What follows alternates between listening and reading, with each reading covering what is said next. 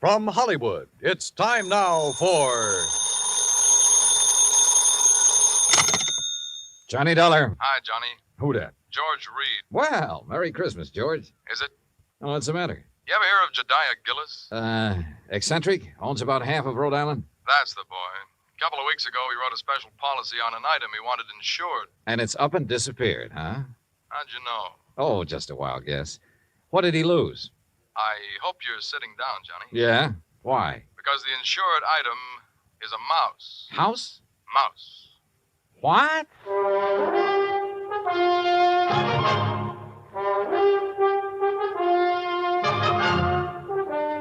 Bob Bailey in the exciting adventures of the man with the action-packed expense account. America's fabulous freelance insurance investigator. Yours truly, Johnny Dollar.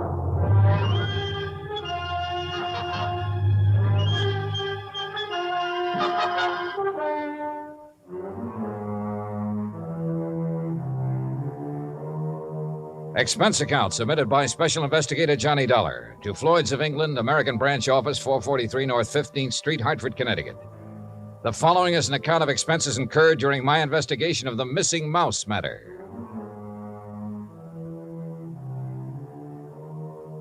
Expense account item 1, 85 cents. Taxi from my apartment to George Reed's office. He was on his feet waiting for me. His Ivy League suit looked as though it had been slept in, and he needed to shave. Close the door, Johnny. Yeah, sure. Johnny, I'm going to level with you. This thing has me going. Well, it serves you right.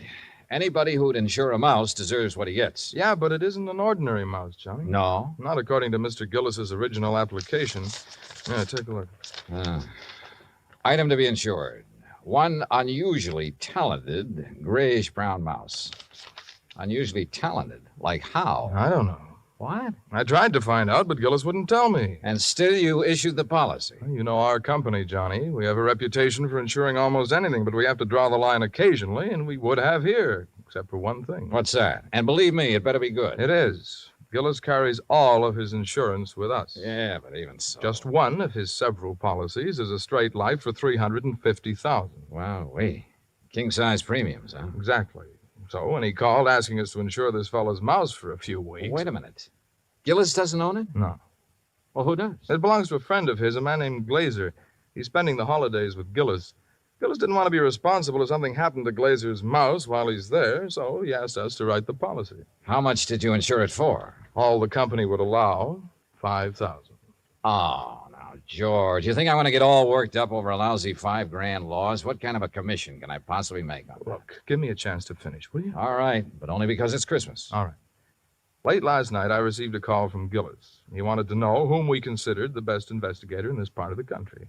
When I told him, he told me about the mouse and insisted I send you up to help look for it. No, George, I'm sorry, but I'm going to pass. I've handled some screwy cases in my time, but this is... Please wait till I finish, will you?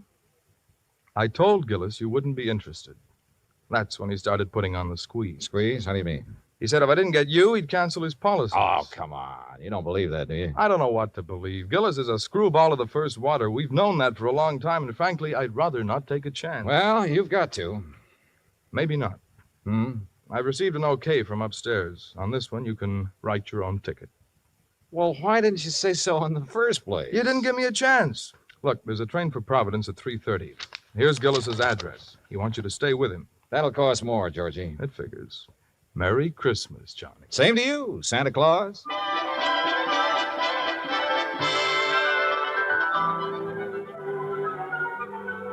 Expense account item 2, 85 cents. Cab fare back to my apartment. I was intrigued by what George had told me and by what his company was going to add to my bank account, so I didn't really mind changing my plans for the holidays. Expense account item 3, $18.90. Transportation, including a round-trip ticket, Hartford to Providence, and cab fare out to the Gillis residence. Palace would be a better word for it. It stood in the middle of a large wooded park. Must have been half a dozen acres, all of it surrounded by an old-fashioned iron fence. I dismissed the cab and had started toward the front door when it opened. And standing against the light, watching me, was a tall, beautiful girl. Careful of the steps. What? The steps, they're icy. Oh, thanks. We've been expecting you, Mr. Dollar. Hi. Well, hi. Mr. Glazer and Father are in the library. Would you like to meet him now or wait till after you're settled? I'm afraid I'd better see them right away, Miss Gillis. Marion, Johnny. Well, come along. You know, for the first time, I'm glad I came home for the holidays. Home from where? New York. Here we are. You'll have to come visit me, Johnny. Maybe I'll do something drastic, like losing a mouse to guarantee it. Marion, I told you to keep that door closed. Oh, Mr. Dollar's here, Father. Oh, well, have him come in. Yes, by all means, have him come in. See you later, Johnny. Yeah.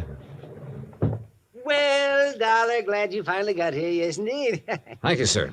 This is my friend and associate, Bert Glazer. Hiya, Mr. Glazer. Bertie and his pals, Mr. Dollar. Beg pardon? My dog act. You investigators are supposed to have good memories. I hoped you might have caught us at some time or other. No, afraid not. Oh, would you like to have a drink, Mr. Dollar? No, thanks. Now, suppose I got anything you want to drink. I got an eggnog, hot buttered rum. Well, maybe later. Right now, I'd like to hear the details of your loss. You mean that insurance agent didn't give you all the information? He didn't know it all, Mr. Gillis. All he did know was that a so-called talented mouse So-called? has disappeared. So-called. And he hasn't disappeared either, not at all. He's been kidnapped, that's what. Kidnapped, yes, sir, and we know who did it, too. And why? We know why, too. And it's your job to get him back, Dollar. Oh, now, wait a minute. And I'm not going to pay 1 red cent for ransom. Not 1 cent. Not 1 cent. Okay. But what makes you so sure the mouse was kidnapped? Well, I'm afraid I can't tell you that without Bert's permission. Well, Mr. Glazer? Well, if we tell you, we must have your solemn promise you won't repeat it to anybody until Christmas Day. Well, I'm not sure I can do that. If you can't, we don't open our mouths. Right. Well, Okay, till Christmas Day. good. Dollar, suppose I told you Gulliver was worth at least $50,000. Gulliver? The missing mouse. Oh, You'd be surprised if I said he was worth that much? depends. You claim he's talented. Does that have something to do with this valuation you put on him? Something. Oh, it has everything to do with it. Yes, sir. Well, what does Gulliver do that other mice can't? Nothing. But it's how he does it that counts. How he does what? Sings. What? Can't you hear the man, Miss Della? Can't you hear him? Gulliver sings. He carries a tune. You know. With the clarity of a clarion, the fervor of a female opera star, and the tone of a tenor. That's how we plan to bill him. I see. But he doesn't believe us. Oh, no, wait. I didn't say that. There's no need to. We can tell by your face. Can't we, Bert? But a mouse. Mr. Dollar, it is a scientific fact that mice sing. Mice sing. Well-known magazines have published articles proving it. Unfortunately, most of them sing in a scale too high for human hearing. But not Gulliver. Well, not Gulliver. Yeah, that's right. He's a basso. A basso. By mousy standards, that is. Oh, no. No, Bert, he still doesn't believe us. Very well, Jediah, there is only one thing to There's do. only one thing to do. You follow us, Dollar. We'll erase the doubt in your mind forever. I took a good look at Bert Glazer, then reluctantly followed the two of them out of the library and down a long hall. At the moment, this thing had all the earmarks of a good old-fashioned con game. Or better still, a benefit on behalf of Bert Glazer with Jodiah Gillis and Floyd's of England as the sole cash contributors. We wandered for what seemed like blocks through the old mansion and finally reached a large playroom. On top of one of the billiard tables was a small brass cage. In it were 2 small grayish-brown mice. Glazer opened the cage and let them out.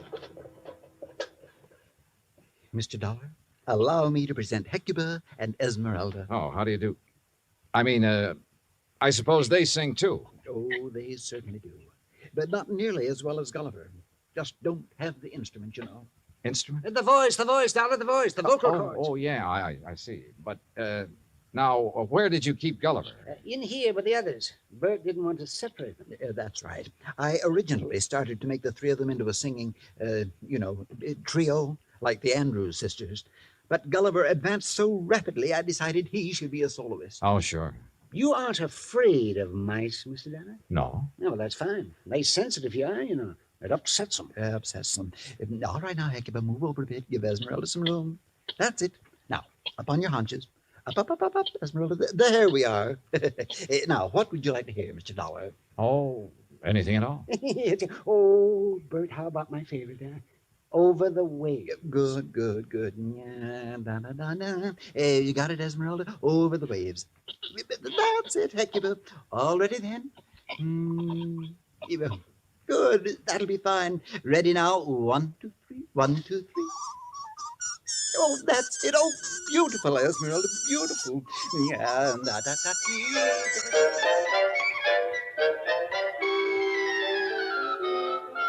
Well, I won't say I was convinced, but I won't say I wasn't. But I will say those mice were singing something, or giving a mighty good imitation of it. We returned to the library, and this time I sampled the eggnog liberally. Is that all right, Dollar? Oh, fine, thanks. Well, Dollar, you know now why we believe Gulliver was kidnapped? Well, I'm not sure. To exploit him. What else? Exactly. You have any idea who did it? Harry McQueen, that's who. McQueen. Who's McQueen? Used to be my agent. Theatrical agent? Uh-huh. He's been snooping around here lately, Johnny. We figure he's gotten wind of our mice. Well, what do you mean by snooping around, Mr. Gillis? No, he's been out here twice this week wanting to see me. Had to kick him out of here yesterday morning. How'd he get in? Well, my daughter answered the door. Yes, She didn't know McQueen from Adam. So when he asked for me, she figured he belonged in here, rehearsing the show with the rest of us. Rehearsing what show, Mr. Gillis?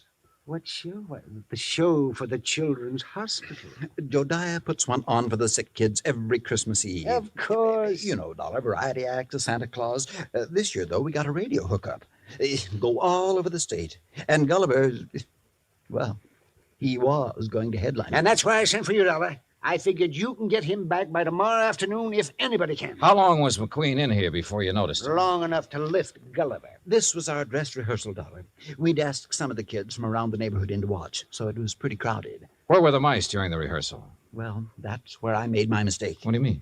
We were keeping them a secret till the real show. Well, where were they? In their cage, over there on the mantel. Now, we were using this part of the room for the stage, so McQueen could have just reached in and taken Gulliver without us seeing him. Now, what makes you so sure McQueen did it? We told you. Besides, who else would want him? Who else? And it was right after I kicked him out of here that I discovered Gulliver was missing. What'd you do then? I called off the rehearsal and started searching for him. McQueen? Big Gulliver. And I put in a telephone call to the Providence house where McQueen was staying. Did you talk to him? Nope. They said he checked out. After questioning them for a while, I finally had a nightcap with Jediah, then went to the phone in the hall and made some calls, including one to George Reed. Well, how's it going, Johnny? It's not. That's why I'm calling. Look, they think a theatrical agent named Harry McQueen stole the mouse. He has offices in Boston and New York. I've placed a person-to-person call to both offices, but with tomorrow Christmas Eve, he might not get the message. So, what do you want me to do? Find out his home number. Ask him to call me here. Okay. Anything else? Hello? Johnny? Johnny, you there? Yeah. And so is a cat. What? A big yellow cat. What's so unusual about that? Oh, nothing. Except he's got a grayish-brown mouse between his two front paws.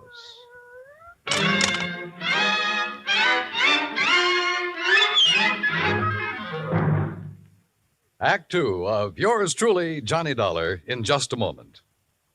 You can't buy happiness by the pound or the yard, but you can have it by the hour with no strings attached every Monday through Friday evening and each Saturday in the daytime when the Robert Q. Lewis Show is on the air. Join him and his fun-loving gang 5 nights a week and Saturdays in the daytime on most of these same stations. Now, Act 2 of yours truly, Johnny Dollar, and the Missing Mouse Matter.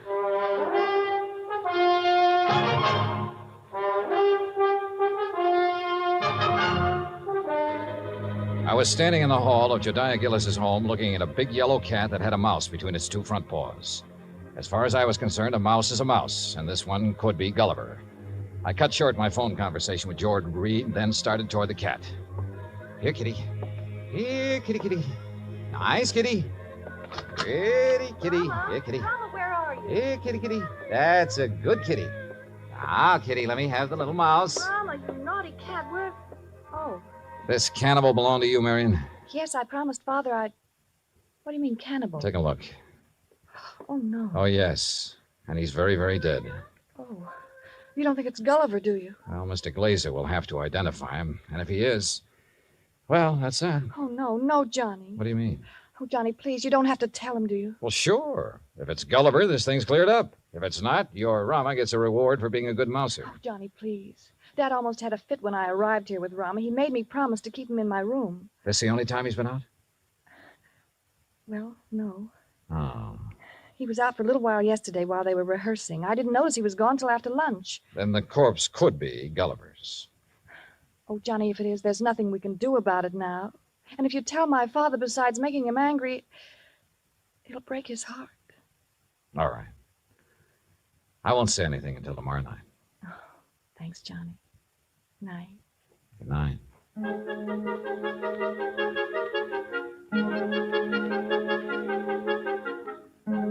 Christmas Eve morning came cold, crisp, and clear.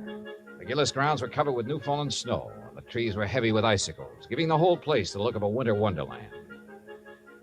I dressed and went down to join Gillis and Bert Glazer at breakfast. I was on my third strawberry when the phone started to ring. Yeah. You expecting a call, Dollar? Yeah, matter of fact, I am. Yeah, and you'd better answer it. If it's somebody at the broadcast station for me, tell them I'll be at the Children's Hospital at noon. They can call me there. Right. Hello? Johnny Dollar? Speaking. Look, I don't know what's going on down there or why you're going to pester me about it. Who is this? Harry McQueen, who did you think? Well, I wasn't sure.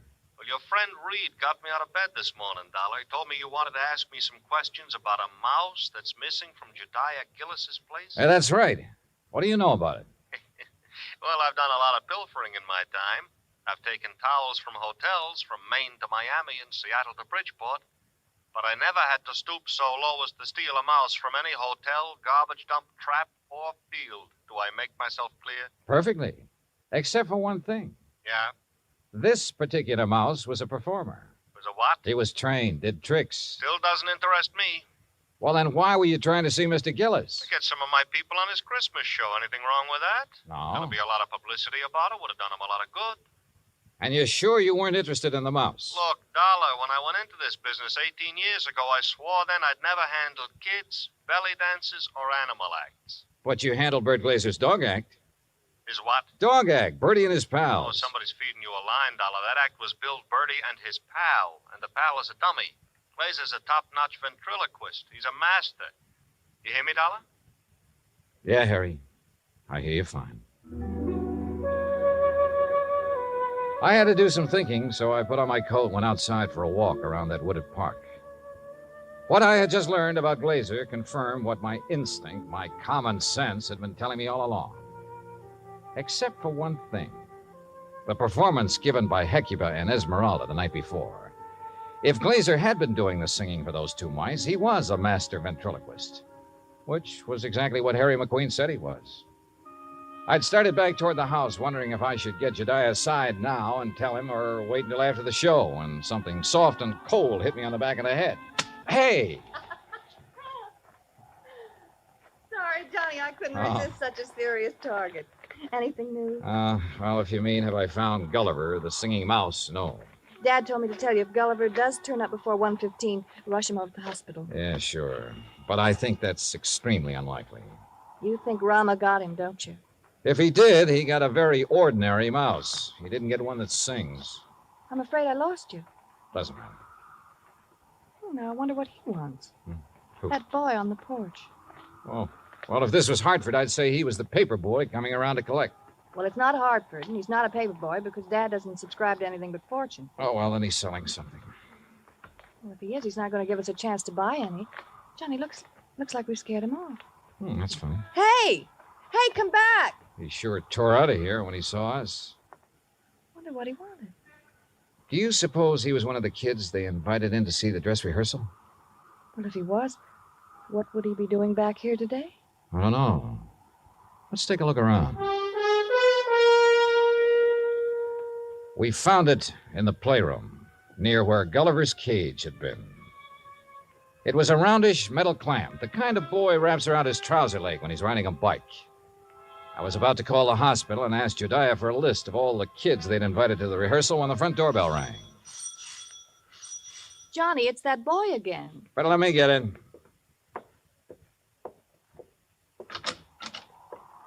Hi. Hi. I was over here to see the show the other day. Oh? Yeah. You see it? No, I wasn't here then. Oh. Jeez. Sure is cold. Yeah, sure is. Oh, why don't you come in and get warm? Oh, no, that's okay. No, come on. Nobody's here. No? Oh, okay. Yeah, sure, come on. I don't want to bother nobody, you know. I was just riding by and I thought I'd stop and tell old man Gillis what a swell show they put on. You really liked it, huh? Yeah. All except for that Santa Claus. Oh? What was wrong with him? Nothing. Just that, well, who believes in all that smushy kid stuff? Kids, I guess. How old are you, Bobby Neves. How old are you, Bobby? Almost 11. Well, being that old, I can understand why you weren't impressed with the Santa Claus. All that other stuff, too. You know, like giving presents and singing those hymns and junk like that. You gotta cut it out when you start growing up. You sure do, boy. Yeah. You know, you and my mom, you get along just fine. Oh? Yeah. She feels about Christmas. She feels about Christmas just like you and me do. All right. Yeah. Boy, this log fire sure makes your eyes smart, don't it? Yeah, it sure does. Where do you live, Bobby? Crosstown, Scully Avenue. Well, how'd you happen to be over here the other day? Well, I was riding my bike when I saw this dog. Well, gee, he was... Anyhow, when I tried to catch him, he ran from me. I followed the silly mutt clear over here. Uh-huh. You ever catch him? No. I was about to when this man hollered and asked me if I wanted to see a free show. So I came in. I see. Well, you must like dogs a lot, huh? Sure. You got one? Used to have when my pop was with us, but we can't have no pets where we're living now. Oh, that's rough. Yeah. You know that poem? Which one? You know, about all through the house not a creature was stirring, not even a mouse. Yeah? Well, that fits our place. Especially now. How do you mean? Well, I didn't think he'd miss it, you know.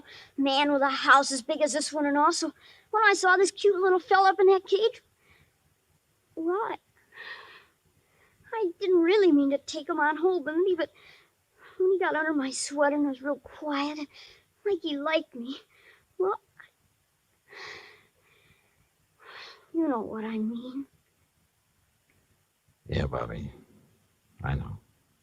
But I got to thinking and decided to bring him back. So would you give me the old man to Mr. Gillis for me, please? No? I think you'd better do that yourself. Oh, no, please. He might be awful mad at me by now. No, Bobby. In fact, you're going to get a reward. Yeah? Word of honor.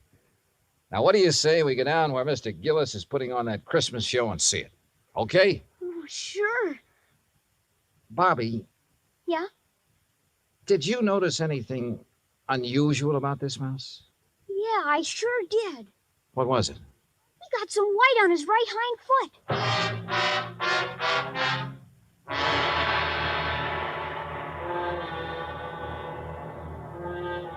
Expense account item 4, $1.60. Cab fare from the Gillis residence to the Children's Hospital for Marion, Bobby, and myself. Inside, we followed the sound of children laughing and reached the auditorium. Marion found a seat among the nurses, and I took Bobby backstage. When Jediah saw Gulliver, his face lit up like one of the trees he'd had delivered to the war. Gulliver! By golly. I knew if anybody could do it, you could, Dollar. I didn't do a thing, Mr. Gillis. All the credit goes to Bobby. Oh, to Bobby. Well, I'll speak to you after the show, young man. Yes, sir. Bert, look, he's back. So glad to go, Master. Oh, Gulliver, I do declare I have never been so glad to see a person before. Yeah, you better hurry, Bert. He's scheduled to go on in just a minute. Oh, he will. Well, I'll go check on the microphone when everything be just so. Don't go away, Dollar. No, he won't. Bobby, why don't you sit over there where you can see the stage? Yes, sir. Bert, you think Gulliver will sing today? I know he will. Oh, get ready, Gulliver. But that boy had Gulliver all day and all night, and he didn't sing once. Ah, did the boy ask him to? Ladies and gentlemen, boys and girls, for the first time in a while, one of the wonders of the world, Gulliver, the singing mouse.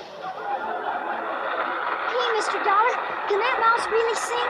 That is what we're going to find out, Bobby. Exciting, isn't it, Dollar? Sure is, Mr. Gillis. All right, thank you, folks. Thank you. Thank you. And now for Gulliver's first number, he'd like to sing with... what's that, Gulliver? Oh, I see. He's going to sing Jingle Bells. But he wants me to get off stage so everybody will know it's really him doing it and not me. Thank you. Is he all right, Bert? Oh, fine, fine. Just feeling his out. Well, why doesn't he start? He's going to. Listen.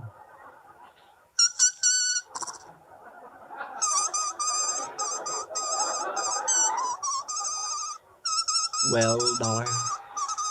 Now I have seen everything. Me too.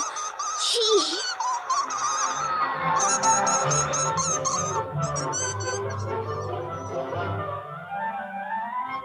Bert Glazer had a logical answer for having lied about his old vaudeville act. He knew I wouldn't believe the mice could really sing if I'd known he was a ventriloquist. And you know, well, after all, yet sometimes... Expense account total, including cab fare, Hartford Station to my apartment, $38.20. As for my separate and additional fee, as agreed upon before I took this matter, well, there's a boy named Bobby Neves who lives on Scully Avenue over in Providence. See that he gets it, huh? Yours truly, Johnny Dollar.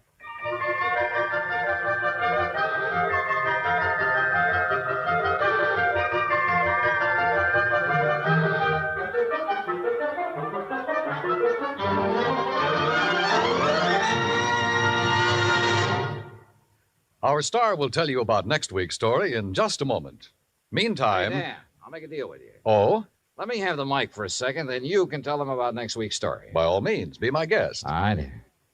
I just don't want to pass up a chance to do two things. First, well, Pam and Eric and Fran, Mr. and Mrs. Froelich, Helen, Will, Scotty, all the rest of you nice people who've written in to tell us how much you like the program. Thanks. I really appreciate hearing from you, and believe me, I'll answer your letters just as quickly as I can. Second, well, I'm sure you know what this is, and I want you to know it comes from the heart. Merry Christmas to you. God bless you. Now, next week. Next week, the case of a prize fighter who could win only by losing because his life depended on it. Right. Join us, won't you? Yours truly, Johnny Dollar. Yours truly, Johnny Dollar, starring Bob Bailey, originates in Hollywood. It is written by Charles B. Smith and produced and directed by Jack Johnstone. Heard in our cast were Mary Jane Croft, Howard McNear, Parley Bear, G. Stanley Jones, Bill James, Lawrence Dobkin, and Richard Beals. Musical supervision is by Amerigo Marino. Be sure to join us next week, same time and station, for another exciting story of yours truly, Johnny Dollar. Dan Cubberly speaking.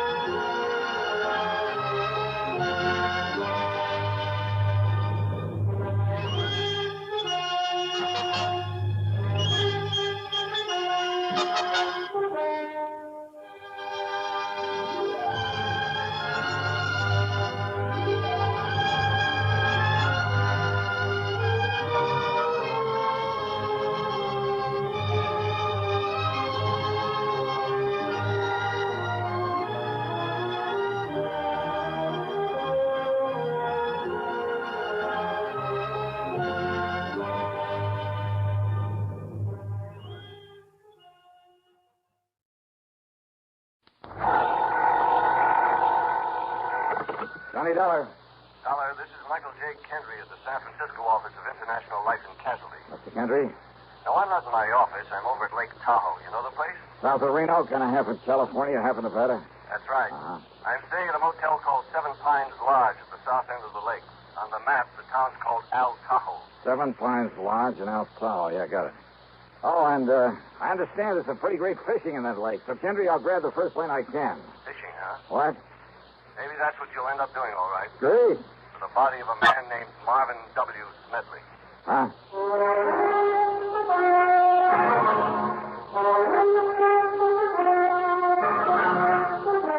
CBS Radio brings you Bob Bailey in the exciting adventures of the man with the action-packed expense account, America's fabulous freelance insurance investigator. Yours truly, Johnny Dollar.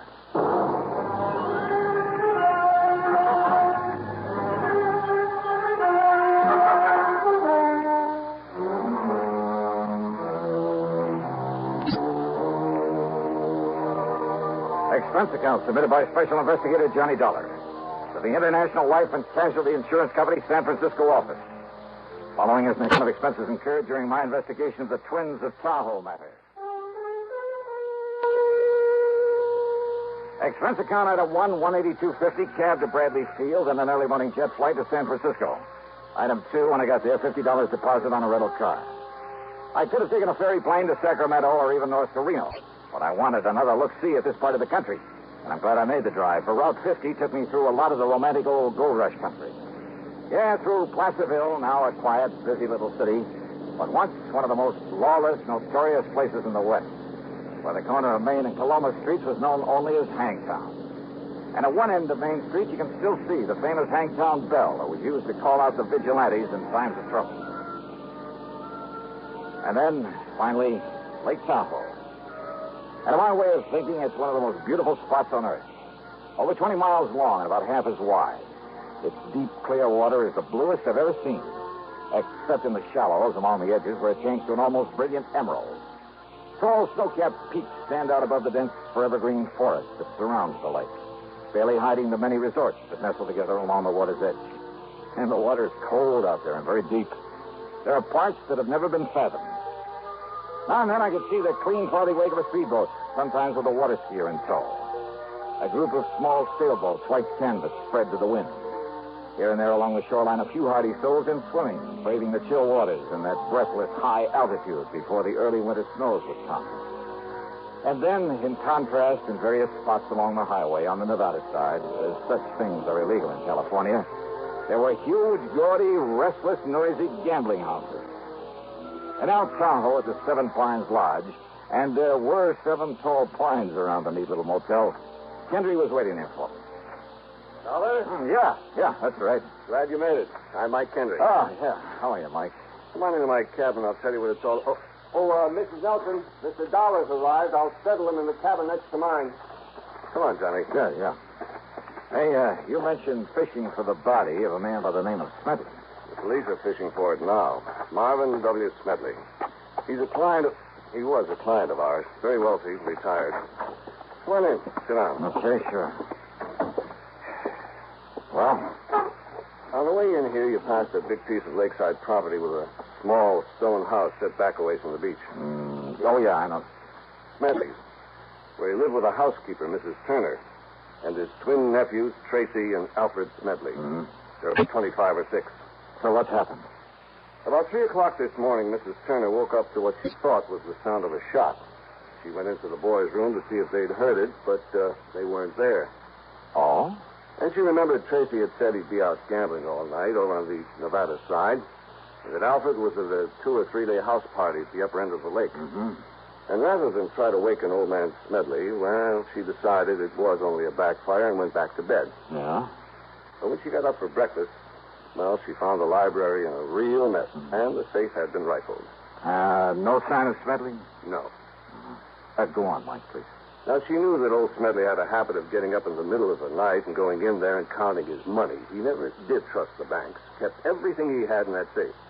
So she knew right away what must have happened. She knew for sure when she found that Smedley wasn't in his bedroom or anywhere else around the house.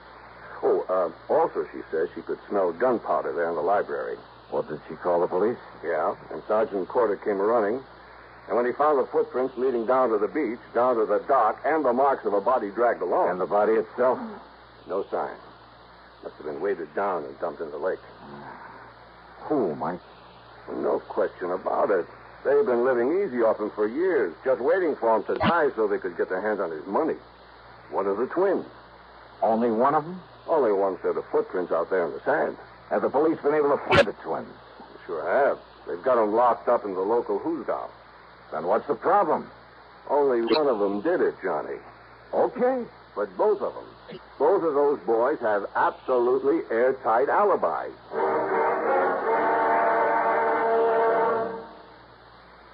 Crime, delinquency, threats of war. These are the subjects that dominate our news headlines these days. Not very pleasant subjects, are they? You may say that somebody ought to do something about cutting down on crime and delinquency and in promoting peace among nations, but that there's nothing you personally can do about it. Well, that's where you're wrong. You can wage your own fight against crime and delinquency in your own family by taking the family to the church or synagogue of your faith this week. The inspiration and guidance you and they will receive from spiritual contact will strengthen moral background and faith. Regular attendance at religious services will help your family to work out its own problems and give them comfort in facing the tensions of our present-day life. Worshipping together brings your family closer together, too. And supporting your own religious institution provides funds to help those individuals and families who, unlike you, are unable to help themselves. Find the strength for your life. Worship together this week. And now, Act 2 of yours truly, Johnny Dollar.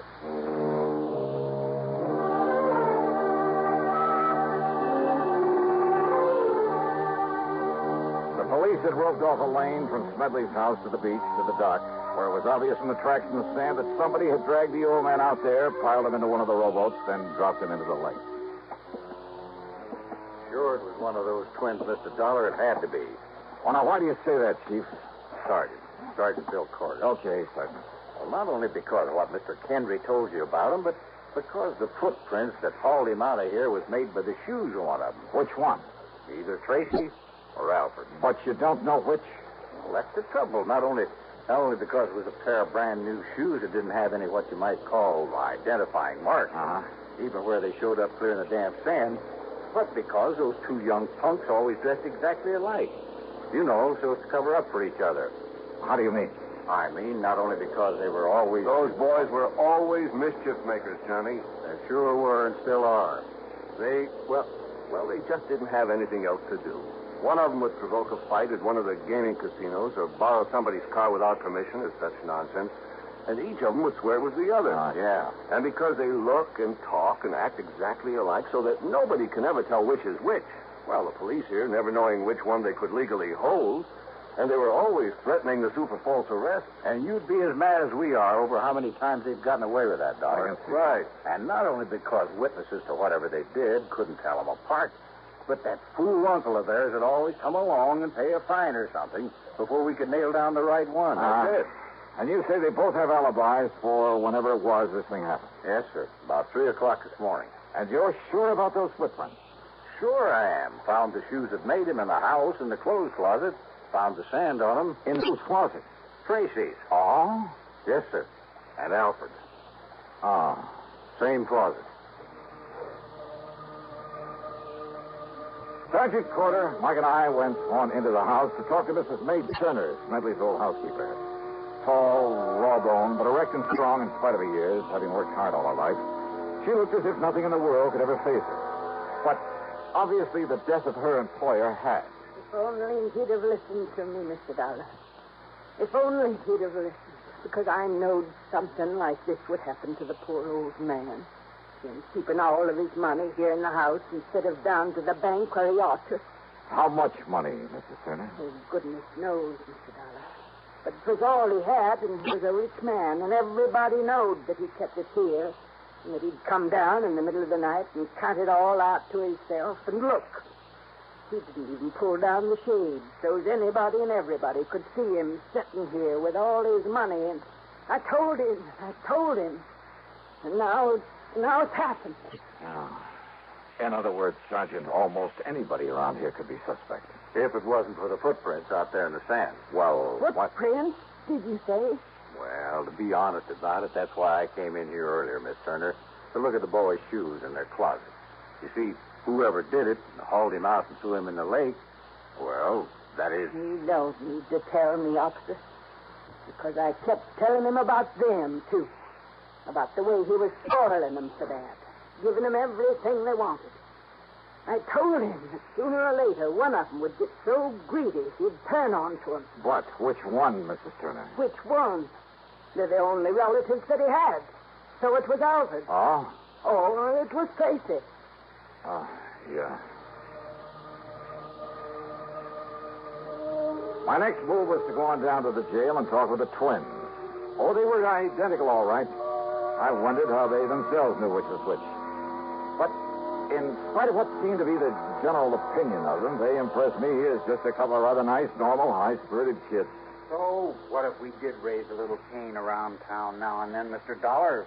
None of it ever really did any harm, and we had to do something with our time. All right, now look here, Tracy. No, I'm Alfred. Oh, well, I'm... And what I mean is, it's no reason to pin a lousy thing like this on us, even though we aren't too sorry that he's gone. After all, what did he have to live for? Oh, I mean, just having to drag on maybe 10 or 15 years more with that lung trouble he had. Now, look, you boys never had to do a lick of work in your lives. Well, not since we got through school. But do you know why, Mr. Dollar? Why, Al? I mean, Tracy? Because Uncle Marv didn't want us to. He'd worked so hard as a prospector and a miner, accumulating his pile, and he wanted somebody to enjoy his money. And that old skinflint ever want somebody else to enjoy it? That's right, Trace and me. We're his only kin. Yeah, that's why he told us he was leaving us all his insurance. And what about the rest of the estate?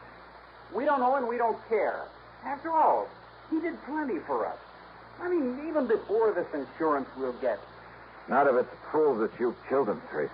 Oh, now, wait, Mr. Dollar. Have you got any proof that Uncle Marv was killed? Proof that... Well... What?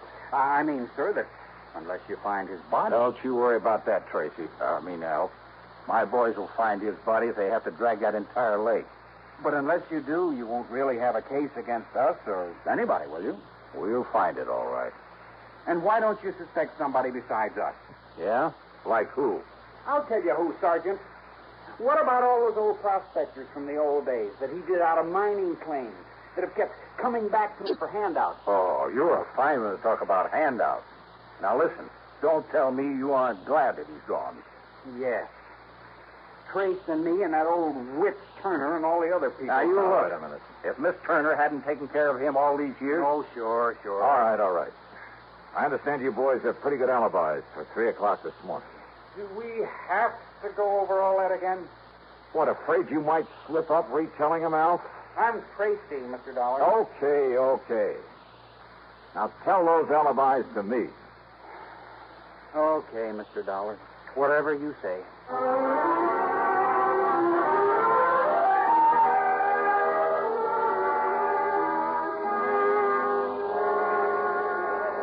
Okay, Carl, you relieve Jimmy over there on the blackjack table. When he gets back, you can take over one of the roulette wheels. Oh, Mr. Harker? Sure, Dollar. One of the Smedley twins was in here all night. Which one? Came in around midnight and didn't pull out until, it must have been about 8:30 this morning. All right. Now, you're sure that he was here at about 3 a.m., huh? Sure, I'm sure. Playing one of the crap tables. He didn't step out for a few minutes, perhaps? No, sir, and I know. Because I always keep an eye on those Smedley kids. You don't watch them, they're liable to pull tricks on our dealers. They think it's funny. All right. Which one was it? You know? I told you. It was Alfred Smedley, or his brother Tracy. Thanks.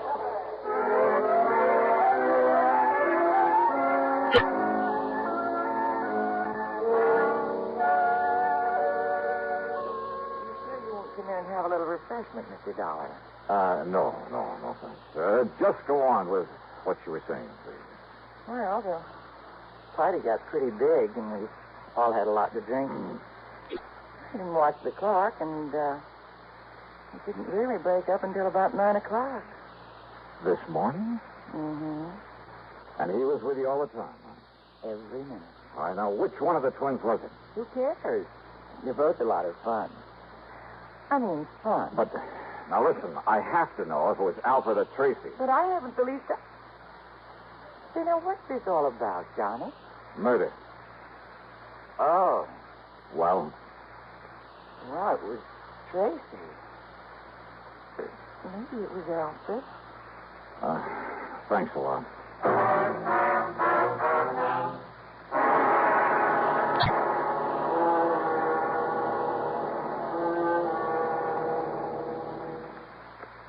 In a world of doubting Thomases decades ago, it never would have been possible for stars to shine in the daytime. But in this day and atomic age, anything's possible. Thus, it's not only possible, but a fact that only on stations of the CBS radio network, stars do indeed shine in the daytime. You'll find them illuminating an entire segment of your daytime listening every Monday through Friday. These stars have all been named by celestial authority vested in their forebears. Those names are Arthur Godfrey, Art Linkletter, Bing Crosby, Rosemary Clooney, Gary Moore, and Durward Kirby. You won't find them in your book of the planets and stars, but no compendium of show business luminaries would be complete without them. Monday through Friday, your radio set is your personal telescope on this star-studded display, on your CBS radio station. To list them once again, Arthur Godfrey, Art Linkletter, the house party man, Bing Crosby and Rosemary Clooney in tandem, and Gary Moore and Durward Kirby. Enjoy them often. Now, Act 3 of yours truly, Johnny Dollar, and the twins of Tahoe matter. So both Tracy and Alfred Smedley had alibis, if for no other reason than that neither of them could have been in two places at once. And those alibis might be pretty hard to break. Yet, according to what little actual evidence there was, one of them must have killed their uncle, or the insurance... Oh, no, wait a minute. Yeah, there was something that Alfred, or Tracy... Anyhow, there was something that one of them had said that suddenly gave me a hunch. Expense account item 3.70 for phone calls to locate Smedley's lawyer on the success of Venice. Then I dropped into his office and asked him just exactly one question about the old man's will. And his answer gave me a new, fresh start on the case. Item 4, 10 cents, another call. This one to Sergeant Corder. Yes, Dollar. The boys found the body all right. Yeah? Now, you know how the water off that beach stays clear and shallow until it, gets 150 yards or more straight out from the dock? Yeah? And it drops off over 300 feet straight down, just like that? And the body had been dumped over that ledge? Oh, but it's gone all the way down. We've never found it. But it was hung up on a rock, not more than 20 foot under. I see. And, Dollar, there's a nice, clean bullet hole in the back of his head. Did you find the gun? Same caliber as one that was issued to those twins a couple of years ago. Did you find it? No, sir. And if it was dropped overboard, too, and it must have been... Well, I hate to say it, but, Dollar, we'd never find a little gun in over 300 foot of water at the bottom of that lake. No, all right, then. We'd never find it in 1,000 years. Maybe we don't need to, if I can pull off a little bluff. In other words, we're never going to know whose prints are on it. Sergeant. But it was one of those twins did it, all right. Sergeant. No, there's just no question about it. Listen, Sergeant, listen to me, would you please? I want to go back to the house. Huh? You meet me there in the library, there at Smedley's house. Oh? Yeah. I'll be there in 5 minutes. The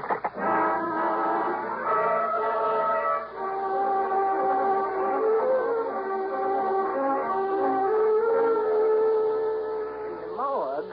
Oh, no. That's right, Miss Turner. Oh, that's terrible. Terrible place. Mrs. Turner. If you'd just brought me his poor old body here to the house. Mrs. Turner. Yes, Mr. Dollar. Well, let's quit fooling around with this thing, huh?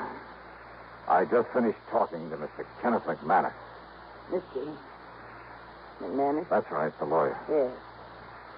Yes, and I guess he told you that all of poor Mr. Smedley's insurance goes to those two worthless twins, those murderers. Yes, he mentioned that. Is that all he told you? No. He also told me that the remainder of the estate goes to... Let me see, I scribbled down some of the actual words. Here we are.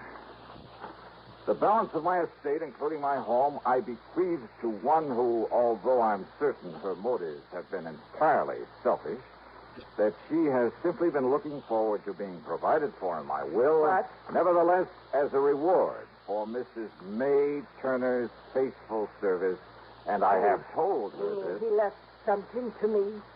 You know that he told you he did. And that was your motive, Mrs. Turner. What's this? Now, Now, you look Of here, course, the young gun man. belonging to the twins was just as available as a pair of shoes that were borrowed to carry the body out there and leave the footprints. Dollar. The point is, though, that when Sergeant Corder found not only the body, but the gun out there in the lake. No, Dollar. And when I take your fingerprints and compare them with those we found on the gun. No, listen. You don't mind giving me a set of your fingerprints, do you, Mrs. Turner? Well, Half of my life. Half of my life I spent taking care of that stingy old man. And him giving me nothing. Whilst all the time he kept giving his money to them boys. So that by the time he finally would die natural, what they'd be left for me. And you would have let those boys go to the gas chamber, wouldn't you? No. Oh, no? I hated those boys. But I knowed they could never put it on to them. Nobody could ever put anything on to them before. I'm afraid that's beside the point now. Now that we know you did it. But I had to. Because if I'd have waited, he'd give them all his money, and when he did die, there was nothing left. Nothing for me. Nothing. Don't you see? What's left for you now, Mrs. Turner?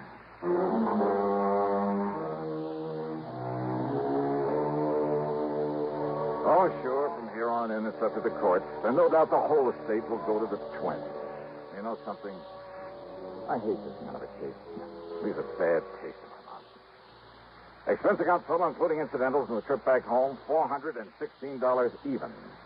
Yours truly, Johnny Dollar.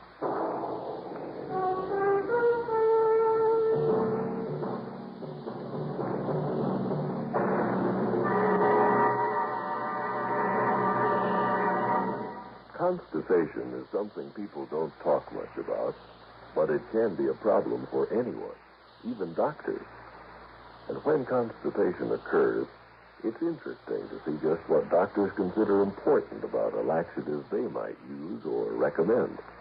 Now, a majority of the doctors we heard from had this to say. A laxative should be effective, gentle, close to natural acting. A medicine that can be used with complete confidence. Well, pleasant-tasting chocolate X-Lax is effective. Overnight, it helps you toward your normal regularity. X-Lax is so gentle, so close to natural acting, there's no upset. That's why many doctors and millions of people use X-Lax with complete confidence. X-Lax, the laxative that helps you toward your normal regularity gently, overnight. Now, here's our star to tell you about next week's story. Next week, one of the most beautiful, most charming girls I've ever known. Involved with a killer. But now, don't misunderstand me. I didn't say how she's involved. As a matter of fact, it's to protect her from a killer that I take on the case.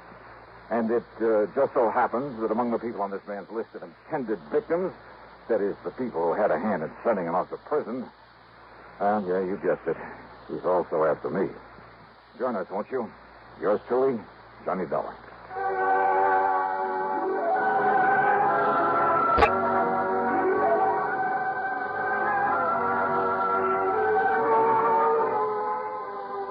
Yours truly, Johnny Dollar, starring Bob Bailey, originates in Hollywood and is written, produced, and directed by Jack Johnstone.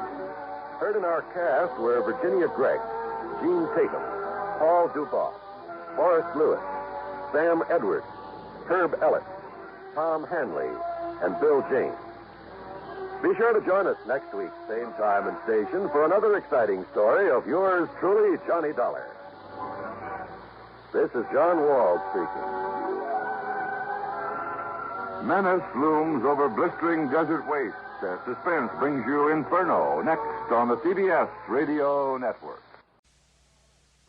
Earl, how are you? Great.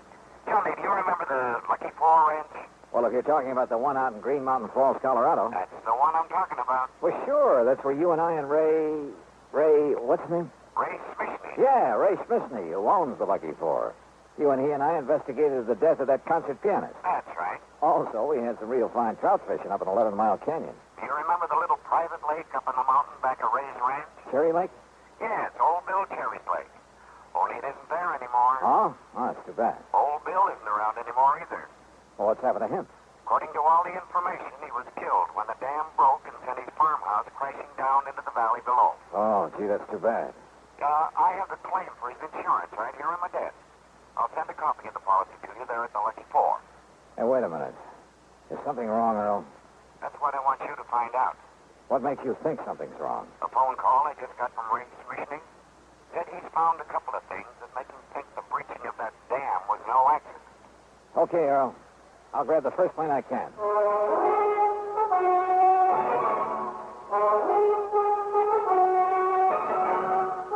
Bob Bailey in the exciting adventures of the man with the action-packed expense account, America's fabulous freelance insurance investigator. Yours truly, Johnny Dollar.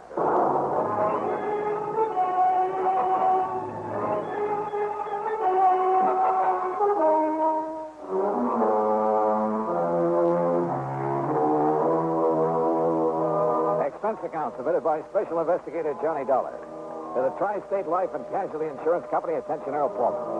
Following is an account of expenses incurred during my investigation of the Lucky Four matter.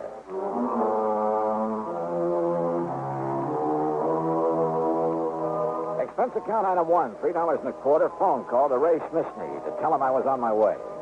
Item 2, $81.70 air transportation to Colorado Springs. Ray met me at Peterson Field, the municipal airport.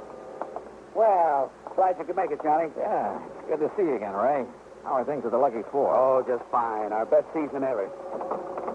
Here, we'll shove your bags in the back seat. Okay, good. Go ahead now, hop in. Yeah, sure. All right. Now, what's this about your thinking old Bill Cherry's death was no accident? Johnny, I'd better give you the whole story. You remember Cherry Lake, don't you? Sure. I remember taking a couple of nice trout out of it on a Silver Doctor. Or was it a Royal Coast? Well, you didn't meet old Bill because he was away at the time. Actually, we were kind of poaching when we fished up there. Oh?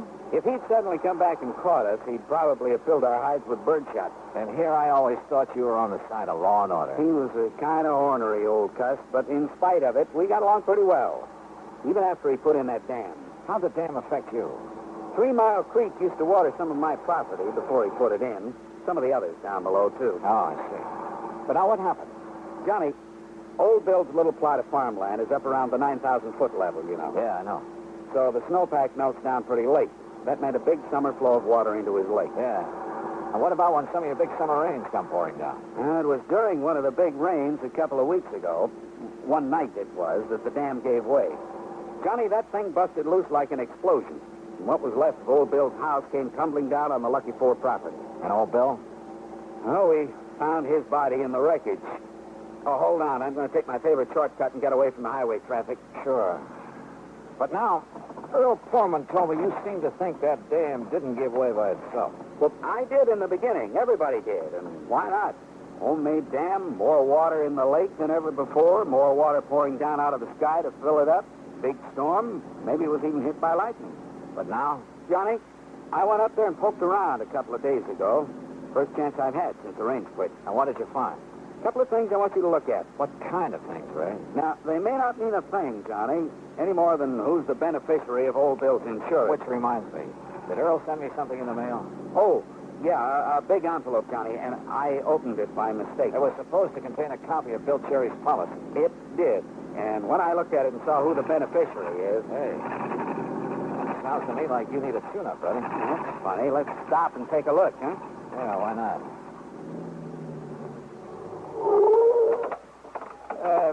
You say that when you saw who the beneficiary is... Oh, a worthless nephew of Bill's who hangs around the pool rooms in Colorado Springs. He's been in a couple of scrapes with the law. Oh, here. Let me see if I can open this hood. There. Maybe the catch is stuck. I got it. Here now. Well, anyhow, I've always felt this Tommy Walker wouldn't stop short of murder if he thought it. There you are. Oh, good. And... Holy... Ray. Hey, look at all those crazy wires. No wonder she was missing. You didn't put that wiring in there? Are you kidding? Ray, come on, hit the deck. Huh? Come on the side of the road, back of this rock. What's the matter? All right, get down fast. What's got into you, Johnny? And look. No, you look. Johnny, holy smoke. Yeah, you look. Well, that was some kind of a bomb wired up in there. Yeah, by somebody who meant business. Johnny. By somebody who must have seen you poking around up near Old Bill's dam. You mean... Who must have found out you'd sent for me. What'd you say the name of Old Bill's nephew is? Act 2 of yours truly, Johnny Dollar, in a moment.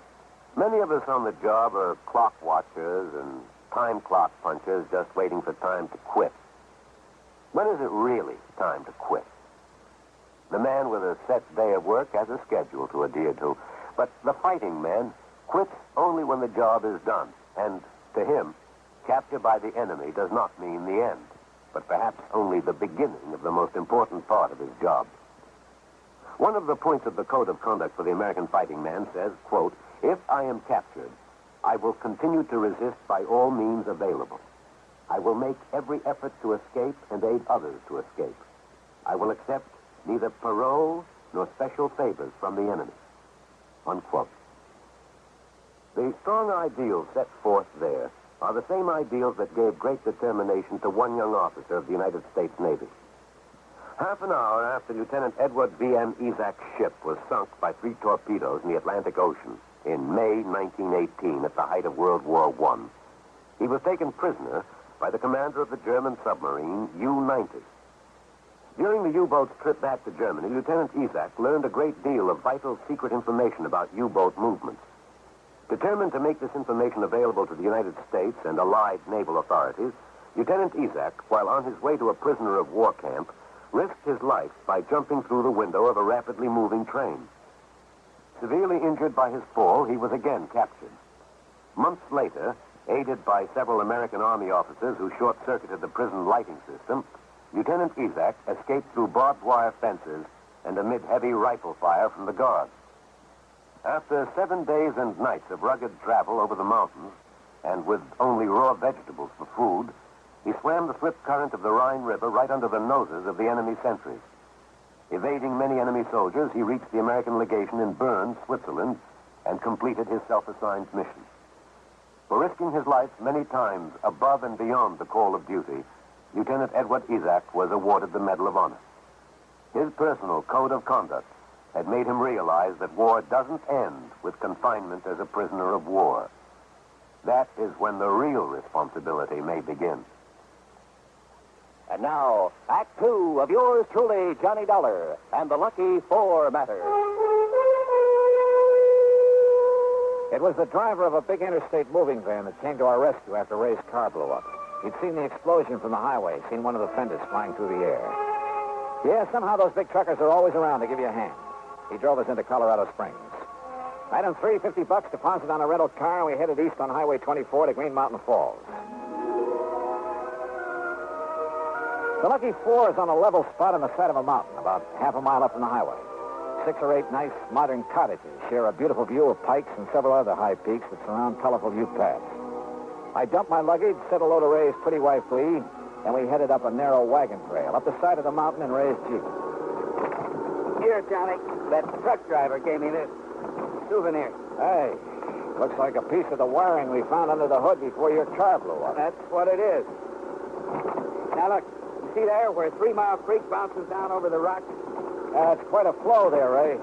And I see that it goes on down through your property again. Just like it did before old Bill put on his dam. Of course, I don't really need the water, not as much as Ralph Kimball, at least. Who's Kimball? A property next to mine. Retired man. Used to be a math or physics prof or something. Nice neighbor? Oh, he keeps to himself. He and his wife. Ornery old cuss like old Bill. They have no use for each other. Didn't like interference. Now, you see that clearing up ahead? Yes? That's where old Bill's home used to be, huh? Yeah. Before the water dumped it down on my place. Kindling. That's about all that was left of it. You still haven't told me what you found up here. Well, one thing I found down below on his body. Gripped tight in his hand. Sort of a death grip, I guess it was. Yeah? Cigarette package. El Perro cigarettes. That's a Cuban brand. Is that what he smoked? No, sir. He never smoked in his life. Wouldn't even have the things on his plate. Do you see what I mean? Well, I don't think that's much of a clue. Well, what I figure, Johnny, that is, after what else I found, is that he caught somebody prowling around his dam, Maybe struggled with them, and that's how come the cigarette package. Whoa, now, Ray, back off. Whatever else you found up here, it better be more conclusive than that. All right. Look here. Here's where the dam was, between these big rocks. What kind of a dam? Concrete, with planks across. Oh, yeah. I can see where cement is still stuck to them. Used some dynamite, too. You can see the mark where he drilled to pack in the stuff. That's my clue number one, Johnny. He didn't use any dynamite. He was afraid of it. Also, I'd have known. I'd have heard it go off while he was building his dam. But somebody... Yeah, somebody, all right. Look at this. Plastered on this rock. A piece of label? Plastered on the rock by the force of that explosion. Says Titan Super IXL Dynamite. Johnny, he wouldn't even have the stuff around. Another thing. It's a brand you can only get in one little store in Denver, and he'd never go there. He hated the place. Yeah, you said the dam went like an explosion. Yes, sir. But, of course, with all the thunder and lightning that night, who could be sure which was which? Oh, well, chances are lightning wouldn't reach down here, Ray, with all the high peaks around. That's what first hit me, Johnny. Come on. Let's go into Colorado Springs and find this nephew of old Bill's. Tommy Walker. Yes, sir, Johnny. Being the beneficiary and all, who else could it be? Ray, I'm with you.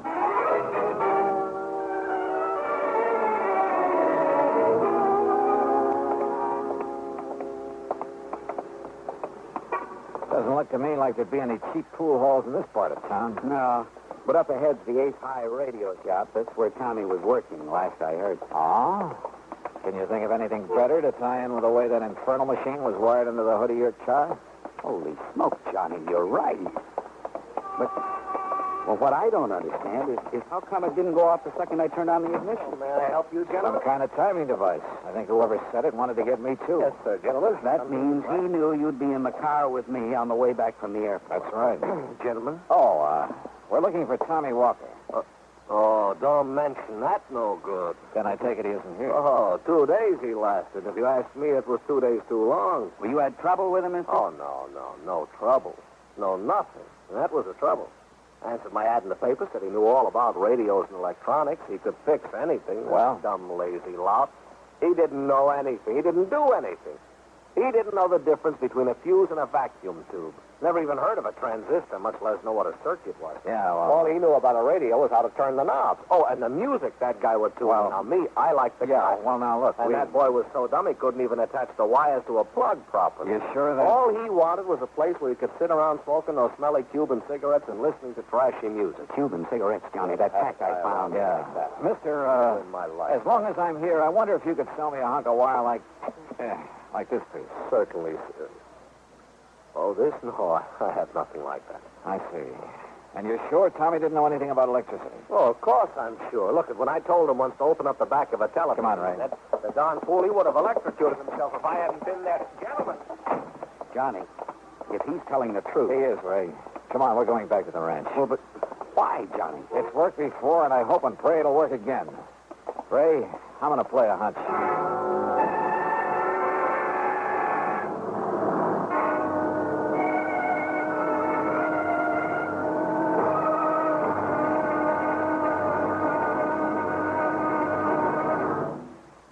Act 3 of yours truly, Johnny Dollar, in a moment. And now for another episode in the life of Sergeant Donald Bellwether, my husband.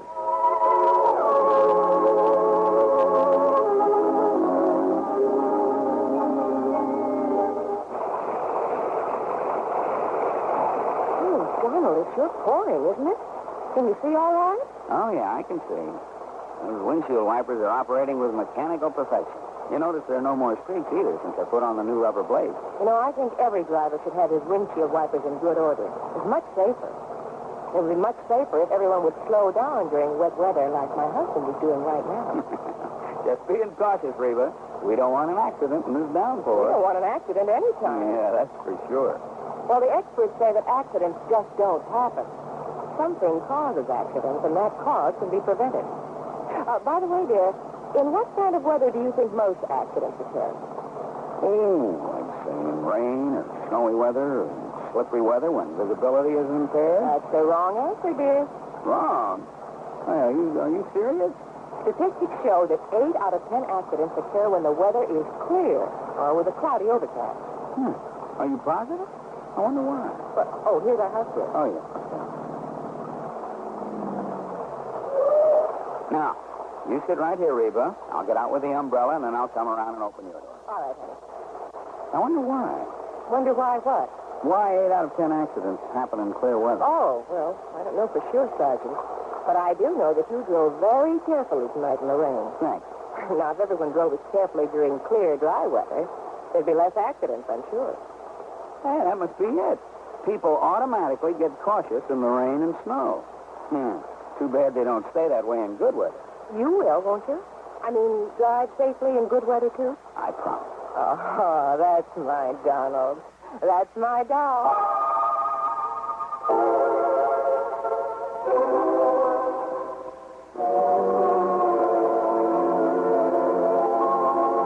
And now, Act 3 of yours truly, Johnny Dollar, and the Lucky Four Matter.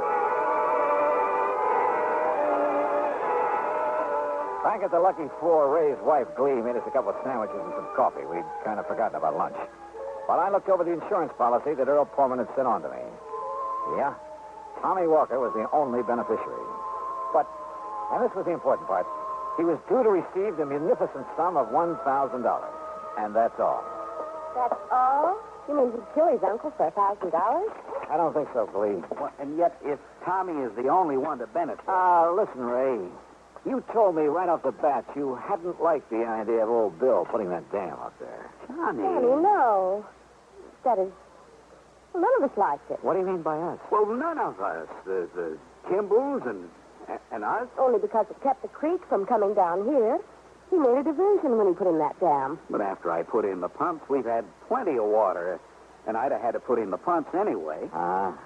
Do you ever use dynamite around here, Ray? Sure. Most everybody does one time or another. In this whole section, use it to clear the land. Johnny, that Listen, Johnny, I don't know what you're driving at. Most everybody does, huh? Yes. Have you ever used that particular brand? Titan Super IXL? No, sir. Never in my life. But you knew where to get it.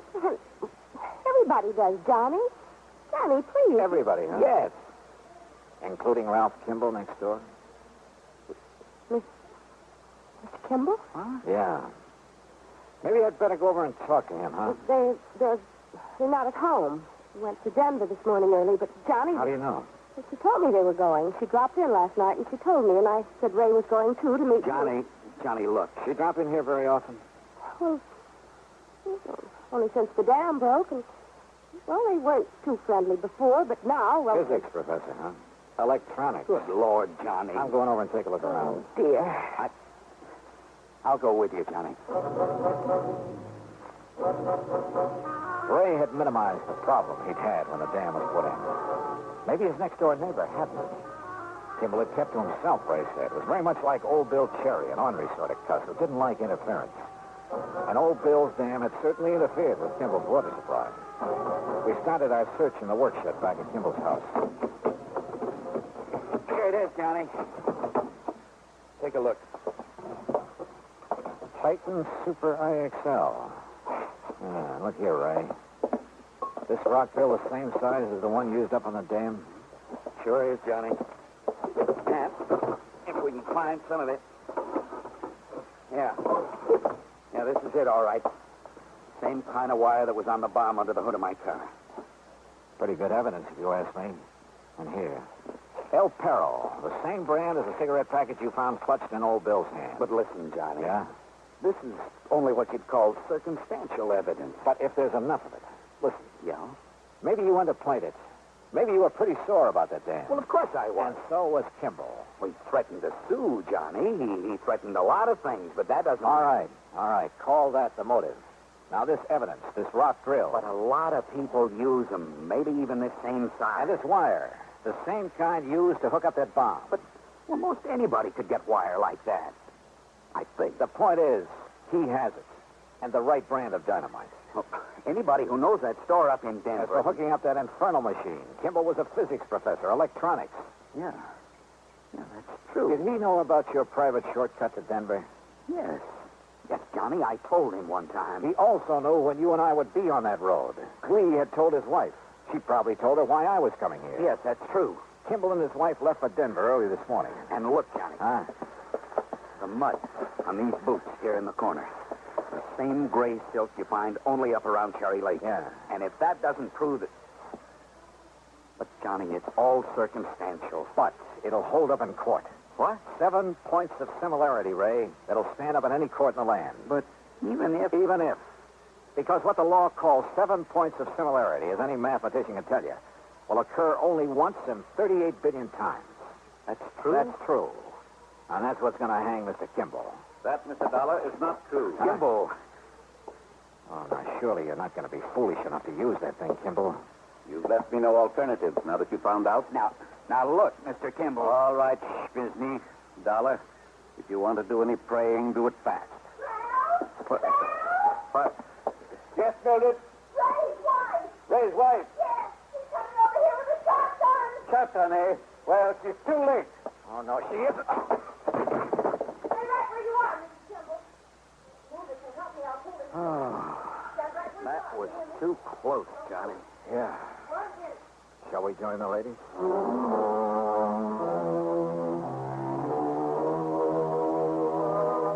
Well, it's up to the authorities now, the courts. And I don't think there's much doubt about the outcome. Kimball's attempt to kill us was the clincher. As for Tommy Walker, the heir, well, you'll have to pay him off on old Bill's policy. Expense account total, including the trip back to Hartford, $224.95. Yours truly, Johnny Dollar.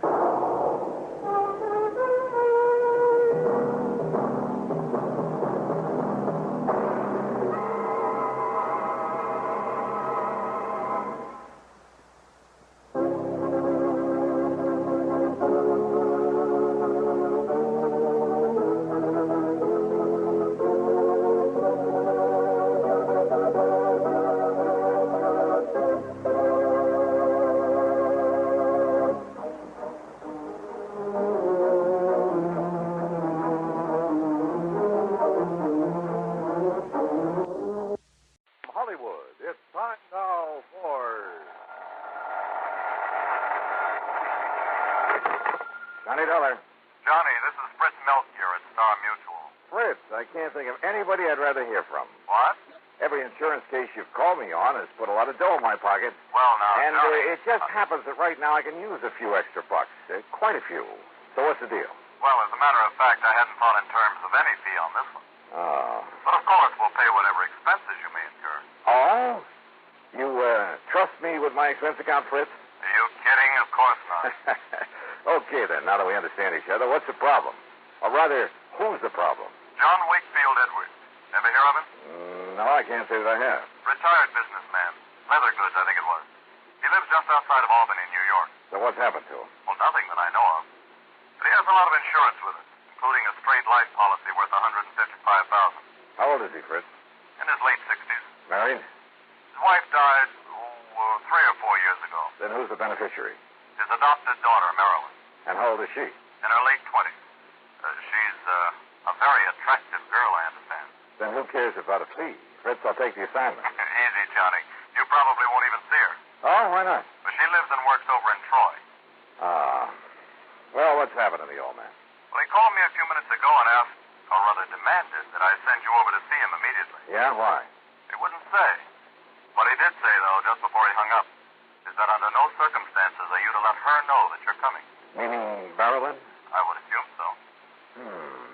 I wonder. So do I, Johnny. So if I were you, I'd hop on over there. Tonight? Well, first thing in the morning? Okay, Fritz, we'll do.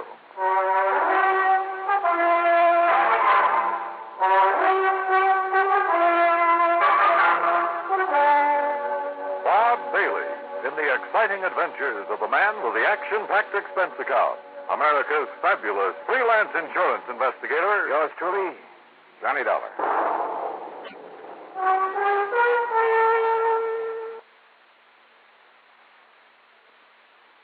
And now, Act One of yours truly, Johnny Dollar.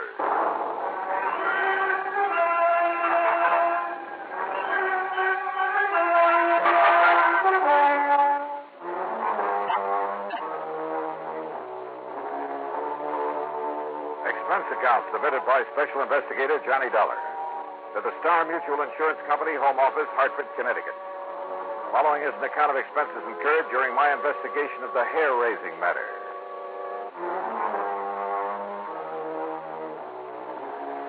When a beautiful girl and a fortune are involved, well, instead of waiting until morning, I got out my car and drove over to Albany.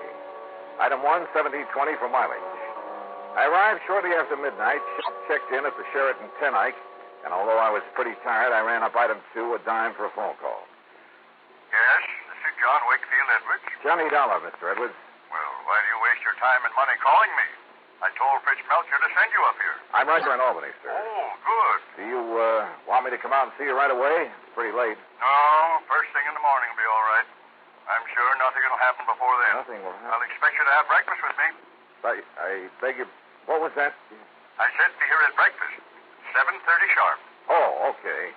But now, just what did you mean about nothing will happen? I'll tell you about it in the morning. Goodbye, Mr. Dollar. Well, now, wait a minute. Look. You're the boss.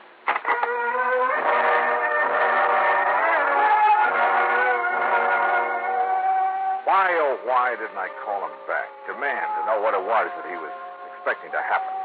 For it obviously tied in with his wish to see me. But I guess I was tired after the long drive, and he seemed to think the morning was time enough. So I hit the sack.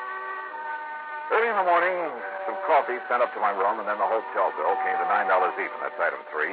And by 25 minutes after 7, I swung onto the long, winding drive that led up to the front of the Edwards mansion. It was in a wealthy residential section, a couple of miles north of the city proper, and sat in the middle of what must have been a full acre of beautiful trees and gardens. As I approached the house, I noticed a car parked out front, a sleek, new little sports job. The door was open, and the good-looking kid got out of it and was just about to climb in. As I pulled her up to a stop, she stood there looking at me questioningly.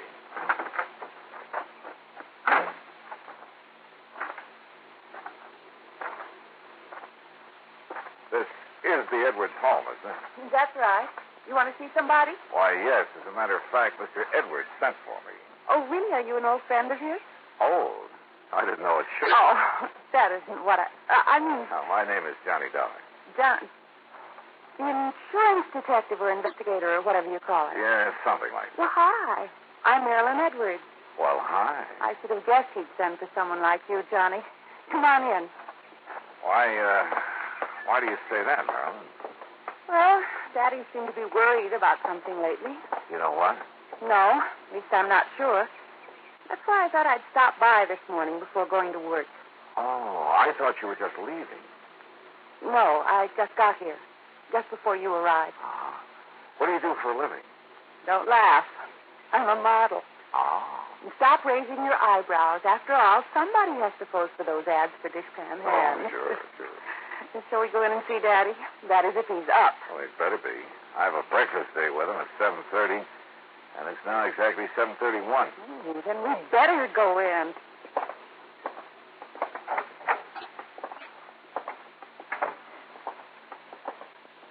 Hi, Daddy. Daddy? Durkin? Durkin! I hear you. Your foster father hasn't come down yet. Johnny, this is Durkin, Daddy's housekeeper. Now, what is breakfast pumped at 7:30 and I ring the bell and he don't come down for it? Durkin, stop it. Stop it! There now. That's the third time. Third time? Daddy, not punctual? I think I better go up and see. I'll go with you. I heard his alarm clock go off 3/4 of an hour ago, so there's just no...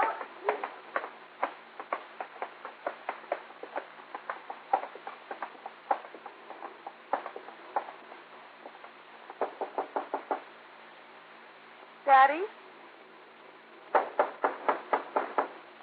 Wait a minute, What is it, Johnny? I thought I caught a whiff of cordite. Cordite? But no, I guess not. Daddy? Johnny? Johnny! Oh, no! I'm afraid so, Marilyn. He's dead.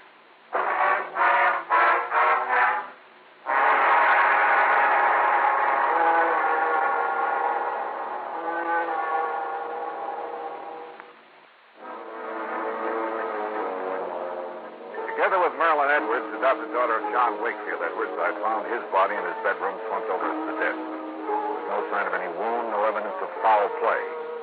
Without touching the body, I phoned the Albany Police Homicide Division, and within minutes, Sergeant Christie arrived with Dr. Walter Mencken in tow. The doctor's examination was brief but very thorough, including several on-the-spot tests for poisons of any kind. How old did you say he was, miss? I didn't, Doctor. But he was 68 or 9, I think. And he hasn't been sick? Not that I know of.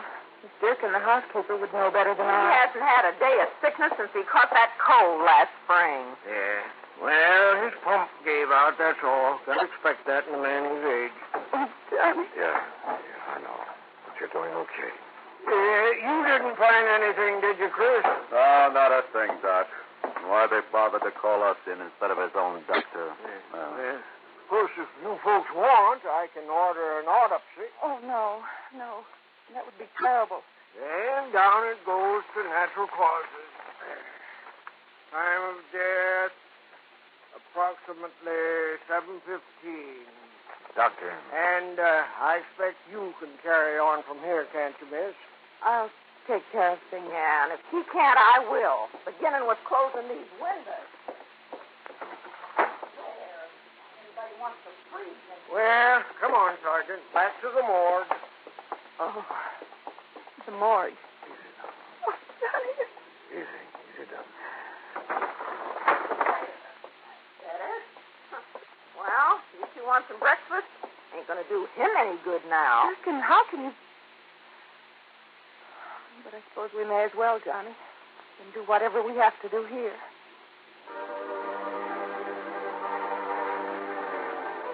There was something mighty wrong here, yet I couldn't put my finger on it. Had I really caught the smell of cordite before we entered that room? It was too late to tell now, even with the windows closed. Those windows. It was a cold morning. Had he left them open while he dressed? Marilyn, heir to his big insurance policy. Had she really just arrived when I got there? If the housekeeper, Durkin, had been in the kitchen making breakfast, it would have been easy for someone to sneak in and... But who? And why? And what about Durkin? Now, wait a minute. The police medic said death due to natural causes. No poison, no wounds of any kind. So that's that. The undertaker must have been hungry for business because he got there before noon and took the body away. Meantime, of course, I'd questioned both Durkin and Marilyn pretty thoroughly. Enemy? Oh, no, Johnny. Daddy didn't have... Johnny, you keep talking as though you think he might have been murdered. Does anyone beside you benefit from his death, Marilyn? That's a horrid thing to say. I do. Durkin, what are you doing snooping around this way? Well, it's as much my affair as yours now that Mr. Edwards is gone. What do you mean by that, Durkin? I mean the money he left me in his will. And the codicil in his will that says Marilyn's got to share the insurance with me if she collects. Durkin. What do you mean by that? Oh, everybody knows her and her father, her foster father, ain't been getting along too good ever since she decided to get out and earn her own living, or tried to. I've been getting along all right. Oh, sure. And all the attention you've been giving your dear daddy these last couple of years. Why, today's the first time you've been in this house, and... That doesn't mean that Daddy and I haven't... Durkin, we wish to be left alone.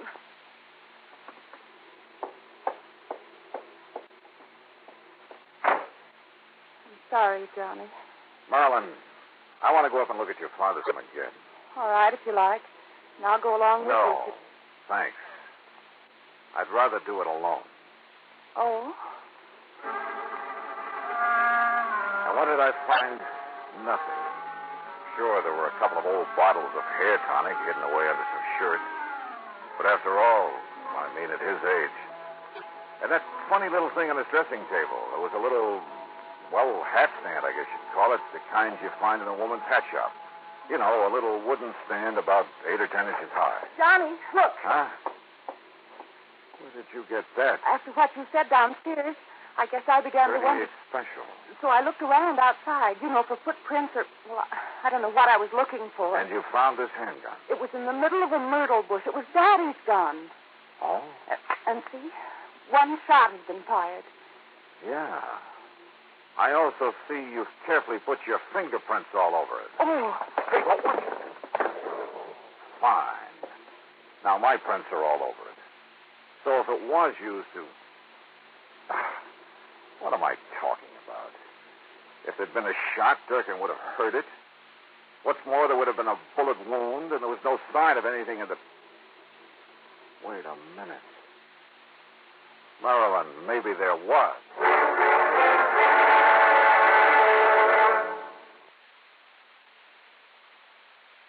New 6 roll.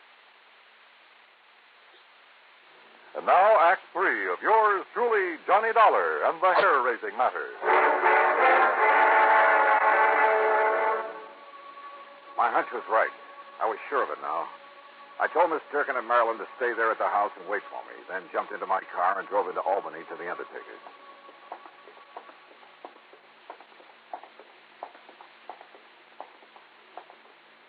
Here we are, Mr. Dollar. The embalming room is right here. Though I must confess we haven't had opportunity to prepare Mr. Edward's body yet. Good. We've been rather rushed all day. Yeah, sure. Now, where is he? Right over. Here we are. Was he a relative of yours? No. Just... Wait a minute. What are you doing? Just, trying to make sure that a crazy hunch I had is... Look here now. Are you trying to pull his hair out? No. Off. What? I think. Now, look here, young man. Look. You see what I'm trying to do here? What? Yeah. Good heavens, I can't believe it. We would never have noticed it. I don't think anybody would have. But it's a hairpiece, all right. Just big enough to cover a small bald spot. It matches the rest of his hair so perfectly. Hey, you got some kind of a solvent? I don't want to have to rip it off. Why, yes, I think we have. To be here somewhere. Sure, those old bottles of hair tonic. Probably hadn't used them in years. But that little wooden stand, sure, he parked his wig on it. What did he say? And probably nobody knew that he wore it except himself. And somebody very close to him. Here, Mr. Dollar. Here, this will remove the toupee without damaging it. Yeah, good. But I don't understand why you want to take it. Good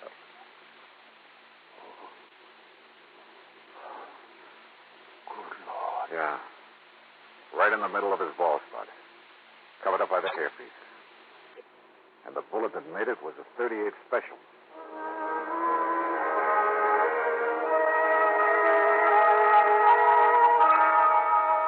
Marilyn, you say you didn't get here this morning until I did. Yes, Johnny? You're sure? Yes, Johnny. Run up to his room again.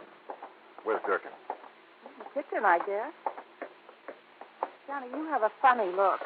I mean... Yeah, come on. I'll tell you this much. Your father was murdered, all right. You sure of that? Yes, you bet I am. Now, look here, on his dressing table. You know what this is? Of course. It's a little hat stand I used when I was a kid. What's it doing here? I don't know. Funny. I never really noticed it before. How long did Daddy wear a toupee, Marilyn? A what? Toupee, a hairpiece. Oh, never. He was always very proud of his hair. You're sure about that? Of course I am. For a long time, he always used to smell of hair tonic when he came downstairs Well, in the morning. It just happens that you're wrong. What? A small, very well-made hairpiece covered the bald spot where he was shot this morning. With this .38 you say you found outside. But I did. Honestly. All right, I believe you. In spite of the way you covered up any fingerprints that may have been on it. You did too, Johnny. Yeah, that's right. Now listen. That leaves only one person who could have known about the hairpiece, have killed him, and then covered up the bullet wound with it. I knew I'd smelled burnt gunpowder when we first came up here. Johnny, do you think that you mean... Yeah, but to prove it, well, I've got to try a bluff. Yeah, see if I can bluff her. I can't believe it. Yet with him dead, she'd have money, more money than... Hold it, Marilyn. Well, Durkin? So you're back. Where you been, anyway? Checking up on something. Something I should have suspected last night when I talked to Mr. Edwards on the phone. What do you mean, Johnny? Line clicks. That meant somebody was listening in on the phone downstairs. Don't look at me. I didn't even know you called him last night. I was in bed asleep. Were you, Durkin? What I was just checking on at police headquarters... Police headquarters? Yeah, was a set of fingerprints I found on a glass you'd been using in the kitchen. What? I wanted to compare them with some prints I found on this gun. Well, that's Mr. Edwards' gun. The one you used to kill him? That's a lie. Is it the fingerprints match? No, that's a lie. I wiped them off the gun. Before you threw it out the window? Yes. Then opened the other windows to let the smell of powder out? Yes, I wiped them off. At least I thought I did. Okay. Let's go then.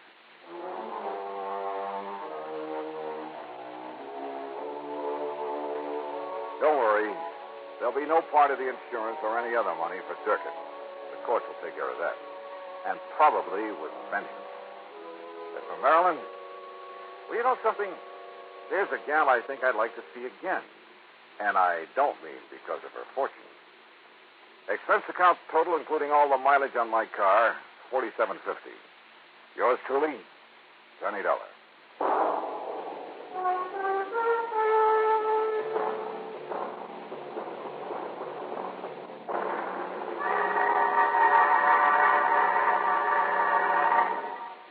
Our star will return in just a moment.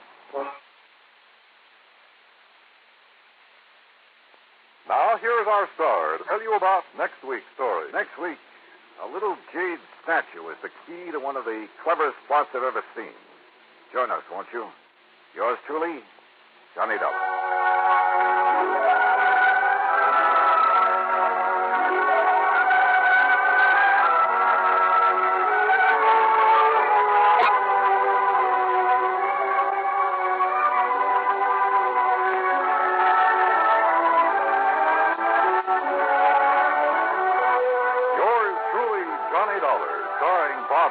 Originates in Hollywood and is written, produced, and directed by Jack Johnstone. Heard in our cast were Virginia Gregg, Shirley Mitchell, Jack Edwards, Ralph Moody, Junior Matthews, and Parley Bear. Be sure to join us next week, same time and station, for another exciting story of yours truly, Johnny Dollar. This is Dan Cumberly speaking.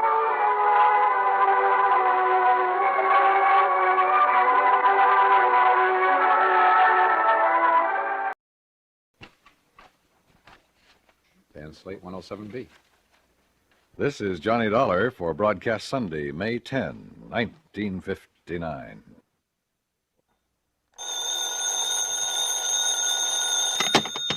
Johnny Dollar. Johnny, this is Ray Connolly. Oh, yeah, over at Continental Insurance Company. That's right, yeah. Oh, what's the problem, Ray? Problem? No problem at all, actually. Huh? Are you busy tonight, Johnny? No plans at all. Well, you see, my wife's out of town for a few days, and, Johnny, well, I wonder if you'd have dinner with me tonight. Can you do that? Why, sure, why not? Good. Just name the time and place, and I'll meet you there. Well, I happen to have a nice, thick fillet of prime beef in my refrigerator at home, and if you like steak... Sure do. Well, why don't you run over to my place at, say, 6:30? I'll pour you a couple of cocktails, and we'll tackle that steak. Okay, Johnny? Ray. Yeah? You're sure there isn't something that's bothering you? 6:30, Johnny? Yeah, okay, but now listen. Good. I'll see you then. Well, why don't you...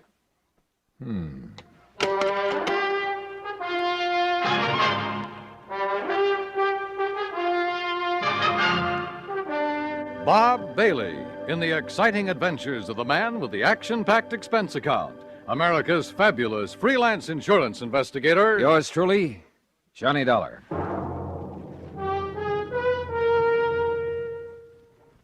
Each weekday on CBS Radio, there's a bright package of lively entertainment that goes by the modest title, Just Entertainment. It's where to find Pat Buttram, his cohorts, and his warm humor. Mr. Buttram is ably aided by lovely Marion Morgan and that singing foursome called the Halloran Quartet.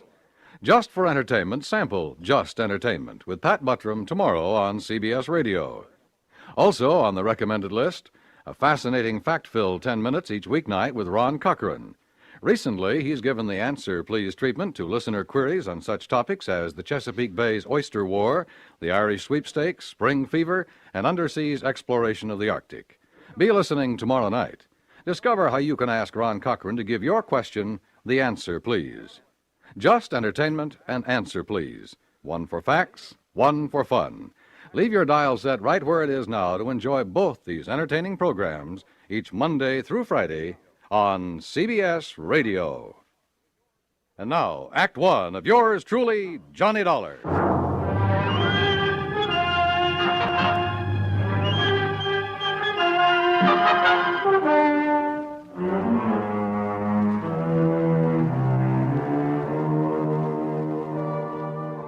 Expense account submitted by Special Investigator Johnny Dollar to the Continental Insurance Company, Home Office, Hartford, Connecticut.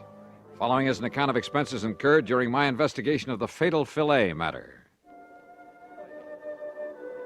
There was something very funny about Ray Connolly's sudden invitation to have dinner with him, much less cocktails. I'd been at his office far too many times, had seen the bottles of pills that he kept in his desk, watched his secretary bring him a glass of milk at precisely 10:30 a.m. and exactly 3:15 p.m., had listened to the dull details of his ulcer-free diet more times than I can remember. So when Ray said cocktails, come on now, Dollar, stop trying to build up a case out of nothing. And yet, for reasons that will be made clear later in this report, everything goes on expense account. Item 1, $1.40 for a cab to Ray's apartment. It was 6:30 on the nose when I pushed the doorbell. Oh, and I decided that if he did have something bothering him, I'd let him get around to it in his own sweet time. I wished later that I hadn't. Johnny, I'm glad to see you. Come in. Yeah, how are you, Ray? Well, you know how it is. Those ulcers been kicking up on you again? Yeah, a little. Sit down, Johnny, sit down. Sure, thanks. Now, what would you like? Martini, Manhattan? Got a plain old scotch and soda lying around? I certainly have. Have it for you in a second. Never touch it myself anymore, of course. You mean you're not drinking with me? Maybe I'll have a glass of milk and... Let's see.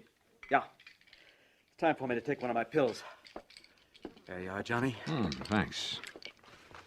But did it ever occur to you, Ray, that if you'd stop worrying so much about that gut of yours, you might not have so much trouble with it? Johnny, it's easy to see you never had an ulcer. No, sir, and I don't ever intend to. Well, So- if you were in my end of the business, there's something just happened that I want to tell you about. Oh? Yeah, later. Incidentally, this steak we're having is the most beautiful thing you ever saw. Well, come on, I'll show it to you while I get a glass of milk. Okay. I guess my wife ordered some groceries sent over from Morris Baines Market before she left. I told you she's away. Yes, she did. Yeah, left yesterday. Well, the steak was delivered last night, along with some other things. There. How about that? It looks like you could cut that with a fork. Prime beef. Excuse me, I'll get my glass of milk. Sure. Hey, how do you like your steak, by the way? Only one way, blood rare. Well, of course, I'll have to have mine rather well done.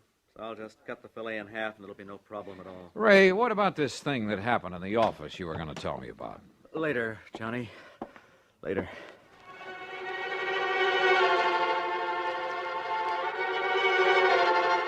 Again, looking back, I wished that I'd pressed the point, but I didn't. Instead, I had another drink, watched him sip his glass of milk, listened to him complain some more about his pet ulcer, and then, finally, we sat down to dinner.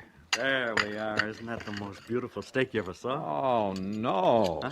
Ray, didn't you hear me? What? Oh, dear. Yeah. Oh, dear. I'm terribly Well, embarrassed. brother, you ought to be. That looks like a piece of shoe leather. When you said blood rare, and I forgot all about Oh, it. Ray, you are a dog. You're sure you can't eat it this way? I'd rather chew up an old boot. Hey, listen now. Something's bugging you. Now, what is it? Nothing, Johnny. Look, I'll go out and buy another one for you, huh? And let yours sit here and get cold? No. Oh, Johnny, I'm terribly sorry. That's okay. Go ahead, Ray. Tear into it. I'll go out in the kitchen and see if I can find the makings of a sandwich.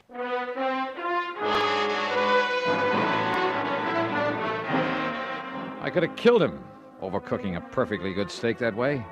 But instead, I made myself a sandwich and stuck around. Because I knew that sooner or later he'd tell me his real purpose in having me come over. And later he did. At least he started to. We had washed the dishes, then gone back into the living room. I had settled down with a third cup of coffee and a cigarette, and he was sipping at another glass of milk. It's just that I don't like being threatened, Johnny. Threatened? Heaven knows I have enough trouble keeping this ulcer under control with just the daily run of problems I have to face at the office. Oh, what do you mean by You know, people demanding more from their insurance than they deserve. People filing claims when they aren't entitled to any insurance at all, and then trying to... Oh! What? Nothing, Johnny. I just... I'll be all right. You forget to take one of your pills, Ray? No, but maybe I better take another. Oh, yes, me. You're taking too many of them. But what was this talk about being threatened? Well, Johnny, this fella by the name of... Oh, no. Ray. Johnny! Ray, what's the matter? This pain in my stomach, it's killing me. Easy now. Here, let me get you on the sofa. Oh, medicine, quick, please. There you are. Now, what medicine? Anything to stop this, Johnny. I grabbed the telephone and called Dr. Ramsey. But because of a traffic tie-up, it was nearly half an hour before he got there. Meantime, Ray lay on the sofa getting paler and paler until he was white as a sheet. The doctor, completely familiar with Ray's ulcer problem, did what he could. But after 45 minutes, realized things were getting beyond his control, so he called an ambulance. Another half hour. And yeah, by the time they got him to the hospital, in spite of injections and oxygen along the way, Ray Connolly was dead. Act two of yours truly, Johnny Dollar, in a moment. Tibet in the news. Who's an expert on Tibetan affairs? Who was the personal guest of the Dalai Lama in happier times at the top of the world? Why, Lowell Thomas, of course. Ask us another part of the world, and there's every chance the answer again would be Lowell Thomas. The roving raconteur has been just about everywhere, seen just about everything. So when a story breaks, he has that extra edge of intimate first-hand experience to give extra dimension to his reporting. One of the most colorful men in the industry, one of the most striking different sounds on the CBS radio network is Lowell Thomas, heard every Monday through Friday evening with his fascinating reporting. Only a network could bring you a Lowell Thomas. Only the CBS radio network does. Remember, the keen mind and formidable experience of this noted world traveler, lecturer, raconteur, and CBS newsman is an exclusive with the affiliated stations of CBS Radio. Monday through Friday evenings, don't miss Lowell Thomas. And now, Act Two of yours truly, Johnny Dollar and the fatal Filet matter.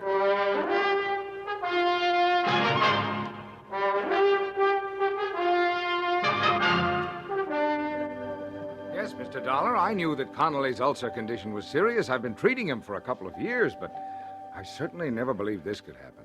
What it means is that he bled to death. Is that it, Doctor? Yes, internal hemorrhage. But of such intensity, I don't understand it. And yet, well, let's face it, Dollar, this sort of thing has happened before. Has happened before? Yes. Doctor, you may be right about that. Well, of course I am. But not in the way you think. I went back to Ray's apartment, let myself in with a key I'd filched out of his pocket, then went over every inch of the place. And I came up with nothing. Nothing, that is, until I went into the kitchen. There I saw for the second time the bag of groceries that his wife had had delivered from Baines Market, from which Ray had taken only one thing, so far as I knew, the steak he'd eaten that night. Yeah, and he had eaten every bit of it. I dumped them out on the table, made a list of them. Then I noticed something else on the table. It was a cheap gold-plated cufflink with the initials XD on it. Early the next morning, I talked with Morris Bain, proprietor of the food market.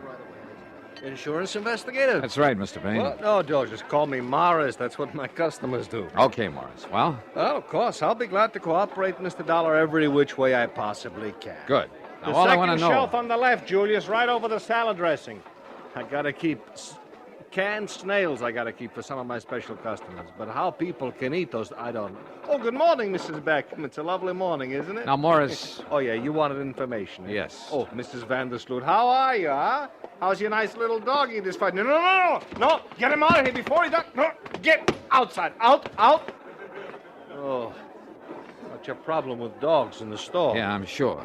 But now, do you have a customer by the name of Connolly? Mrs. Connolly? Sure, lovely woman. She was in here only the other... Oh, how do you do, Miss Keena? How's my little sweetheart today, huh? We got a special on those fancy canned chestnuts with the light syrup listen that to you me. like. Mrs. Connolly was in here when? The day before yesterday. Oh, how's her husband, Mr. Dollar? Is he still suffering from those terrible ulcers? No, not anymore. Oh, it's a miracle. Hardly. The point is, she ordered some stuff from you. Yeah, that's right. We delivered it, too, day before yesterday. What? What did she order? Well, right here in the office, Mr. Dollar. I'll tell you exactly what went over there, but exactly. Good. You wanted breakfast cereals, madam, right there in the second aisle. Yeah, you're welcome. Now,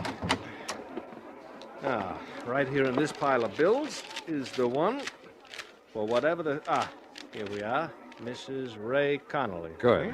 Let me compare with the list I have. Sure. Julius! Julius, take care of Mrs. Freeband there by the cheese. Such a time I have with her help. And such an exclusive clientele, you have no idea.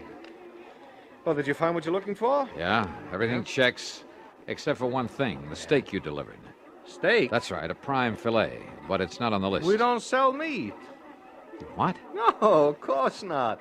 Sadie, double-check the Hathaway order. Somebody made a mistake last week. Wait a minute. That's a good girl. You're sure your delivery boy didn't take a steak to the Connollys? How could he? Oh, fine. No, But we thanks don't anyway, even sell Morris. them. No, it's a pleasure anytime. Be seeing you. Yes, sure. Sadie, did you deliver the Broomfield order, Xavier? So do it right now away. we try a different tack. Item 2 or 3, whatever it is, a dime for phone call to Dr. Ransom. I suggested he take whatever steps were necessary to make a complete examination of the stomach of the now deceased Ray Connolly. Item 4, 85 cents for a cab to the office of Continental Insurance. Ray's secretary had obviously been crying. I just can't believe it, Mr. Dollar. Yeah, I know, Gracie. Now listen. Did any of the people who've come here to see him ever threaten him? Threaten him? That's right. Well, lots of people have threatened lots of things when they didn't feel their claims were met properly, but he was the fairest, the most honest man. When, Mr. Dollar? Somebody in here yesterday, maybe? Well, yes, there was a man in here yesterday who was very angry about something. Oh? I could hear him pounding the desk in there and swearing. Who was he? I don't know. He must have come back with Mr. Connolly after lunch, and I didn't see him leave, but look, he lost a cufflink. A cufflink? Let me... XD. What? Gracie, this is the man I'm looking for. Can you find me a policy with this man's name on it? Just from these initials with all the policies on file? Probably a beneficiary whose claim was settled or refused. You say the man, Mr. Dollar. Yeah, Gracie. The man who murdered your boss.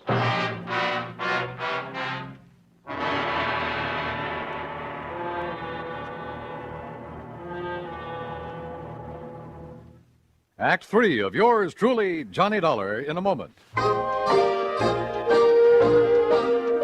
Be sociable, look smart, keep up to date with Pepsi. Drink light, refreshing Pepsi. Stay young and fair and debonair. Be sociable, have a Pepsi. When friends drop in, let your hospitality show you're sociable in the modern manner. Pepsi, you know, is the favorite of the smart and young at heart. Be sociable, look smart, keep up to date with Pepsi. Drink light, refreshing Pepsi. Stay young and fair and debonair. Be sociable, have a Pepsi. Have you tried a Pepsi lately? And now, Act 3 of yours truly, Johnny Dollar. Expense account item 5, another dime for another call to Dr. Ransom. Yes, the autopsy had been made. And yes, they had found enough ground glass in the stomach of Ray Connolly to kill 3 men. That's why Ray, with his ulcer condition, had gone so fast. While he was with you, Johnny, the police would like very much to talk to you. Well, certainly they don't think I did it. Well, of course not. At least, Yeah? Well? well, after all, you were with him at the time when he ate that filet. Okay, Doc. I'll get in touch with him. Item 6, 10 cents for another call to Ray's secretary at Continental Insurance. Yes, Mr. Dollar, I have. Nice going, Grace. What's his name? Xavier Donato. The folder was still at Mr. Connolly's desk. Donato. And the address? 13425 Sunset. Sunset. Got it. And listen, the reason he was angry with Mr. Conley... Yeah? He was named as beneficiary of his father's life insurance policy. Yeah? But his father just committed suicide. You see what I mean? Yeah. Donato couldn't collect. Yes. I mean, no, he couldn't. So... Gracie, you're a doll. Item 7, $2.50 for a taxi to the address far out on Sunset Avenue. It turned out to be an old ramshackle rooming house in a pretty lousy neighborhood. Sure, look for yourself, but I tell you, he ain't here anymore. When did he leave? Yesterday morning, bag and baggage. There you are, see for yourself. Now, don't tell me he's still living here. Well, I can't say that I blame him. What's that? Have you any idea where he might have gone? If I did, I'd send the cops to get the rent he owes me. The cops will want him for a lot more than your rent, lady. Yeah? What's more than that? Murder. Item 8, another phone call to police headquarters. I talked with Sergeant Jimmy Maxwell in homicide. Only I listened more than I talked. Cufflinks, huh? With the initials XD on them? That's right. What's the idea of not telling us before? As if you didn't know it, that's withholding evidence. And in a murder case... Hey, look, that's another thing, Dollar. If you suspected murder, why didn't you call us in instead of having that doctor order the autopsy? You trying to hide something? Are you kidding? Where are you, anyway? We've been combing the city for you. As if you didn't know it, you got a little explaining to do Hey, down look. here. And listen, who do those initials XD stand for? Well, if you let me get a word in edgewise, I might tell you. Well, The D stands for Donato, the X for Xavier. Xavier. What kind of a name is that? Xavier, if you want to say it that way. Boy, that's a rare one. You got his address? He just left the place where he was living, so he's probably 1,000 miles away. But Xavier? Huh? Of course, and right under my nose. What? Johnny!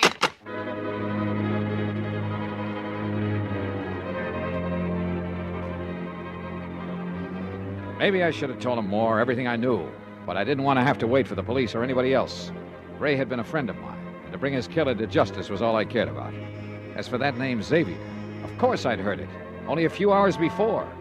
And for some stupid reason, it had never occurred to me that it began with the letter X. Item 9, $1.50 for another taxi. This time to the... Yeah, you guessed it. Excuse me, please. Julius, Pardon me, will you how many please, times madam? do I gotta tell you? You pack the vegetables on top. Morris. The pan goes in the bottom, huh? Morris, come over here. Mr. Dollar. You're back so soon already? Now listen, when I left you early this morning, Yeah? just as I was leaving, I heard you call somebody by the name of Xavier. Yeah, you mean that slowpoke, huh? That dumb, stupid... All right, is he lazy- still here? What's his last name? His last name? Yeah, what is it? Well, his last name, it's... Sadie, how many times I gotta tell you when a customer's got a complaint? Well, this one has. What? No, Xavier. listen, Mr. Dollar. Xavier. Xavier Donato. Looking for me, mister? You're Xavier Donato? Yeah. What do you want? I just want to show you a couple of cufflinks. Here. Are these yours? Yeah, mine. Then don't try to pull a gun. Me? I got no gun, mister. I found one of these in Ray Connolly's office. Sure. I got mad. I slam bang on the desk at him. I found the other one at his apartment, where you delivered that steak to him. That steak full of ground glass. Where'd you get that steak? Wilson's Prime Market along the way to his place. Then you put in the glass and took it up to him. Yeah. That was pretty good, huh? Say, you from the cops? You expecting the cops? I don't know. But you didn't run. You didn't leave town. Sure. Because I'm smart. You leave town, they know you done it. They chase you, they catch you. And honest, I didn't know it was going to kill him. You know it now. But I had to get even. You know, because he wouldn't give me that insurance because my old man killed himself. So did my grandpop and his old man. Just because they didn't get something they want. You mean they all committed suicide? Sure. Because it was all, you know, off in the head. But not me. You understand? Because I'm smart. Somebody does something against me, like that insurance, well, I get even with them. You understand? I don't go kill myself. I get even with them. And you think they're going to find out? No. You think they're ever going to catch me? What do you think? Oh. You did, didn't you? Yeah. Gee. I guess you're even smarter than I am, mister. Yeah. Come on, Xavier.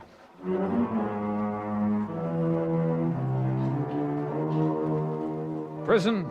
I doubt it. Not with a family history like that. But there are institutions for his kind.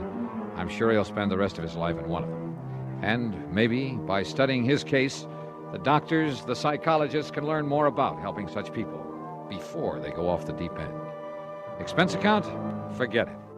Ray Conley was my friend. Yours truly, Johnny Dollar.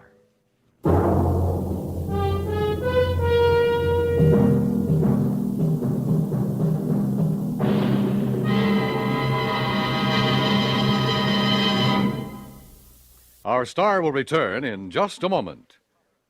A good college education has a lot to do with your future. Whether you're a student, a parent, a college alumnus, a prospective employer, or just an average citizen, you have a stake in the future health of our colleges. The future security and well-being of our nation depends on them. Now is the time to help by contributing to the college of your choice. Just as our elementary and high schools have become overcrowded, so now our colleges are threatened by the increased school population. Funds must be forthcoming now to expand college facilities and hire more professors. Otherwise, our colleges will be unable to handle the millions of future students seeking entrance. If we are to keep pace with the Russians in scientific developments, if we're to improve our standard of living and maintain our free way of life, we must have greater college facilities and have them now. For more information, write for a free explanatory booklet to Higher Education, Box 36, Times Square Station, New York, 36. Now, here is our star to tell you about next week's story. Next week, a pair of twins. And believe me, they bring me a double dose of trouble. Join us, won't you? Yours truly, Johnny Dollar.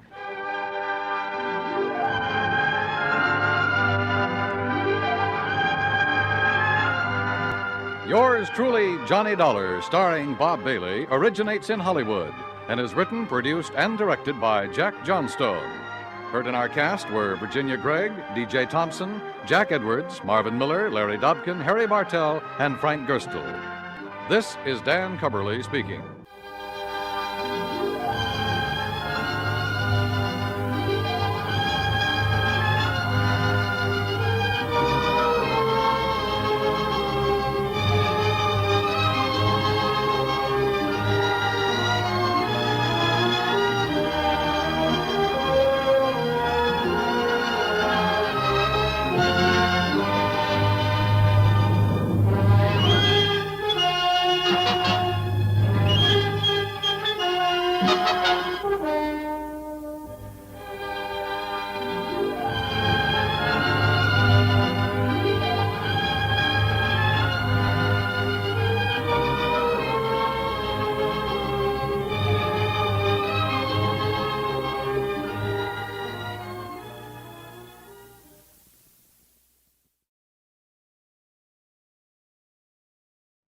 Johnny Dollar. Earl Foreman, Johnny. Oh, hi, Earl. How are things down in sunny Florida? I don't know. You what? I'm calling from Green Mountain Falls, Colorado. What under the sun are you doing out there? Fishing trip? Hardly. Because if it is, I'll join you. I want you to join me, all right, but no fishing. I got a problem, Johnny. One of my important clients has disappeared. Ah, I see. Okay, Earl, I'll grab the next plane.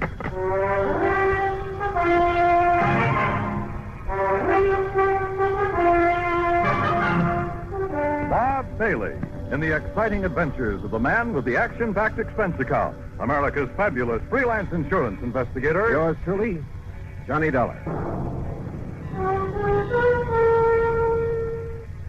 And now, Act One of Yours Truly, Johnny Dollar.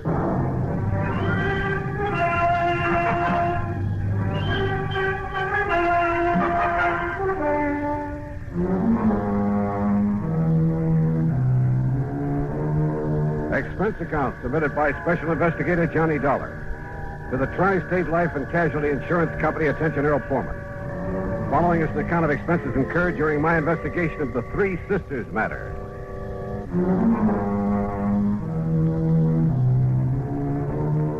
Expense account item 1, $151.80, transportation to New York, then airfare and incidentals to Colorado Springs. Earl met me at Peterson Field, the municipal airport. Oh, I'm glad to see you, Johnny. Hi. Toss in your bags and hop in. Okay, sure. And where's this Green Mountain Falls you call from? A little place about 12, 13 miles east of here. I'm staying at the Lucky 4 Ranch.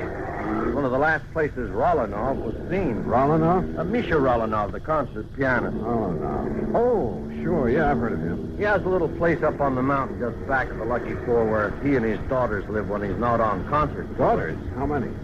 Olga, Maria, Ada. Now, here's what happened. Rolanov and the girls, well, they're really stepdaughters, by the way. Oh, where's the mother? She died some years back. Well, anyhow, they arrived up here about 10 days ago, right after his last concert swing over in Europe. Well, what does he do when he's up here? He and the girls just loaf. Oh, he has a piano in his cottage to keep him practiced, that's all. And now you say he's disappeared. You see, Johnny, he was fond of taking long walks. This is pretty good hiking country. Well, I can see that all right, if you're part mountain goat. Yeah. Well, anyhow, 3 days ago, right after breakfast, he started out on his usual morning walk. He stopped in for a second cup of coffee with Ray Schmishny and his wife. Who are they? Ray and Glee run the Lucky Four. Oh, yeah. Well, go on. Well, that's all. That was the last time Rolanov was seen. Well, has any kind of a search been made? Yes, and that's not easy terrain to search. There's been quite a bit of snow, too, enough to cover up any tracks he might have made. All right. Do you know of any reason he might have wanted to disappear? No, I don't think so. I knew him very well, Johnny. I've known him for years. Of course, he occasionally got fed up with having 3 girls around his neck all the time. Silly man. Well, that who wouldn't, but he loved them, I'm sure. Especially Ada, the youngest. She's a brilliant pianist. Hey, Earl, tell me, how did the girls feel about him? Really feel about him? Oh, now, just a minute, John. Well, you said yourself they aren't his own blood. Well, just wait till you meet them and decide for yourself. Yeah, Earl, I will.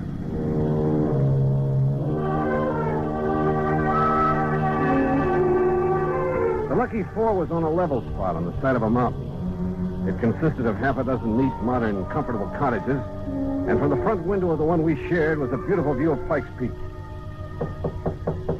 Huh? Oh, come in, Ray. Come in. You see us come up the drive? I want you to meet the man I've been telling you about. Ray Schmishny, this is Johnny Dollar. Hi, Ray. Johnny, only I'm afraid he got here too late, Earl. Oh? Well, what do you mean? Well, just a few minutes ago, before you got back here in a gully up on the West Meadow, way up where I dumped the trash, you know where I mean? Yes? Remember the bear cave I pointed out to you one day when you went up there with me in the Jeep? You mean that bear got Rolanov? No, but that's where I found him. Rolanov? Dead, Earl. Dead? A bullet hole in the back of his head.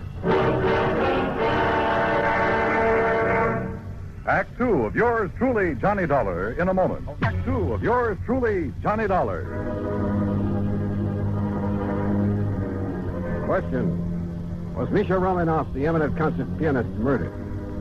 Or was he shot accidentally up near the Bear Cave on the mountain, back of the Lucky Four Ranch at Green Mountain Falls, Colorado? We went up there in Ray's Jeep. A careful inspection of the body and the gully in which he found it revealed nothing by way of clues to the riddle. One thing, Johnny. Yeah, what's that, Ray? Well, like I told Earl here, I was planning to shoot that bear myself. Yeah? Letting him get nice and fat on the garbage from the ranch. So what? What's that? He used to come down every day, regular as clockwork, and tip over the pails and gorge himself. Well, what are you trying to say? It's been over a week now since I've seen him. Well, I don't see what you're getting at, Ray. Well, it could mean only one thing, Earl. Somebody else got to that bear before I could. And it must have been some time before Rolanov disappeared. That's right. So his being killed here couldn't have been accidental by somebody gunning for that bear. Look here, Johnny. This cartridge case I picked up. Oh, let's see. Here. 257 Roberts. Where'd you find it? Behind that tree there down the slope. You know anybody around here who shoots a 257 Roberts?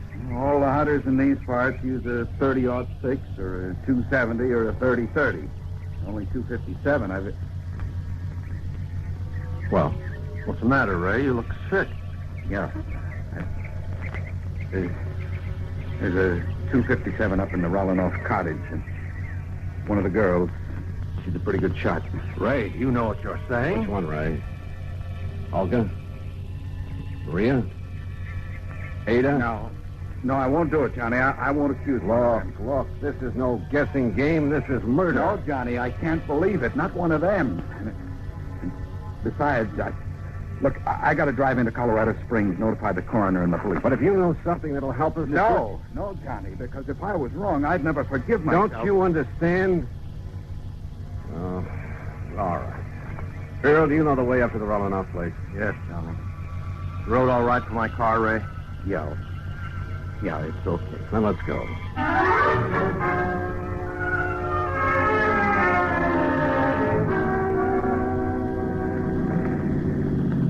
Hey, take it easy, Earl. This road isn't much wider than the car. I know it. Rolling Cottage is right up in that clearing, middle of that big meadow. You know those daughters, stepdaughters. You figure which one of them might have wanted to kill Rolinoff? Oh, no, Johnny, no. Who's the beneficiary of this policy? Well, it's a very unusual policy. Now, what do you mean, unusual? There's no beneficiary specifically named. What? The beneficiary or beneficiaries are to be the same as the heirs that are specified in Rolinoff's will. Well, who? Nobody knows. Well, where is his will? Same answer. Well, now look But here, he Earl. always made it very clear that his will would show up at the proper time. I assume, of course, that his stepdaughters will be his heirs. Oh, but if they're not... Oh, this is the Rolinoff cottage. Well, quite a lot of cottage. And just as nice on the inside as it is on the outside. Rolinoff used to complain now and then about some of the feminine frippery all around him, but, well, he liked it. And you're sure they all got along well together? Well, of course, every family has a little spat once in a while. Johnny, now listen to me. Earl, we shall see what we shall see. I know that after what Ray said, the evidence kind of seems to point to one or all of them, but, well... Yes? Oh, hello. To say the girl who stepped through that door was beautiful would be the understatement of the week. Tall and striking, dressed in something that looked like Schiaparelli or Christian Dior, as though she'd just stepped out of Charles or the Ritz. And if her two sisters were anything like this... Johnny, I said this is the older sister, Olga Rolinoff. Johnny. Oh, I'm sorry. Hi, Johnny. Hi. Daydreaming? Yeah, I guess so. So you're the investigator Earl told us about. Come in, won't you? Sure, thanks. Have you found out anything about Daddy? Olga, that's what we're... No, Olga, we haven't. Oh, dear, it's such a terrible... Oh, wait a minute, Johnny. You wait. Ada, we have guests. Oh? Hello, Earl. Oh, hello, Ada. And this good-looking man is Johnny Dollar. Hi. Hello. Well, that's a nice, warm welcome. Ada, why don't you go in and fix your hair? You look a fright. That plain old house dress, really. What's that you're playing, Ada? It's the last thing Daddy wrote. He wrote it frantically the morning it was almost as though he knew something was going to happen to him. Oh, come now. And he had to write it before it did happen. Oh? Where were you, Ada, the morning he left? Right here, Johnny. Playing this for the first time. Ever since he's disappeared, I've been trying to figure if it has some special meaning. Oh, Ada, that's such a silly idea. Is it? What did you mean by that, Olga? Oh, it's really... Well, it's like a lot of other silly ideas she gets over her music. Yeah, like what? A lot of things. As though she should be the concert artist in the family instead of Daddy. Maybe now that he's gone, I will be. I'll be greater than he ever was. Oh, sure. And I'll do it in memory of him. You'll do it for your own self-glorification. I'm sorry, son. That's all right. Incidentally, where were you that morning, Olga? In Colorado Springs. I went shopping right after breakfast. Or rather, window shopping. Oh. I need some new things so badly, and... Well, you know, I have to keep up with the styles, or I'd look like our poor little artist here. Oh, yeah. Where was your other sister, Maria? I don't know. Oh, Ada, stop that. When I left the house, she and Ada were doing the dishes. Well, you weren't helping. I told you, Johnny, I had to go into the spring. Oh, yeah. Where is she now? Oh, Maria's probably out in the hills somewhere, camping all Maria's right here, Olga. Hello, Earl. Well. Oh, come in, dear. This is Johnny Dollar, the investigator Earl said that you was getting. Yes. So I see. Well, investigator? I saw two. And I didn't like what I saw. Maria was dressed in khaki shirt, breeches, and hunting boots. And hanging in the crook of her arm was a high-powered hunting rifle.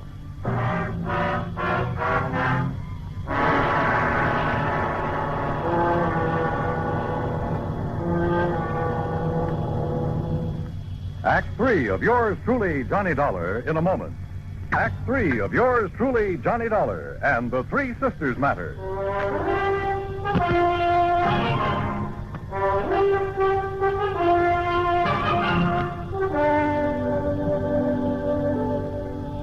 How about aiming that rifle the other way, Maria? Oh, sure. I'll set it down in the corner. It's empty, needless to say. Better let me see it, huh? Well, I told you it's empty. Are you a hunter too, Johnny? You talk as if you were, dear. Are you, Maria? Do you do a lot of shooting? Shooting, yes. Killing. Oh, Camping around these mountains, blazing away at anything that moves just for the sake of... How about that, Maria? Oh, it's giving me something to do. Kind of a relief. What else is there to do in this godforsaken place? Have you any other guns? A little 22 that I use for plinking. We all use it. Why? I want to see that one you put in the corner, Maria. Sure. And please don't start waving it around the way you did. Here you are. Why are you so interested in it? Oh, Really ought 6. That's right. Johnny. And your only other one is a 22. That's right. But why? That's no 22 up there over the mantel. That's Daddy's son. An LT-57. Oh? Get it down for me, Maria. Why? And why all these questions, Johnny? Better tell them, Johnny. Yeah, I guess. Tell us what? We found your father's body. Body? Johnny, you can't mean that. I'm sorry. He was shot by a high-powered rifle. Where? Where is he? What happened? This is terrible, Johnny. Tell me. What are you crying for, Olga? I suppose you're glad, Maria. Because now you can do what you please. No more of those boring concert trips all over the world. No more of this godforsaken place, as you call it. All right, now I listen to suppose me. you're glad because now you'll have money, fancy clothes, Europe, the Riviera, South America, men. Stop! Stop talking like that. Why? Because it's true. No, because it's... Ada, for heaven's sake, stop playing that thing over and over and over. What are you trying to do? Drive us out of our minds? No, I'm trying to find out why Daddy wrote it. What compulsion made him feel he had to write it before he left that morning? Hey, wait a minute. Well, all I have to say... Wait, I said. What is it, Johnny? Ada, get back to that piano. What? Sit down. Play that thing again. Now play it, slowly. Stop. Johnny, what under the sun are you doing? Listen, Earl. The notes on the piano run from A to G like this. Don't you see? The first 3 notes of that thing she's been playing are A, D, A. Listen. A, D, A. Ada? Yes. Daddy wrote it as a message to me. Oh, now, wait a minute. The rest of it now, quickly. D, E, F, A, C, E, deface. E, D, G, E, edge. C, A, G, E, cage. C, E, D, bed. What is that supposed to Ada, deface, edge, cage, bed. The canary cage. Right. And that's exactly what I'm going to do. Tear out the base of that cage. Don't hurt the little bird. Will somebody please tell me what this is all about? Hey, look here. Look. It has a false bottom. Yes, but look what's in it, hidden there. Yeah. Last will and testament of Misha Romanov. Johnny. Plus... What does it say, Johnny? That note with it. Daddy's handwriting? What? Earl, it looks like Romanov put the finger on his killer. Johnny, what does it say? And my reason for deliberately omitting her from my will. Omitting whom from his will? What are you talking about? Read on, Johnny. Let me see. Is not only because of the self-centered life she's always led. Not only because of her constant, completely selfish extravagance. I'm afraid that could apply to all of it. An extravagance which finally led her to forging my name on checks. Who, Johnny? Then when I discovered that she was sneaking out and practicing with the old rifle that's kept over the mantel. The 257. It was kept over the mantel. Don't move. Oh, no, put it down. All right. So he cut me out of his will. And if I can't have what I wanted, you won't have it either. Now look here, Don't Olga. move. This gun holds 5 shots. I know because I reloaded after I killed him. Olga. And now you all know that I killed him. All right. 1 shot is for you, Maria. 1 is for Ada. 1 is for you, Earl, and 1 for Johnny. Olga, listen. And that leaves 1 for me. So that when I've finished, no one will ever know. Olga, you're out of your mind. Maybe so. But what difference does that make now? Because now there's no other way out for me. There's nothing else. I can't stand still. Because this is the end. It's all of it. No. No. It's empty. It's empty. The gun won't stop me. There's Maria's gun. Not for you. I'll got you. Leave me. You treat me. Oh.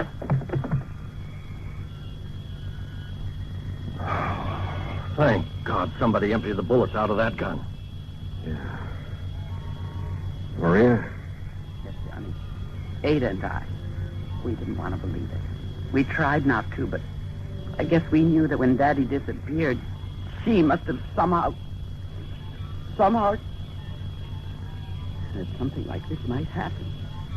And she did kill him. And she did. Oh, Johnny.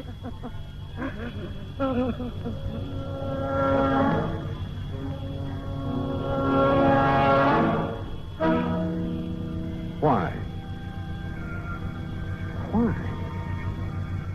What kind of a mind could be so twisted? Expense account total, including fare back to Hartford, $351.20. Remarks? None. Yours truly, Johnny Dollar.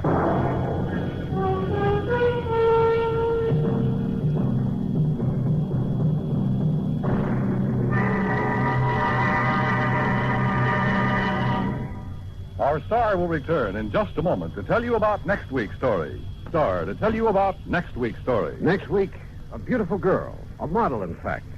And unfortunately, a model crime to go with her. Join us, won't you?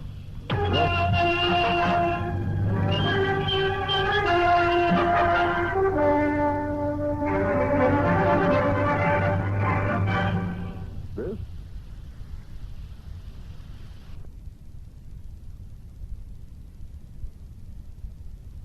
From Hollywood, it's time now for Johnny Dollar. Pat McCracken, Johnny, Universal Adjustment. Oh, hi, Pat. What's on your mind? The sleek, lovely, beautiful Ellen Deere. On the strength of that description, I'll take her. And she's loaded.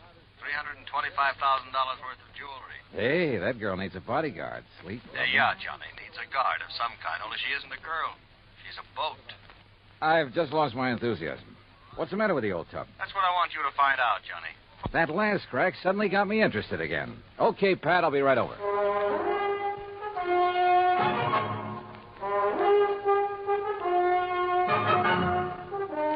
Bob Bailey in the exciting adventures of the man with the action-packed expense account. America's fabulous freelance insurance investigator. Yours truly, Johnny Dollar.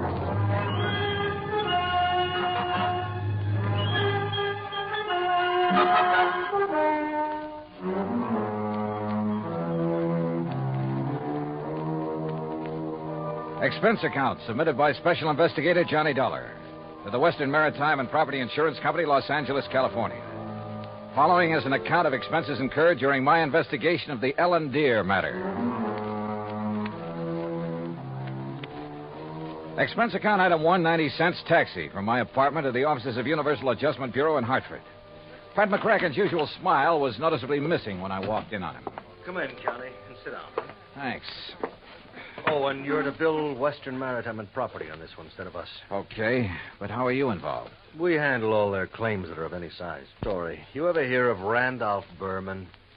I know of a jeweler down in New York. That's the one. And if you know him, Johnny, you've been putting too much gravy in your expense account. I said no of him. Didn't he bring in the Star of Cape Town and the Kamandu Emerald? That's right. Everybody seems to think he's a crook, and yet somehow he manages to handle some of the finest jewels in the world. How could an honest man afford it? Yeah. This time it's the Bettenhaus collection. It's out of Hungary. Oh, yeah, I read about that. Only I thought somebody down in Mexico owned it. Yeah, a fellow named Rigo Mariani down in Guadalajara. He's the one who sold it to Randolph Berman. Okay, now. Is this Ellen Deer you mentioned Berman's wife? No. Former wife. He's on about his 5th. All beautiful, dumb dolls. But more important, it's the name of his 72-foot motor cruiser. Mm-hmm. And the Bermans have been traveling around in it, down the coast, through the canal, along the coast of Central America, and so on. Anyhow, when he got word that the Bettenhouse collection could be had, he wasted no time in getting to Guadalajara. And that's where Western Maritime and Property comes in. Right. They had already written a policy on the boat for $52,000. Their main office in Los Angeles was close at hand, so he had them write the policy on the jewels. Is that where Berman is now, in Los Angeles? Oh, no. He's still in Mexico. Didn't want to move with those priceless rocks until he was certain of the insurance. And before Western would write it, of course, they wanted the collection appraised. Naturally. But who in Mexico? Jacques Jean-Pierre, the famous gemologist, was right there in Guadalajara, to look over the collection himself. Oh. So he made the appraisal. The policy has been issued. $325,000. I still don't see anything wrong with the whole deal, Pat. There isn't anything wrong with it yet. But in spite of Berman's standing in the profession, his reputation, it isn't everything it might be. Yeah, come to think of it, wasn't there a killing or two involved in this acquisition of the Star of Cape Town? There have been several things like that. He's been involved in attempts to smuggle in some valuable pieces. He always managed somehow to come out smelling like a rose. Legally, perfectly clean, you understand? But you still don't trust him? Oh, no. And with his planning to carry that load of stuff around in his yacht. Yeah, I see what you mean. If anything happened to those rocks or the boat, over $300,000 right out the window. Exactly. Now, belatedly, Western is worried about it. And they'll pay good money to have you assuage their worries. You have a Mexican tourist card? Sure, for my last fishing trip down there. And I think you better go down and guard that collection until Berman gets it safely up into the States. He's considered quite the host. He'll probably be perfectly willing to have you aboard. Now, this is the kind of assignment I like. Yachting in the Blue Pacific. But surely he hasn't got his boat parked in Guadalajara. That's over 100 miles inland. No, it's at Mazatlan. And from what I've been able to learn, it's surrounded by armed guards day and night while he has some engine work done. But as soon as that's finished, he'll head north to the States. So he says. Got a branch office in Los Angeles. He'll probably deliver the collection there. I just want to be sure he gets there, Johnny. Okay, Pat. You can wire the boys at Weston that I'm on my way. Item 2, 191.40, plane fare and incidentals, Hartford to Mazatlan via Los Angeles. The first leg of the flight to L.A. was uneventful, except for a good-looking young blonde from Santa Barbara, whom I promised to look up as soon as his case is... Well, that's not for the expense account. When we arrived at the Los Angeles International Airport, I learned that I'd have a three-quarter-hour wait for my plane to Mazatlan. So I grabbed a magazine, that's item 3, 35 cents, when I heard my name being called on the PA system. Johnny Dollar, report to Pan American Airways desk. With the thought in mind that perhaps my little friend from the plane might have decided to stay over in L.A. Her name was Rita, by the way. I lost no time in getting over to the Pan Am desk. Mr. Dollar? Yeah? Johnny Dollar? That's right. I'm Arthur, Western Maritime and Property Insurance Company. Oh, yeah, how do, Mr. Arthur? Planning to go on down to Mazatlan with me? No. But meet Monsieur Jacques Jean-Pierre. Monsieur Dollar, I am honored. How are you, Mr. Jean-Pierre? This is the gentleman who appraised the Bettenhouse collection for us. Oh, yes, I am an expert. expert. Could issue the policy on it to Mr. Berman. Oh, yes. Yes, he's done this sort of thing for us many times. Oh, I do not have I'm afraid that he's brought us rather bad news. Something's already happened to the collection? Well, not exactly. Not for the whole collection. No, not the whole... Please. That is, I'm not quite sure. What I mean is... Yeah, just what do you mean, Mr. Arthur? Perhaps I should explain to Monsieur Dollar, eh? Well, I think somebody better. Yes, you go ahead, Jacques. Yeah, very well. And while you're doing it, I'll cancel the rest of Mr. Dollar's reservation to Mazatlan. Yes, I'll do that. Oh, clerk... Oh, no, wait a minute. First, let me find out what this is all about. Oui. Oh, very well. Jacques here was in Guadalajara when the Bettenhouse collection became available for purchase. Yes, Monsieur Dollar. I had gone there in the hope that some of the pieces might be purchased separately. So? Alas, such was not the case. The Mariani firm decided to dispose of the collection only as a whole. I see. Well, what's this bad news you have? I am getting to that. Yes, you see, it's this way. Please. Well, then go ahead, Jacques. Thank you. Monsieur Dollar, interested as I was, I looked over the collection very carefully, each individual piece. You must believe me, to an expert like myself, every facet of every gem has a character all its own. A precious stone is like a face to me, always to be remembered. Yeah. Well, go on, please. I simply wish to make it clear to you, monsieur, that every item in the Bettenhouse collection is completely familiar to me. Oh, it is? As are many other important gems throughout the world. You know, each is like a friend. And each stone in him is like a face. Precisely. Always to be remembered. Yes. Hello. Well, The collection is purchased by Monsieur Randolph Berman. Yes, yes, Mr. Berman. please. He wishes to insure it in Monsieur Arthur's company. Yeah, I know all that. Well, Monsieur Arthur requests by telephone that I appraise it. $325,000. Then you know. I know. So I stay at Guadalajara a few days to wait Monsieur Arthur's check for my service. You want to be sure the check was please. I visit some of my old friends among the jewel setters. And then, on the third day, what do you think happens? You tell me. Johnny, this is it. In the shop. No, please, Monsieur I'm Arthur. sorry. In the shop of my friend Garcia Hernandez, I watch him work on the mount for a beautiful diamond. And suddenly, I see that the stone is an old friend. One from the Bettenhouse collection? Oui. The Calabar diamond that was supposedly in the possession of Monsieur Berman. You're sure of the identity of that stone, Mr. Jean-Pierre? Please. As I told you, monsieur, a precious stone to me. Yeah, it's like a face to you. So what you figure, Arthur, is that you've insured a boatload of $300,000 worth of gems on the way to the USA, and maybe they're not on board. Exactly. Unless, of course... Mr. Jean-Pierre, did you tell Mr. Berman about this one stone? I went immediately to Mazatlan, where I knew he had his boat, the LMD. Well, what did he say? Alas, he had sailed away. Did you learn his destination? Oh, yes. Los Angeles, Johnny, right here. He has a branch office. Well, has he had time to get here yet? I don't think so. Have you tried radioing to his yacht? No, I've done nothing. You see, I didn't learn about this until Mr. Jean-Pierre arrived just a few hours ago. Yes, I came up on the aeroplane, the better to arrive and speak with Monsieur Arthur before Monsieur Berman would arrive. Do you know where Berman plans to dock his boat? Well, Probably the port in San Pedro, if he is coming here. But who can be sure? Usually on vacation trips, he docks down the coast of Balboa, the yacht club. Or who knows, he might even... Yeah. He might have no intention of coming up to the States at all. He might not even have the jewels with him. Arthur, do you know where his branch office is? Oh, yes, it's in Los Angeles. Well, actually, it's in Beverly Hills. Got a car? Yeah. Then let's go. Though he couldn't quite put his finger on it, Arthur was convinced that Randolph Berman was up to something and that his insurance company was going to have to take the rap. On the way into Berman's Beverly Hills office, we dropped Jean-Pierre at the Beverly Hilton and told him to sit tight in case we needed him again. Berman's office was in a nice modern building on South Beverly Drive, tastefully furnished with pictures of various famous jewels on the walls, but with nothing of particular value in evidence. However, I did notice that one wall held a built-in vault big enough for a reasonably sized bank. We were approached by a hand-rubbing, obsequious little character dressed in striped pants and cutaway coat and wearing thick glasses.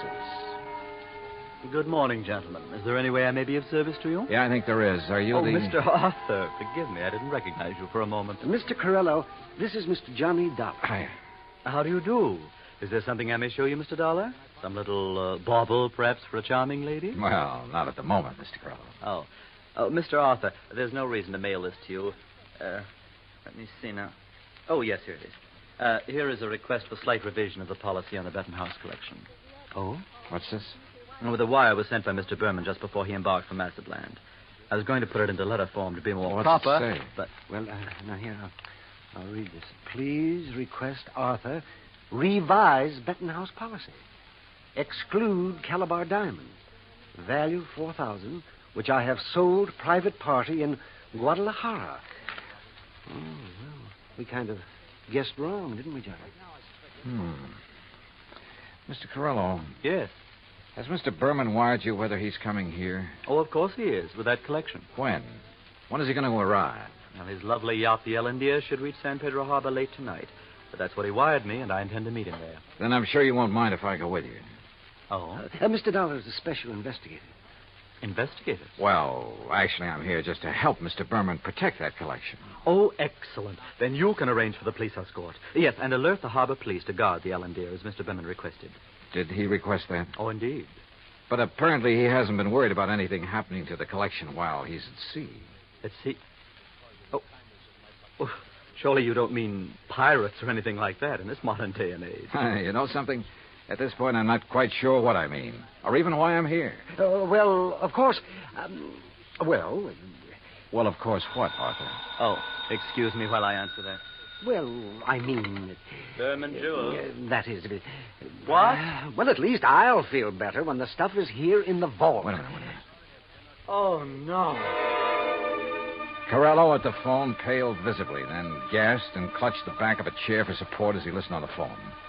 His jaw dropped, his eyes widened, and he shook his head once or twice in horrified disbelief. Finally, slowly, he hung up and came unsteadily toward us. Mr. Corello. Yeah, what is it, Mr. Corello? The Coast Guard. Yes? They said the Ellendeer, the yacht. Yes? Sunk. What? In 600 feet of water. In the outer channel.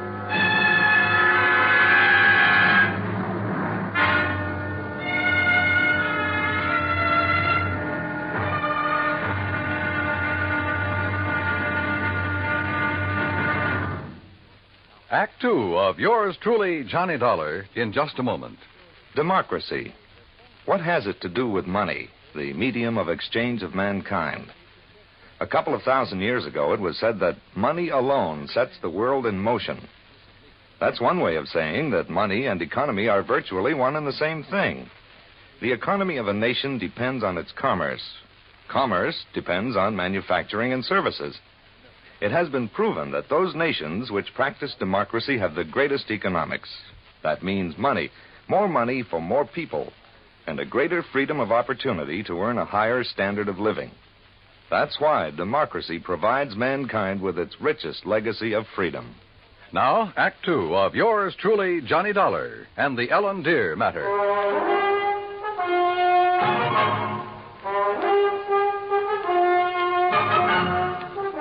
Expense account item 4, $7 even for a fast taxi ride to Coast Guard headquarters in San Pedro, which is really the port of Los Angeles. By dint of elbowing my way in, I got directly to Captain Barney Thorson. Afraid you got only half the story, Mr. Dollar. All I know, Captain, is that the Ellendeer went down in some 600 feet of water in the outer channel. Total loss. That's correct. However, what you don't know is that the passengers, Mr. and Mrs. Berman, and the crew were picked up and brought in here. Oh? Outside of a little soaking and a little scare, they were perfectly all right. You see, the Ellendeer had apparently had some engine trouble before she left Mazatlan. Yes, so I understand. Mexican authorities, with whom we fully cooperate, notified us we'd better keep an eye out for her. So when she reached the channel, we weren't surprised to get a radio call from her asking us to stand by that Universal joint was kicking up. Is that what happened? By the time one of our cutters got within hailing distance, she was on the way down. That propeller shaft had whipped loose, torn through the hull, and the Ellendeer was sinking fast. Ask me, that boat was overpowered, Dolly. How do you mean? Well, it must have been, because sheer torque tore the whole engine loose from its mountings. And it plowed through the bottom along with everything else on board that was heavy. There was a big safe, for instance, anchored amidships. There was a what? A safe, you know, a small, heavy steel vault. Yeah, I know. That went down, too? Yeah, with the engine. It was all our boys could do to keep the owner from diving over after it. It was crying like a baby. You'd think he'd had the crown jewels in it. Maybe you're not too wrong at that. What? Not the crown jewels, perhaps, but a collection worth something over $300,000. Now, what about salvage? Salvage operations in 600 feet of water in that channel? Oh, yeah. No, Dolly. Salvage, even if it were possible, it'd cost a couple of times the worth of that stuff at least. The only passengers were the Bermans, huh? That's right. Prove 3. And they weren't able to save anything? Nothing. Not of any consequence, that is. One of the crew didn't even have his shoes and shirt on. What about Berman and his wife? It's funny what people will do in an emergency sometimes. What do you mean? Well, you've heard about the man whose house catches fire. He gets panicky, throws all the china and the glassware out the window, and carries out the mattress. What are you getting at, Captain? The only thing that Berman saved in his excitement was 2 beat-up old hats and a fishing rod. Oh, yeah, I see what you mean. And all his wife brought along was a handful of nylon stockings. She was hanging on to them for dear life. Oh, yeah, a big hat box with an evening dress half hanging out of it. And that's all? That's all.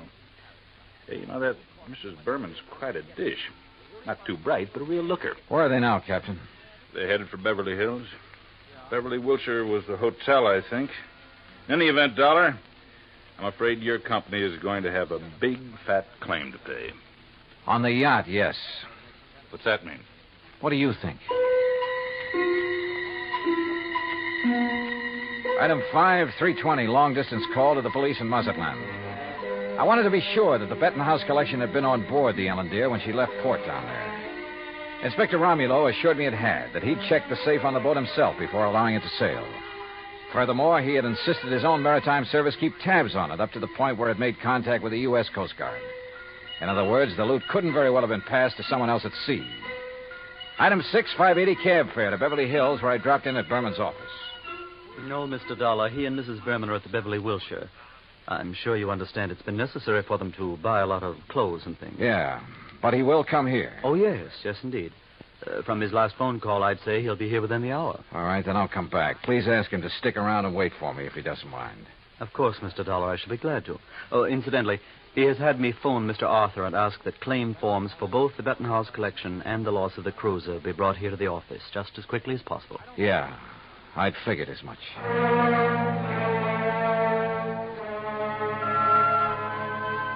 Berman wasn't wasting any time. Oh, I know there still wasn't any concrete evidence that Berman was trying to pull a fast one. Ostensibly, the only reason for my trip out here was to watch over that fabulous jewel collection. A lot of good I'd been. He'd lost the collection and his boat, and the company'd have to pay. Then a wild idea hit me. I suddenly remembered something that had happened months ago. Last July, to be exact, when a big passenger liner, the Andrea Doria, had sunk off the Atlantic coast. According to the papers, when the survivors were brought into the port, the usual customs inspection was waived. And it occurred to me at the time that every one of those people could have easily smuggled in anything he could carry or conceal in his clothing. I'm not saying it did happen. I'm sure it didn't. But it could have. And if such an idea occurred to me, why not to a man like Berman, who was already pretty well known for his tricks to evade customs? Item 6, 20 cents, phone call to the Coast Guard and Captain Thorson. Thorson speaking. Johnny Dollar, Captain. Answer me just one question, will you? Sure, what? When you brought them in, were the Bermans required to pass through customs? Well, no, of course not. There'd hardly be any reason to... Thank you very much.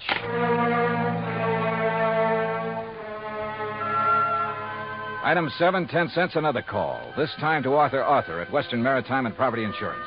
You caught me in the nick of time, Johnny. I was just walking out the door. On your way to Berman's office? Why, yes. With a handful of claims forms?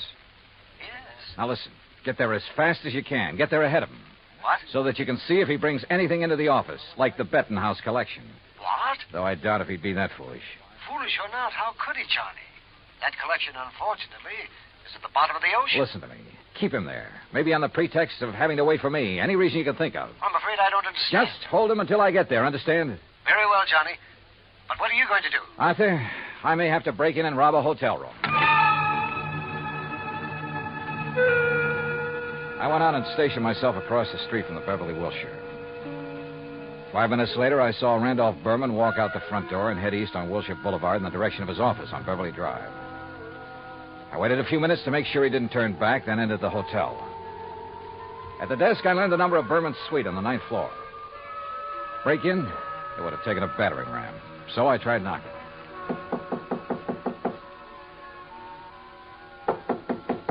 All right. You don't have to bust down the door. What's the matter? You forget your key and... No. Get out of here, buddy. Randy said not to let anybody in. He's out buying us clothes. Oh, he'd tell you to let me in, baby. Hey, who are you? Hernandez sent me up here from Guadalajara. Oh, well, then come in. Oh, you are in? Yeah. Well, have a drink then. No, thanks. A girl's entitled to a couple of drinks after that dousing in the ocean, and you might as well... What about Hernandez? Your husband sold him the wrong stone from that collection. Sold? Oh, he gave it to him. Oh, then you know about it. Oh, sure. So he could make a legit-looking change in the insurance and convince everybody he was on the up and... You sure you're from Hernandez? You kidding? How else would I know about the whole deal? I don't know. Hey, Randy said not to let anybody in here or he'd kill me. Dumb blonde, he called me. You? A smart, beautiful girl like you? Oh, hey, you're okay. My name's Vi. Come on, let's have a drink. No, thanks. Listen, Vi. I've got to get the right stone from that collection, the caliber diamond. Then I'll leave this one I've got in my pocket here. Which one you got? Let me see it. Oh, no, only Mr. Berman, and only when he gives me the calabar. Well, which one you got there, huh? Well, never mind. I'll show it to Mr. Berman. I just want to see it. Not until I get the calabar from the collection. So, if he isn't here, if he's taken it to the office, I'll just... You think he's crazy? Let everybody know he... Let me see the one you have, huh? Oh, look, I just told you. Anyway, how do I know I can trust you? I didn't even see you in Guadalajara. Oh, now you sound like Randy. Dumb blonde, he said. Keep the door locked. But I let the bellboy in with the drinks, and I let you in, didn't I? Well, let me see the one you got. Will you, if I get you the other one? From the hat box that didn't have to go through customs? How did you know? Hey, you're a cutie. I bet you read about the Andrew Dorsey, just like Randy did. Come on, now let's have Where's a the look. hat box, Vi? Now, wait a minute. Maybe I am dumb. Who did you say you are? Where's the hat box? No. No, I won't tell you. You get out of here. Now, without the collection, Vi. No, you can't. Randy would kill me. He'd kill me if he even knew I let you in here. Who are you? Johnny Dollar, insurance investigator. Oh, please, Johnny, get out of here. The stuff in the bedroom? You can't go in there. I mean it. He'd kill me. Sorry, but that's your worry. Oh, no. Stop it or I'll set your eyes out. Now Hey, you get... pull in those claws, baby. No, you... Well, I hate to do this, but... No, help! Oh, yeah, that's right. Get the manager up here. Get the police up here. Police? Oh, no. Oh, yes. Then you'd really be in trouble. You'd be better off if Berman tried to kill you. Now, where's the stuff? It's in the closet, on the floor, in the hat box. Thanks.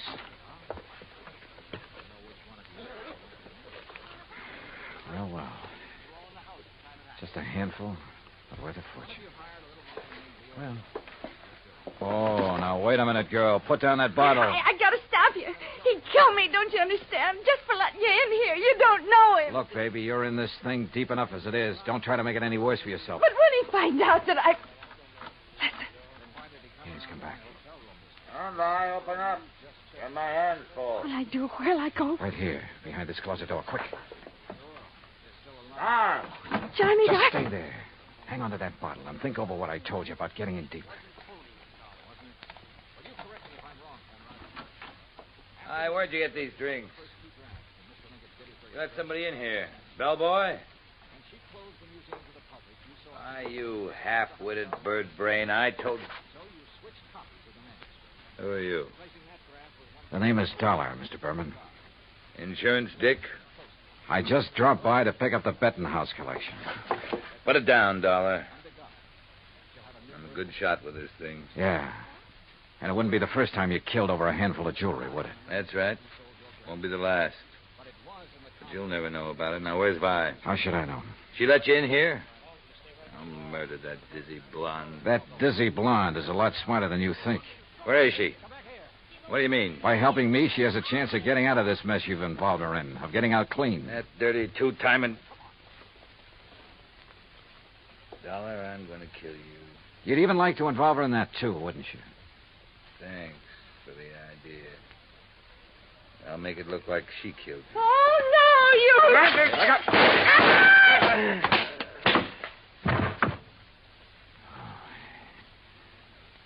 Nice work with that bottle, Vi. But he missed you. Please, you won't let him... No, don't worry, baby. He won't bother anybody.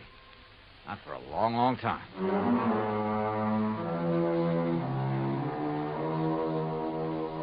Item 8, $245 even. Incidentals during a couple of days of relaxation under the California sun and transportation back to Hartford. Expense account total, $453.95. Remarks? By way of getting off as easily as possible, Vi sang like a canary, and incidentally cleared up a couple of other of his shady deals. Result? By the time his prison term runs out, he'll be too long dead to collect the insurance on his yacht. End of remarks, end of report. Yours truly, Johnny Dollar.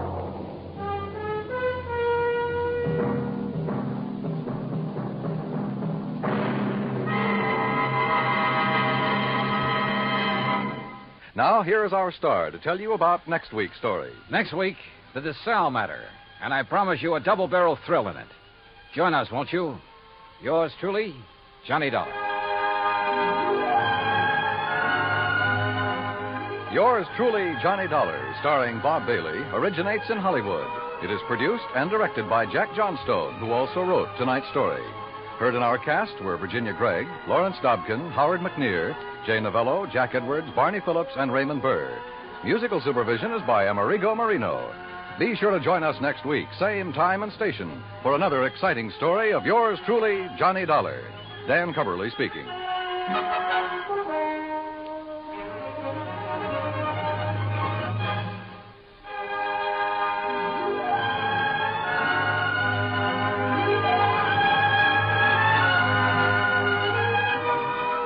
Johnny Dollar has come to you through the worldwide facilities of the United States Armed Forces Radio and Television Service.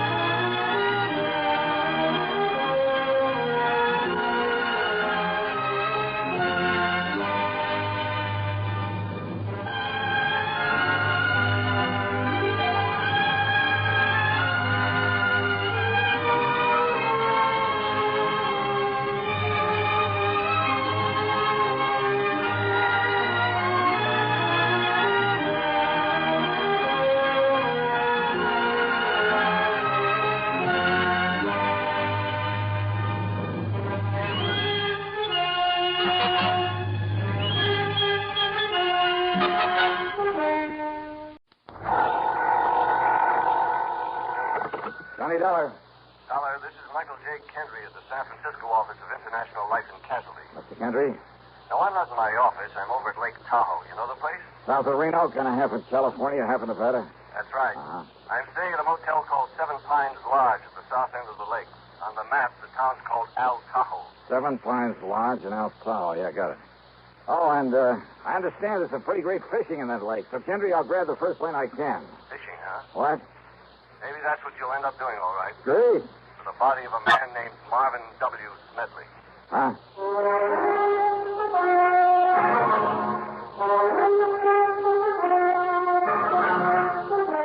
CBS Radio brings you Bob Bailey in the exciting adventures of the man with the action-packed expense account, America's fabulous freelance insurance investigator. Yours truly, Johnny Dollar.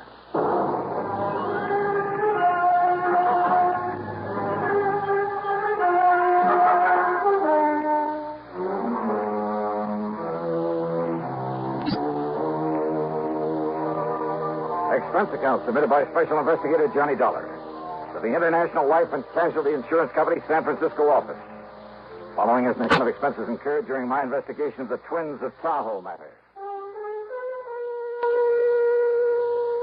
Expense account item 1, $182.50, cab to Bradley Field, and an early morning jet flight to San Francisco. Item 2, when I got there, $50 deposit on a rental car. I could have taken a ferry plane to Sacramento or even north to Reno, but I wanted another look-see at this part of the country, and I'm glad I made the drive, for Route 50 took me through a lot of the romantic old gold rush country. Yeah, through Placerville, now a quiet, busy little city, but once one of the most lawless, notorious places in the West, where the corner of Main and Coloma Streets was known only as Hangtown. And at one end of Main Street, you can still see the famous Hangtown bell that was used to call out the vigilantes in times of trouble. And then, finally, Lake Tahoe. And in my way of thinking, it's one of the most beautiful spots on Earth. Over 20 miles long and about half as wide. Its deep, clear water is the bluest I've ever seen, except in the shallows along the edges where it changes to an almost brilliant emerald. Tall, snow-capped peaks stand out above the dense, forever-green forest that surrounds the lake, barely hiding the many resorts that nestle together along the water's edge. And the water's cold out there and very deep. There are parts that have never been fathomed. Now and then I could see the clean, farthy wake of a speedboat, sometimes with a water skier in tow. A group of small sailboats, white canvas, spread to the wind. Here and there along the shoreline, a few hardy souls in swimming, braving the chill waters in that breathless high altitude before the early winter snows would come. And then, in contrast, in various spots along the highway on the Nevada side, as such things are illegal in California, there were huge, gaudy, restless, noisy gambling houses. And out Tahoe at the Seven Pines Lodge, and there were 7 tall pines around the neat little motel, Kendry was waiting there for me. Dollar? Yeah, that's right. Glad you made it. I'm Mike Kendry. Oh, yeah. How are you, Mike? Come on into my cabin. I'll tell you what it's all... Mrs. Nelson, Mr. Dollar's arrived. I'll settle him in the cabin next to mine. Come on, Johnny. Yeah. Hey, you mentioned fishing for the body of a man by the name of Smedley. The police are fishing for it now. Marvin W. Smedley. He was a client of ours. Very wealthy, retired. Come on in. Sit down. Okay, sure. Well? On the way in here, you passed a big piece of lakeside property with a small stone house set back away from the beach. Oh, yeah, I know. Smedley's, where he lived with a housekeeper, Mrs. Turner, and his twin nephews, Tracy and Alfred Smedley. There were 25 or 6. So what's happened? About 3 o'clock this morning, Mrs. Turner woke up to what she thought was the sound of a shot. She went into the boys' room to see if they'd heard it, but they weren't there. Oh? And she remembered Tracy had said he'd be out gambling all night over on the Nevada side, and that Alfred was at a 2 or 3 day house party at the upper end of the lake.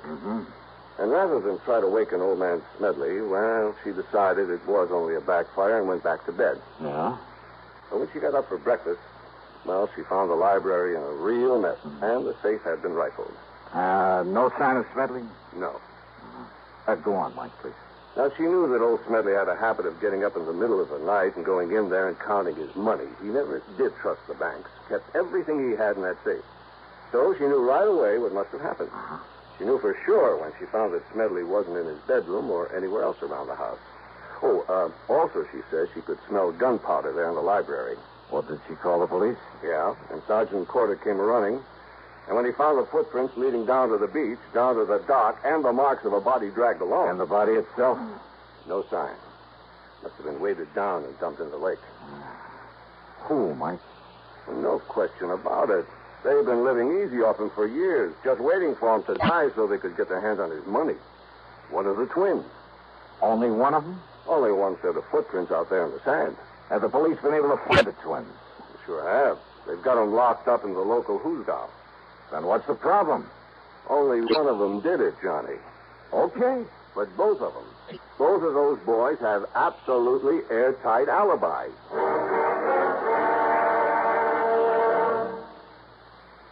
Crime, delinquency, threats of war. These are the subjects that dominate our news headlines these days. Not very pleasant subjects, are they? You may say that somebody ought to do something about cutting down on crime and delinquency and in promoting peace among nations. But that there's nothing you personally can do about it. Well, that's where you're wrong. You can wage your own fight against crime and delinquency in your own family by taking the family to the church or synagogue of your faith this week. The inspiration and guidance you and they will receive from spiritual contact will strengthen moral background and faith. Regular attendance at religious services will help your family to work out its own problems and give them comfort in facing the tensions of our present-day life. Worshipping together brings your family closer together, too. And supporting your own religious institution provides funds to help those individuals and families who, unlike you, are unable to help themselves. Find the strength for your life. Worship together this week. And now, Act 2 of yours truly, Johnny Dollar.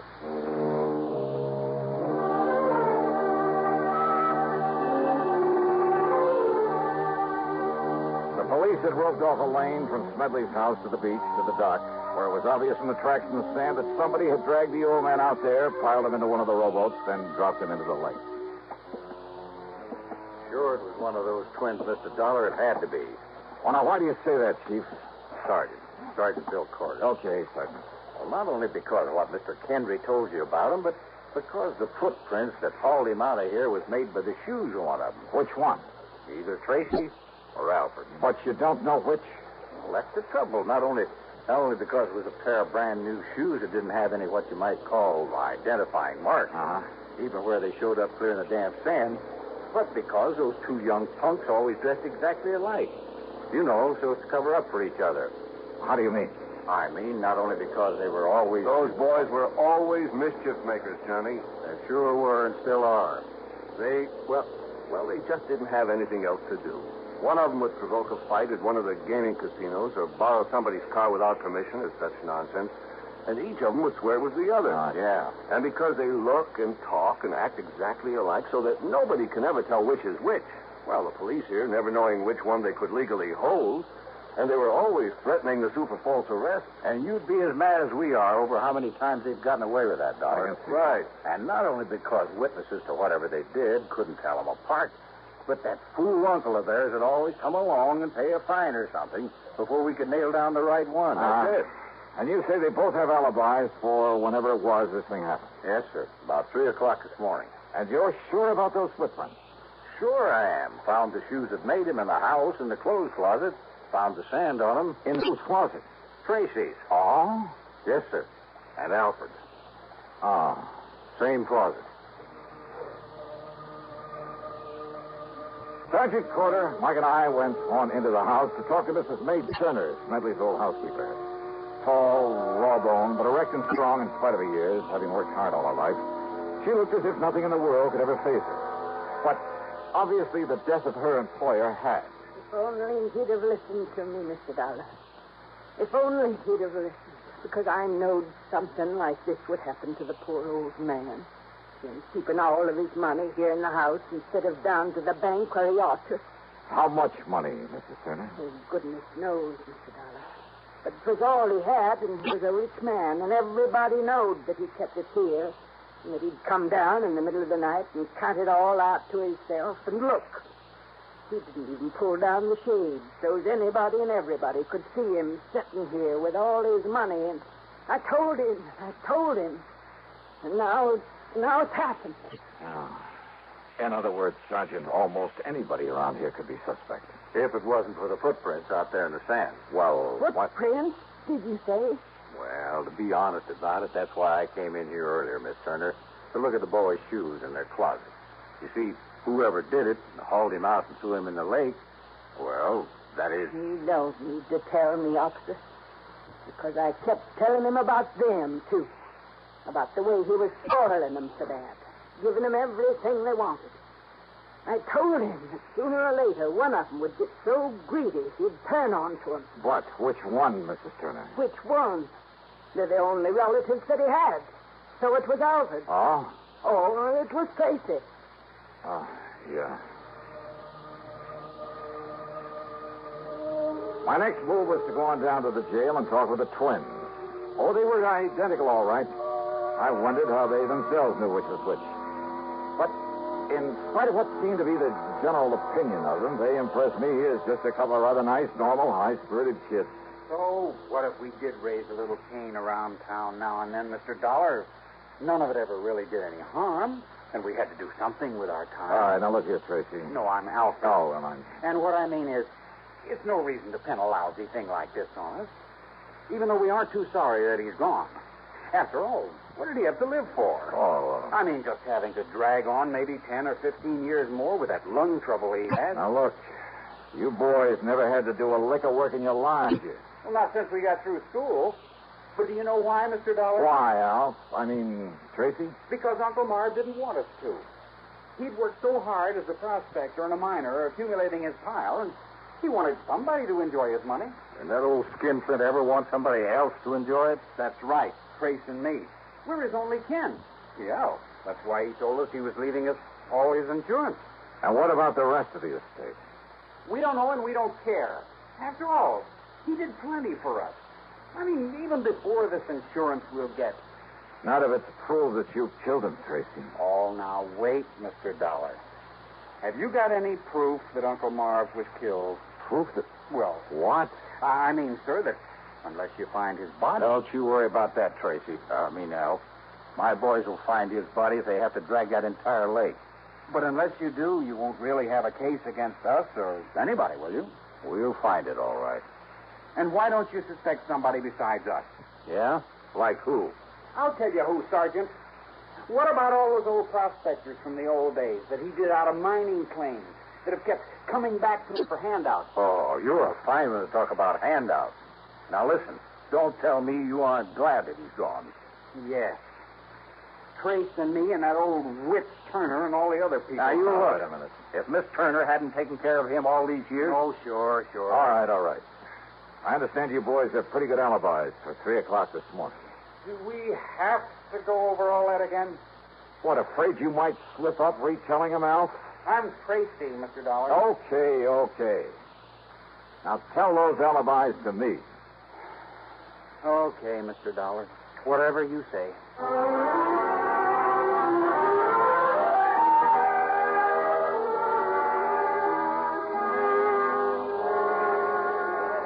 Okay, Tom, you relieve Jimmy over there on the blackjack table. When he gets back, you can take over one of the roulette wheels. Oh, Mr. Harker? Sure, Dollar. One of the Smedley twins was in here all night. Which one? Came in around midnight and didn't pull out until, it must have been about 8:30 this morning. All right. Now, you're sure that he was here at about 3 a.m., huh? Sure, I'm sure. Playing one of the crap tables. He didn't step out for a few minutes, perhaps? No, sir, and I know. Because I always keep an eye on those Smedley kids. You don't watch them, they're liable to pull tricks on our dealers. They think it's funny. All right. Which one was it? Do you know? I told you. It was Alfred Smedley, or his brother Tracy. Thanks.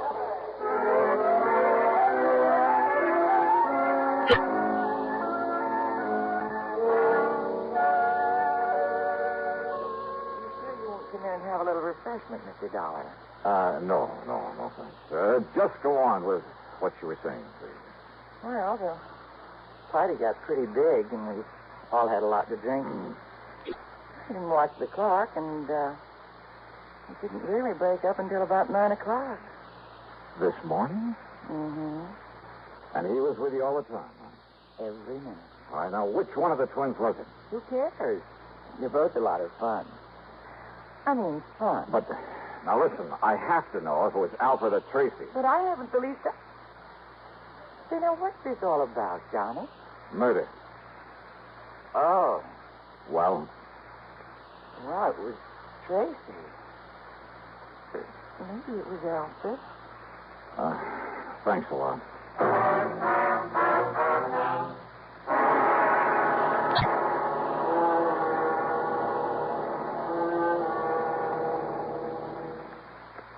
In a world of doubting Thomases decades ago, it never would have been possible for stars to shine in the daytime. But in this day and atomic age, anything's possible. Thus, it's not only possible, but a fact that only on stations of the CBS radio network, stars do indeed shine in the daytime.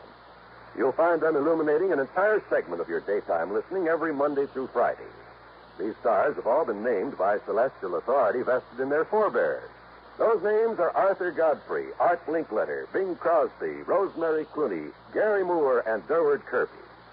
You won't find them in your book of the planets and stars, but no compendium of show business luminaries would be complete without them. Monday through Friday, your radio set is your personal telescope on its star-studded display, on your CBS radio station. To list them once again, Arthur Godfrey, Art Linkletter, the house party man, Bing Crosby and Rosemary Clooney in tandem, and Gary Moore and Durward Kirby. Enjoy them often. Now, Act 3 of yours truly, Johnny Dollar, and the twins of Tahoe matter. So both Tracy and Alfred Smedley had alibis, if for no other reason than that neither of them could have been in two places at once. And those alibis might be pretty hard to break. Yet, according to what little actual evidence there was, one of them must have killed their uncle, or the insurance... Oh, no, wait a minute. Yeah, there was something that Alfred, or Tracy... Anyhow, there was something that one of them had said that suddenly gave me a hunch. Expense account item 370 cents for phone calls to locate Smedley's lawyer on the Kennison's Manor. Then I dropped into his office and asked him just exactly one question about the old man's will. And his answer gave me a new, fresh start on the case. Item 4, 10 cents, another call. This one to Sergeant Corder. Yes, Dollar. The boys found the body all right. Yeah? Now, you know how the water off that beach stays clear and shallow until it, gets to 150 yards or more straight out from the dock? Yeah? And it's drops off over 300 feet straight down, just like that? And the body had been dumped over it, over that ledge? Oh, but it's gone all the way down. We'd never have found it. But it was hung up on a rock, not more than 20 foot under. I see. And Dollar, there's a nice clean bullet hole in the back of his head. Did you find the gun? Same caliber as one that was issued to those twins a couple of years ago. Did you find it? No, sir. And if it was dropped overboard, too, and it must have been, well, I hate to say it, but, Dollar, we'd never find a little gun in over 300 foot of water at the bottom of that lake. No, all right, then. We'd never find it in 1,000 years. Maybe we don't need to, if I can pull off a little bluff. In other words, we're never going to know whose prints are on Sergeant. it. But it was one of those twins did it, all right. Sergeant. No, there's just no question about it. Listen, Sergeant, listen to me, would you please? I want to go back to the house. Huh? You meet me there in the library, there at Smedley's house. Oh? Yeah. I'll be there in 5 minutes.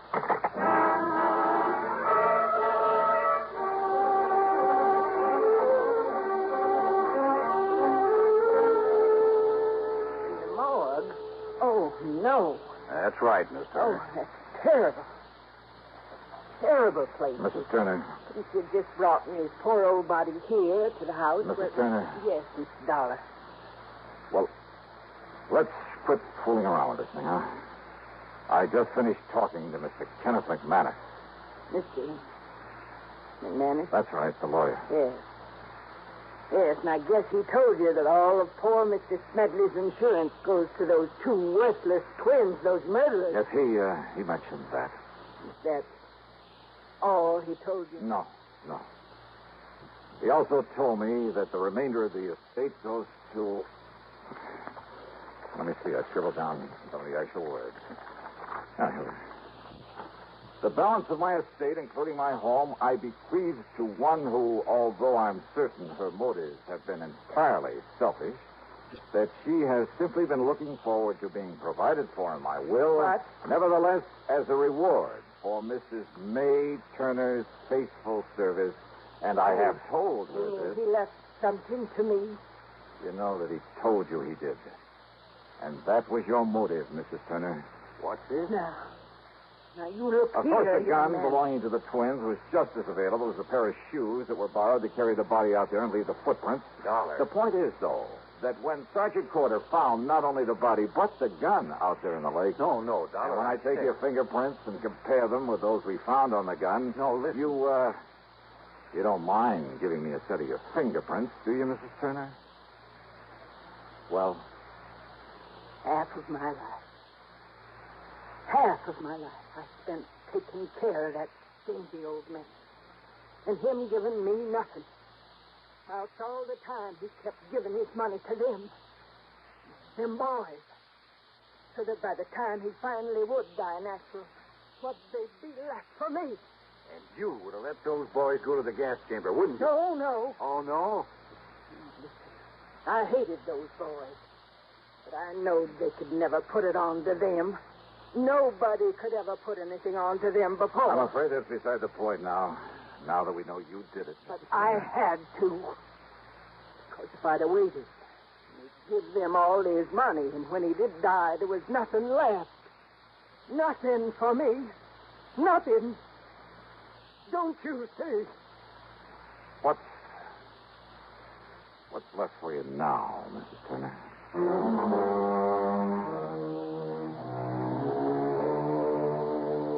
Oh, sure. From here on in, it's up to the courts. And no doubt the whole estate will go to the twins.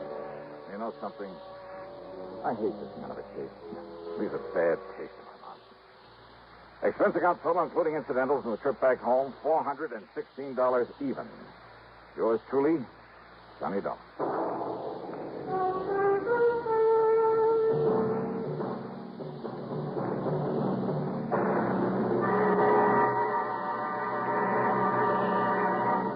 Constipation is something people don't talk much about, but it can be a problem for anyone, even doctors. And when constipation occurs, it's interesting to see just what doctors consider important about a laxative they might use or recommend. Now, a majority of the doctors we heard from have this to say. A laxative should be effective, gentle, close to natural acting.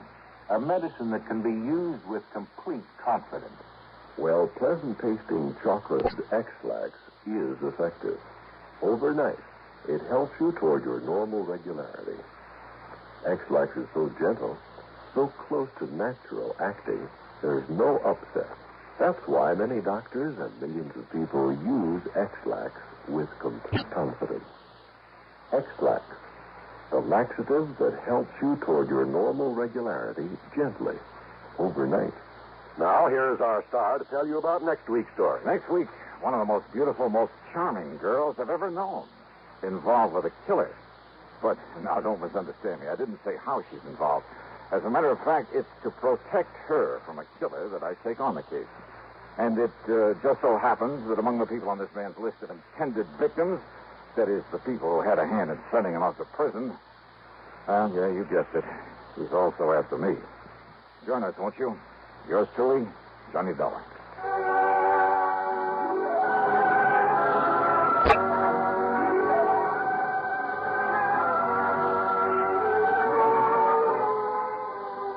Yours truly, Johnny Dollar, starring Bob Bailey, originates in Hollywood and is written, produced, and directed by Jack Johnstone.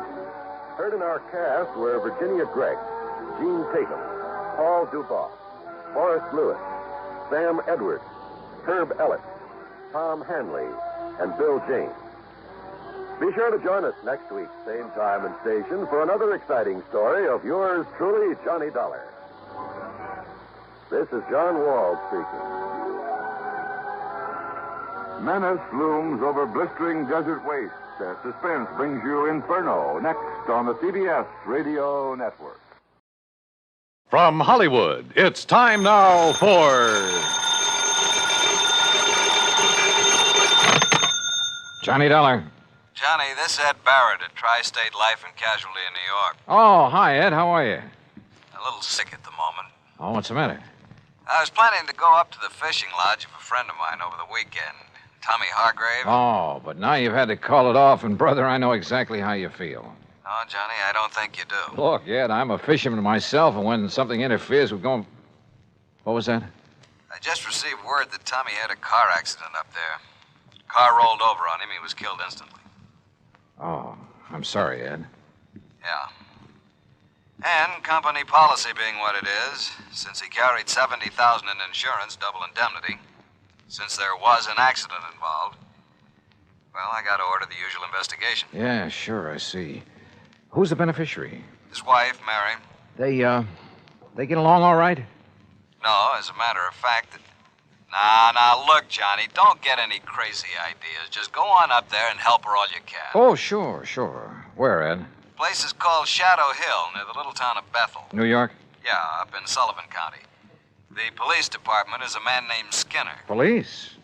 If everything's okay? It was Skinner who called me, that's all. Oh, yeah. Okay, Ed, I'm on my way. And if I dig up anything... Johnny, I assure you that everything's all right about this one. Oh, sure. You say that as though you don't believe it. Just my suspicious mind showing, I guess. Forget it.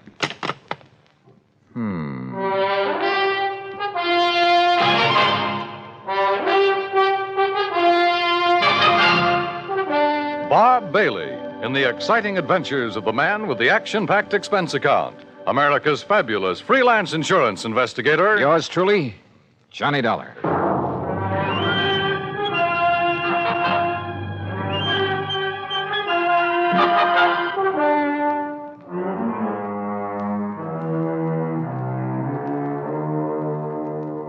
Expense account submitted by Special Investigator Johnny Dollar to the Tri-State Life and Casualty Insurance Company, New York, New York.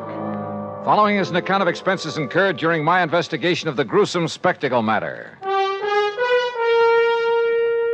Expense account item 1, $620, fare and incidentals, Hartford to New York. Item 2, $50 deposit on a rental car.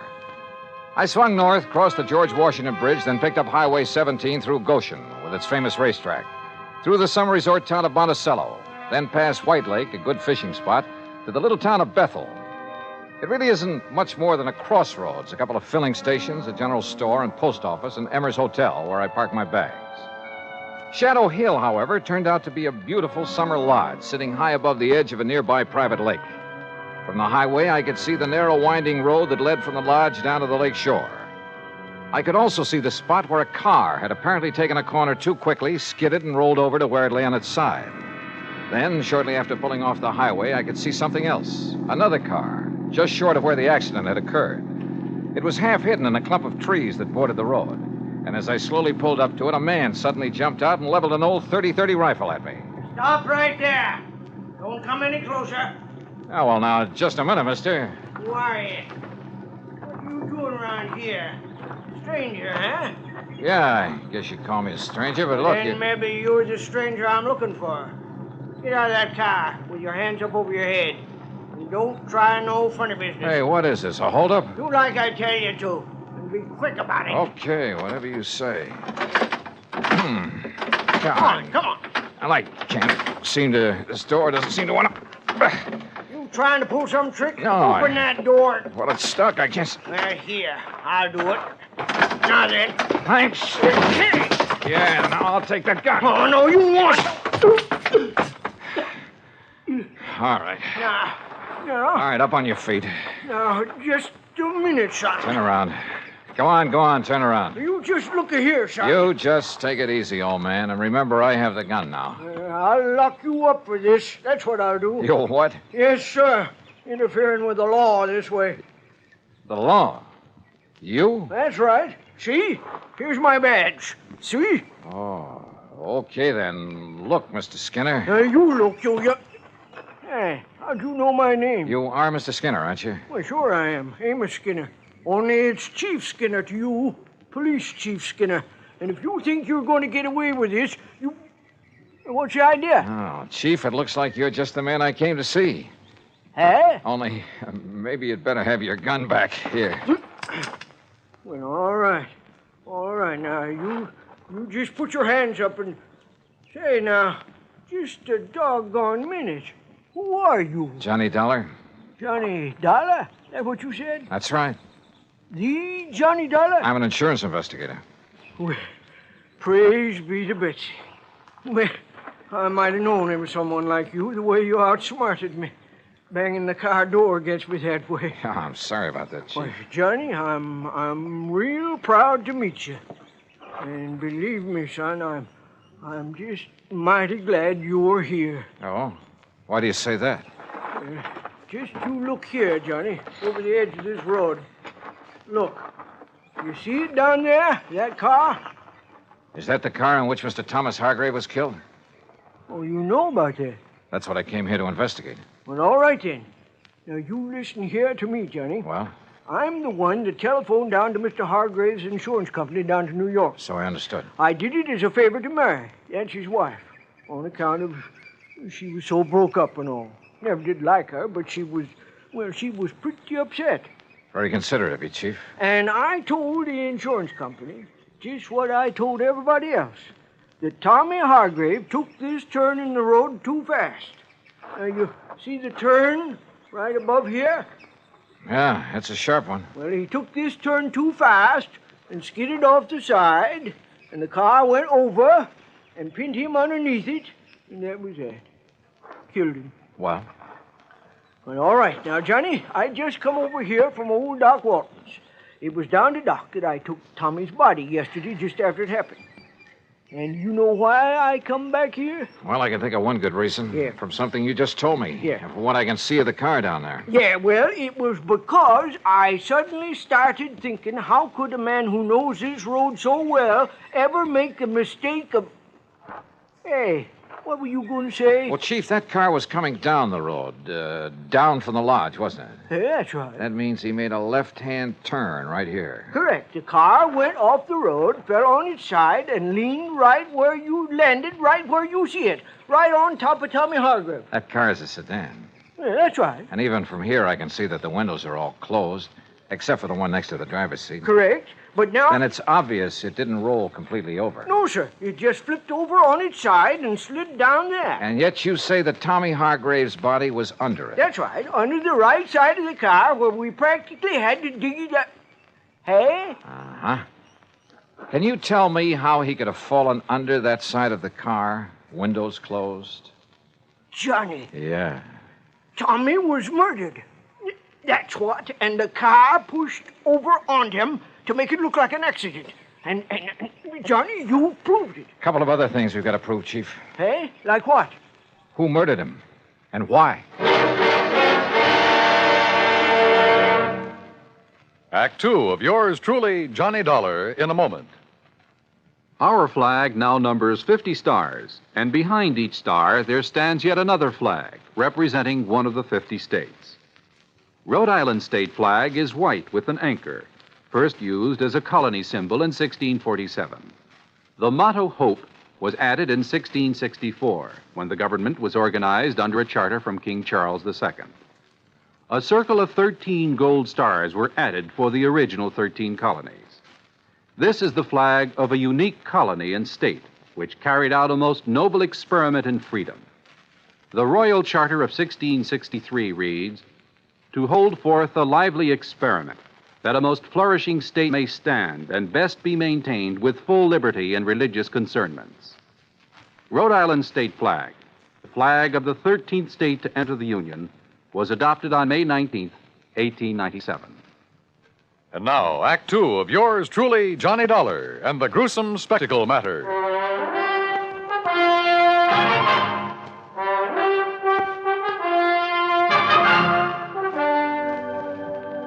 All right, Chief, tell me this. When and how did you learn of this so-called accident that killed Tommy Hargrave? Well, from Mary, his wife. Oh? It was like this, Johnny. I was sitting down at Bob and Ernie's and... Who are Bob and Ernie? Well, they run that mobile gas station down the highway you pass on the way. Oh, go on. Well, we were just sitting there talking about the Hambletonian and all the money... What do you mean, the Hamiltonian? Well, you know, the big harness race they run down to Goshen every year. Oh, yeah.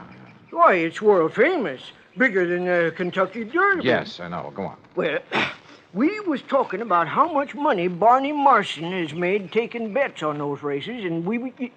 Oh, well, Chief. You mean you have a bookie here in Bethel? Well, now, Johnny... And that you, as chief of police, condone such goings-on? Well, now, we... Oh, I'm surprised at you, Chief. Oh, well, it's just a little sort of harmless betting is all. Oh, sure. Every man's entitled to a little... Well, you know how it is. Yeah, I sure do. Now, let's get back to the subject. Yeah, sure. Well, like I say, we was sitting there talking... And we seen Mary Hargrave driving by on her way back from New York, where she'd gone to do some shopping that day. She wasn't here when it happened? Well, no, sir. She couldn't have been. You're sure? Well, like I told you, she was in New York. Anyhow, she drove on up here, saw what had happened, and drove right back to tell us at the gas station. We came up here, dug Tommy's body out from under, took it down to Doc Walton's office, and that was it.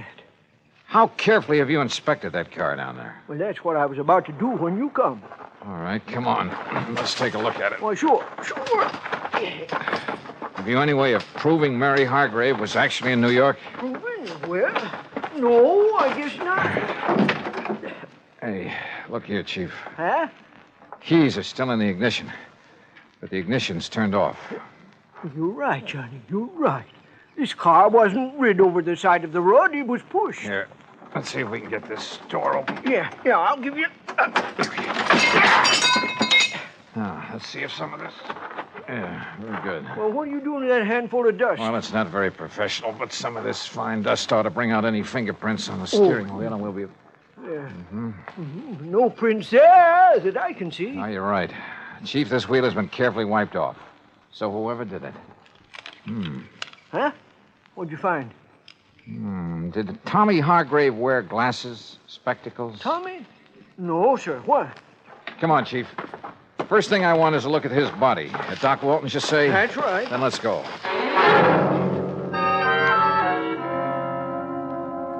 Well, as a matter of fact, it was I who suggested to Amos, to Chief Skinner, I should say, that he go back and have another look at that car, Mr. Dollar. Just why, Dr. Walton? Because a couple of things about this body made me wonder. Look here, the way the clothes are torn, as though he'd had some kind of a struggle. Scratches and contusions on his hands. But more important, here. Yeah? Here at the base of the skull, this mark. Up where that car is, there are no rocks, no stones, no anything that could make a mark like this. And there's another on the face below the eye. You know what that looks like to me, Doctor? Oh, what's that? The mark from the butt of a .38 automatic. And I've seen plenty of them. My Betsy, Johnny, you're right. Then that would indicate Hargrave was murdered. And the car pushed over on him to make it look like Yes, sir. And Johnny and me found a few other things around that car that would indicate the same thing. Doctor, I understand Tommy Hargrave did not wear glasses.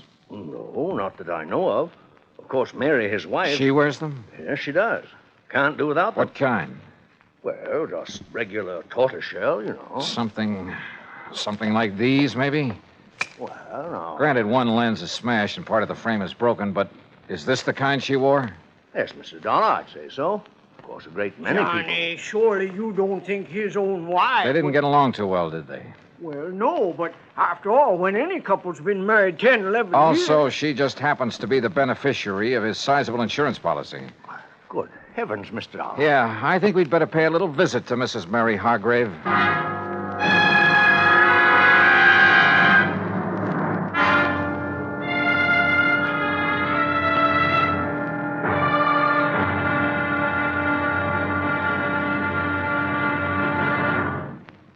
Act 3 of yours truly, Johnny Dollar, in a moment. Many times in the history of mankind, nations have pooled their forces to exert a greater strength against a common aggressor. This happens not only in the face of a world war, but between such giant holocausts, as during the Boxer Uprising in China in 1900. 6 nations combined their forces to come to the aid of their citizens. In the thick of the fight, undaunted by devastating enemy fire, Chief Bosun John McCloy of the United States Naval Contingent distinguished himself by meritorious conduct above and beyond the call of duty. For his valorous action, he was awarded his first Medal of Honor. But a man of action doesn't get the job done because of possible awards. It is the spirit of his code of conduct that guides him. John McCloy was guided by that code again and again. In June 1914, during the Mexican campaign, when the government of the United States was put upon once more to aid its persecuted citizens, Chief Bosun John McCloy was constantly risking his life. Our landed troops were in danger of being annihilated on the beach at Veracruz, when McCloy voluntarily filled 3 picket launches with riflemen and led them along the seafront to draw the enemy fire. Though badly wounded, he remained at his post and gallantly directed his part of the campaign. For this action, Chief Bosun John McCloy was awarded a second Medal of Honor. But he hadn't been concerned with medals. His only concern was conducting himself as a man should, and that is according to the code of the American fighting man. And now, Act 3 of yours truly, Johnny Dollar, and the gruesome spectacle matter. The 3 of us, Dr. Walton, Police Chief Amos Skinner, and I, drove up to the lodge outside the little town of Bethel, New York, to see why Mrs. Mary Hargrave had killed her husband, made it look like a car accident. That is, if she did it. And what little evidence we had pointed right straight at her. The obvious fact the car had been pushed over on him after he was killed. The marks showing he'd struggled for his life, had been struck with the butt of a pistol. The fact he and his wife hadn't got along too well, that she was his beneficiary. And finally, there were the glasses I'd found in the car. My Betsy, I wonder if she found out you were here, Johnny, and has flew the coop. Isn't that her car in the yard? Yes, Mr. Dollar, 'tis. All right, then. If she is here, well, sir, I'll arrest her right on the spot. No, let me handle this. But, Johnny... I said, please, let me handle it. Yes? Oh, Dr. Walton and Chief Skinner. That's right. And this here is Mr. Johnny Dollar. Oh, yes, Mr. Dollar. Mr. Barrett at the insurance company phoned that you'd be here. Won't you come in? Well, Surely. Thank you. I'm sorry to have been so slow in answering the door, but I seem to have mislaid a pair of my glasses. Yeah, that, Johnny. I'm blind as a bat without them. Won't you all sit down? Thank you. Yes, thank you, Mary. I've been using an old pair of steel rims with an old prescription, but they look so terrible. When did you lose your glasses? Oh, I must have mislaid them a couple of days ago. Ha! Now, what do you mean by that, Amos? You know very well what I mean. You don't seem terribly upset about your husband's death, Mrs. Hargrave? Why should I, Mr. Dollar?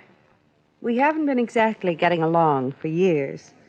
All he seemed to care about was his fishing and betting on the horses day after day. Oh? And I never did care about spending every summer up in this stodgy little town with all its stodgy people and... Oh, I didn't mean you, Dr. Walton. Oh, yes, thank you. The first thing I'll do when I collect the insurance is sell this place and go back to the city where my friends are. Where there's some excitement and... Mr. Dollar, are those my glasses you have there? Are they? Well, they look like mine. Only what happened to them? Sure, they are hers, Johnny. What? No, Dollar. No, I don't think they are. Let me have them, please. Sure. Here. What's going on here? Johnny, we're just wasting time. No, wait. These can't be hers. I should have realized. Sure they are. Gentlemen, please. I've seen your glasses, Mary, many times. Very thick at the edges, very thin in the center of the lens. Well, isn't this pair? This lens, the one that's still intact, bears no resemblance to yours at all. Oh? No. Wait a minute, wait. Listen, Mrs. Hargrave. Will somebody please tell me what's... Listen, will you? You say your husband was always playing the horses. Yes, of course he was. But do you mind telling me what Even while he was up here? Yes, all the time. Mr. Dollar, I don't see what you're driving at. I sure don't. Oh, brother, this is probably the wildest hunch I've ever had. What? Mrs. Hargrave, did your husband owe a lot of money on his betting? Owe a lot? I should say not.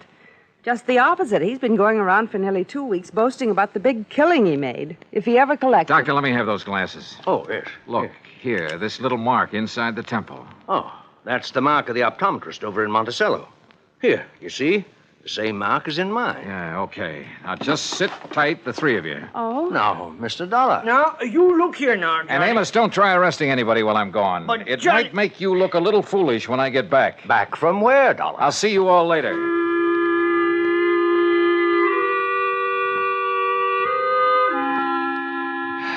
Well, that's really just about all there is to this case. Oh, except, of course, for the fact the optometrist in Monticello had no difficulty at all in matching the glasses I'd found with the prescription of... Yeah, you guessed it. They had belonged to the bookie Chief Skinner had told me about, Barney Marston. Of course, Barney wanted to put up a fight when we faced him with the facts. But then he couldn't seem to explain the various and sundry bruises he was carrying around. Until we reminded him of the fight he'd had with Tommy Hargrave. Yeah, he'd killed him and pushed the car over on top of him. The reason for it all? Simple. Tommy had won a cool $25,000 from him. Had threatened to put him out of business if he didn't pay, which he couldn't. So, Barney killed him and tried to fake the accident. And you know something? I have a sneaking suspicion Chief Amos Skinner isn't going to stand for any bookies operating in Bethel, New York from here on out. Oh, and Mary Hargrave found the glasses she'd mislaid. Expense account total, including mileage on the rental car and the trip back to Hartford, $148 even. Yours truly, Johnny Dollar.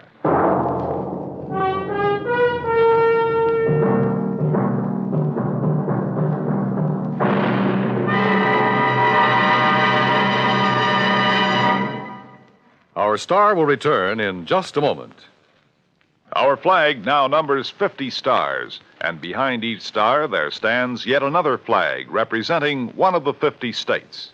Kansas' state flag is dark blue, and in the center is the state's seal, surmounted by a large sunflower, the official state flower. The seal reflects the history of Kansas, the train of ox wagons going west, for most of the great roads passed through Kansas. An Indian is depicted chasing a herd of buffalo, recalling the words of the official state song, "Oh, give me a home where the buffalo roam." For this truly was the home of the buffalo and Indian. The East is represented by a rising sun, and the promise of future prosperity is indicated by the steamboat on the river and the farmer plowing the field. Above a mountain range are 34 stars, for Kansas was the 34th state admitted to the Union. Over all is the state motto, Ad astra per aspera, to the stars through difficulties. Kansas state flag, the flag of the 34th state to enter the Union, was adopted on March 23rd, 1927. Now here's our star to tell you about next week's story. Next week? Well, listen. I promise you the most unusual case and some of the most unexpected people you ever... Well, join us, won't you? Yours truly, Johnny Dollar.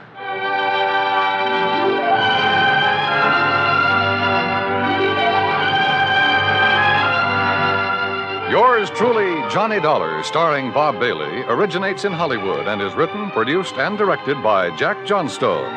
Heard in our cast were Virginia Gregg, Harry Bartell, Junius Matthews, and Joe Kearns.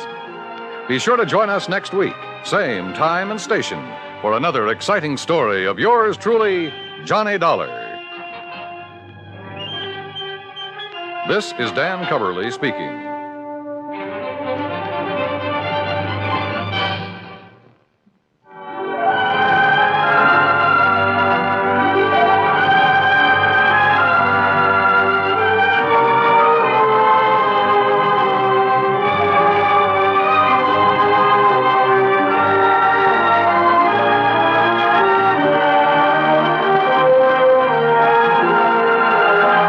This is the United States Armed Forces Radio and Television Service.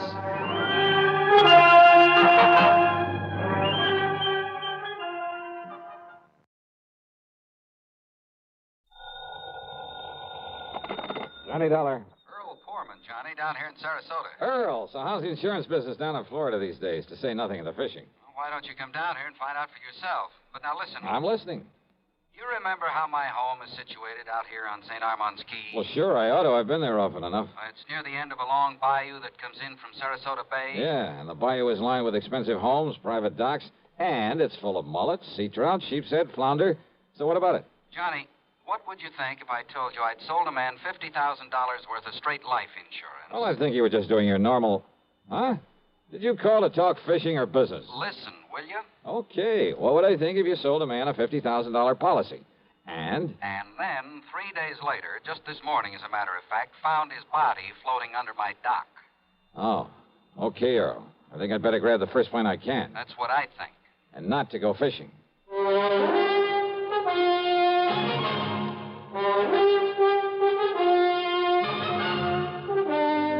CBS Radio brings you Bob Bailey in the exciting adventures of the man with the action-packed expense account, America's fabulous freelance insurance investigator. Yours truly, Johnny Dollar.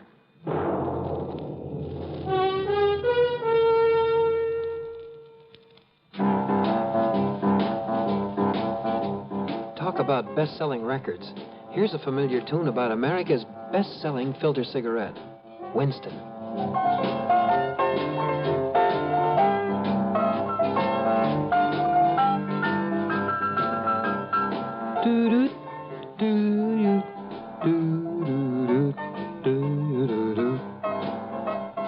Winston gives you real flavor, full, rich tobacco flavor. And you know, that's because only Winston has filter blend up front. Choice, flavorful tobaccos, specially selected and specially processed for filter smoking. No wonder Winston tastes good, like a cigarette should. Smoke Winston. And now, Act One of yours truly, Johnny Dollar.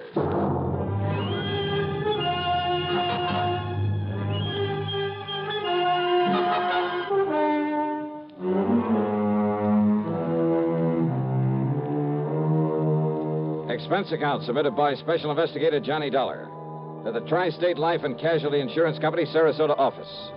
Following is an account of expenses incurred during my investigation of the Bayou body matter.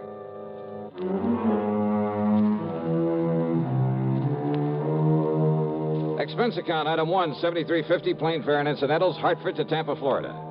There I'd figured on getting a ferry plane to Sarasota, but instead Earl Poorman met me at the international airport with his car. Oh, Johnny, I'm glad you got down here so quickly. You realize I only phoned you about 5 hours ago? Yeah, Earl, I just finished my breakfast. Matter of fact, I called you before I even contacted the police. Then you probably aren't sure whether it was natural death or suicide or what, huh? We'll find out what the police have found out when we get to Sarasota. You ask me, though, I think the old man simply went out on his dock this morning, had a heart attack, keeled over, and by the time he floated down to my place, he was dead. Who was he?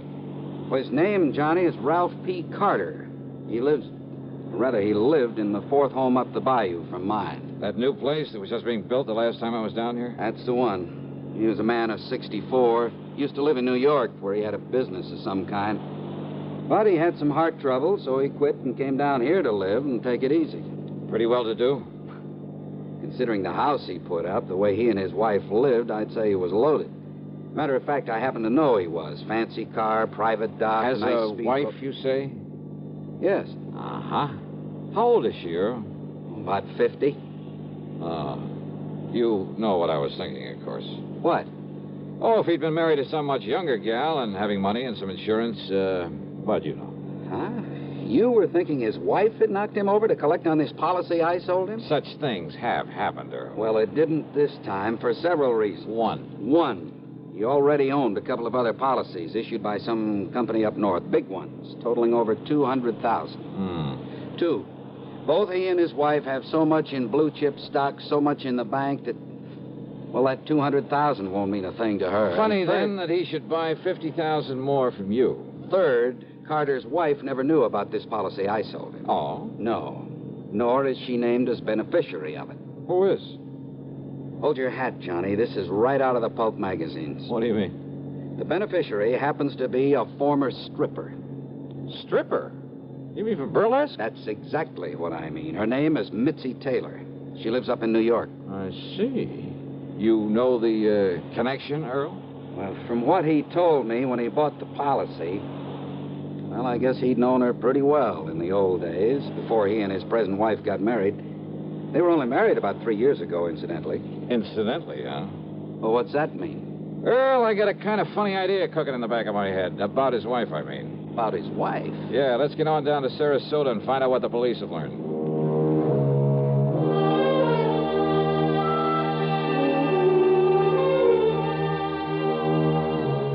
The police hadn't wasted any time. After recovering the body from the bayou, they'd immediately turned it over to the coroner, Dr. Phillips. Sergeant Edwards, who was in charge of the case, made us cool our heels until the coroner could finish his preliminary examinations. But why an autopsy, Sergeant? You mean you suspect foul play, something like that? He was alone. He was unattended when he died, Mr. Pullman. That means an autopsy is mandatory. Oh. Hey, tell me this, Sergeant. Do you yourself have any reason to be suspicious of how Mr. Carter may have died? You don't mind, sir. I'd rather wait until Dr. Phillips is through before we talk about it. Which means you did find something suspicious. I didn't say that, sir. Well, you might just as well have. Did you talk to Mrs. Carter? No, sir. What? It happens she isn't home. Then she doesn't know her husband is dead? Looks that way, doesn't it? Oh, come on. Now, wait a minute. Sergeant, that's a pretty evasive answer. Truth is, Mr. Dollar, it was meant to be. Oh, great, great. Then I can expect a lot of cooperation from this department. All we can possibly give you, sir. When we find out what we have to go on. Yeah. Earl, do you know if Carter had a regular physician? Yeah, Dr. Theo Foote, Johnny. We've checked with him, Mr. Dollar. And? Mr. Carter's heart condition was such that he was ready to go at any moment, and without warning. What if you're suspicious of something else? Have I given you any real reason to be suspicious? Now, look, Sergeant, let's not be... Dr. Phillips. Johnny Dollar. Hiya, Doc. I might have known you'd be called in on this, Johnny. You certainly got down here in a hurry. Mr. Pullman. Hello, Coroner. Did you find out anything, Doctor? You were right, Sergeant. I've got a lot more work to do, of course, before making out my report on this case, but there's no question about it. Mr. Carter died neither from a heart attack nor from drowning. Oh? What did kill him, Doc? He was struck so hard at the base of the skull that death must have been instantaneous. Murder, Johnny. And without question, the murder weapon was the wrought iron poker that you found there in his home. No reason for suspicion, Sergeant? Thanks, Doctor.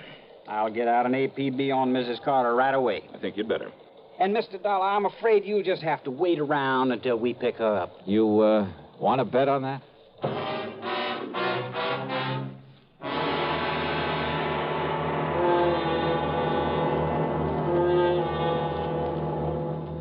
Act two of yours truly, Johnny Dollar, in a moment. Bonjour, I am Jacques Leroy, expert on the stereophonic phonograph. I will now clear up this whole subject. S'il vous plaît, listen to ordinary stereo. A girl crossing the street.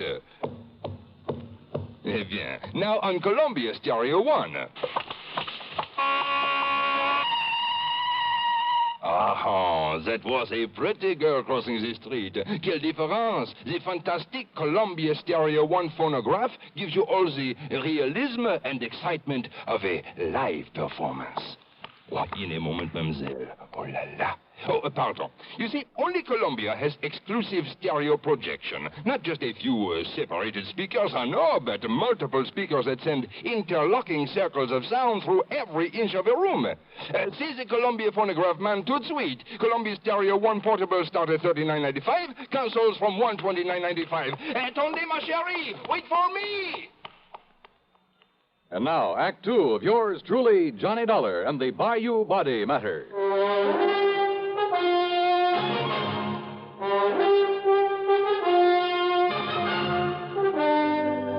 The machinery is in operation, Mr. Dollar, and as soon as we get any word as to the whereabouts of Mrs. Carter, we'll let you know. Yeah, thanks a lot. Earl, just how much did you know about Carter and his wife? Well, you know how it is, Johnny. There was some talk about their not getting along too well, but... I've thoroughly investigated, Mr. Dollar. They fought like cats and dogs. Well, now, I wouldn't go so far as to say that. At times, that is. At times. According to the people next door, they had quite an argument just last night. Oh? At one time, according to these people, she hollered at him, "I could kill you, Ralph. I could kill you." Yeah, well, that's not proof that she did. No? Then why would she say it? Haven't you ever told somebody you'd like to kill him? Well, saying I'd like to, or saying I could or would are two different things. And look here, sir. If she didn't do it, then why would she hightail it out of town early this morning? All those neighbors reported that she did? Yes, sir. She drove away from their place at approximately the same time as the coroner says he was killed. Well, let's face it, Johnny. The sergeant must be right. She must have done it. No question about it, Mr. Dollar. But why? What could her motive have been? Who knows? Could have been most anything. Now that we know there was friction between them... And what about his money? She stands to be worth an awful lot with him out of the way. And don't you forget for 1 minute she's much younger than he was. Not only that, but she's a nice, healthy, attractive woman, too. And he, with his heart condition, well, he was probably just a millstone around her neck. Makes sense, Johnny. Sure it does. Did you or the coroner find any fingerprints on that poker that was used on him? No, sir. But there was some lint from a pair of cotton gloves on it. All right, then. Johnny. All right. I've seen Mrs. Carter many times. She prides herself on her dress. She can afford to. And I've never seen her outside that house without a hat and without a pair of gloves. And, of course, a lot of people wear gloves when they drive a car. Okay. Now, don't you worry, Mr. Dollar. The APB is out, and every highway north of Bradenton, south of Venice, and east of Arcadia is being watched for her. When we get her, I'll let you know. Yeah, you do that. Come on, Earl, let's have some lunch. Sure. Nothing more we can do here. Reach you at Mr. Poorman's house, I take it. Don't bank on it, Sergeant. So Earl drove me to his home on St. Armand's Key, and by then I was beginning to wish I'd made the trip to Florida solely for purposes of fishing the blue waters of the Gulf with him. But then, after saying hello to his charming wife and having a drink and a good lunch with them, I walked over to the Carter place, 100 yards or so up the bayou. Much to my surprise, there was no policeman there to keep an eye on things in case Mrs. Carter should return.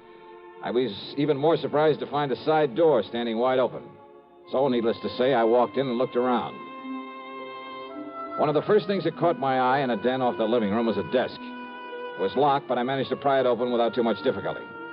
And there, among other things, kind of half hidden away in a folder, I found some canceled checks, a whole series of them, written twice a year for a period of over 3 years.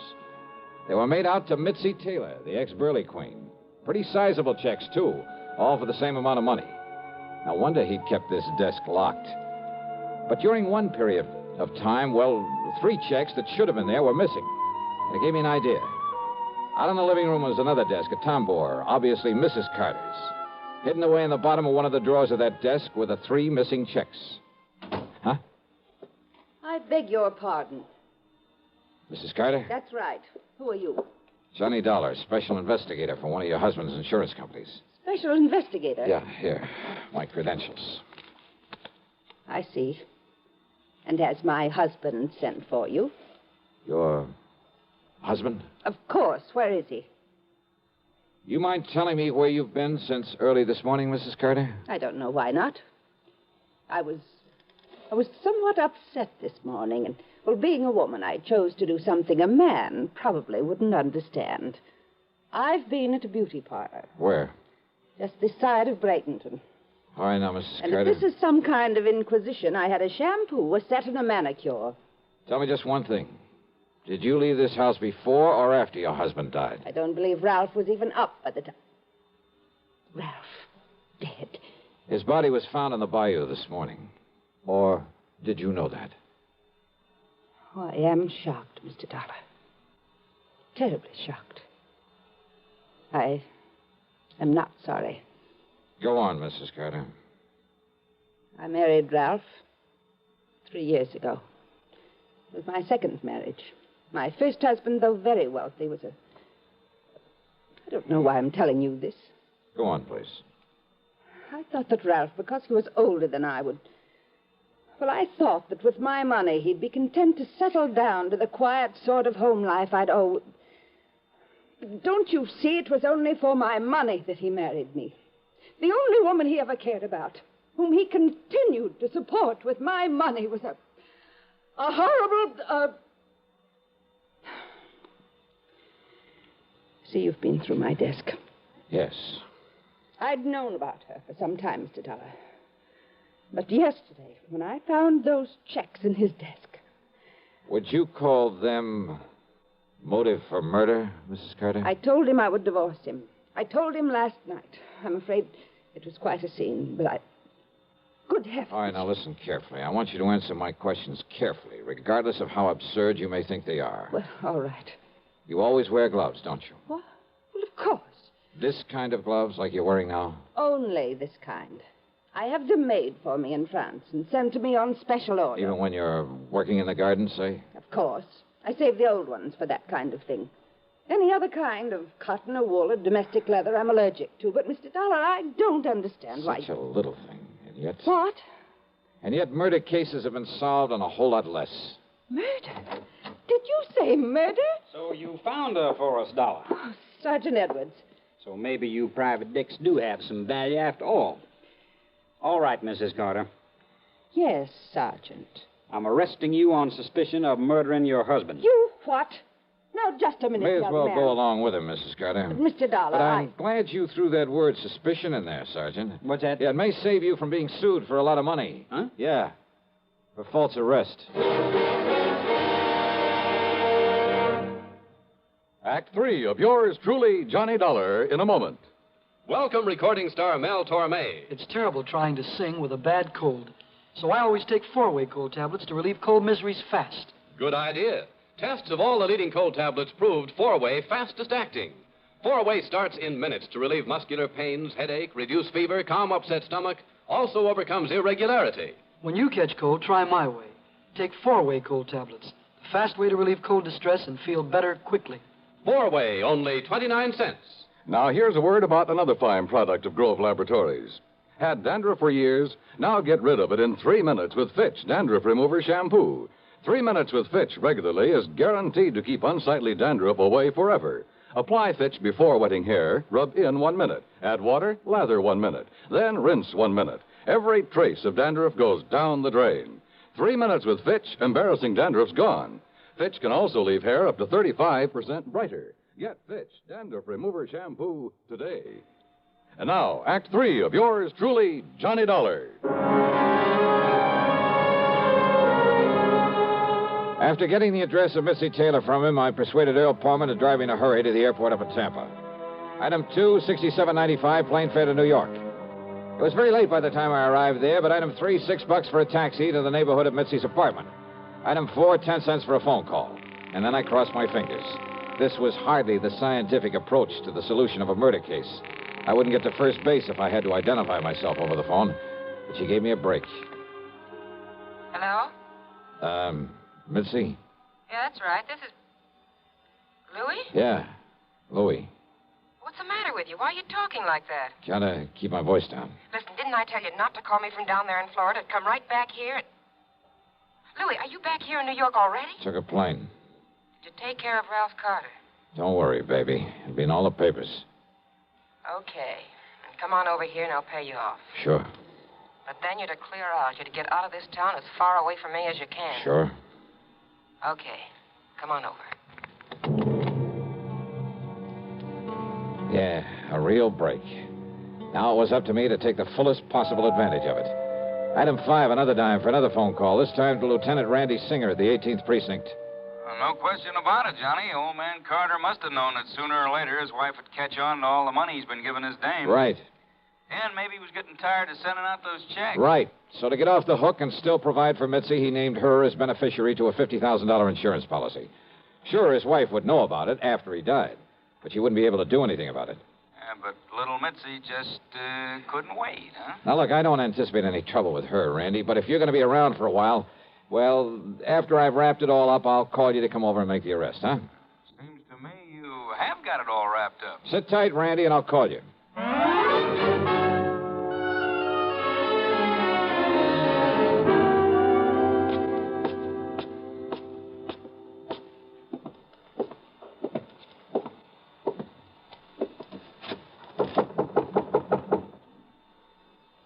Yeah, who is it? Louis.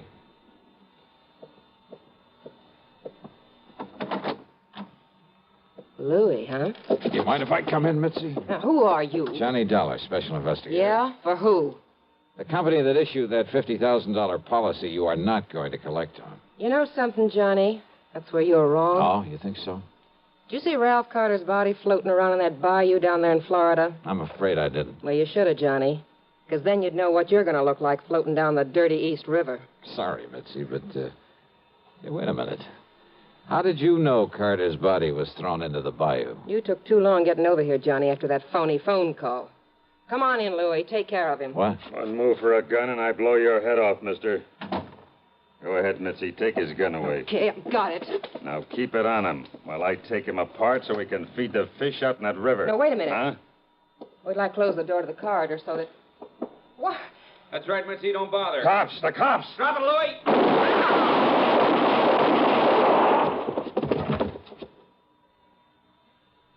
Okay, boys. Take what's left of them out of here. Right, Lieutenant. Maybe you better put some cuffs on the dame. Right. Come on, baby. Hiya, Johnny.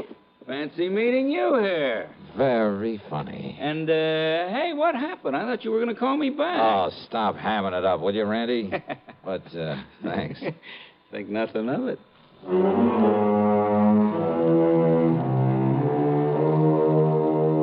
Louis managed to survive, and I understand that the way he shut up his mouth in the hospital, well, I understand he pretty much cinched the case against both himself and Mitzi. So, expense account total, including a big midnight supper for Randy and myself and a train back to Hartford, $168.65. Yours truly, Johnny Dollar.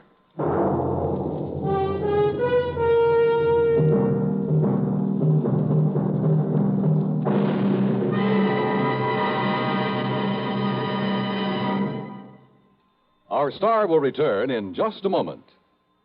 This is the cold season. What do medical authorities say about the common cold? Doctors tell us there is no known drug which will cure a cold. There are effective medications for treating complications, accompanying or following a cold. If you've been taking sensible precautions and still have one cold after another, it's best to see your doctor. And here's more good advice. When you have a cold and need a laxative, that's the time to rely on gentle X-Lax.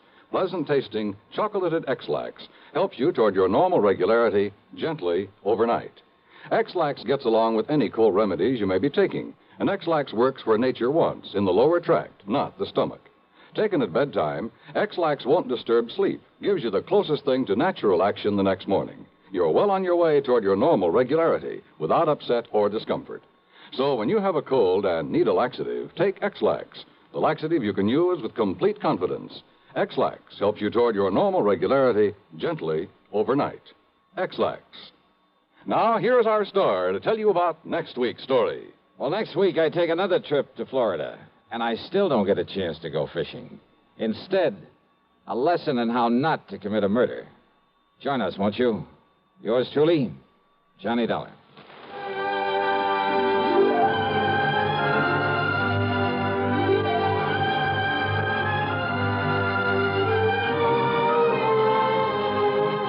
Yours truly, Johnny Dollar, starring Bob Bailey, originates in Hollywood and is written, produced, and directed by Jack Johnstone. Heard in our cast were Virginia Gregg, Lillian Bayef, Vic Perrin, Sam Edwards, Barney Phillips, Herb Bygren, and Frank Gerstle. Be sure to join us next week, same time and station, for another exciting story of yours truly, Johnny Dollar. This is Dan Cubberly speaking.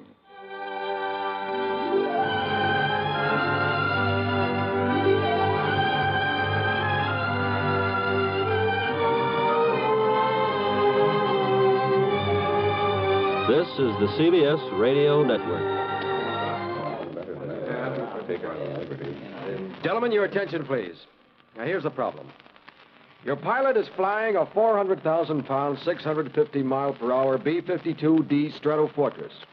Now, with the weather, wind, and bomb load information provided on your test sheet, I want you to figure your estimated time of arrival at point X on the map, 2,109 miles away. Quite a knotty problem, isn't it?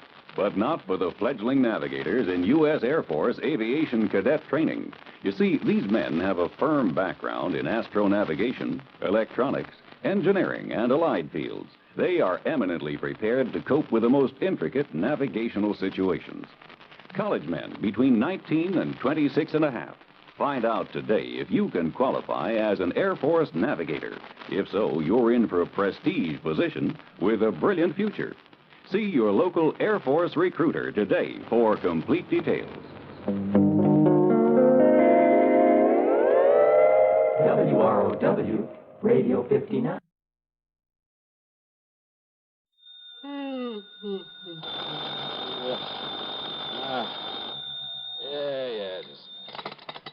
Johnny Dollar.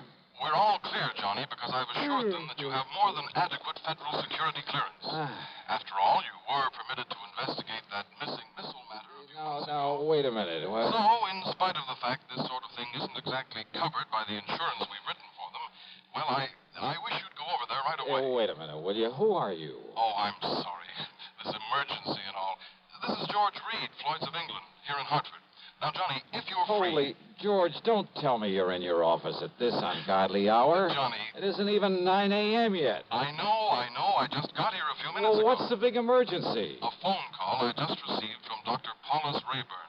Do you know him, who he is? Rayburn? No. He's the head of Nuclear Processors Incorporated. Where's that? Out on Woodland, beyond the north end of town. You know, that large group of concrete buildings at the edge of Piney Woods? Nuclear processors, huh? Yes, that's right. Now, we handle all the insurance on the place and its equipment, though I understand there's no actual coverage in this specific instance. Nonetheless... What do you mean? Nonetheless, because they're a client, in view of our reputation for extraordinary service at all times, plus the sizable premiums we collect from them, well, I hardly think we should let this call... Yeah, well, what's bothering this Dr. Rayburn out there? Something very important has been stolen, he tells me. Like what? I don't know, he wouldn't say. But he did imply it's something vital to the outer space rocketry program. Okay, George. So, in view of the fact you have security clearance... Yeah, I said okay. And the fact it'll take some hours for an investigator to come up from Washington... Yes, George. Plus the fact he made it plain the time element is George. most important. And since you're right here within a few miles... George, stop yammering and hang up that phone so that I can... Okay, baby. Oh.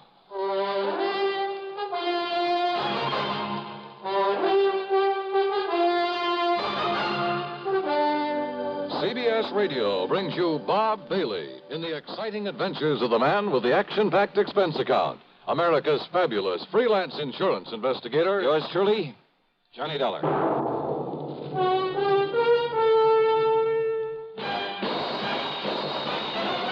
Are you smoking more now, but enjoying it less? Have a real cigarette, have a Camel. The best tobacco makes the very best smoke. Have a real cigarette, have a Camel. Are you looking for flavor and mildness? Have a real cigarette, have a Camel. The best tobacco makes the very best smoke. Have a real cigarette, a real cigarette, a real cigarette, have a Camel. Again, for the 11th straight year, Camel outsold every other cigarette, filter, king size, and regular. The best tobacco makes the best smoke. So if you're smoking more now but enjoying it less, change to Camels. Get more real satisfaction every time. Start to really enjoy smoking again. Have a real cigarette, a real cigarette, a real cigarette, have a Camel. And now, Act One of yours truly, Johnny Dollar.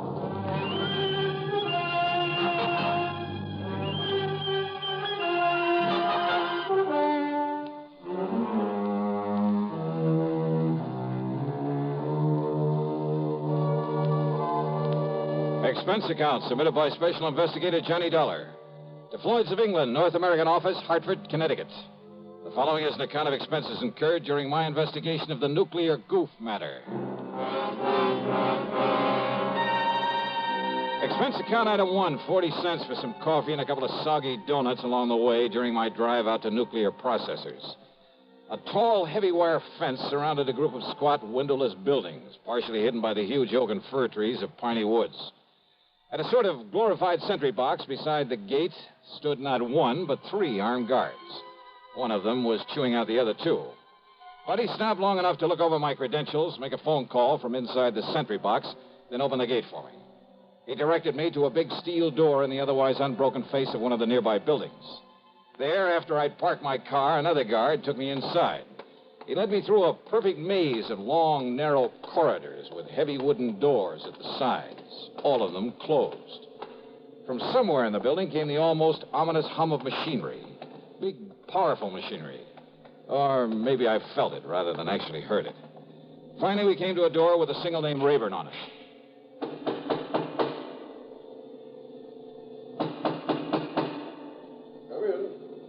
Come in, Mr. Dollar. Dr. Rayburn? Come in and sit down, Mr. Dollar. Thanks. Only how do you stand it in here, Doctor? I beg your pardon? Oh, compared to this place, the city morgue is real cheerful. I'm afraid these buildings were put here not for decoration, but to carry on the very important scientific work we have undertaken. Yeah, something to do with rocketry, I understand. Partially. And does that mean space probes, lunar shots, atomic missiles, and so on? Yes, something of the sort. Now, the time is of the very essence, Mr. Dollar. I take it Mr. Reed of Floyd's of England was somewhat vague about why I asked for you? Oh, that's the understatement of the week. But he told me something's been stolen. Yes. A minutely small quantity of a highly radioactive substance that is vital to a new concept in cyclotrons. That is to say, atom smashing. Oh, something like radium or uranium or strontium or... Yes, something like one of those elements. The point is that outside of the protective paramagnetic field in which we keep it here, it can become dangerous. Terribly dangerous, within a matter of hours. Oh, how dangerous? The tiny amount in the container that was stolen. Well, that container made of lead is no larger than this book, by the way. Well, Dollar, although its chain reaction is limited, there's enough in that container to wipe out a small city. What you said within a matter of hours, Doctor. The chain reaction could begin in anywhere from 4 to 6 hours from the time it left here, depending on temperature and whatever shocks and vibration to which it might be subjected. Then unless it's found and brought back here... Exactly. That is why I was afraid to wait for the men to get up here from Washington. But you have told them about this. I've told them everything. They promised to have men up here immediately. Do you know exactly when the stuff was stolen?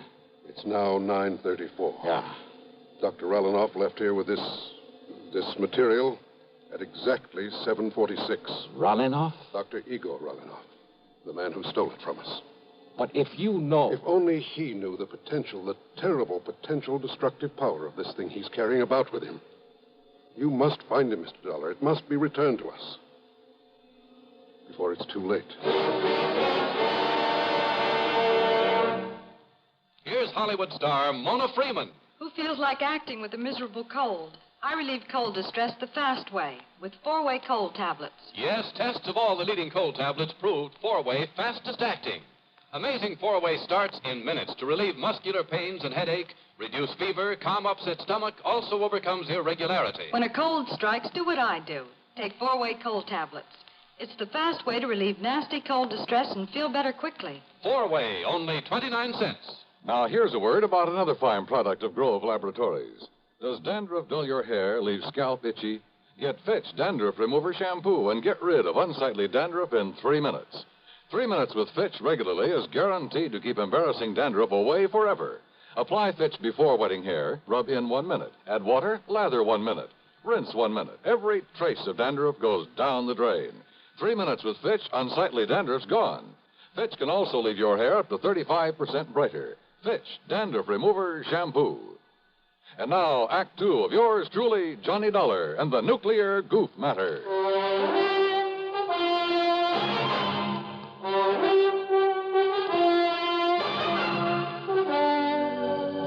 Yes, Mr. Dollar. Dr. Igor Sergei Relinov, whom I myself called in to work with us on one of our important secret projects. But it was one that had nothing whatsoever to do with this dangerous radioactive material he has stolen from us. He does not realize the potential death and destruction he's carrying about with him. He doesn't know what it is? Then why did he steal it? Not knowing what it was, not knowing its destructive power, he nevertheless must have realized it would be of importance to, shall we say, to a foreign government. Relinov. You see, because of pressure from Washington on the project to which I had assigned him, well, I had employed him. I alone am responsible for bringing him here before obtaining a final security clearance on him. Oh, then I guess you're in real trouble. If you can find him, if you can return that leaden container with that deadly material in it... And you have no idea where he might have gone when he took off from here? We have only his address and a list of the names of some of his friends here in Hartford. Then let me have them. Yes, of course. I'll have my secretary get them for you right away. I don't know who your contacts in Washington are, but have you notified the FBI of this? Not yet. After all, Mr. Then do it right away. Call the New York office. If nothing else, they'll at least be able to tell you if this Relinov is a spy. I'm afraid he can be nothing else. If only the guards had questioned his leaving so soon after he got here. If only you hadn't hired him in the first place without getting a proper clearance on him. But his recommendations were excellent. His references.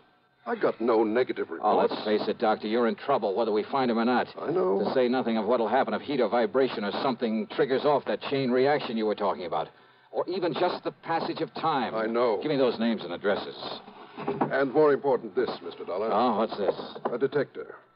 A sort of adaptation of the Geiger counter, in very compact form. It reacts only to this material that was stolen. Then if I get near him and he has the stuff with him? It will make a clicking sound like a Geiger counter.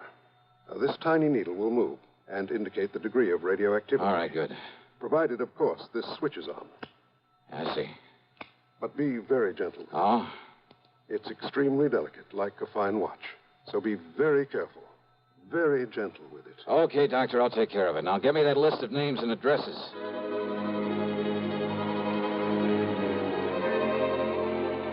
Expense account item 2420 for a tank full of gas, and I really stepped on it getting back to town. The delicate little instrument on the seat of the car beside me. Simple-looking device. A tiny metal box with a switch on the front, a dial on the face of it with a needle pointing at 0. Even when I turned on the switch.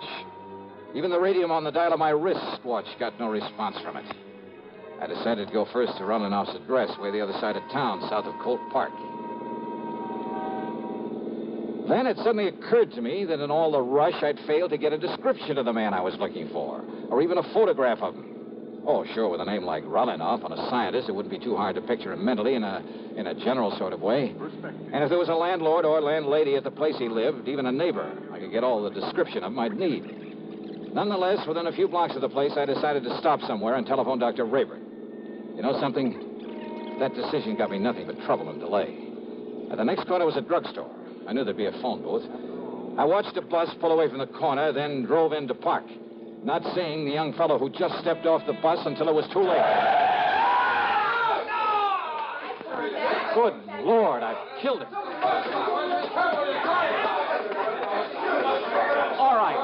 All right, folks, please, listen. Look, it was an accident. Now, look, he'll be okay. Come on, help me, somebody, will you, please? Pick up his bag there, and I'll get him to a hospital. Help me, will you? Here, I'll help you, mister. You think he's still alive? Yeah, he's still alive. He'll be all right. Please, open the door for me. For sure. And here's his briefcase. Toss it in back. Sure. There. Now, when the police come, tell them I've taken him over to General Hospital, please, will you? Yeah, sure.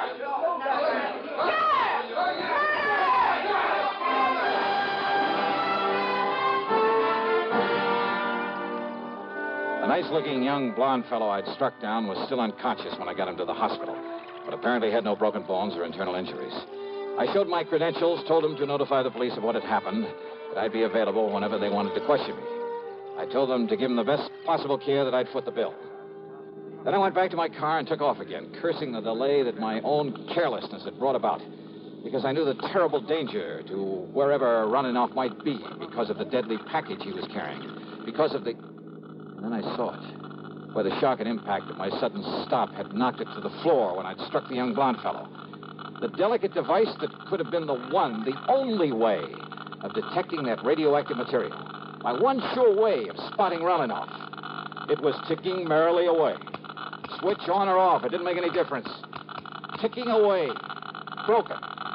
Utterly useless.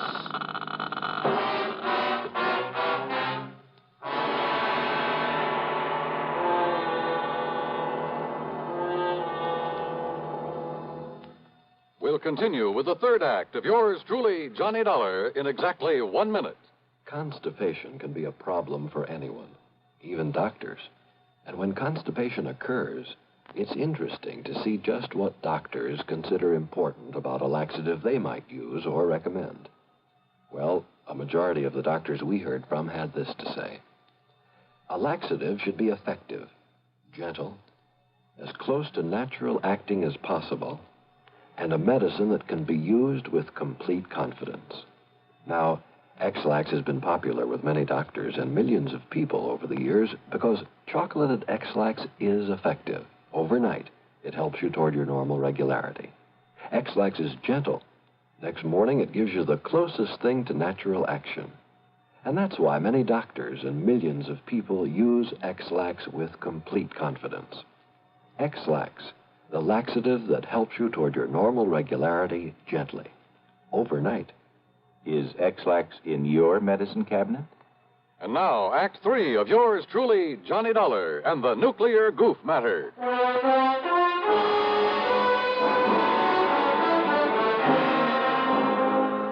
Driving fast, but a lot more carefully, I went to Relinoff's address. On a nondescript sort of side street, it turned out to be a rather cheap-looking rooming house. Hardly the kind of place you'd expect to be the residence of an important scientist. But it was the address Dr. Rayburn had given me.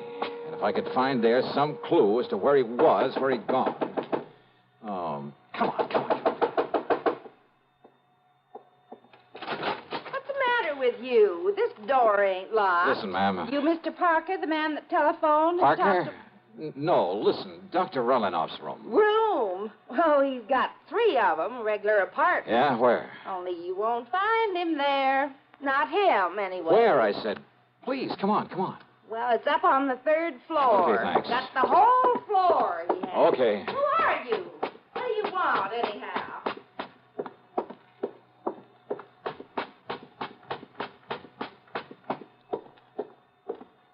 Oh, great. I didn't get the key from her. Well, there's no time for that now. Here you get it.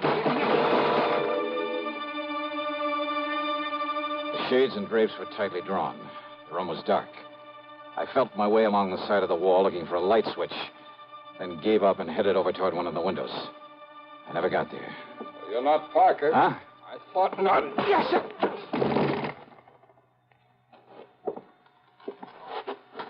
No bag with you, so you aren't Relinoff either.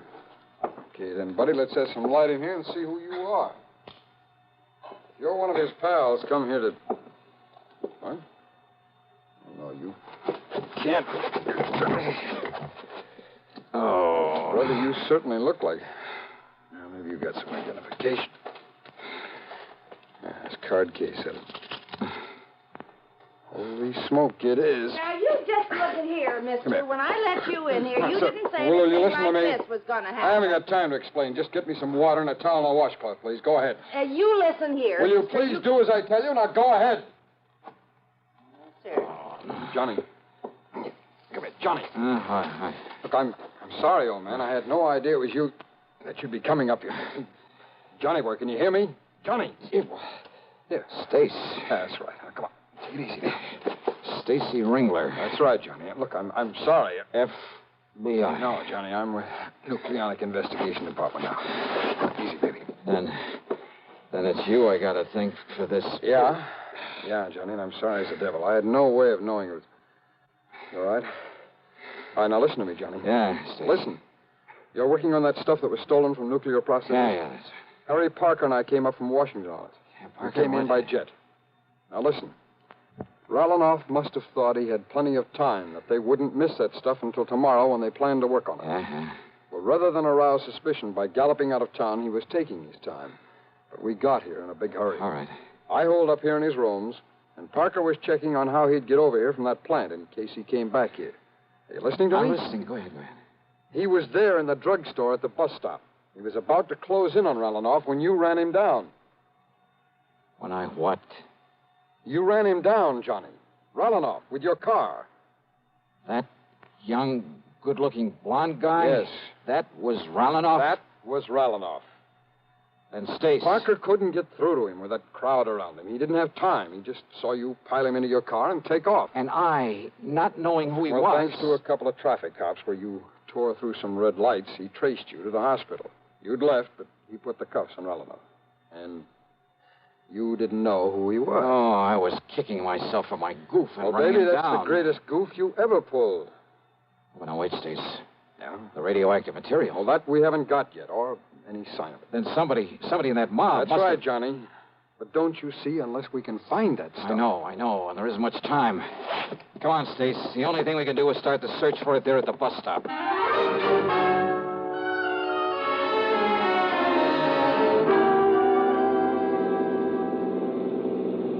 Johnny, unless we can locate every one of the people who were there. And Parker said there was a big crowd by the time he got out of that drug... Hey, where'd you get this? Detector for radioactivity. Yes, I know. Where'd you get it? Dr. Rayburn gave it to me. Thank heaven the darn thing is run down now. It's what? Oh, it fell off the seat. It must have got busted. What do you mean? It was clicking like mad, even with the switch off. Busted. No. Huh? Busted or not, Johnny, there's only one thing in the world that could have made it operate. So don't you see, until it ran down the tiny battery that was... You're sure of that? Of course I am. Now, where was it when you heard it make the clicking?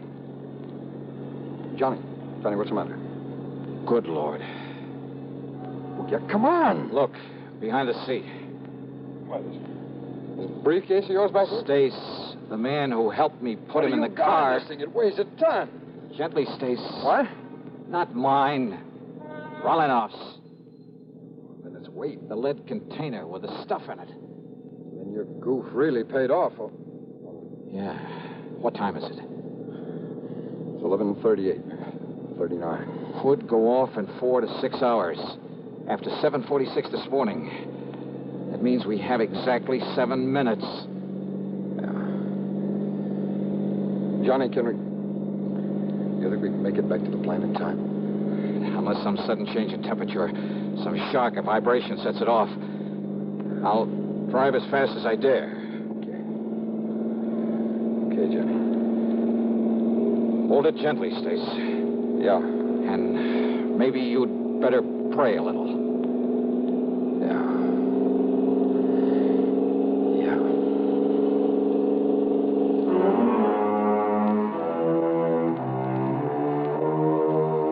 So, by some miracle, we made it. But only seconds before that tiny mass of nuclear destruction was due to become critical. Yeah, we made it by the skin of our teeth. But after all, what more could you ask? Expense account total... Oh, so what? I needed a tank full of gas anyway. Yours truly, Johnny Dollar.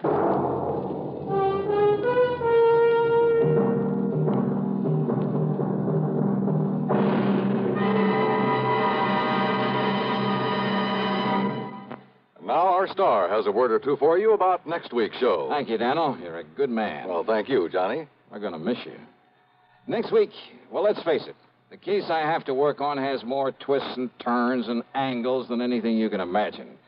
It's called the merry-go-round matter, and believe me, the name fits. It all starts out with the loss of a valuable object of art, but from the collection of the wildest, most unpredictable old character I've ever known. What's more, he has a friend along, another character, just to complicate matters. And I'll tell you this, you'll get more than one shekel out of the whole affair. So join us, won't you? Yours truly, Johnny Dollar.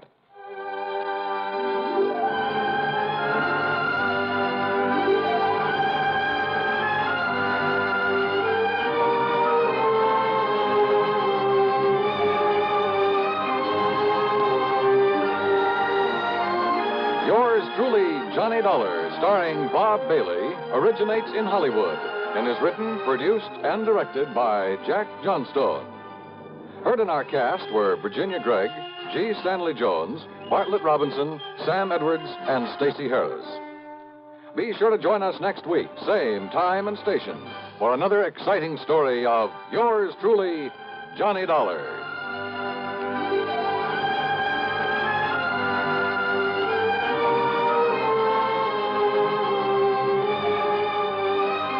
is Dan Cubberly speaking.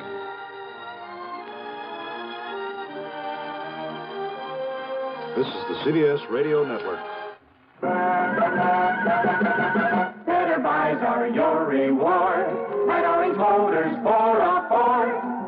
Get your orange guarantee from the largest dealer in Albany. In the heart of Auto Row, Orange is the place to go. Orange Motors has the parts it's true, plus 44 years of experience too. Orange Motors, if you're wise, for better service, better buy. Talk about service. Do you know about control tower service? Come to Orange Motors, 799 Central Avenue, and see the most efficient automobile service department in eastern New York. 44 years of experience. Get quality work and get it fast at Orange Motors, 799 Central Avenue, Albany. Better Ford buys, used or new, at 799 Central Avenue. Orange Motors, if you're wise, for better service, better buys. Radio 59, WROW, serving Albany, Troy, and Schenectady. From Hollywood, it's time now for... Johnny Dollar. George Reed here. Huh? Hey, now listen, George. If Floyd's of England keeps handing me cases, how can I work for the other insurance companies? Well, what I'm calling about this time isn't really a case. So what? As long as the company pays my expense account and maybe a nice little fee to boot? Fee? Sure. Well, I'm not even certain you'll need an expense account. Oh, then now, wait a minute. Johnny, I think you'd better come over here to my office so that we can talk about this. Well, I don't want to sound chintzy, George, but a cab to your place will cost me over $1. Oh, well, that can go on the expense account, of course. Good. Then as long as we've established the expense account for this thing, whatever it is, I'll see you in a few minutes. Well, now, there's no hurry, Johnny, so just take your time. Huh? I said take your time about getting here. Yeah? I'll be right over.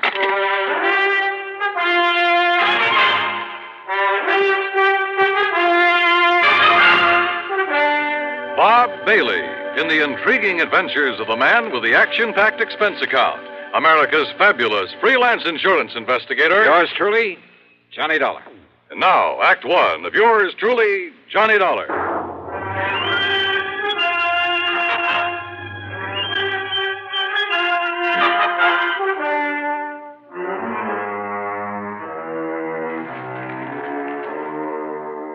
Expense account submitted by Special Investigator Johnny Dollar to Floyd's of England, North American Office, Hartford, Connecticut.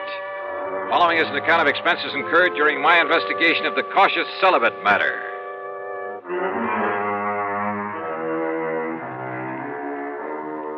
Wait a minute. Over the phone, George Reed did not tell me what he wanted me for. Also, he very plainly said not to hurry. Item 1, $1.20. No, make it $1.50 for a taxi down to his office. Go right in, Mr. Dollar. Mr. Reed's expecting you. Okay, thanks. Oh, come in, Johnny. Yeah. As I tried to tell you on the phone, there was no reason to rush over. Oh, yeah, I got the message, George. That's why I did rush. Oh, well, sit down. Sure. Well? Cigarette? No, thanks. I'll smoke one of my own. Oh, sure. But here, let me give you a light. Okay. Funny, I filled this thing just this morning. Here, give it to me. Oh, that's all right. I'm sure I can make it work. Well, what is this, George? Some kind of a stall? Oh, here, give me. Well... As for you, I don't think you were trying. I guess I didn't flick it hard enough. Yeah. Now, what's on your mind? Well, you got back from that assignment out in Oklahoma sooner than I expected, from that town with the unlikely name of Bum Spung. Well, it's really the name of Durango Laramie Delhart's ranch. Crazy old character, but I like it. Bum Spung. Now, what can a name like that possibly mean? Are you kidding? You told me yourself the other day, just before I went out there. Oh? Did I? Well, of course you did. It's an old Indian name. Means bum, means bad spring, bad water. Oh, of course. You, cleaned up everything out there? What's the matter with you, George? Didn't you read the report I handed in with my expense account? Well, I sort of glanced over it, but You're coming back so soon, and with Durango's pretty niece out there, Carol Dalhart. Oh? What about Carol? Didn't I kind of get the impression that Durango would like to have you marry her? Well, you should have. Every time I get within spitting distance of Oklahoma, I expect him to shove a shotgun at my back, and, well, that's why I left there in such a hurry. Oh? Sure, right after settling that insurance matter. Only it was for Durango's old pal, Sidewinder Wilson. Another character. Yes, Durango was here in Hartford, but Carol was there, wasn't she? Yeah, she certainly was. And George, I'd love to have stuck around a while, to be with her. But when I got word that Durango was about to get back there, and that he was bringing along a preacher, oh, brother, I took off. Why, Johnny? Why? Well, let's face it, George. I'm afraid I'm a confirmed celibate. Well, at least you say you are. But aren't you rather fond of Carol Dalhart? Well, I've told you, she's a living doll. She's tall, dark, and very beautiful. She's intelligent. She has a lot of spark, a lot of spunk, too, and a wonderful sense of humor. Uh-huh. Yeah, to put it bluntly, Carol has everything. Everything a man could possibly want. And, George, when I take that gal in my arms... Why don't you marry her, Johnny? Confirmed bachelor, eh? You don't sound like it. No. Sometimes when I think about her, I don't feel like it. Well, then? No. Let's stop talking about it. Why? Because, George, I'm not marrying. Not Carol or anyone else. At least, not right now. Someday, perhaps? Not now. Best years of your life, Johnny. And with someone like her. George, I've made up my mind about this whole thing, and that's that. Yes, but I'll bet if she were to walk in here suddenly... I said, cut it out, please. And listen, what difference does it make to you? What business is it of yours? Well, of course, it wouldn't hurt me a bit from the standpoint of client relationship. Huh? And after all, Durango is a mighty good client. You mean to say you've been giving me this big marriage build-up just... George, so help me, I ought to wring your neck. Oh, well, now, Johnny... But come on now, you've been stalling around long enough. Stalling? Yes, stalling. Now, what did you want to see me about? Well, actually, it's about Durango.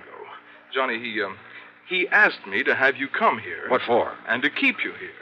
What? Yes, until he can arrive. You mean Durango's on his way here? Well, he thought of asking you to fly out to Bum Spung again, but he was afraid you wouldn't. George, can't you see what this means? Can't you see why he's coming here? And probably with that shotgun I mentioned. Oh, now, Johnny. No, sir, George. When old Durango gets here, you tell him... Hi there, Huh? Reuben. Where is he? Durango. Ain't that Johnny Dollar got here yet? Wait, the fire escape. What did you say? Oh, yes.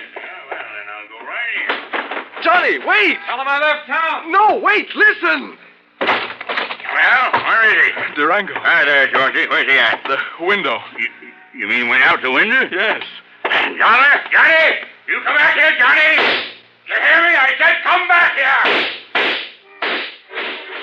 And now, Act Two of yours truly, Johnny Dollar and the Cautious Celibate Matter.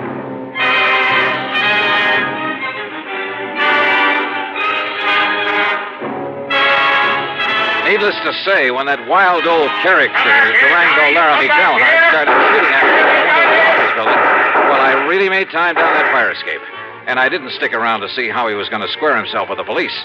Because before I could even reach the nearest corner, a couple of prowl cars pulled up in front of Floyd's of England and out piled half a dozen cops, all pulling their guns. No, sir. I grabbed a taxi. That's item 2, and it comes to $5 even for the fastest ride I could get to my apartment. Because Durango's presence in Hartford can mean only one thing. Yes, sir. He was still obsessed with the idea that I should marry his niece, Carol Dalhart. Sure, I care a lot for Carol. Maybe even love her, I don't know. And I know that she likes me a lot. But I also know that neither of us is going to be railroaded into marriage by old Durango. Yet there couldn't be any other reason for his coming here. So I dragged out a couple of handbags and proceeded to pack them well. Then item 3, another dime for a phone call. George Reed here. So what happened, George? The cops haul him off and throw him into the clink? Durango? Who else? Johnny, this man is unbelievable. It's fantastic. Huh? I don't know how he worked it, how much it cost him. And, of course, as always, he came here loaded with money. Thousands, Johnny. Yeah? Well? But the police didn't even take those 6 guns away from him. Oh, brother, all the more reason why I'm getting out of here. Yes, Durango still thinks he's living in the old days of the wild and woolly West when the only... What? You're leaving? Oh, you bet your life I am, and I'm putting all the costs of transportation on expense account. Well, now listen. After all, it was you who got me into this whole thing. Listen to me. Where are you going? What do you think I tell you? You're in cahoots with this wild old man, this trying to get me to marry his niece. But, Johnny, if you and Carol love each other... So what? Do you think we want him to force us into it? Oh, well, now, look. Suppose we... Yeah? Oh, come on, George. I'm in a hurry. George! Are you in your apartment, Johnny? That's right, but not for any longer than... Why do you ask that? You stay right there, Johnny. Durango. You just stay right there. I'm coming right over. I gotta talk to you, young feller, and that ain't all. You hear me, Johnny?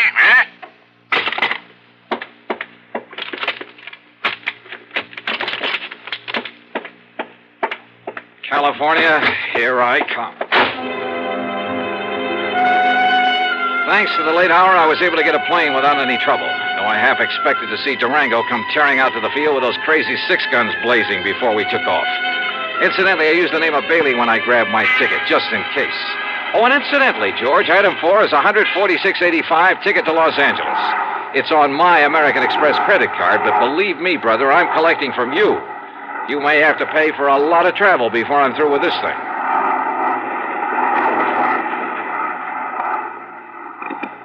This is the pilot speaking. We'll be landing in Chicago in about 10 minutes.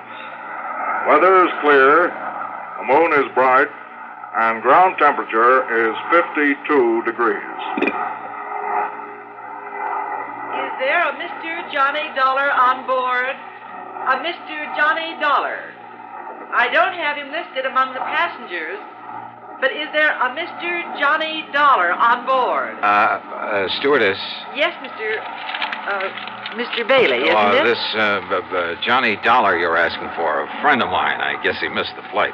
Yes, I guess he must have. Anything important for him? Well, just a radio message. Well, as I say, I'm a good friend of his, so why don't you let me see that message, and perhaps I can, well, you know. Oh, no, sir. I'm terribly sorry, but that would be against regulation. Well, what if it's anything important? I'm sorry, but thank you just the same. Fasten your seatbelt, please. Yeah, sure.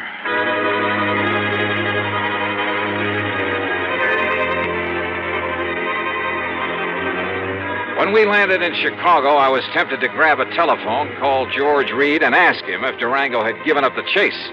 For I knew that by now George must have realized he'd have to be on my side in this whole silly business. But during the stopover, I didn't even risk leaving the plane. Finally, we took off again, and I managed to sleep for a while. But all I could dream about was Durango chasing me. Through streets and alleys, across the plains, on foot, on horseback, in a car, a boat, a train, and all the time firing those handguns at me. Wild, fantastic dreams. By the time we got to Los Angeles, I was a physical, mental wreck. But I knew that for the time being, at least, I was clear of Durango. So, after picking up my bags, I elbowed my way through the crowd to the taxi stand. Excuse me, please. Pardon me, ma'am. Sorry. Thank you. Taxi! Taxi! Hey, taxi! Here you are, Johnny. I hired this here now fancy limousine for you and me. Huh? Say, you ought to took one of them new jet flights like I done. Durango. Would have got you here a lot quicker. Durango, listen. Well, Sir Johnny, I finally catched up with you, didn't I?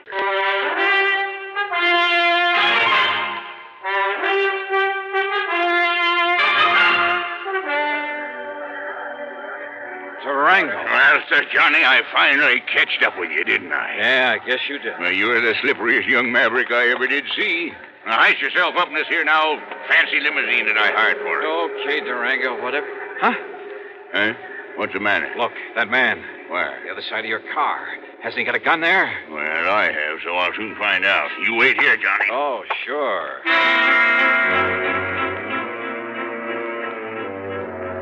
I dropped my bags and tore back onto the passenger ramp. By jumping over a fence, I was able to climb on board an airliner that was about to leave. By flashing my credentials at the stewardess, I kept her from throwing me off, and in a couple of minutes we were in the air. Yes, sir, and headed for Portland, Oregon. The plane fare is item 55620.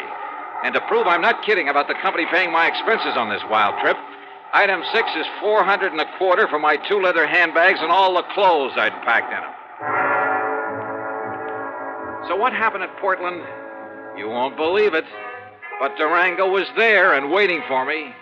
Sure, he chartered a plane, and because of the stops that my flight made along the way, he got there first. But I saw him in time. Johnny, here I am! Over here, Johnny! By jumping another fence and doing 100 yards in something like 9 seconds flat, I managed to find a taxi stand. Item 7, $35 for a wild ride through the streets of Portland, because I knew that somewhere in back of us, Durango was in hot pursuit. We finally ended up at a private airstrip out north of town. Item 8, $200 for the plane I chartered. And I told the pilot just to go anywhere. But according to regulations, he had to report his course and destination. So I knew that sooner or later, Durango, who's nobody's fool, and more important with all his money, would be on my tail again. I racked my brain trying to figure out some way, trying to think of someone who could possibly... Yeah, someone. And then it occurred to me. There was someone. Sure, of course. The one person in the world who was in the same spot I was. Sure, it could be like walking into a lion's den. But item 9, a total of $114. Plane, bus, train, and rental car. First to Enid, Oklahoma, then north to the broken-down little ranch at Bum Spong. And yep, Carol was there. That lovely, loving Carol.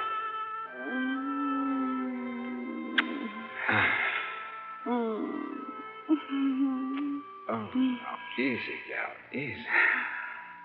You don't like to be kissed? Oh, I do. Johnny. Well, I love it, honey, and you'd know it. But listen, has Durango been here? Oh, Johnny, I don't know where that old goose went. Yeah, well, I do. He went to Hartford. Hartford? Yeah, Hartford, gunning for me. That crazy old man is so set on having us get married, Carol. Well, that he... sure he is, but to go all the way to... Well, now, that's just carrying things too far. Yeah, I think so, too. I mean, if he thinks that by waving a 6-gun around... Listen, Johnny Dollar, I'm real gone on you. You know that. Well, yeah, and I think you know how I feel about But that doesn't mean that just because old Durango wants it that way, we've got to get hitched up together. No. At least not right away. So if he thinks he can shotgun you and me and... Oh, no. Durango! I knowed he'd be coming back to you, Carol, so now we really celebrate. Durango, you crazy coyote! Now, Durango, you stop that. You put down that gun and listen to me. Well, he's going to marry you, ain't he? Well, ain't he? No, Durango. No? No, at least, well, not now. And in spite of the way you've chased me all the way across the country. Yes, Durango. Well, sure I chased you, but not on account of Carol, Johnny. Huh? Well, sure. I hope all the time that sometime you and her will get married up together. Well, then? But I give up trying to force you kids doing it. Huh? Well, I just figure when you're ready, well, then you will. But going to Hartford and chasing me that way. Huh? Oh, that. Yeah, that. Well, that wasn't nothing, Johnny. It's just that when you was out here last week and you kept my old pal Sidewinder Wilson from getting murdered... you know, Sidewinder's my oldest pal, Johnny, my best friend. Yeah, that's true, Johnny. And when you passed on the word that he was the one that found out about that killer, well, Johnny, well, you know now, he's the new chief of police down there at Fairweather. Yeah, well, bully for him, but I still don't see... So you being so good to him, I just wanted you to know I appreciate it. So, what I went to Hartford for was to give you this. Holy. Some of them's a bit dirty, crumpled up, and they got some... But when I counted right, there ought to be $10,000. There you are. Gee, Durango. Well, Durango, I don't know what to say. Yeah, you don't have to say nothing, Johnny. Just enjoy it. But are you sure you wouldn't like me to have the preacher... come up from Enid and no, I guess not. But God bless you anyhow, boy.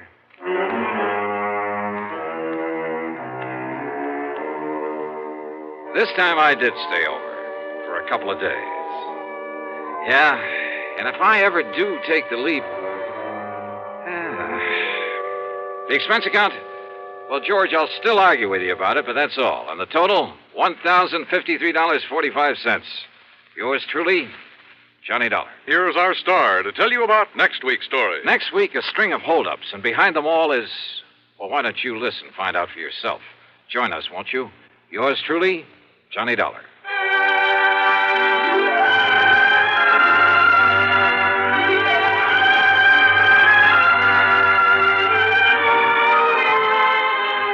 Yours truly, Johnny Dollar, starring Bob Bailey, originates in Hollywood and is written, produced, and directed by Jack Johnstone. Heard in our cast were Virginia Gregg, Gene Tatum, John McIntyre, and G. Stanley Jones. Be sure to join us next week, same time and station, for another exciting story of yours truly, Johnny Dollar.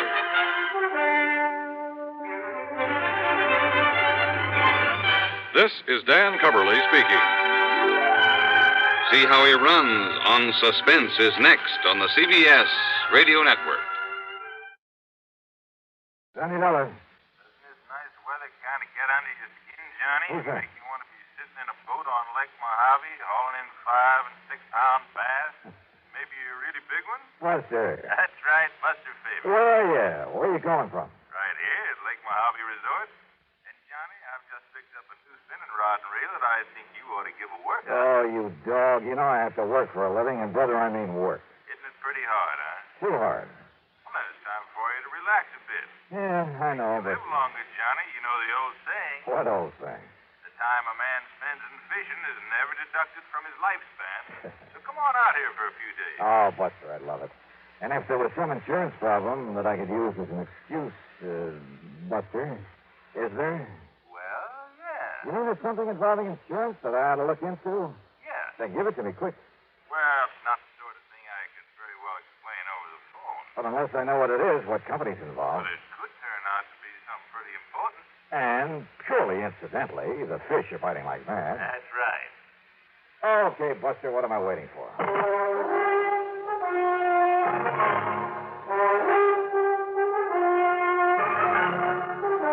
Bob Bailey in the exciting adventures of the man with the action-packed expense account. America's fabulous freelance insurance investigator. Yours truly, Johnny Dollar.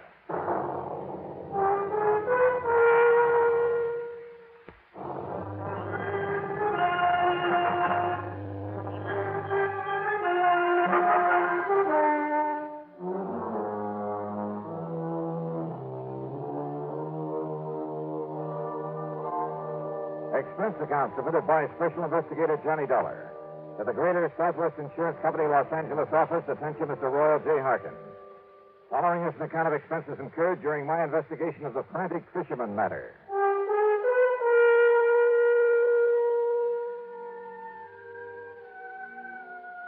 Roy, why kid about it? When I started this trip, I had no way of knowing that your company was involved.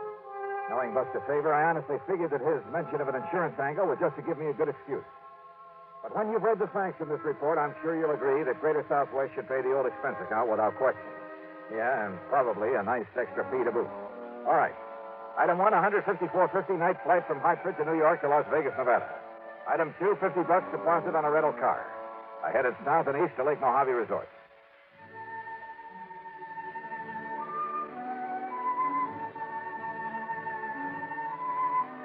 To me, this place is the answer to a fisherman's prayer. The lake itself is over 60 miles long, averages about a mile wide. The resort is at the lower end, complete with modern accommodations, cafe, dock. Well, just about everything you could ask for. Ham Pratt, the general manager, Buster Favor and his wife Marilyn are the salt of the earth. And because of it, the customers are a pretty fine lot without exception. Almost. I'm going to put you here in number 18, Johnny. Good, Buster. I'll feel right at home. And here's a new spinning outfit I want you to try out. 7-foot Harnell. Uh-huh. That's right. And a Mitchell 350, loaded with 4-pound test. So, as soon as you can change your clothes, we'll hit the lake. Okay, now, this is all very nice, Buster, and I'll be changed in about 5 minutes. But... Good, I'll be waiting at the dock. But... until you tell me what the insurance angle is for my coming out here, or where I'm going to charge my expense account. The answer to that is out on the lake. Oh, sure. That was all just an excuse to get me out here to fish. Wrong? But as long as I'm here, I might as well... Wrong, did you say? That's what I said. Then start talking. Sure. Out on the lake. Buster. I'll meet you at the dock.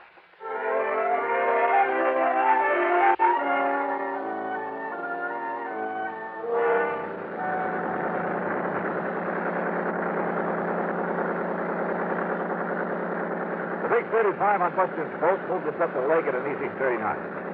The day was clear, the weather warm. I could hardly wait to break out the tackle and get started. But Buster carefully passed up half a dozen holes where I knew there were fish. Instead, we kept going 5 or 6 miles up beyond the power line crossing. And then finally we nosed into a long, narrow, L-shaped cove. It extended back from the main body of the lake a couple of 100 yards, with flat, rocky walls on either side. At the end, it angled off to the left for perhaps 100 feet. I knew there was a very deep hole there, but as we idled in toward it, I noticed another boat back there. And the man in it seemed to be using a mighty strange fishing technique. He had a long, heavy saltwater rod in his hand, and from the bend in the tip of it... Now, how about that? Somebody feed us into this spot. Woo! Swing around and... Oh, fine. I guess that wire's dived loose again. But Buster, that man fishing down there at the end. Don't let him notice, but keep an eye on him, Johnny. You know him? No, I can't say that I do. His name is Otis Hellman. Came over here from Los Angeles. Did you see the way he was beating up the water with that rig he's using? Yeah, I wondered about that rig.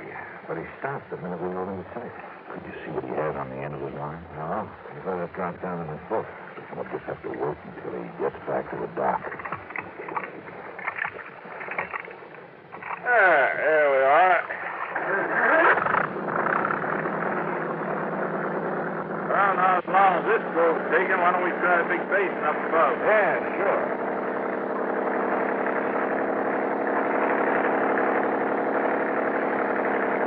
Now, what did you mean, Buster, about that man in the boat? Where did you get a close look at that rig he's using? Wait a minute. Otis Hellman, did you say? That's right. In all the papers last week. When he got out of prison over in California. Yeah, sure. Yeah. Fishing, huh? At the end of that same code, day after day. But if you ask me, that man isn't after fish.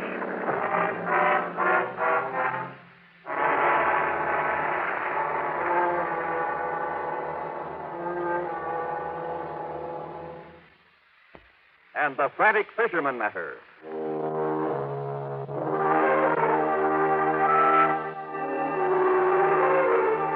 Buster Faber and I went up to Sculpture Rock there on Lake Mojave. We caught fish, plenty of them. Nice big lunker bass. We also kept an eye open for the man who'd been so frantically working the little cove on the way up, using heavy saltwater tackle in a rather peculiar way. At sundown, we saw him pull out and head back to Lake Mojave Resort. So we followed him and set our speed to arrive at the dock just ahead of us.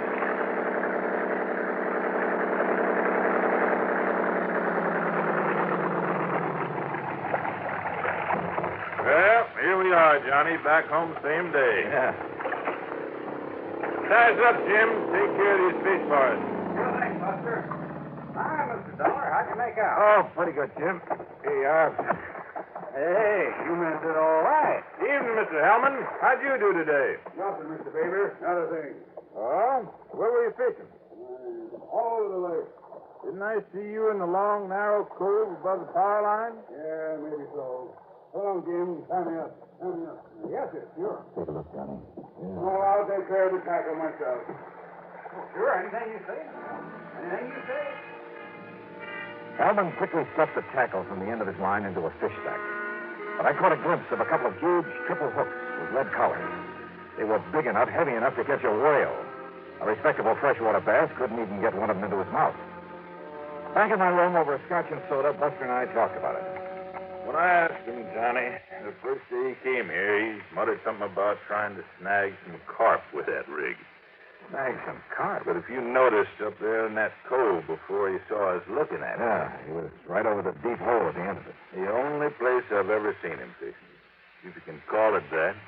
Well, he was apparently dropping those heavy gang hooks down to the bottom and then scraping them up the rocky sides. Like a grappling hook, Johnny? Right. Yeah, he's trying to snag something down there, all right, Buster. But it's certainly not carp. Have you tried dropping a line down there to see what you might hook onto? Well, you can't get near the place because he's always there. Even at night? Well, no, but Johnny, you know what I think it is? And he just got out of jail, too, remember? I remember. Well, Johnny, I think there's a body down there. And for some reason, he's trying to bring it up. Could very well be. Yes, sir. And that's why I called you. Well, okay, Buster. I'll see what I can do.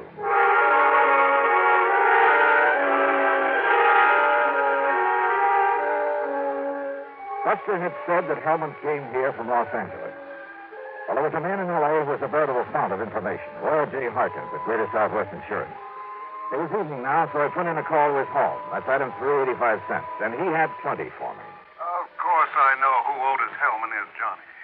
When he and that partner of his walked out of McKinney Mining Supply with $60,000, and in cash, mind you, we had to make good on it.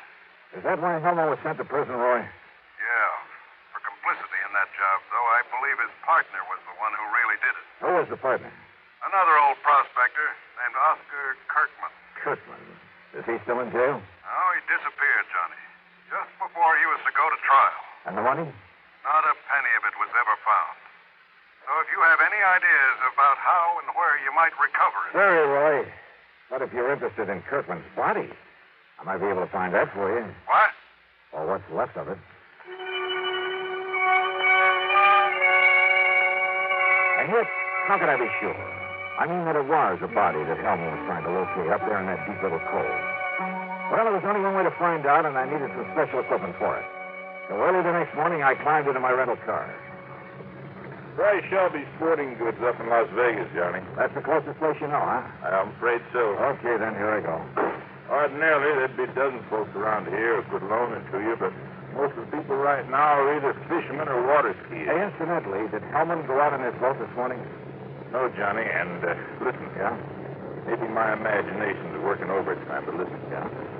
Hellman had breakfast real early over in the cafe. Then he sat by the window where he could look over at your room.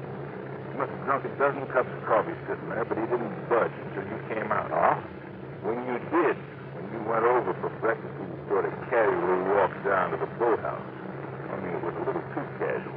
And he just stood around down there, still keeping an eye on you. Well, I don't like it. Somebody must have told him who I am.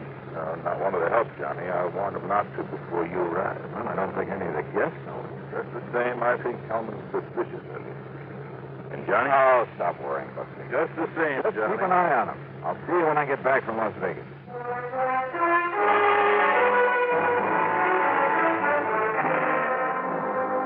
It was nearly 100 miles to Vegas, and I made it in 2 hours flat. There at Shelby Sporting Goods, I spent item 4, $169.18 for a complete skin diving outfit.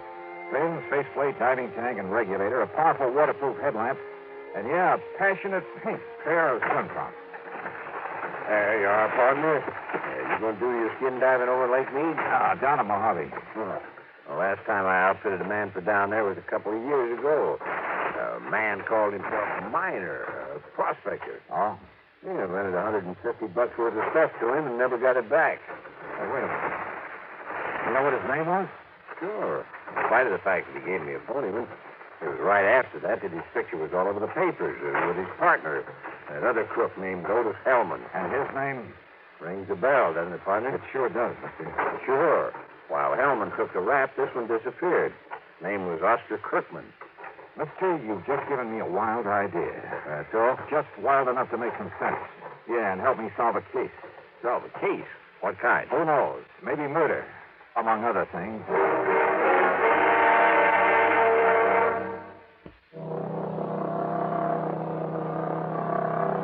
On the drive down to Lake Mojave Resort, I stopped in Boulder City at the office of the National Park Commission. There I got hold of a topographical map of the whole area before Lake Mojave was filled up by David Sands. Then, back in my room at the resort, I went over it very carefully. I only got a minute, Johnny, before I drive over to Bullhead City. But I saw you come rearing in a minute ago, and what do you got there? Hey, come here. Huh? Look, Buster. Take a look here on this map. Yeah? Before the new dam filled up the lake a few years ago. Uh-huh. Over here. There. Now, look here. Oh. Why, yeah, that's where that long cove is now, where Otis Hellman's been working with that phony rig of his. Uh-huh. And in the deep hole at the end of that cove... Kirkman Folly. That is right. Kirkman had a mine there before the lake was filled, when it was all just desert land by the side of the Colorado River. And right there is where Hellman is grappling for something. Right. Kirkman disappeared, Johnny. Yes. But what really happened is that Otis Hellman killed him and stuffed him down there in that underwater mine. Maybe. But why he wants to bring him up again, whatever is left of him. Buster, I want to use your boat. Well, sure. And if Hellman hasn't gone out fishing, has he? Oh, he's still hanging around down at the dock. All right, good. Somehow you've got to keep him from following me. Well, Hellman's seen you and me together so much, but I can have Jim fill up the fuel tank on Hellman's boat and, meantime, take out one of the spark plugs, something like that. Good. He'll have plenty of chances because Hellman will be watching me when I take off. What are you going to do? A little skin diving up at the end of that cove. And don't be surprised at what I may bring up.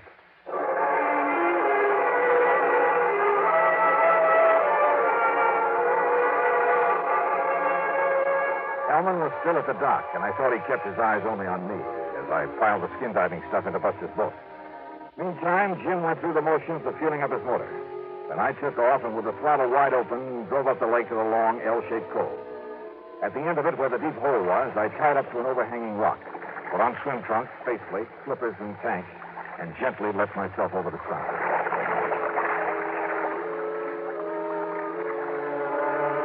I've done a lot of skin diving here and there, but this was something new. The bright desert sunlight from above filtered through the clear, cool water and blended almost eerily the colors of the rocks in the narrow canyon that made this little cove, where the tremendous forces of nature over millions of years had stood up in the very face of the earth, had melted, then cooled and crushed and twisted the rocks into strange and wonderful shapes. And the fish, bass and crappie and bluegill, even a lazy old carp, they watched me without fear as I glided down beside them, moved gently aside, then followed me. A huge catfish casually turned aside as I flipped on the powerful beam of the headlamp. I could almost imagine a look of disdain on his face as he spied this alien being from the world above. And then I found what I was looking for. The entrance to the old Kirkman mine, carefully boarded up.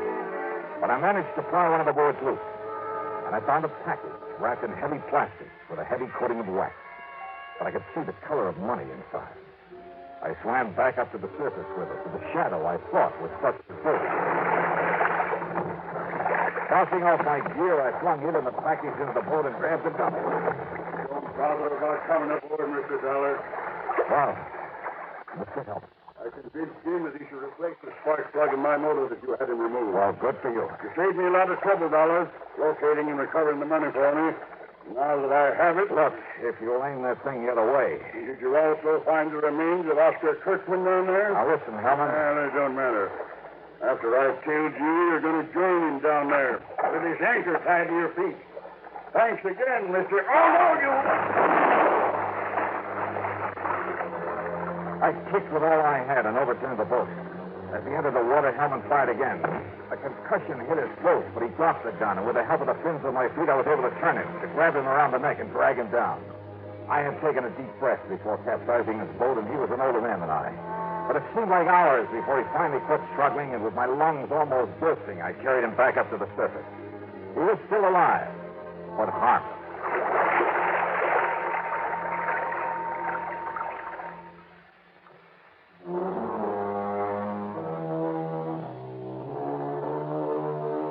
Buster, bless his heart, had been worried when he saw Hellman follow me up the lake. So he had borrowed a boat and was waiting for us there at the end of the cove. Otis Hellman? Well, that's up to the court. The money, of course, all $60,000 of it will go back to the company. So expense account total, including all the incidentals I could think of and a couple of days of good fishing, $650.85. Yours truly, Johnny Dollar.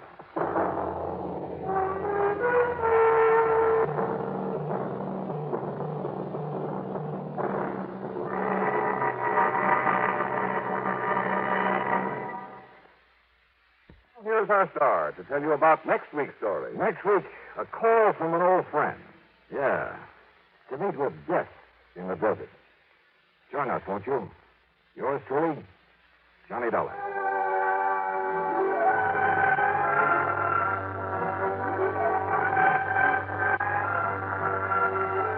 Yours truly, Johnny Dollar, starring Bob Bailey, originates in Hollywood and is written, produced, and directed by Jack Johnstone. Heard in our cast were Barney Phillips, Sam Edwards, Bartlett Robinson, Forrest Lewis, and Ralph Moody. Be sure to join us next week, same time and station, for another exciting story of yours truly, Johnny Dollar. This is Jim Matthews speaking.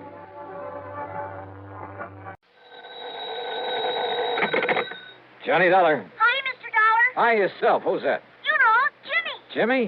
Sure, up here in East North Weldon. East North what? And I saved up the money for this long-distance call for my newspapers. Use my own money, because it's very, very important. Oh, well, I'm sure it is. But now you haven't told me Jimmy who. Jimmy Carter. You remember the artist. Artist? I helped you solve that case about the crook you were looking for up here. Remember? Oh, sure, in East North Weldon, Massachusetts. Yes, sir. Well, what are you calling about, Jimmy?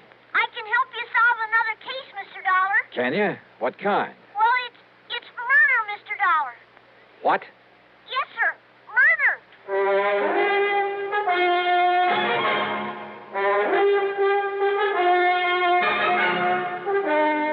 Bob Bailey in the exciting adventures of the man with the action-packed expense account. America's fabulous freelance insurance investigator. Yours truly, Johnny Dollar.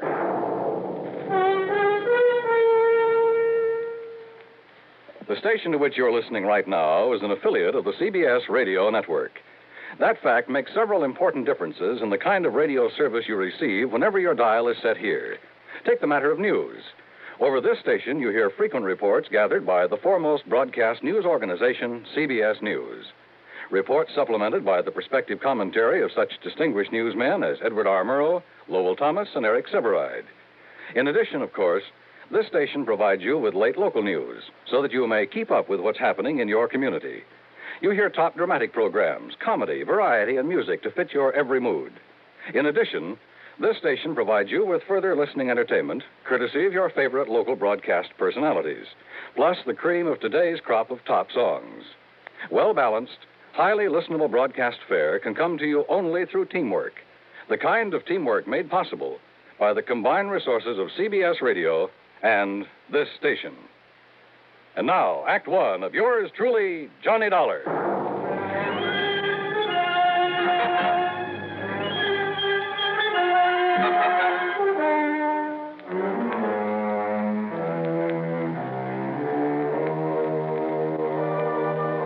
Expense account submitted by Special Investigator Johnny Dollar to the Amalgamated Life Association, Home Office, Hartford, Connecticut.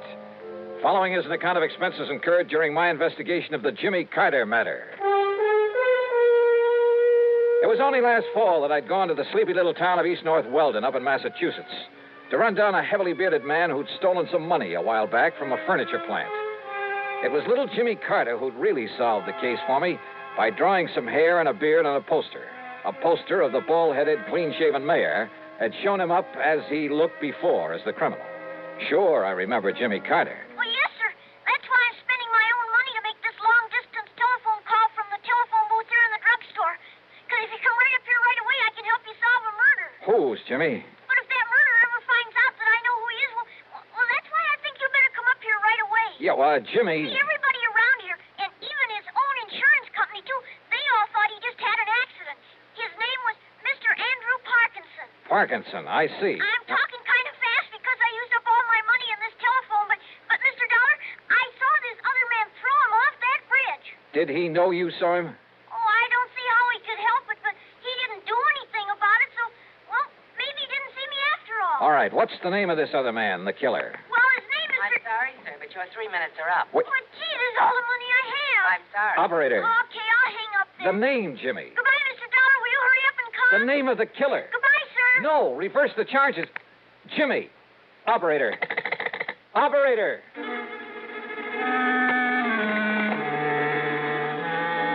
Expense account item 1, 10 cents. Phone call to the Auto Club for some route information.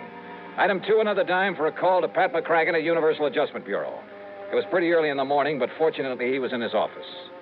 Yes, Johnny? Hey, Pat, listen. Yeah? I'm driving up to Massachusetts fast as I can. Well, good for you. Listen, will you? What? Andrew Parkinson. Get that? Yeah, Andrew Parkinson. What about him? Well, he died that is... He what? He died, and, Yeah. well, it was supposed to be an accident, but well, anyhow, he's dead. Johnny, easy. What's this all about? I want to know who his insurance company is. You're a clearinghouse for that sort of information. That's right. Well, will you see if they have a representative or an office up in East North Weldon, Mass? East North Weldon? That's right. It's just east of North Weldon. Oh, no. You know, up north of Fitchburg. Oh, that place I have heard of. Well, somebody in that company called it accidental. But listen, I have reason to think it wasn't. What? So if I can contact whoever it is up there, and listen, Pat, there may be a kid's life at stake. Johnny, this is about as confusing as anything. Yeah, I know. I'm sorry. Just get me the name of the company that insured the life of Andrew Parkinson. Well, whatever you say. Good. But it may take a couple of hours. Okay, just get it for me. I'll call you when I get up there.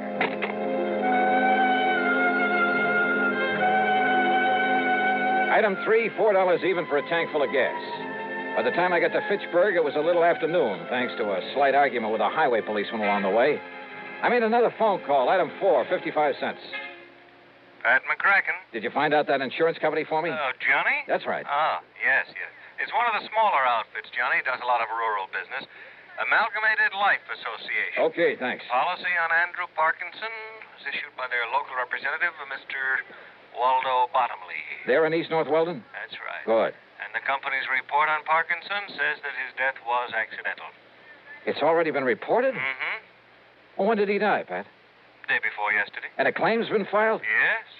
$10,000 with a double indemnity clause. Wait a minute. Who's the beneficiary? Lucius R. Weatherby, same town. Okay, thanks a lot. No, wait a minute, Johnny. Tell me what all Wait, this... nothing. I tell you, a kid's life may be in danger. What does a kid have to do Sorry, with this? Pat, I gotta hit the road.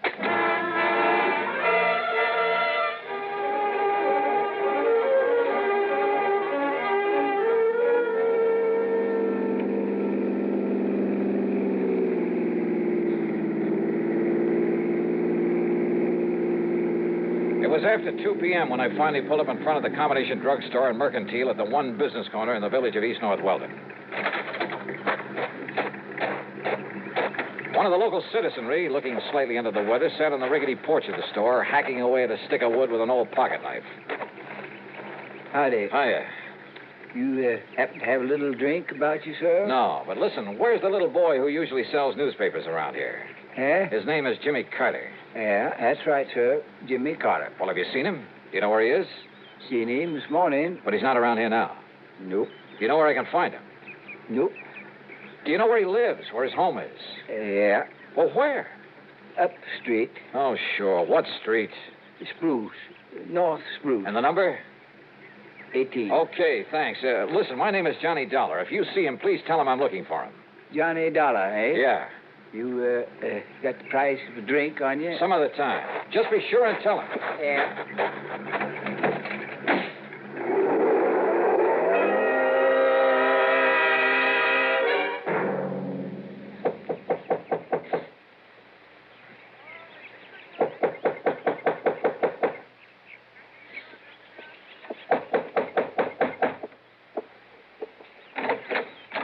Yes, Mrs. Carter? that's right. My name is Johnny Dollar. Mr. Dollar, where is he?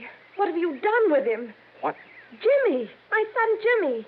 He said he had to talk to you. Oh, well, he did. That is, he called me on the He's phone. been just sitting around the house like he was sick or something all day yesterday. And he tossed and turned all night in his sleep. Mrs. Carter. Then this morning he jumped up from his breakfast, only he wasn't eating any of it. And he said he had to see you. He had to talk to you. He said he'd be right back. All right, now but listen. that was early this morning. So when he didn't come back, I went to the school, but he wasn't there. So I went down to the corner where he picks up his papers every noon from the bus. But he hadn't been there. You're sure? The papers, the bundle of papers, they were all still there. Now, listen, Mrs. And he Carter. hasn't come back here. Something's happened to him, Mr. Dollar. Something's happened to Jimmy.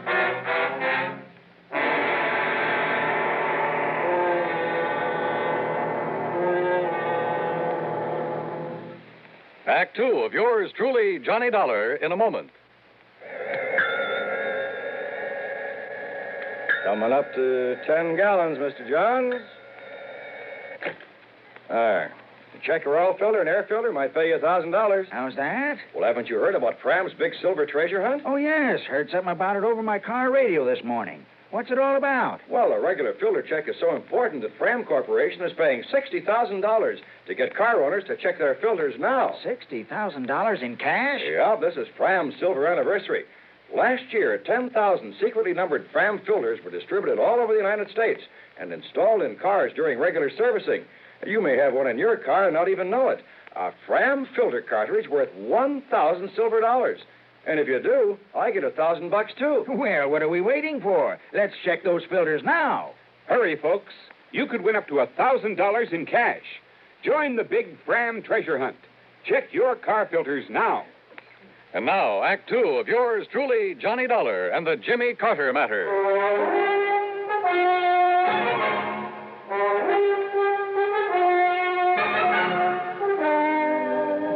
Jimmy Carter, the cute little kid who'd helped me solve an embezzlement case up in the small New England town with the unlikely name of East North Weldon, who'd call me on the phone to report a murder. But when I got there, Jimmy was gone, disappeared. Jimmy said he was going to talk to you, Mr. Dollar. But that was early this morning, and he hasn't come back.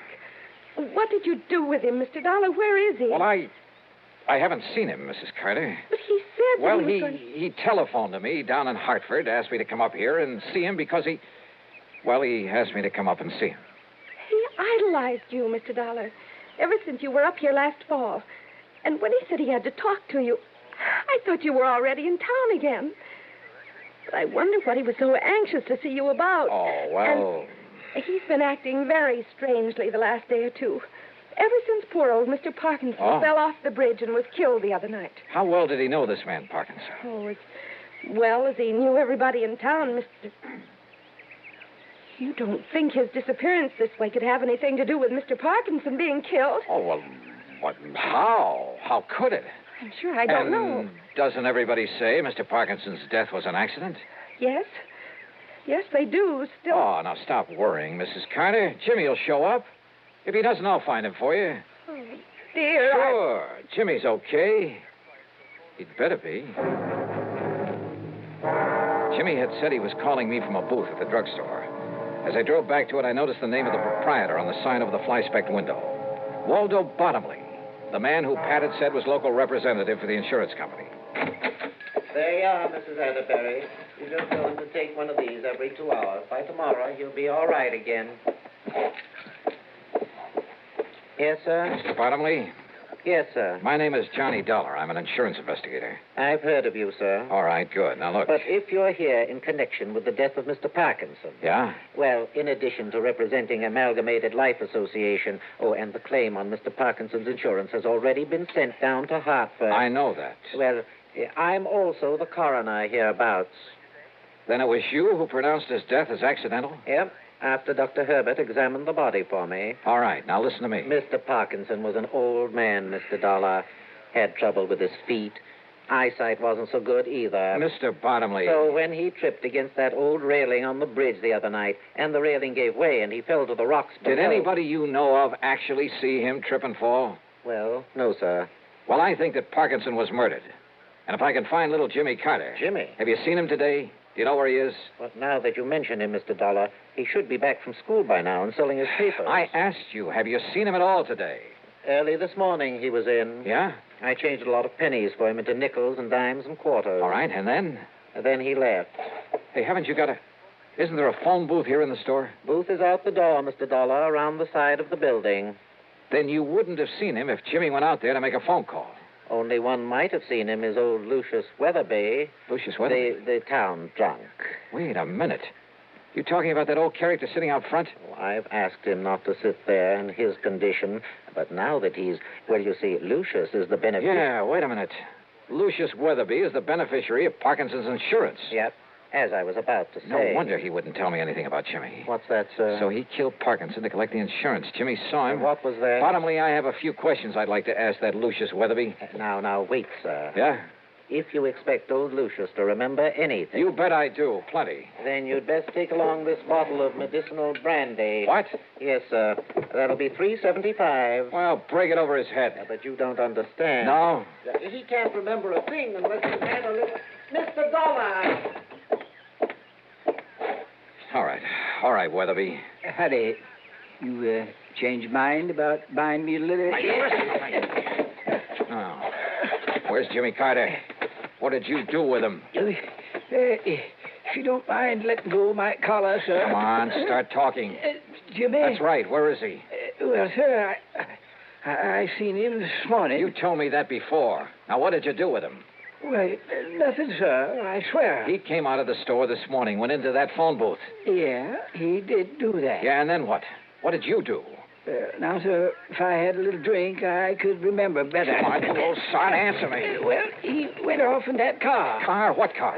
Well, he didn't want to, but... Who? Well, who made him go off in a car? Well, if I could just remember, it was a man. Come on, who? Somebody I know. Yeah? I'm sure I could remember if I had a little drink. Now, you listen to me, you lying... He's telling you the truth, Mr. Dollar. Oh, sure he is. Yes, sir. But if you give him a bit of this medicinal brandy to refresh his memory, truly... Okay, let me have it. That'll be $3.75, if you please. Okay, here. I'll get you the change. Don't bother. Because if this doesn't bring the truth out of him, so help me, I'll... Act 3 of yours truly, Johnny Dollar, in a moment. Be sociable, look smart, keep up to date with Pepsi. Drink light, refreshing Pepsi. Stay young and fair and debonair.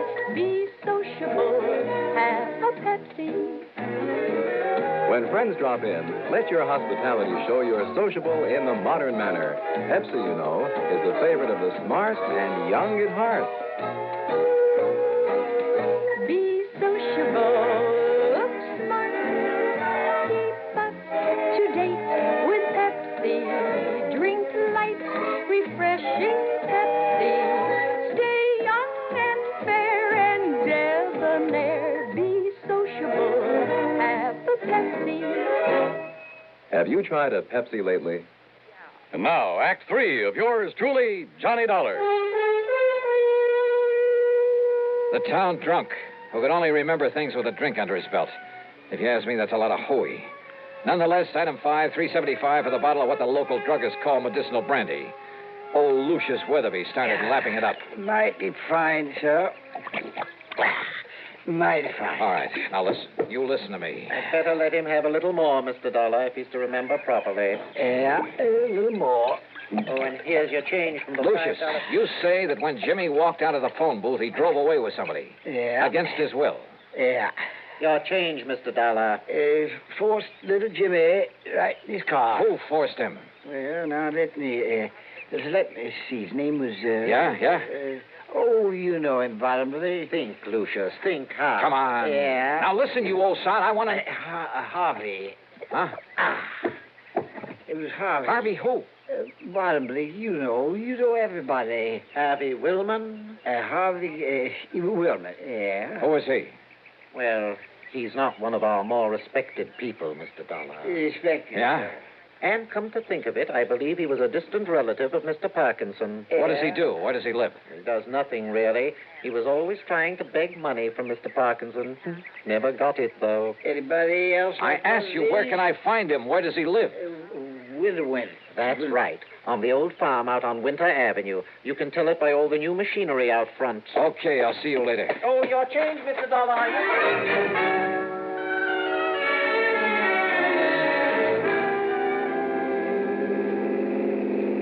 On the way out to Harvey Woolman's farm, I suddenly realized that for once in my life, I'd forgotten to bring along a gun. Judging by all the equipment out front, Woolman must have gone through the Alice Chalmers catalog and taken one of everything. But the farmhouse was nothing but a one-story clapboard shack. Half hidden at the back of it was a beat-up old sedan. Come on, open up. Jimmy! All right, Willman, open up this door and I'll break it down. Willman! Okay, brother, you asked for it.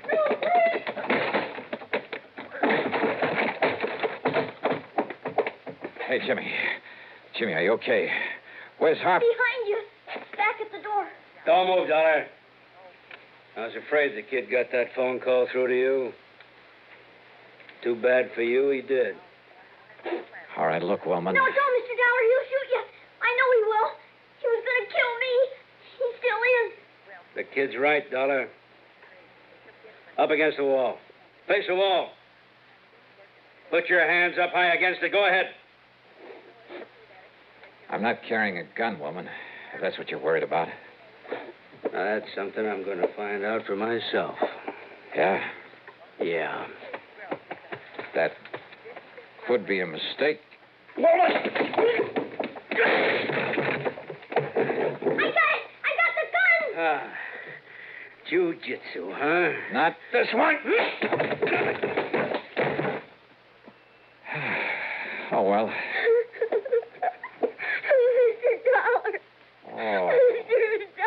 Oh, hey, come on now, Jimmy. Hey, Jimmy, it's okay now. Everything's okay. He was going to kill me. He was going to kill you. Oh, look, you and I kind of stopped him in his tracks, didn't we? Hey, you know something, Jimmy? Now you're a real hero. Because this time you trapped a killer for me. Gee.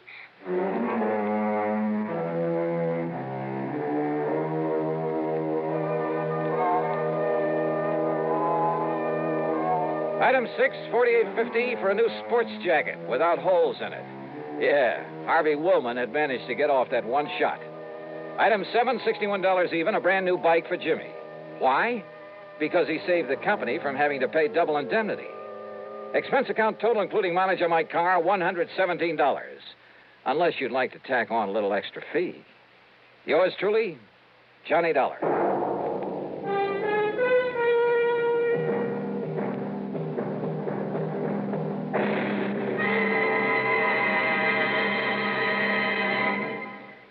Our star will return in just a moment. If your 1957 income was more than $5,000, last year, when you filed your federal income tax report, you had to use Form 1040, the long form. Those who earned $5,000 or less were permitted to use the short form, Form 1040A, if they chose. This year, the Internal Revenue Service is offering taxpayers a new Form 1040A, a simplified form with only 15 lines to fill out. The most important difference about this new form is that those whose 1958 incomes were $10,000 or less, and if you take only standard deductions, you're now permitted to file your return on the new short form 1040A. If you earned over $10,000 during 1958 or intend to itemize your deductions or other income variations, the long form 1040 must be used. The Revenue Service again reminds you to be sure to attach all W-2 withholding tax certificates pertaining to your earnings to the form you intend to file. Send your return to the District Director of Internal Revenue at the appropriate district office. Now, here's our star to tell you about next week's story. Next week, San Francisco, a wonderful town. Yeah, for a murder. Join us, won't you? Yours truly, Johnny Dollar.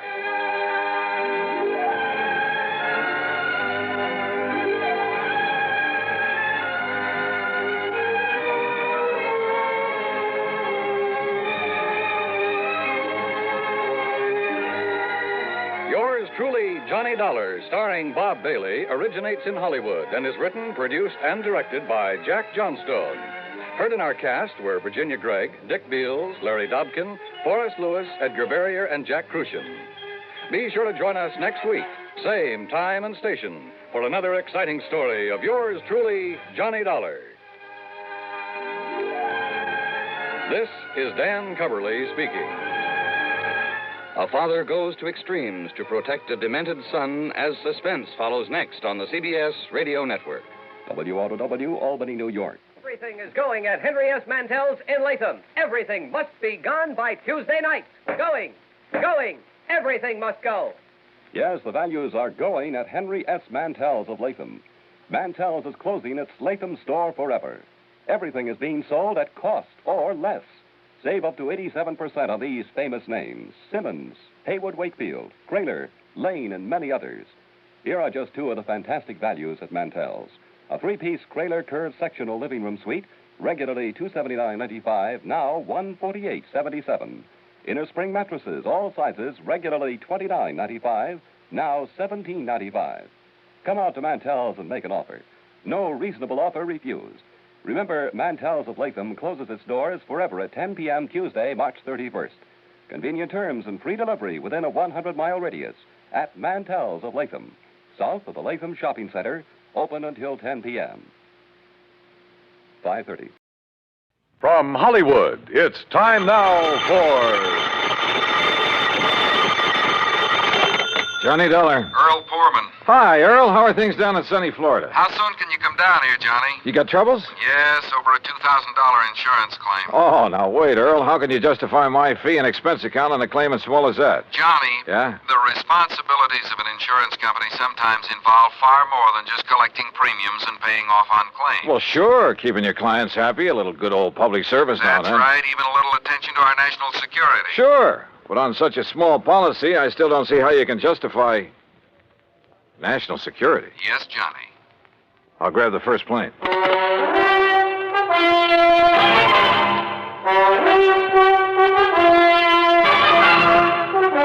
Bob Bailey in the exciting adventures of the man with the action-packed expense account, America's fabulous freelance insurance investigator. Yours truly, Johnny Dollar. And now, Act One of yours truly, Johnny Dollar.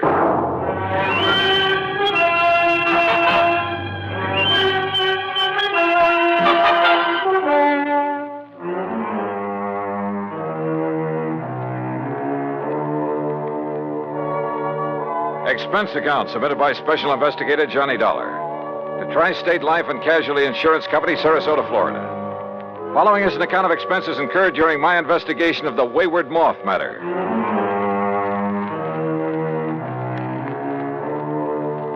Expense account item 19620, plane fare and incidentals, Hartford, Connecticut to Sarasota, Florida. There I was met at the airport by my old friend and fishing pal, Earl Poorman, and we drove on into town. You, like my new car, Johnny? When aren't you driving a new car? Well, now let's get down to Electric cases. windows, power seat, air conditioning? Yeah, sure. Look, you said something about national security in connection with this insurance claim. Yes, Johnny, I did. Well, explain yourself. Well, that's the trouble. I can't. You mean to say you had me fly all the way down here? Now, wait, Johnny. Or was it just some trick to inveigle me into fishing, huh? Is that it? A crack at some of the great Florida fishing you've been promising me all these years? Well, who knows? Maybe while you're here, we will be able to get in some fishing, too. In addition to what? Sure, Johnny. I just had my boat repainted, the engine overhauled. We'll go out in the Gulf for kings and bluefish. Earl. And in the bay and the bayou back of the house, I promise you redfish and sea trout until you get tired reeling them All in. right. Just tell me why you've had me come all the way down here to investigate a lousy $2,000 claim. I told you I don't really know.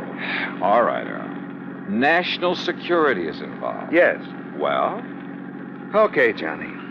I issued a policy covering the chemical plant of Dr. John C. Allworth. What kind of chemicals? Well, you see, I don't know. Huh? I issued the policy at the specific request of Todd Swamp. Who's he? Chamber of Commerce. Knows more about this whole area and its people than anyone else. Well, surely you've seen this chemical lab. No, I haven't. You what? As a matter of fact, its exact location is a complete secret. Oh, now look, Earl, if you've issued a policy, if you're ready to pay off a claim, but if you haven't seen... Look, how do you know a couple of $1,000s worth of damage occurred? I've taken Todd Swamp's word for it. I trust him implicitly. Well, this is the doggone... Earl, how can I possibly investigate something if I can't even... If nobody knows what... I give up. I'm sure that Todd will tell you everything. I'll take you in, introduce you to him, then I'll leave you with him. Leave me? That's the way he says it has to be. Here, take the keys to my car. You'll probably need them. But how will you get them? And if you need anything or if I can be of help, you know where to call me, at the office or at the house out on St. Armand's Key. Come on, let's go in.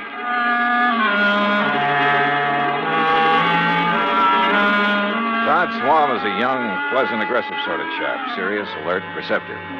He thanked Earl for bringing me, then led me alone into his private office.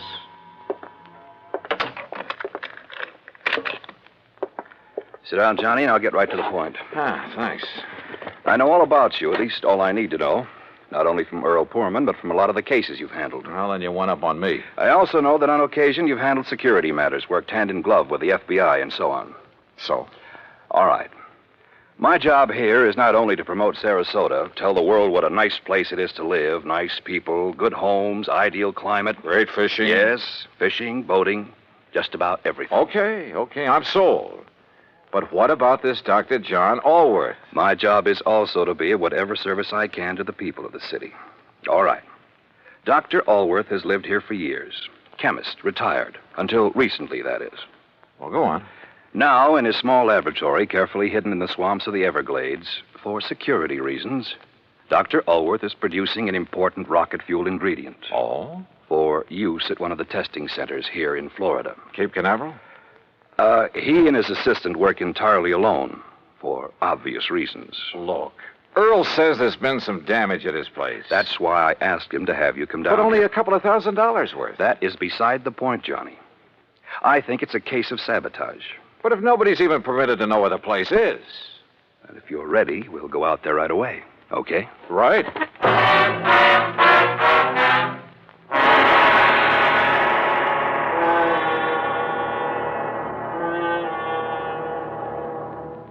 Act Two of yours truly, Johnny Dollar, in a moment. And now, Act Two of yours truly, Johnny Dollar, and the Wayward Moth matter.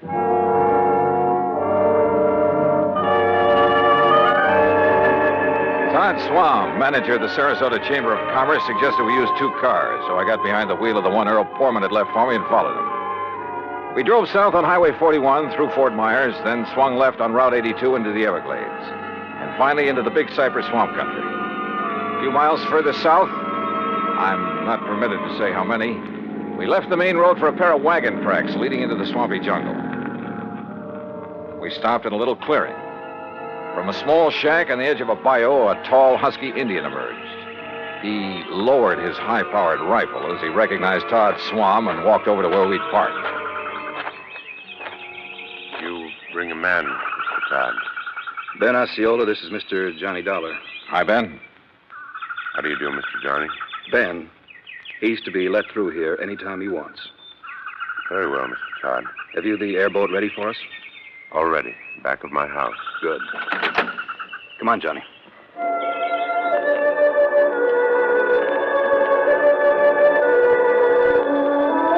The airboat, parked on the edge of a bayou back of Ben Osceola's shack, was an aluminum hull about 12 foot long, square across the bow instead of pointed.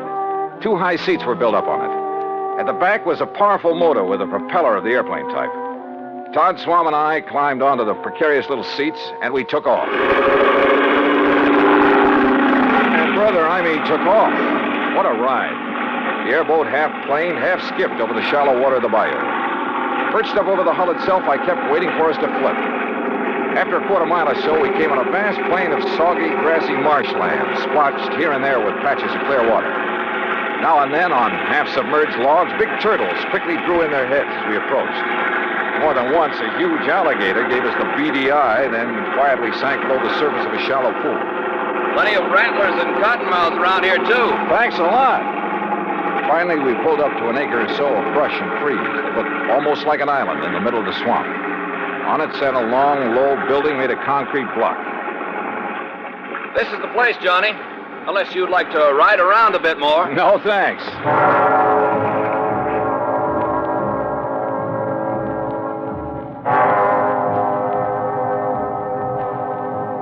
Todd Swam got the introductions over in a hurry.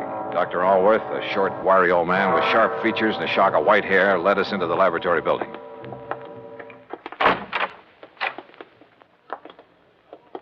No, Mr. Dollar, not in there. Oh. No one is permitted in the laboratory except myself and my assistant. Oh, I'm sorry, Doctor. You lead the way. About your assistant, Dr. Allworth. It was in the vault that the accident occurred. It was an accident. Of course it was. Who would possibly want to... Plenty of people, Doctor, and you know it. It may sound corny, but this whole country has enough enemy agents. You speak as though we were at war, Todd. Well, we're certainly in a Cold War. And speaking of agents... A moment, please, gentlemen, while I work the combination of this lock. This vault looks big enough for a bank. In it, I keep 2 things, Mr. Dollar. The finished rocket fuel component. Yeah? And the delicate apparatus with which I complete the final secret stage of its production. Apparatus no one but myself has ever seen. And you're letting us see it? Well, the accident has rendered it completely unrecognizable. I still haven't learned what happened here, you know. Matter of fact, I haven't either, Johnny. But I certainly have my suspicions. Doctor. There we are. No, don't go in. Well, The substance on the floor is so corrosive that... Well, look. You can see how the legs of that heavy metal table have completely corroded, left nothing but a pile of splintered metal and rust. The rocket fuel did that? Now, there, in the corner at your left, are the rotting, tangled remains of the apparatus I mentioned. The apparatus the insurance money will replace so I can make up for valuable time lost. Doctor, I tell you, it was no accident. What happened, Mr. Dollar, is that the heavy glass flagon containing the finished rocket fuel additive... Glass, Doctor? A very special glass, over an inch thick. The flagon containing about 5 liters of it was on that marble slab there in the middle of the floor, ready to be crated and shipped to its destination. I see. I had completed processing it night before last.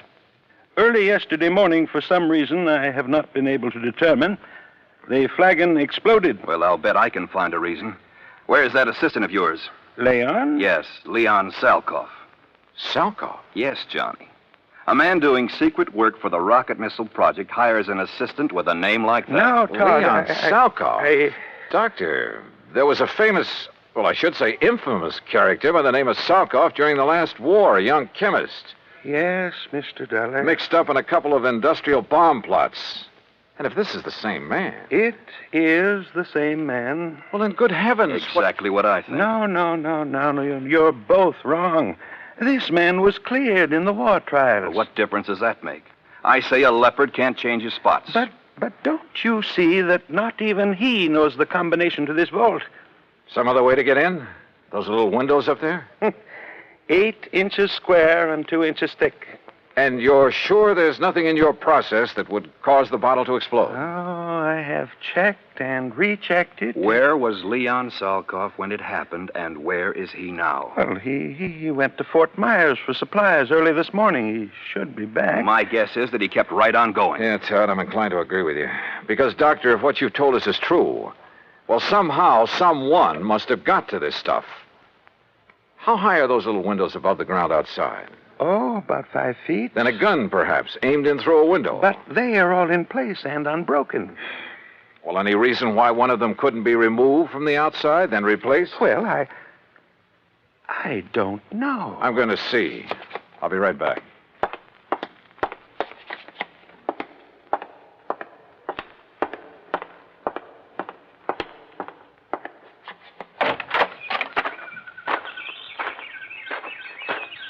Stop!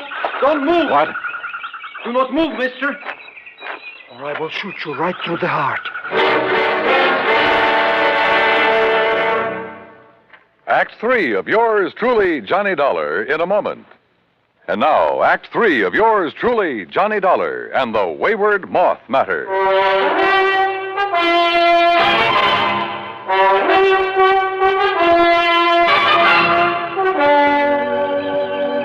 Put your hands above your head, mister. Now, wait. One move and I will pull this trigger. Who are you? I will ask the questions. What are you doing here? Where is Dr. Elworth? Answer me. Or so help me, I will shoot you down. Mr. Dollar! Mr. Dollar, did you find anything? Doctor! Stay there, Doctor. There's a man out here with a gun. What's that? No, don't come out here. Leon, no, that's Mr. Dollar. What? Johnny Dollar, insurance investigator, to arrange the payment of our claim. You're sure, Doctor? Of course I'm sure. Well, I recognized Mr. Swan's car at this shack of the Indian. But when I saw the other car, well, I was worried about you. No, it's all right. He's here to help us. Salkoff. So you finally decided to come back. Mr. Swan. What took you so long, Leon? All the way into Fort Myers this morning, I puzzled over how the flagon could possibly have exploded in the vault. You found the answer? Or have you known it all along, Salkoff? I do not understand, Mr. Dollar. I think I do, Johnny. I thought so from the first. I've heard about you, Salkoff, about some of your activities during the last war. I pray that heaven will forgive me for what I have forced to do in that conflict, Mr. Dollar. Forced? It is my hope that by serving this wonderful country that has given me refuge, in some way I can make up for the terrible things I was compelled to do for the men who sought to rule the world. Now, that's a very pretty speech. Oh, it's true, Mr. Dollar. You've only to consult the records of the war trials. I may take a look at those records before I'm through with this case. I humbly beg you to do so. You still haven't told us where you've been all day, Leon. I tried to figure out how the explosion could possibly have occurred. So I telephoned one of our contacts. Contacts? The glass company that has furnished us with the heavy flagons. But there is no way the additive could have caused them to disintegrate. Disintegrate? No, Doctor. Where the flagon had stood, we found a pile of granulated glass. The flagon had completely crystallized. Oh, but even so, Wait. Of course. Of course. By some means, a critical... Exactly. A critical... The formula for the glass that I obtained from the glassworks indicated the possibility. Would you gentlemen mind telling us what this is all about? Mr. Dollar, I believe Leon has found the answer. Well, if he has, I'll take back a lot of the things I've said and thought about him. Of course, we can't be sure until we've proved it. It means waiting until morning. Oh, great. Meantime, we have a lot of work to do.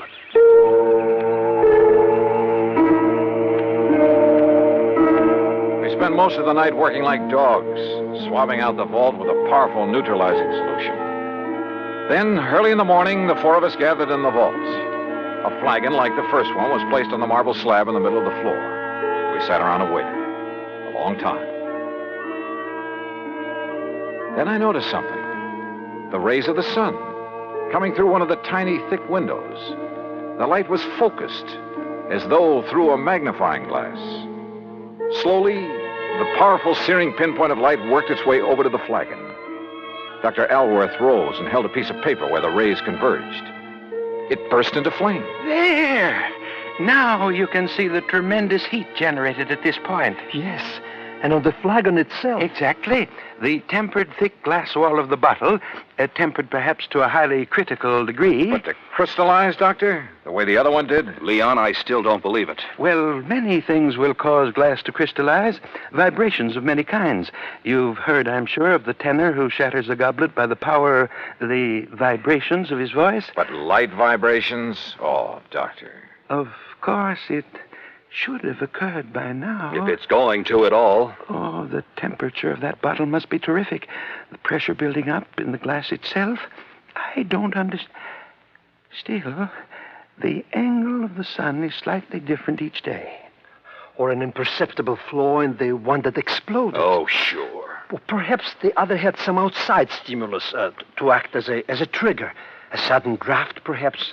Oh, any little thing. Excuses, Leon. You're stalling.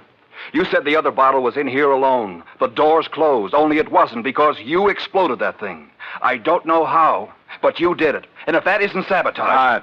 Come on, Johnny. This gag has been carried far enough. Look! I saw it, too. A tiny moth, attracted by the blazing spot of light on the side of the flagon, where the focus rays of the sun converged.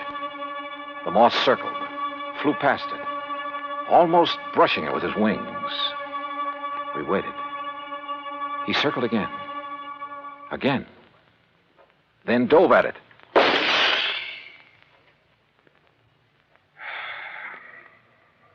Well, Todd.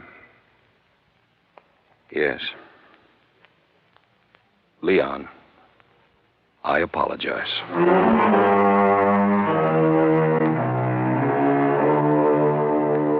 Yeah. A tiny moth triggered the reaction that disintegrated, that crystallized that bottle into 1,000,000 tiny grains like sand. And simply because of the difference in temperature of his little body. Seems impossible, but it happened. Expense account total, including the trip back to Hartford, $204 even. Remarks? Pay up this claim in a hurry, will you? The more help we can give to people like Dr. Alworth and Leon Salkoff, the better. Yours truly, Johnny Dollar.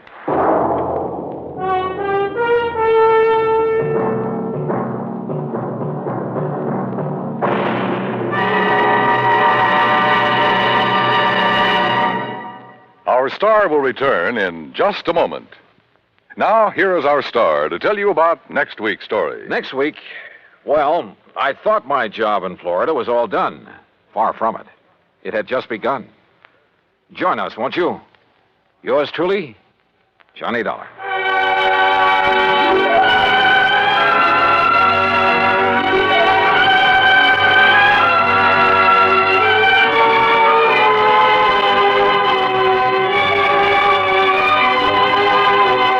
Yours truly, Johnny Dollar, starring Bob Bailey, originates in Hollywood and is produced and directed by Jack Johnstone, who also wrote today's story. Heard in our cast were Vic Perrin, Herb Ellis, Paul Richards, Lou Merrill, and Leon Velasco. Be sure to join us next week, same time and station, for another exciting story of yours truly, Johnny Dollar.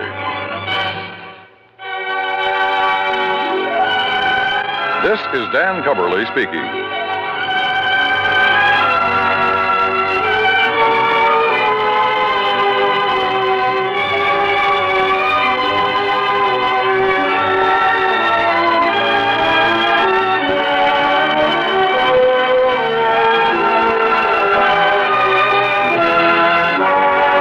This is the United States Armed Forces Radio and Television Service.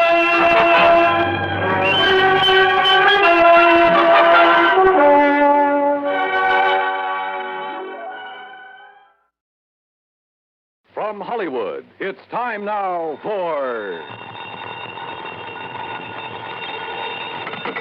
Johnny Dollar. Mr. Dollar, the investigator? That's right, insurance investigator. Yes, well, my name is Frank Skinner, Mr. Dollar. Yes? You see, my wife and I run the Sunny Dream Home up here in Buckland Center. Old folks' home it is. I see.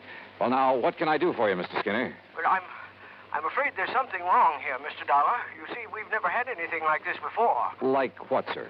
Well, to begin with, all our clients are pretty well insured. Yes? All right. We've been having a lot of deaths here at the home these past months. Too many, Mr. Dollar. Well, after all, if your clients are all very old people... Yes, sir, they are. But you see, these have all been accidental deaths. Yeah, well, don't forget, sir, that older people are very often quite prone to accidents. Yes, sir, that's true. But, well, if you want the truth, I don't think they've been accidents. Oh? No, sir. And if something isn't done to stop this, well, I think maybe you'd better come up here and see us. Mr. Skinner, I think you're right.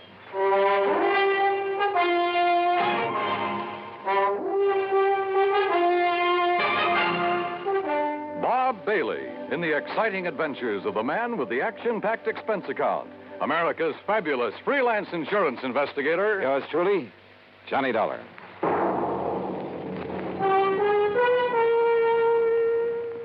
And now, Act One of yours truly, Johnny Dollar.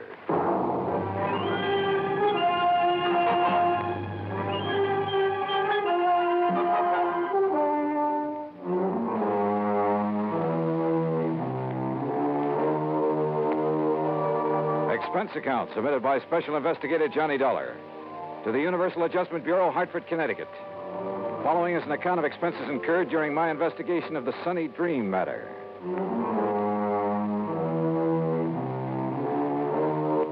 Expense account item 1, 10 cents for a phone call to Pat McCracken, my old friend and contact at Universal Adjustment Bureau.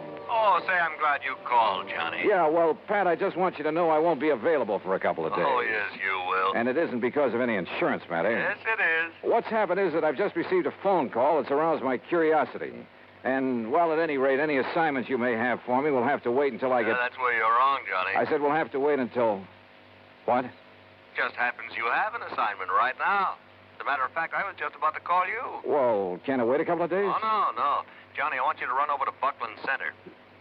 Huh? I think you heard me. The Sunny Dream Home for the Aged? That's right. How did you know? Never mind that. What's wrong over there that you know about? Oh, the number of deaths over there within the past few months have made our actuarial tables look like a big fat mistake. And the companies that have carried the insurance on them are getting a little worried. All separate companies, huh? Yeah, but they all cleared their policies through us, fortunately. Otherwise, we'd never have gotten wind of this. Anyway, I promised to send you over there. Any particular reason for thinking something's wrong, aside from the unusual number of deaths? Yes. What? The beneficiary of the policies that have had to be paid. Who? The Sunny Dream Home for the Aged.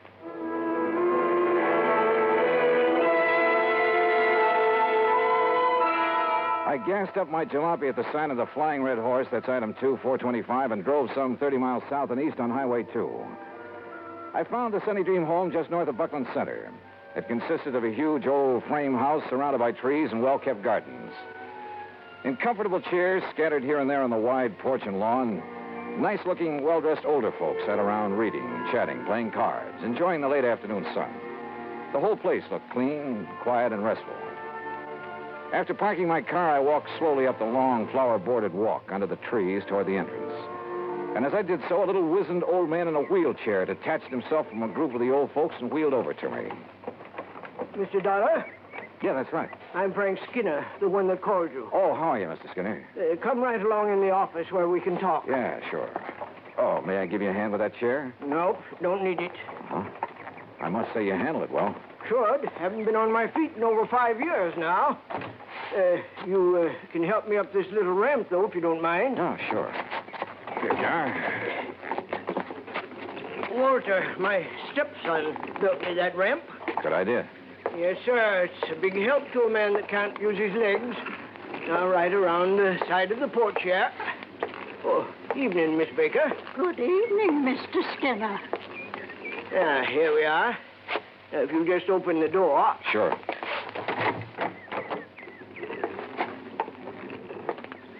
You just sit down there, and I'll get right to the point. Okay, fine. Now, you listen to me. I'd appreciate it if you'd let the folks here think that you've just come to look over the place, like maybe you've got some old relative you'd like a nice home for. In other words, you don't want to alarm your clients. Guests, Mr. Dollar. They're honored guests, all happy and with no worries. Uh-huh. Well, I must say that those I saw outside looked perfectly content. But now, about those so-called accidents. 5 of our people have died within the last 6 months, Mr. Dollar. 5 of them. Terrible. And like I told you on the telephone, they looked like accidents. What kind of accidents? Well, now, the first one. Well, maybe it was. That was old Miss Epp. Lived in the little guest cottage out back. What happened? Small fire. Must have started in the wastebasket or something by the time we got to her. Well, she'd suffocated. And I suppose Mr. Purley might have been accidental, too. Food poisoning it was. At least that's what the doctor called it. But nobody else got sick on all those canned peaches, Mr. Dollar. Who was the doctor? Oh, Doc Cherry from town. Of course, Mr. Purley was the only one that had 3 helpings of them. But my wife never had trouble with her canning before. Well, go on, Mr. Skinner. Well, old Miss Sharmley fell down the main stairs to the living room. Look through the door there. You can see the stairs. Well, that's a long stairway for elderly folks. Then Miss Lizzie-Bell. We called her Miss Lizzie-Bell, though her real name was... What happened to her? She fell out the window of her bedroom. And, Mr. Dollar, she just wasn't strong enough to get her window open that wide. She was 94. Then poor old Miss Betzler, she fell down the stairs, too. Well, Mr. Skinner, if those people aren't able to negotiate a stairway like that, you're at fault for requiring them to do it. Well, most of them are. The others have their rooms here on the first floor, like I have, too. How about Miss Lizzie Bell, who was 94? Well, she never left her room until she fell, or until she was pushed by somebody younger and stronger than she was. Well, unless you can prove something like that. I have to prove that those others were pushed down the stairs. Right so. You see, from what you've told me so far, Mr. Skinner, there's no reason to suspect those deaths weren't accidental. Even so many of them, all within a space of only 6 months. Unless, as I say, you can come up with some concrete evidence to indicate otherwise. All right, then. You can tell me this. Why did all those things happen late at night, when those poor old folks wouldn't have any reason to be up and around, when there wasn't anybody around who could help them, until it was too late? Well, so far as that's concerned... Why, sure. Folks have got to get up at night sometimes, one reason or another. But they all had their own private baths, and if they want anything from downstairs, like something to read or some hot milk, something like that, why, all they have to do is ring the push button in their room, and my wife gets it for them. We do that all the time. Where is your wife, by the way? Martha? Why, she's right... Right here, Frank. Who's this you're blabbing off your mouth to? Why, Martha, this is Mr. Johnny Dollar, insurance investigator. Investigator, huh? Well, you can march yourself right out of here. Oh, now, just a minute, Mrs. Skinner. Just a minute, nothing. You get out of here and leave us alone. Mrs. Skinner. And if you don't, I'll throw you out. And if you don't think I'm young and strong enough, then I'll show you. Strong enough to throw a little old lady out of a window? Or shove a couple of people downstairs? Get out. Act 2 of yours truly, Johnny Dollar, in a moment. And now for another episode in the life of Sergeant Donald Bellwether, my husband.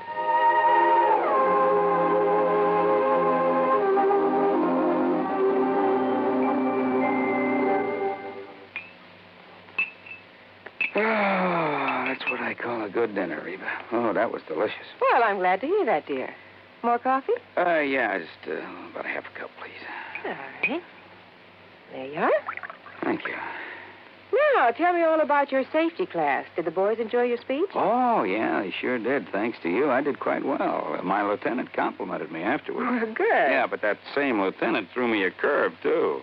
How, dear? Well, after I gave my talk, he asked the men if there were any questions. Well, that did it. One of the guys stood up and said, look, Sarge, you claim there were over 95,000 deaths and over 9.5 million people injured in accidents in the U.S. last year. Looks to me like all those safety campaigns and slogans are doing no good at all.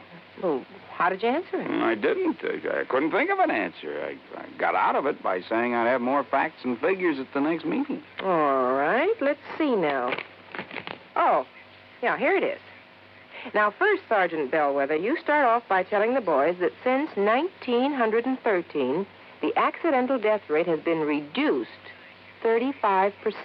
Mm-hmm. Or, in other words, if there hadn't been campaigns and safety measures put into effect to reduce accidents, almost 1 million more people would have been killed in the last 46 years. Is that right? It certainly is. I'm reading it right out of the National Safety Council record book. Oh, and another thing. Accidents in the farming areas are much higher than in the city. Now, do you know why? Why? Because in rural areas, there are fewer policemen enforcing safety laws and less traffic signs and signals to guide the motorists. Mm-hmm. You know, many more cars travel the city streets, and yet the per capita rate of accidents is much higher in the rural areas. Of course, the reason is obvious. In the city, more safety measures are instituted and obeyed. Reba, you are wonderful. That's a good logical answer. I don't know what I'd do without it. Oh, that's my Donald. That's my doll.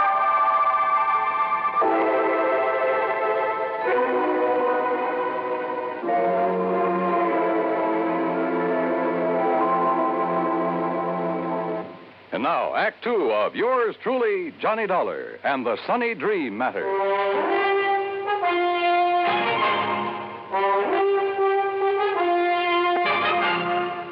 Martha Skinner, co-owner and the real manager of the Sunny Dream Home for the Aged, was a big woman, tall, muscular, and a lot younger than her husband. I don't want your kind snooping around, Mr. Dollar, so get out of here and leave us alone. Your husband seems to think those deaths here in your home for the aged weren't so accidental, Mrs. Skinner. Oh, he does. Yes, that's what I told him, dear. If you'd keep that mouth of yours shut, Frank, we wouldn't have this sort of thing.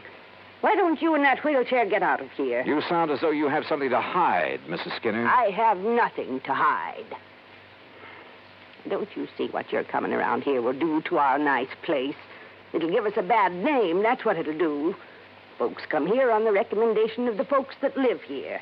And if your sort starts prowling around, it'll make our nice home for them sound like a murder factory, and I won't have it. Oh, now, just calm down a moment. Those poor old folks, Miss Lizzie Bell and Mr. Purley and the rest, were accidental, that's all. You got any reason to think they weren't? Well, I didn't have until a minute ago. What do you mean by that? If they weren't accidents, well, it certainly took somebody younger and stronger to push them down those stairs. You mean me? Well? No.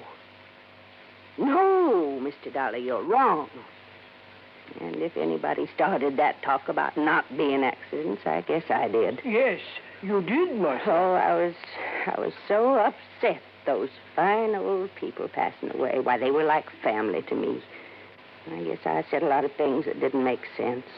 Until the doctor and the police came around and told me I was wrong. The police investigated? Yes, and they made quite a stir.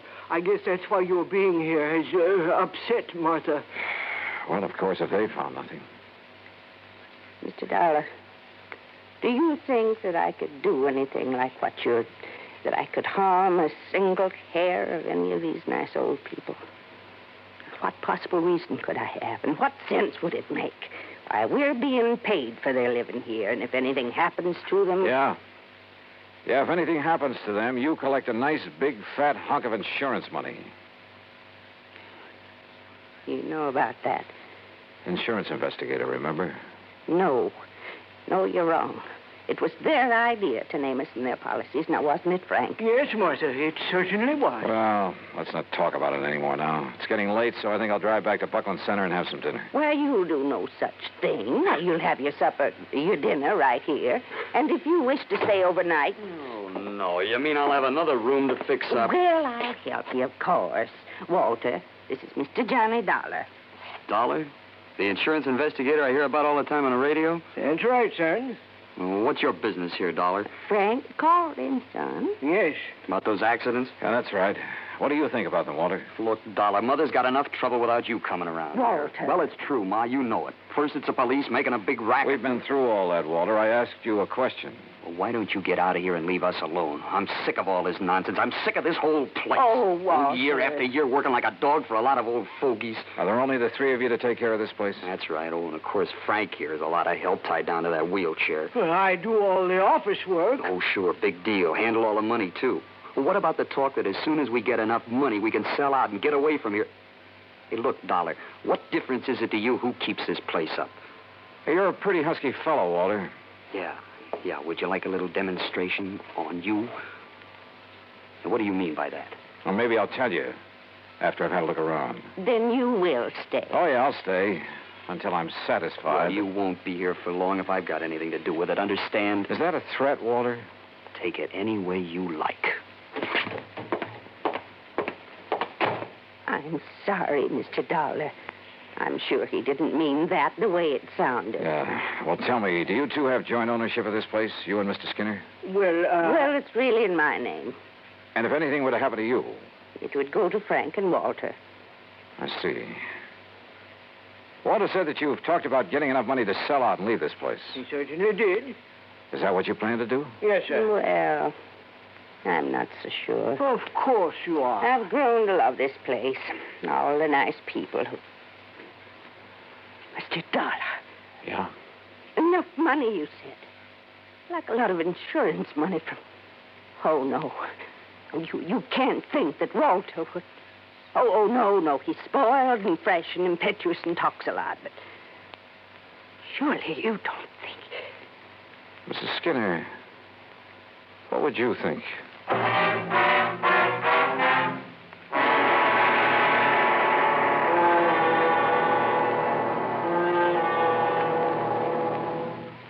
Act 3 of yours truly, Johnny Dollar, in a moment.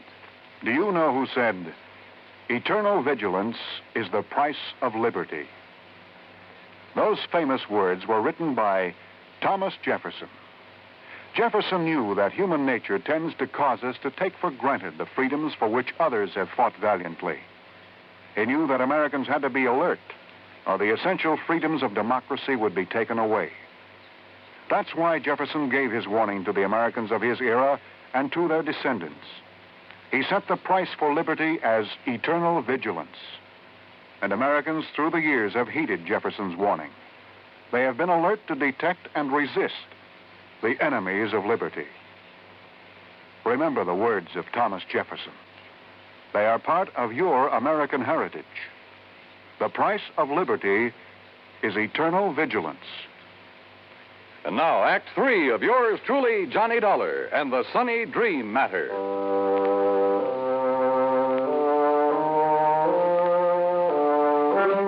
At dinner that evening, I made a point of chatting with as many guests of the Sunny Dream Home for the Aged as possible. Sweet old Mrs. Baker, who must have been in her 80s, pretty much summed things up as we talked together on the porch in the cool of the evening. You're really kind of sorry for Walter, Mr. Dollar. Young man like that doesn't really have a place here among all of us old ones. Yeah, I wonder why he doesn't go out on his own then, Mrs. Baker. Because in spite of his brash, noisy way, he loves his mother, Martha. And since she has so much to do taking care of us, why, he just stays and helps her. Isn't she one of the loveliest people you ever met? Well, she certainly seems devoted to you folks. And she is. Makes us toe the line, bawls us out sometimes, just like a mother hen. But she's all heart. And Mr. Skinner? Very nice. Handles the business affairs of the home real good, too. It isn't generally known, but he's the one who gave us the idea of making out our insurance to the Sunny Dream. of course, we never told Martha. Oh, there you are. Evening, Miss Baker. What a nice young man this is, Mr. Skinner. We've been having a wonderful time talking away about this and that. That's fine. They make you a comfortable room upstairs, Mr. Dollar? Yeah. Right at the head of the stairs. Very comfortable. Good. Well, don't let me interrupt. I'd like to talk to you a minute if Mrs. Baker will excuse us. Why, of course. Thank you. And we'll talk again tomorrow, won't we? Sure, of course we will. Good night. Mr. Skinner, when was the last accident when someone fell down those long stairs? Huh? Why, that was Miss Betzler early this month. Why? Well, at the head of them, as I came out of my room, I found something that... Well, they were marks that looked to me as though they'd been made by some kind of struggle up there. Oh? And a tiny piece of cloth from a man's suit caught in a splinter on the newel post. Well, what are you going to do about it? Oh, just leave it there. Tomorrow I'll get somebody from the police laboratory over here to look at it. Uh-huh. Well, whoever suit that was must have a tear. Oh, no, not necessarily. It was really just a few threads that had been pulled out. But they might be the clue to a killer. I see. Well, good luck, Mr. Dollar. Yeah. Thanks. In my room, I waited until long after the big home was quiet and wondered if my hunch was going to pay off. Hunch? Sitting there on the porch talking with old Mrs. Baker, I'd suddenly remembered something Pat McCracken had told me in the very beginning. He had notified the home I was coming here to investigate. That meant he'd notified Frank Skinner. Could that have been why Skinner phoned me? To allay any suspicion the insurance companies might have? Yeah, I wondered. Finally, about midnight, I heard a noise at the head of the stairway. Quietly, I opened my door. And there at the top of the stairs, armed with a flashlight and standing solidly on his own 2 feet, was the man who said he was confined to a wheelchair. Well, Mr. Dollar. You won't find anything there, Mr. Skinner. Because there isn't anything. See? You lied to me. It got you up out of that phony wheelchair, didn't it? To see if you'd left some trace of your last murder, didn't it? Now listen, Dollar. Pretty rotten racket, Skinner. You and only you handle all the finances of this place. You persuaded the old folks to name you as beneficiary of their insurance policies. Then you proceeded to shove them down those stairs. Would you like to see how? Yeah, Skinner. Then I'll show you. No, you don't.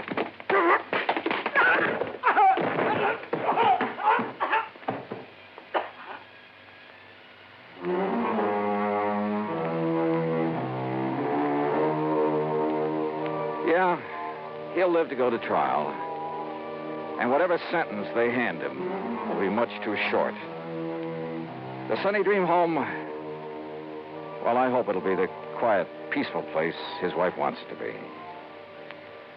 Expense account total, including incidentals, $12 even. Yours truly, Johnny Dollar.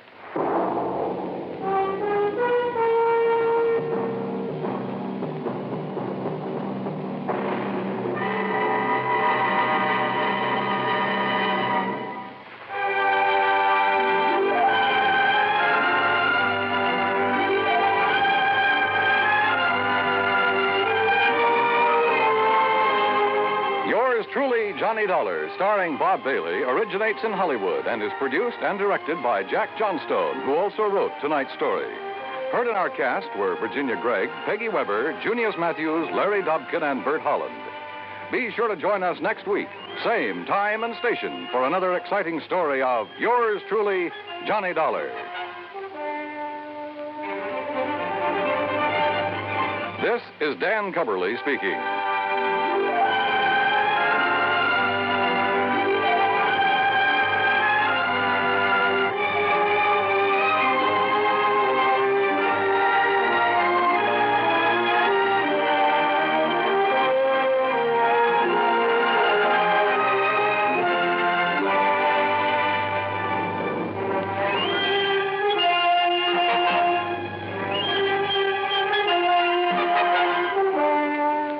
Johnny Dollar has come to you through the worldwide facilities of the United States Armed Forces Radio and Television Service.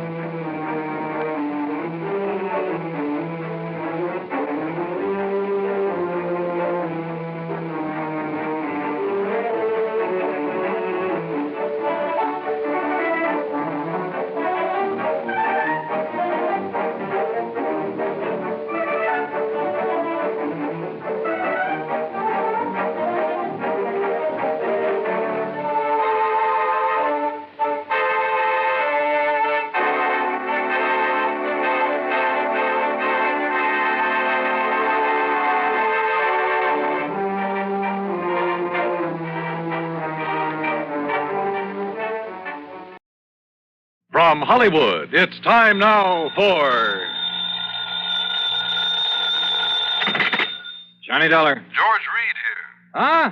Hey, now listen, George. If Floyd's of England keeps handing me cases, how can I work for the other insurance companies? Well, what I'm calling about this time isn't really a case. So what? As long as the company pays my expense account and maybe a nice little fee to boot? Fee? Sure. Well, I'm not even certain you'll need an expense account. Oh, then now, wait a minute. Johnny, I think you'd better come over here to my office so that we can talk about this. Well, I don't want to sound chintzy, George, but a cab to your place will cost me over $1. Oh, well, that can go on the expense account, of course. Good. Then as long as we've established the expense account for this thing, whatever it is, I'll see you in a few minutes. Well, now, there's no hurry, Johnny, so just take your time. Huh? I said take your time about getting here. Yeah? I'll be right over.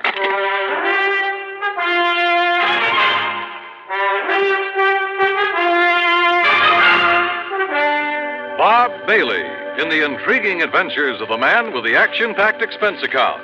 America's fabulous freelance insurance investigator. Yours truly, Johnny Dollar. And now, Act One of yours truly, Johnny Dollar.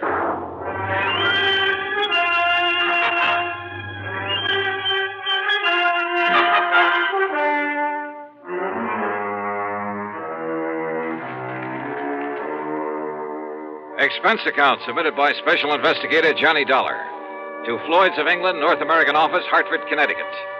Following is an account of expenses incurred during my investigation of the cautious Celibate matter.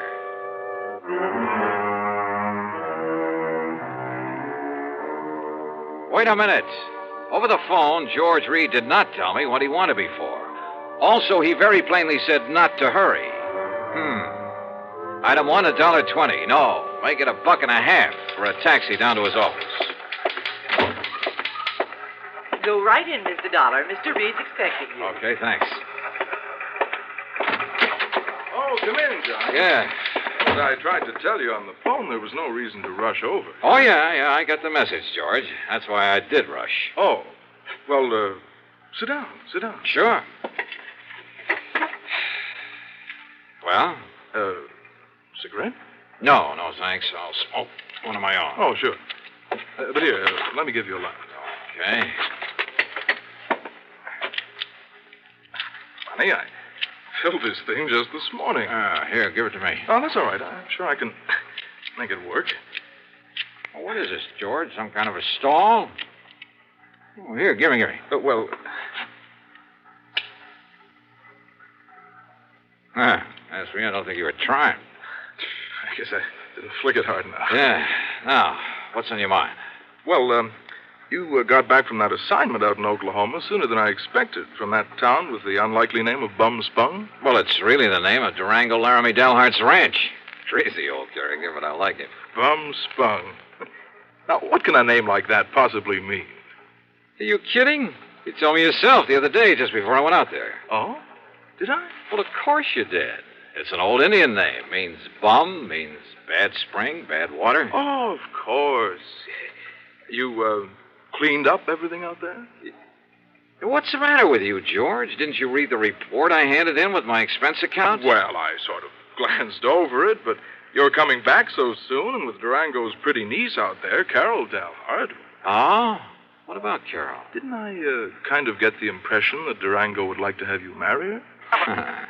Well, you should have. Every time I get within spitting distance of Oklahoma, I expect him to shove a shotgun at my back, and, well, that's why I left there in such a hurry. Oh? Sure, right after settling that insurance matter.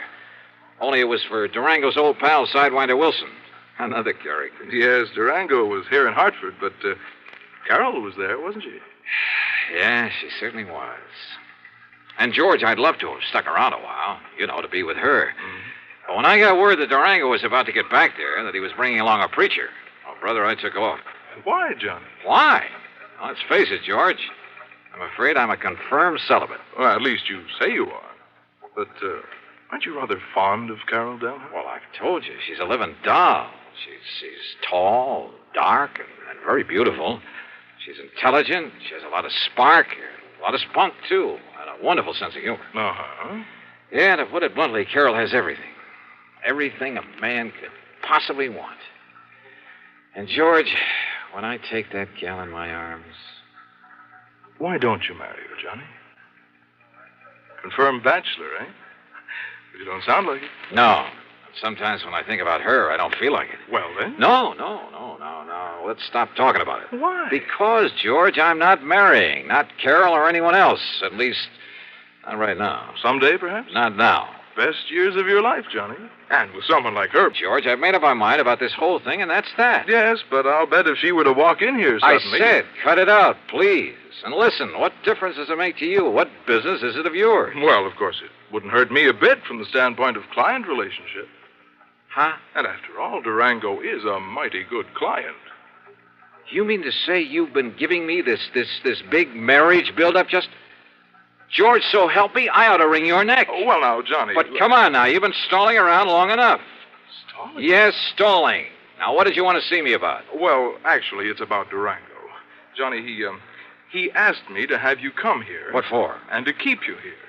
What? Yes, until he can arrive. You mean Durango's on his way here? Well, he thought of asking you to fly out to Bum Spung again, but he was afraid you wouldn't. George, can't you see what this means? Can't you see why he's coming here? And probably with that shotgun I mentioned. Oh, now, Johnny. No, sir, George. When old Durango gets here, you tell him... Hi there, Huh? Reuben. Where is he? Durango. Ain't that Johnny Dollar got here yet? Wait, the fire escape. What did you say? Oh, yes. Well, then I'll go right in. Johnny, wait! Tell him I left town. No, wait, listen! Well, where is he? Durango. Hi there, Georgie. Where's he at? The window. You mean went out the window? Yes. Dollar! Johnny! You come back here, Johnny!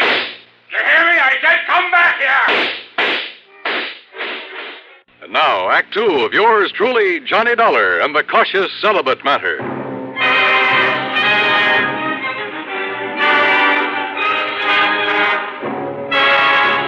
Needless to say, when that wild old character, Durango Laramie Delhart, started shooting at me in the office building, well, I really made time down that fire escape. And I didn't stick around to see how he was going to square himself with the police. Because before I could even reach the nearest corner, a couple of prowl cars pulled up in front of Floyd's of England and out piled half a dozen cops, all pulling their guns. No, sir. I grabbed a taxi. That's item 2, and it comes to $5 even for the fastest ride I could get to my apartment. Because Durango's presence in Hartford can mean only one thing. Yes, sir. He was still obsessed with the idea that I should marry his niece, Carol Delhart. Sure, I care a lot for Carol. Maybe even love her, I don't know. And I know that she likes me a lot. But I also know that neither of us is going to be railroaded into marriage by old Durango. Yet there couldn't be any other reason for his coming here. So I dragged out a couple of handbags and proceeded to pack them well. Then item 3, another dime for a phone call. George Reed here. So what happened, George? The cops haul him off and throw him into the clink? Durango? Who else? Johnny, this man is unbelievable. It's fantastic. Huh? I don't know how he worked it, how much it cost him. And, of course, as always, he came here loaded with money. Thousands, Johnny. Yeah? Well? But the police didn't even take those 6 guns away from him. Oh, brother, all the more reason why I'm getting out of here. Yes, Durango still thinks he's living in the old days of the wild and woolly West when the only... What? You're leaving? Oh, you bet your life I am, and I'm putting all the costs of transportation on expense account. Well, now listen. After all, it was you who got me into this whole thing. Listen to me. Where are you going? What do you think I tell you? You're in cahoots with this wild old man, this trying to get me to marry his niece. But, Johnny, if you and Carol love each other... So what? Do you think we want him to force us into it? Well, now, look. Suppose we... Yeah? Oh, come on, George. I'm in a hurry. George! Are you in your apartment, Johnny? That's right, but not for any longer than... Why do you ask that? You stay right there, Johnny. Durango. You just stay right there. I'm coming right over. I gotta talk to you, young feller, and that ain't all. You hear me, Johnny? Eh?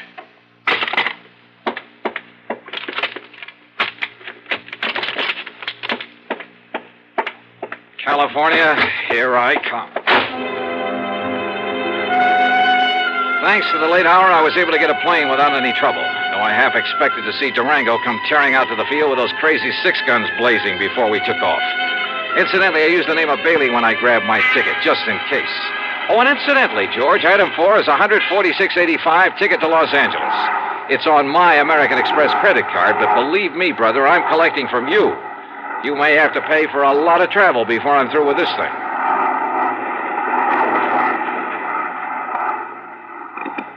This is the pilot speaking. We'll be landing in Chicago in about 10 minutes.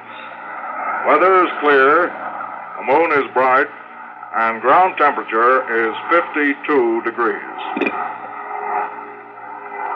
Is there a Mr. Johnny Dollar on board? A Mr. Johnny Dollar. I don't have him listed among the passengers, but is there a Mr. Johnny Dollar on board? Stewardess. Yes, Mr. Bailey, isn't it? This Johnny Dollar you're asking for, a friend of mine. I guess he missed the flight. Yes, I guess he must have. Anything important for him? Well, just a radio message. Well, as I say, I'm a good friend of his, so why don't you let me see that message, and perhaps I can, well, you know. Oh, no, sir. I'm terribly sorry, but that would be against regulation. Well, what if it's anything important? I'm sorry, but thank you just the same. Fasten your seatbelt, please. Yeah, sure.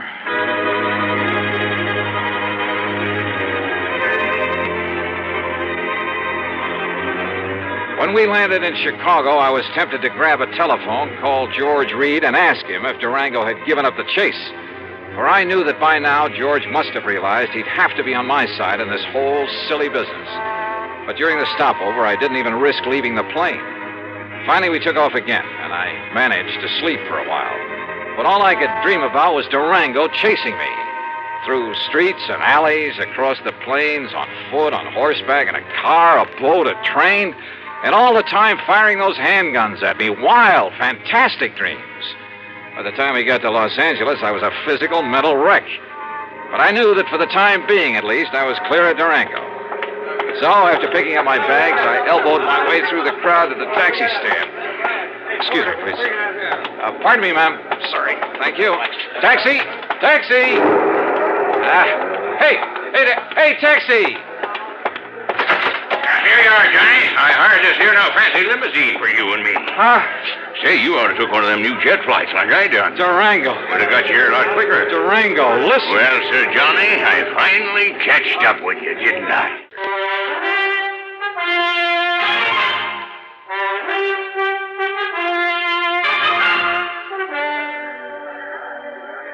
Durango. Well, Sir Johnny, I finally catched up with you, didn't I? Yeah, I guess you did. Well, you're the slipperiest young maverick I ever did see.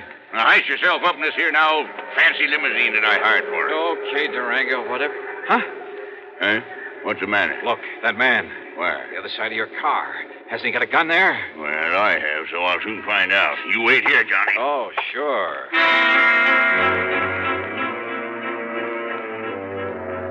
I dropped my bags and tore back onto the passenger ramp. By jumping over a fence, I was able to climb on board an airliner that was about to leave. By flashing my credentials at the stewardess, I kept her from throwing me off, and in a couple of minutes we were in the air. Yes, sir, and headed for Portland, Oregon. The plane fare is item 55620. And to prove I'm not kidding about the company paying my expenses on this wild trip, item 6 is $425 for my 2 leather handbags and all the clothes I'd packed in them. So what happened at Portland? You won't believe it. But Durango was there and waiting for me. Sure, he chartered a plane, and because of the stops that my flight made along the way, he got there first. But I saw him in time. Johnny, here I am! Over here, Johnny! By jumping another fence and doing 100 yards in something like 9 seconds flat, I managed to find a taxi stand. Item 7, $35 for a wild ride through the streets of Portland, because I knew that somewhere in back of us, Durango was in hot pursuit. We finally ended up at a private airstrip out north of town. I'd have made $200 for the plane I chartered. And I told the pilot just to go anywhere. But according to regulations, he had to report his course and destination. So I knew that sooner or later, Durango, who's nobody's fool, and more important with all his money, would be on my tail again. I racked my brain trying to figure out some way, trying to think of someone who could possibly... Yeah, someone. And then it occurred to me. There was someone. Sure, of course. The one person in the world who was in the same spot I was. Sure, it could be like walking into a lion's den. But item 9, a total of $114. Plane, bus, train, and rental car. First to Enid, Oklahoma, then north to the broken-down little ranch at Bum Spot. And yep, Carol was there. That lovely, loving Carol.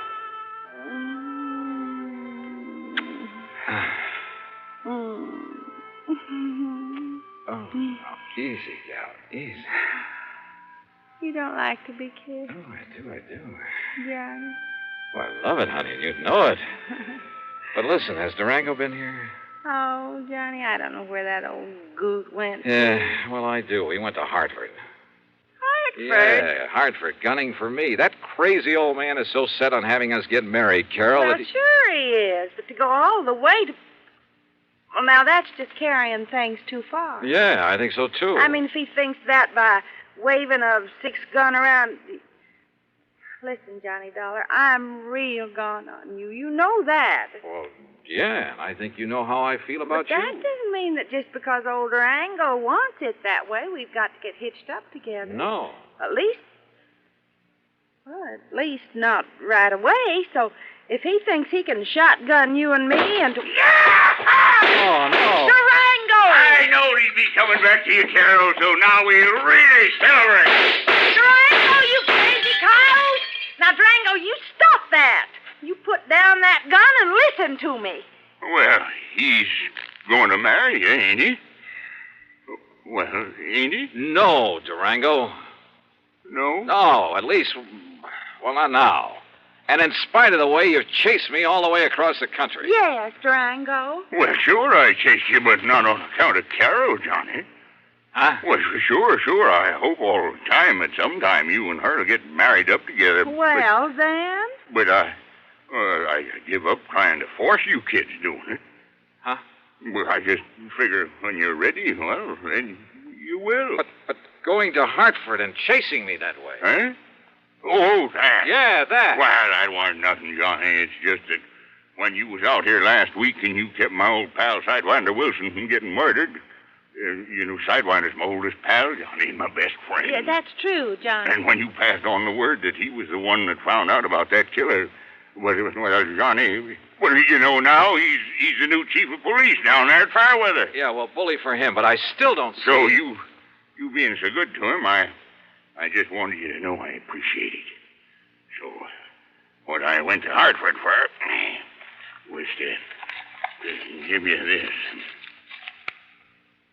Holy. Some of them's a bit dirty, crumpled up, and they got some... But when I counted right, there ought to be $10,000. There you are. Gee, Durango. Well, Durango, I don't know what to say. Yeah, you don't have to say nothing, Johnny. Just enjoy it. But are you sure you wouldn't like me to have the preacher come up from Enid and no, I guess not. But God bless you anyhow, boy.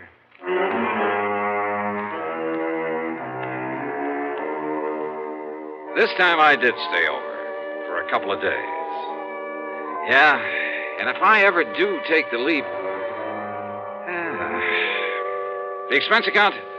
Well, George, I'll still argue with you about it, but that's all. And the total, $1,053.45. Yours truly, Johnny Dollar. Here's our star to tell you about next week's story. Next week, a string of holdups, and behind them all is... Well, why don't you listen, find out for yourself. Join us, won't you? Yours truly, Johnny Dollar.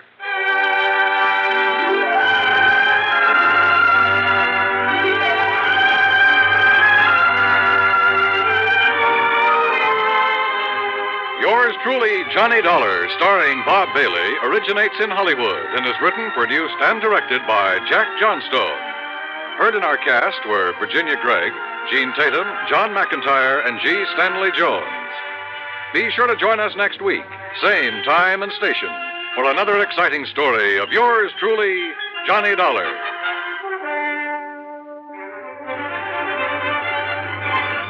This is Dan Coverly speaking.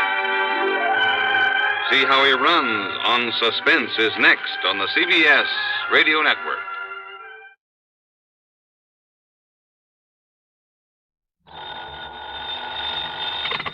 Johnny Dollar. How are you, Ralph? Well, at the moment, not too happy. One of our clients, a pretty important one, is a man named Bertram Haskell. He owns a small copper mine up near Houghton, Michigan. Where's that?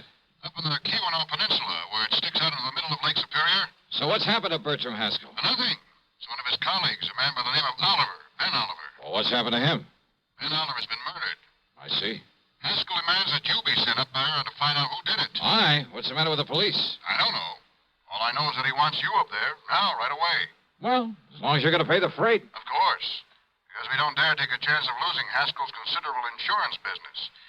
In other words, Johnny, it's because of Haskell rather than the small policy on Ben Oliver. Oh, he was insured too? 15,000 straight life.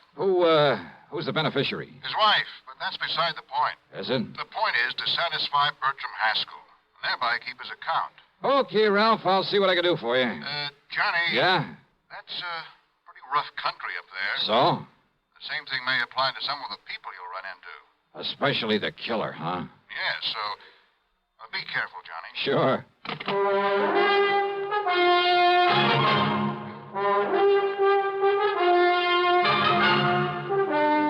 CBS Radio brings you Bob Bailey in the exciting adventures of the man with the action-packed expense account, America's fabulous freelance insurance investigator. Yours truly, Johnny Dollar.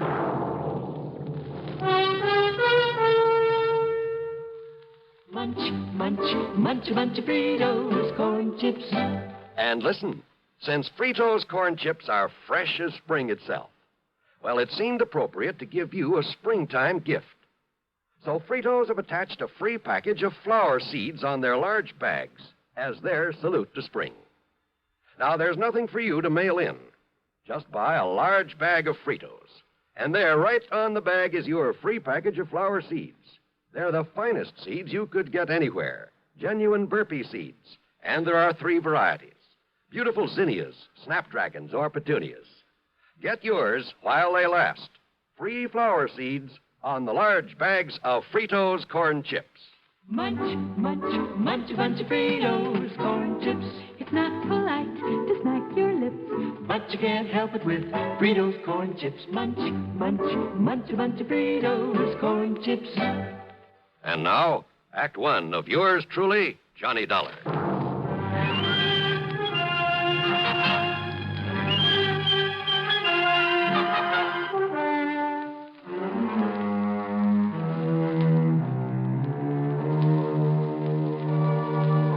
Expense account submitted by Special Investigator Johnny Dollar to the Continental Insurance Company, Chicago office. The following is an account of expenses incurred during my investigation of the Deep Down matter.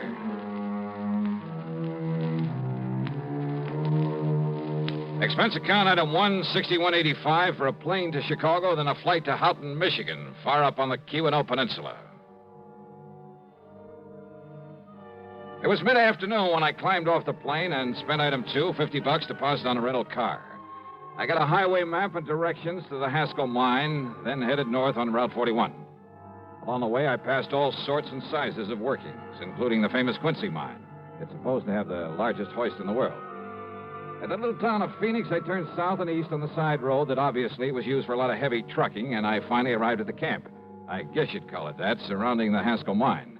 There were 7 or 8 weather-beaten frame houses, a large barracks-like building, one fairly nice-looking brick home, a service building, tool shed, and garages. Bang in the middle of everything was a big hole in the ground. Above it, a hoist, looking somewhat like a heavy wooden oil derrick with a big wheel on top of it. A group of men stood around wearing shock helmets. As for finding the office, well, all I really had to do was follow the sound of what happened to be Mr. Haskell's booming voice. Having any respect for the dead?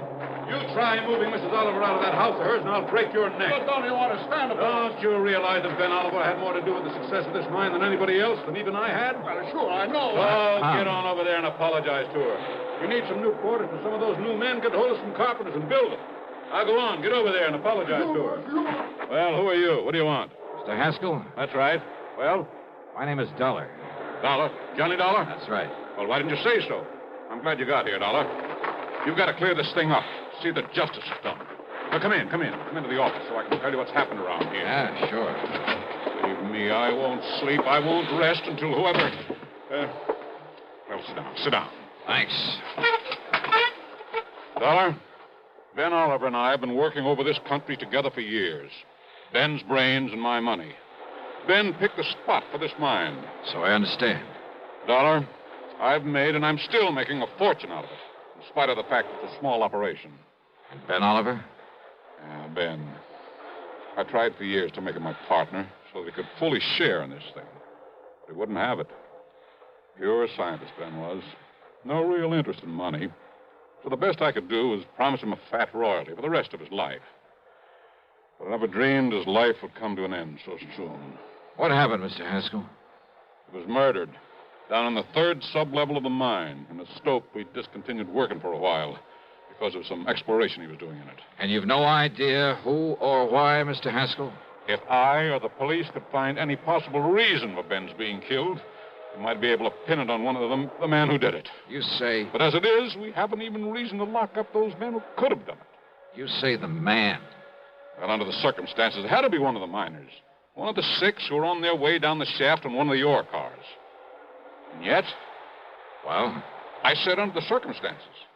But under the circumstances, not one of those 6 could have done it without the knowledge of the others. Well, now, how do you mean that? A single, carefully aimed shot, Dollar, from some distance away, 15, 20 feet. Yeah? Struck him in the back, went directly into his heart. Just one shot, but it must have been carefully aimed. But... Well, go on.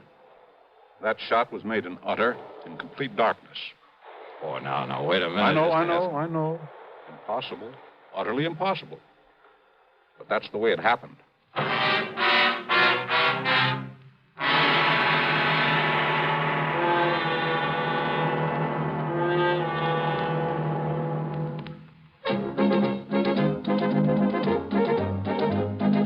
Winston tastes good like a cigarette should.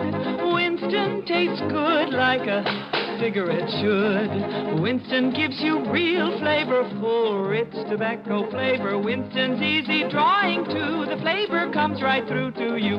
Winston tastes good like a cigarette should. A modern filter? Sure, Winston has it. But that's only the beginning of a Winston. Up front, up where it really counts, Winston packs exclusive filter blend. Light, flavorful tobaccos, specially selected and specially processed for filter smoking. Filter blend. That's why it's fun to smoke Winston, America's best-selling filter cigarette. Winston tastes good like a cigarette should. And now, Act 2 of yours truly, Johnny Dollar and the Deep Down Matter.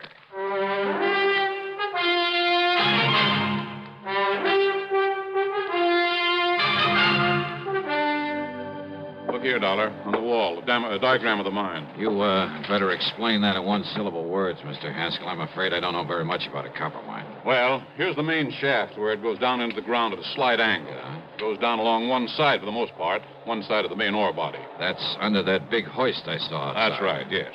The hoist, by means of a continuously running cable, works the ore cars up and down. Like buckets on a conveyor belt. Only they're detachable from the cable in order to fill them at the various levels, then bring them up and dump them at the surface.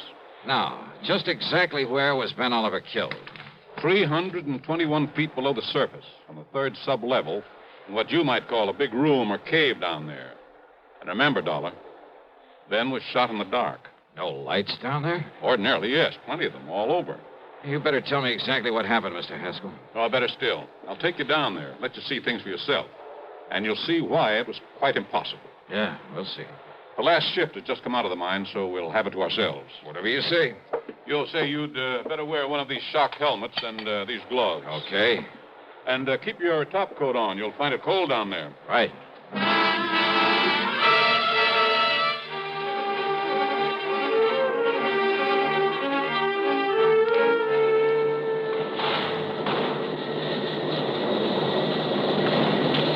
Riding that ore car down into the bowels of the earth was something I won't very soon forget.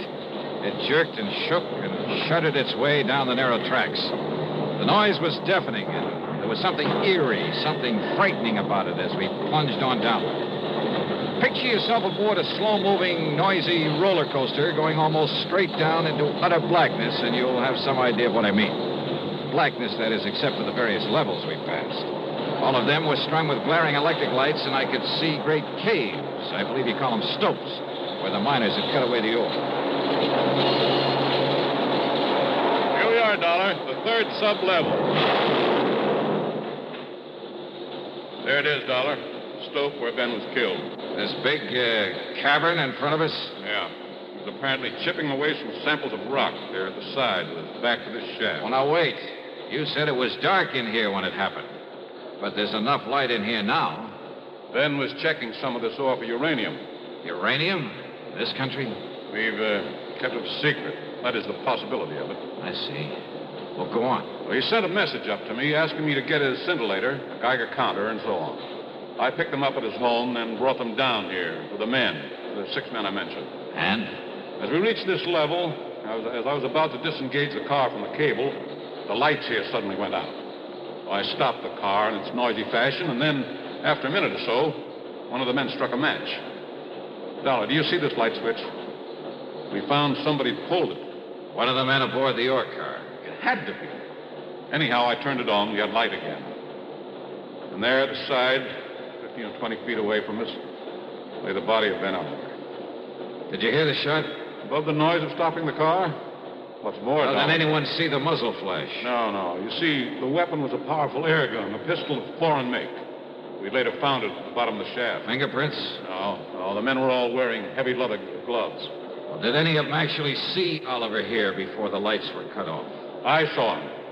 And it all happened in the few seconds between the time the lights went out, you stopped the ore car and put them on again. In total darkness, one of those men was able to fire accurately, the shot that killed him. No sign of a flashlight, anything like that? No. Then I see what you mean about it being impossible. Nevertheless, it was done, and by one of the men aboard the car. And that's why I sent for you, Dollar, in the hope that you somehow can bring the killer to justice. Well? Well, from here, Mr. Haskell, it looks like you've handed me a pretty large order. Act 3 of yours truly, Johnny Dollar, in just a moment. Welcome, recording star Mel Torme. It's terrible trying to sing with a bad cold. So I always take 4-way cold tablets to relieve cold miseries fast. Good idea. Tests of all the leading cold tablets proved 4-way fastest acting. 4-way starts in minutes to relieve muscular pains, headache, reduce fever, calm upset stomach, also overcomes irregularity. When you catch cold, try my way. Take 4-way cold tablets. The fast way to relieve cold distress and feel better quickly. 4-way, only 29 cents. Now, a word about another fine product of Grove Laboratories. To get rid of embarrassing dandruff in 3 minutes, change to Fitch Dandruff Remover Shampoo. 3 minutes with Fitch regularly is guaranteed to keep unsightly dandruff away forever. Apply Fitch before wetting hair. Rub in 1 minute. Add water, lather 1 minute. Then rinse 1 minute. Every trace of dandruff goes down the drain. 3 minutes with Fitch and embarrassing dandruff's gone. At the same time, Fitch can brighten hair up to 35%. Get Fitch Dandruff Remover Shampoo today. And now, Act 3 of yours truly, Johnny Dollar. I told Haskell I'd take on the case only if he'd let no one know why I was there at his copper mine. I parked my bags in the guest room of his house. Apparently lived alone there. During dinner, he told me more about Ben, about their close relationship, about Oliver's hope of finding enough good uranium ore to make the mining of it practical. However, in spite of his optimism, Dollar, I'm afraid it was all just wishful thinking on Ben's part. Well, certainly worth some further exploration, though, isn't it, Mr. Haskell? I doubt it. But we'll see. The important thing now is to find his killer. Do you feel the police were thorough enough in their investigation, in their questioning of the men aboard that ore car?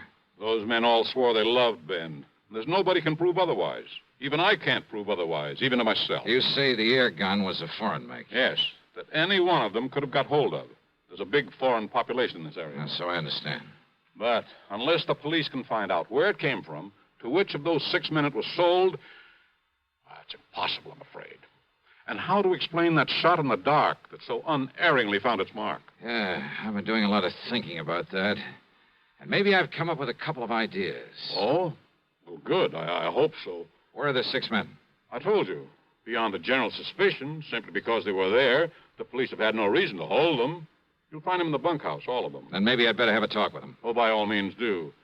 And if you're able to break one of them down... Let's, wait and see.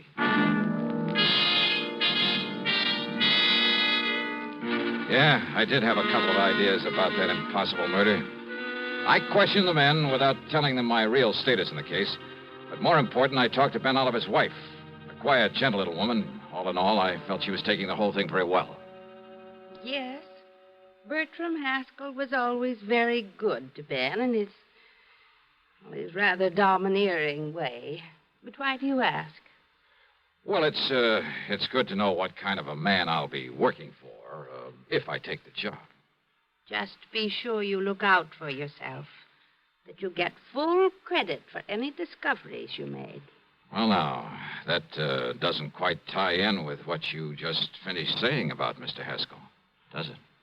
Ben was so unselfish, self-effacing, so easy to take advantage of. Oh, no, I shouldn't talk that way. You sound as though you don't quite trust Mr. Haskell. Please, I didn't mean that at all. I see. I understand your husband thought there might be uranium in this unlikely spot. He was sure of it, Mr. Dollar. He told you so? I typed out his report to Mr. Haskell. Oh? Do you remember what he said in it? Only that he was certain it had great commercial possibilities and that he... Only that he what, Mrs. Oliver? No, it isn't nice the way I'm thinking.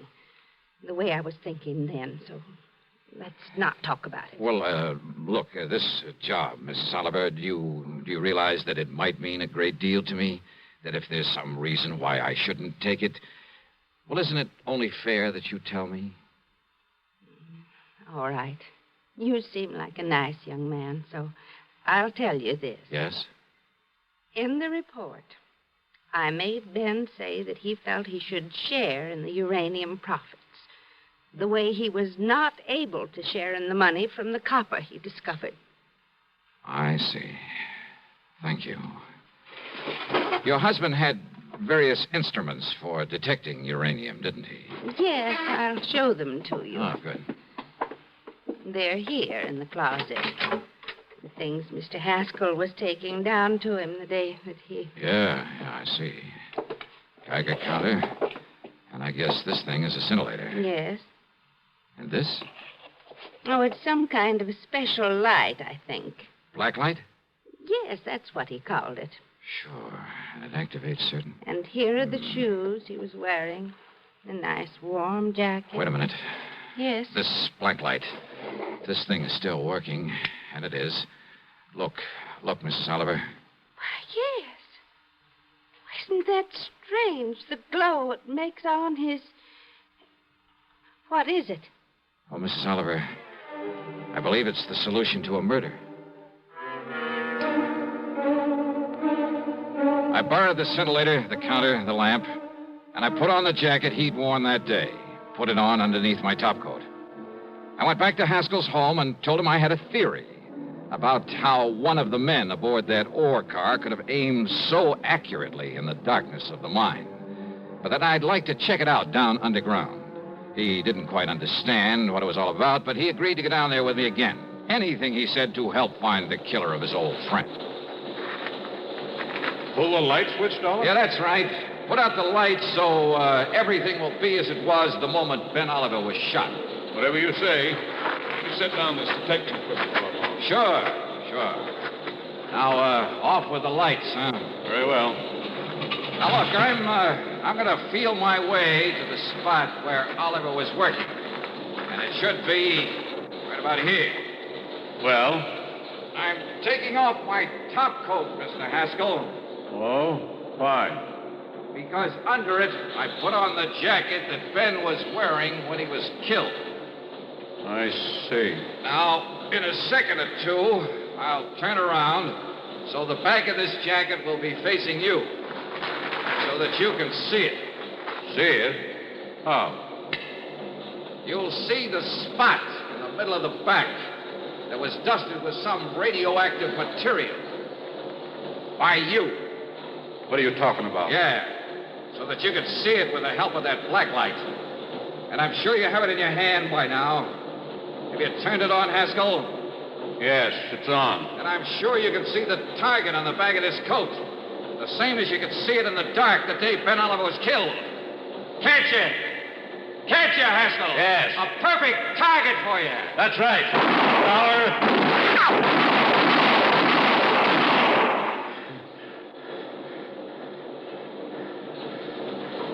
All through. What? No. Surely you don't think I stayed in that coat over there? Dollar, listen. Listen. Maybe there was uranium down here, huh? You knew there was. And you knew the only way you could keep all of the profits from it was by getting rid of Ben Oliver. All right, but listen, Dollar. Oh, listen. drop dead. And maybe you will, Haskell, if you try anything funny on the way back up to the surface. No. You see, this gun of mine is still loaded.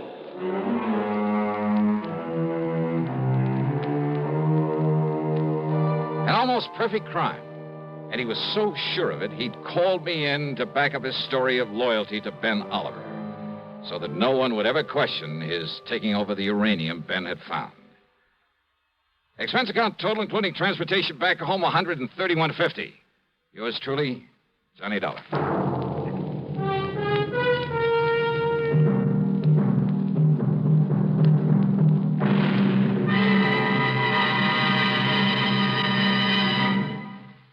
Our star will return in just a moment. Constipation can be a problem for anyone, even doctors. And when constipation occurs, it's interesting to see just what doctors consider important about a laxative they might use or recommend. Well, a majority of the doctors we heard from had this to say. A laxative should be effective, gentle, close to natural acting. A medicine that can be used with complete confidence. Now, X-Lax has been popular with many doctors and millions of people over the years because chocolated X-Lax is effective. Overnight, it helps you toward your normal regularity. X-Lax is so gentle, so close to natural acting, there's no upset. That's why many doctors and millions of people use X-Lax with complete confidence. X-Lax, the laxative that helps you toward your normal regularity, gently, overnight. Now here is our star to tell you about next week's program. Next week, Denver, Colorado, and a string of supermarket robberies. And what a racket. Join us, won't you? Yours truly, Johnny Dollar.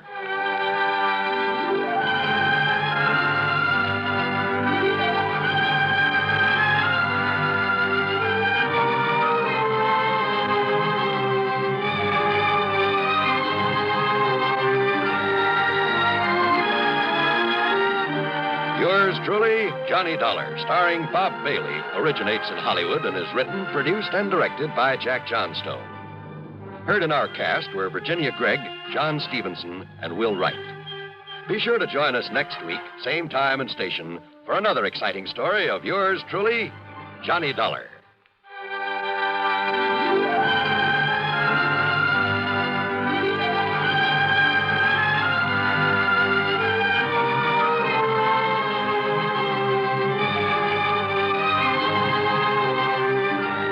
This is John Wall speaking.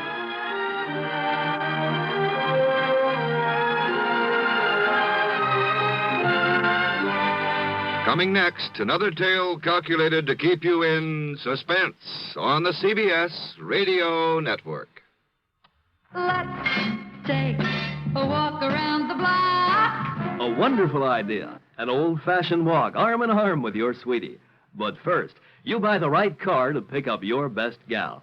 You drive her in style to the right spot for your stroll. Art Need of Armory Garage says, drive right to Armory Garage. Armory, the home of tested used cars and 101-time payment plans, has the lowest prices ever right now. They're Armory's special low winter prices, and Art Neat tells you why. Frankly, we'd like to sell you a tested used car right now, before the big spring rush. Pick from the largest stock in Armory's history. Drive it now. Enjoy it now, with no down payment to pay. You don't start paying till May and take up to 36 months. Well, no wonder everybody says if you can't deal with Armory, you just can't deal. Don't make a date for your old-fashioned walk till you make a date with Armory Garage for a tested used car. Central and Colvin Avenue, Albany. WROW, Albany, New York. From Hollywood, it's time now for... Johnny Dollar. Where have you been for the past 20 minutes? In the shower. For 20 minutes? Okay, so I'm a shiny dollar. So you... Oh. Who's that?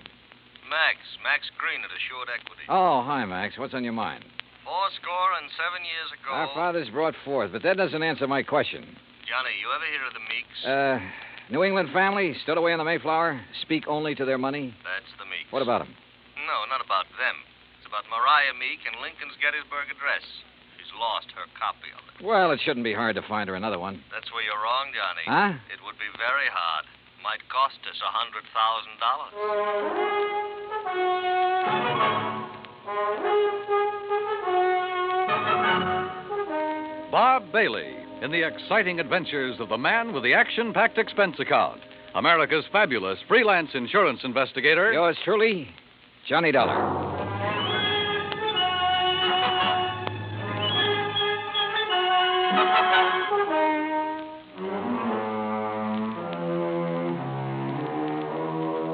Expense account submitted by Special Investigator Johnny Dollar to the Assured Equity and Trust Company, 325 Scott Avenue, Hartford, Connecticut. The following is an account of expenses incurred during my investigation of the Meek Memorial matter. Expense account item 1, $1.90, cab from my apartment to Max Green's office. He was standing in a haze of cigar smoke, ashes on his vest, and a worried look on his face. Oh, good morning, Johnny. Oh, you want a cigar? Oh, no, thanks. Then sit up. Excuse me. Listen, Johnny, what do you know about that speech that Lincoln made at Gettysburg? Well, I had to memorize it in school like every other kid. All right. You know how many words are in it? Maybe a couple of hundred. Why? Wait a minute. It's in this book. Here. It's page 143. Speech is printed here exactly as Mr. Lincoln released it to the newspapers after the Gettysburg Address. You find it? Yeah, but now what do you... Okay. Total number of words, 268. Oh. But the first two drafts of that speech, including the one he read that day, contained only 266 words. So he padded his part. That's right. 2 more words. Mm-hmm. How come? Oh, according to the historians, Lincoln ad-libbed the 2 additional words at the time he read it. Later on, when he made 3 new copies of the speech, he included those 2 words. You with me so far? Keep going, Max. Yeah. All right.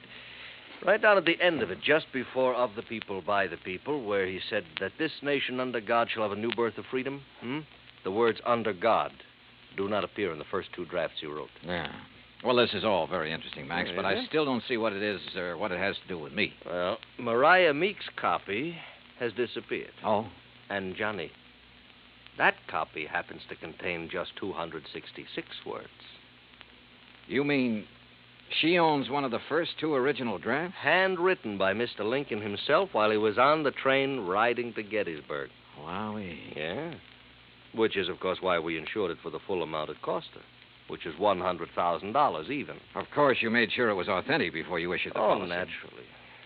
Well, who'd she buy it from? An antique dealer down in Richmond, Virginia, a fellow named Jason Penrod. Uh-huh. Well, where's she been keeping it? Under glass, in the Meek Memorial. What's that? Well, she collects Americana, so she had a museum built to keep it in, and she calls it the Meek Memorial. Follows? Follows. Also follows the most expensive item in the collection, the Gettysburg Address, would be the one to disappear. Oh, you're just an old pessimist, Max. You think somebody lifted it? What do you think? It walked out by itself. Okay. So what are you going to do about it? Oh, we're going to run newspaper ads. We're going to offer a $10,000 reward for information leading to its return. If anyone answers it, you let me know where you'll be, and I'll refer them to you. Good. When was it taken? The night before last. Is there any kind of market for something that rare? It's hard to say, Johnny. A hot camera would be easier to peddle, sure. But a good many wealthy people, like Mrs. Meek, they make a hobby of collecting things, antiques, objects of art, etchings. But whoever took this or buys it from the thief couldn't just let everybody see it. Well, it wouldn't matter to some people. They take it and put it in a vault and keep it there. Then what's the point in having it around? Pride of possession. You got something no other collector could own. And, of course, it might not have really disappeared at all. You're thinking of fraud? $100,000 is a lot of cash.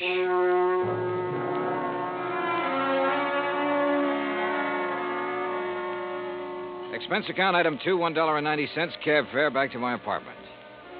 I wasn't particularly intrigued by this assignment. Rare documents, like anything else antique, have always seemed to be just one step from decay. And that sometimes goes for the people who collect such things.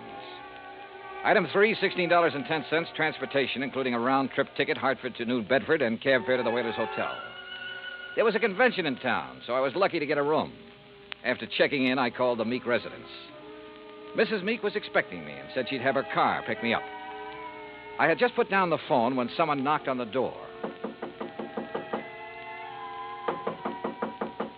You in there? Depends on what you're looking for. Oh, looking for Mr. J. Jay, did you say?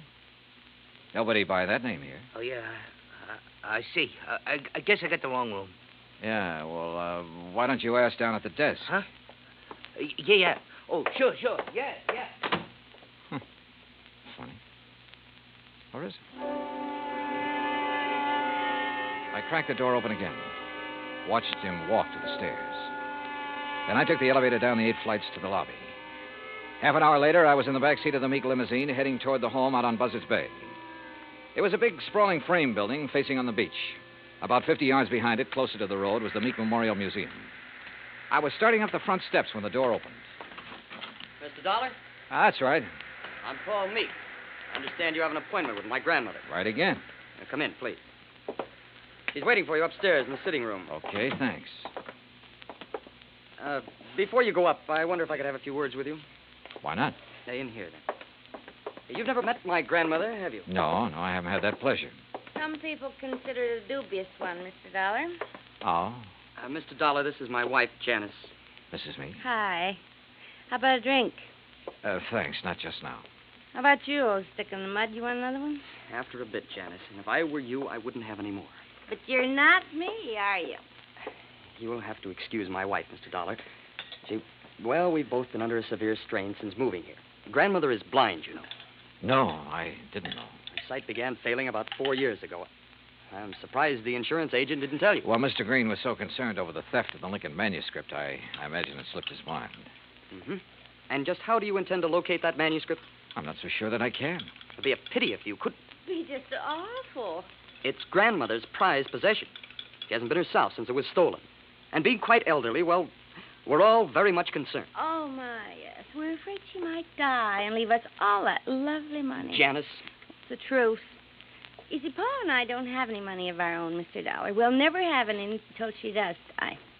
Instead of giving it to us now while we're young, you know what she does with it? Spends it buying junk for that silly old museum. Now, look. That's gratitude, isn't it? I bathe her, feed her rubber feet, and do all her dirty work. Janice, you've said quite enough. Mr. Dollar isn't interested in our personal problems. Oh, stick in the mud. All right. I'll be in the den if you want me. And that's the funniest thing I've said all day. If you want me. I'm sorry. She doesn't mean half of what she says. That's grandmother's signal. Then hadn't we better go up? Yes. Yes, we'd better.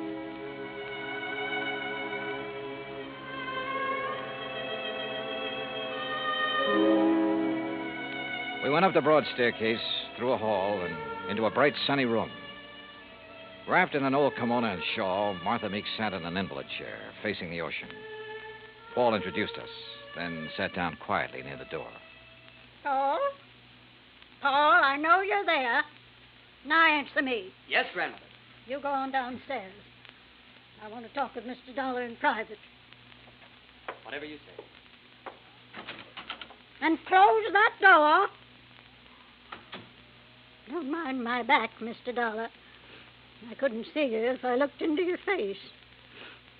Now then, when are you going to arrest that crook and bring my Lincoln speech back to me? Well, I I'm going to need a lot of help and information, Mrs. Meek. Mhm. What kind of information? Mostly about the museum. Like what? Well, do you know who was in there the night the manuscript disappeared? Certainly. That dirty robber was. Anyone else? Well, old Pete's always there. Supposed to be guarding the place, but he didn't do a very good job the other night. Got himself slugged. Does he live on the grounds? Yes. I brought him over from Naples 10 years ago. He was my guide in Italy. Showed me around so nice I decided to bring him back. Tell me, is the memorial open to the public? It was going to be. I intended it to be once. But when my eyes... No, Mr. Dollar, I keep it locked most of the time. Uh-huh.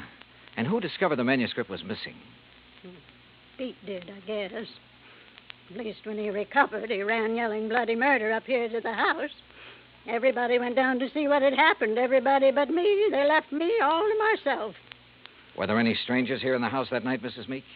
Anyone beside the servants and your grandson and his wife? One person, but he's no stranger. Who's that? Jason Penrod from Richmond. He's an art dealer. We were discussing some business.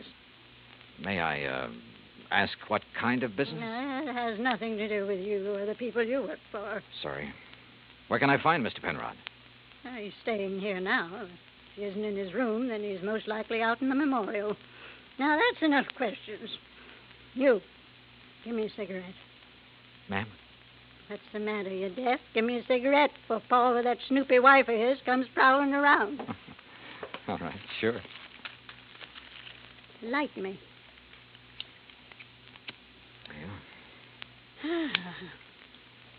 Well, you want any more information, Pete's the one to talk to. All right, thanks. But what about your son and daughter-in-law? Were they inside the house at the time of the robbery? You don't suspect them, do you? Right now, I suspect everybody, Mrs. Meek. Even me? Yes, ma'am. Even you. Well, bless you, boy.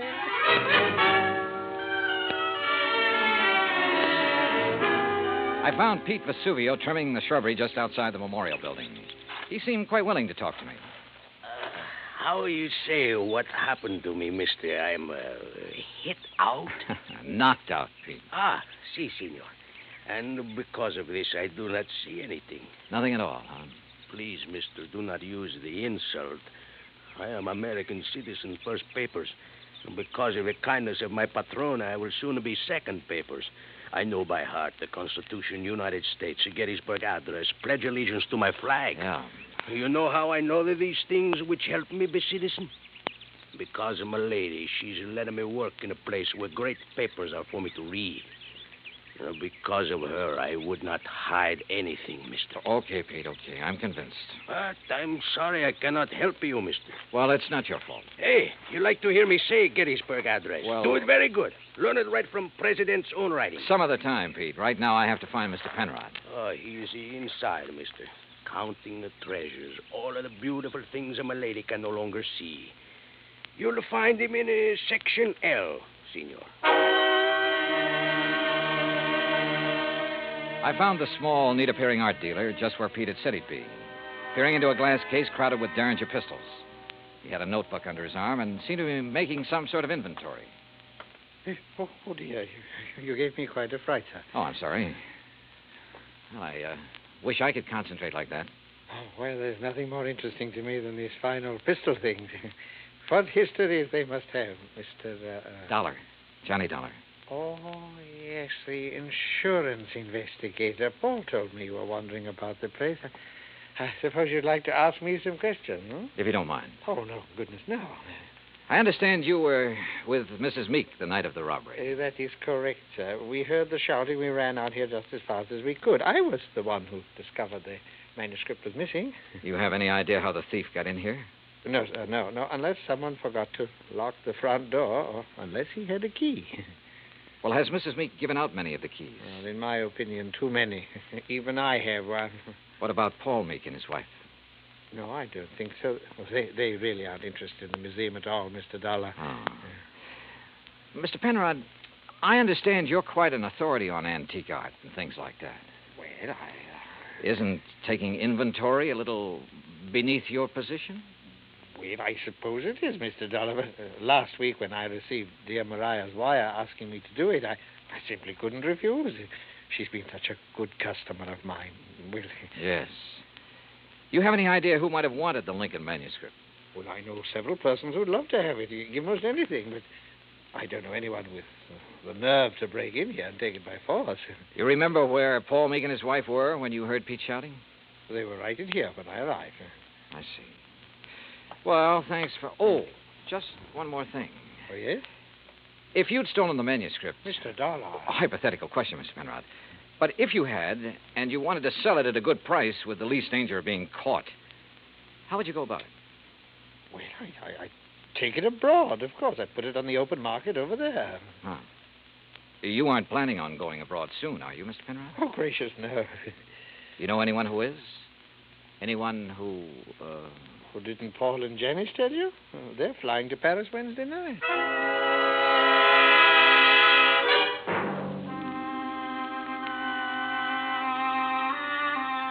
I left the memorial and walked back to the house.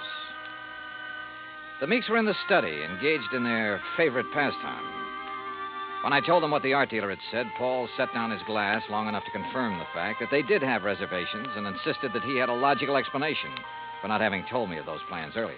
Very logical explanation, Mr. Dollar. Let me handle this, Janice, please. Sure. Drink, Johnny? Now, first I want to hear that explanation, if you don't mind, Paul. Of course I don't mind. Janice and me, we're fed up. Why didn't you tell me about the plane reservations? Well, why should I have? I'm not even sure I'm going to use them. Oh? Grandmother's upset enough over losing that manuscript. Something else might... Well, anyhow, if the manuscript doesn't turn up within 48 hours, we're canceling our trip. Oh, no, please. Sorry, Janice, but that's the way it's got to be. She did it. What do you mean? It's an act, don't you see? Jason Penrod told her we were going to leave, so she had him hide the manuscript. And now this thing about her being so upset and having such a weak heart. It's an act to keep her precious darling boy tied to her apron strings. I don't believe that. Well, just wait. You will.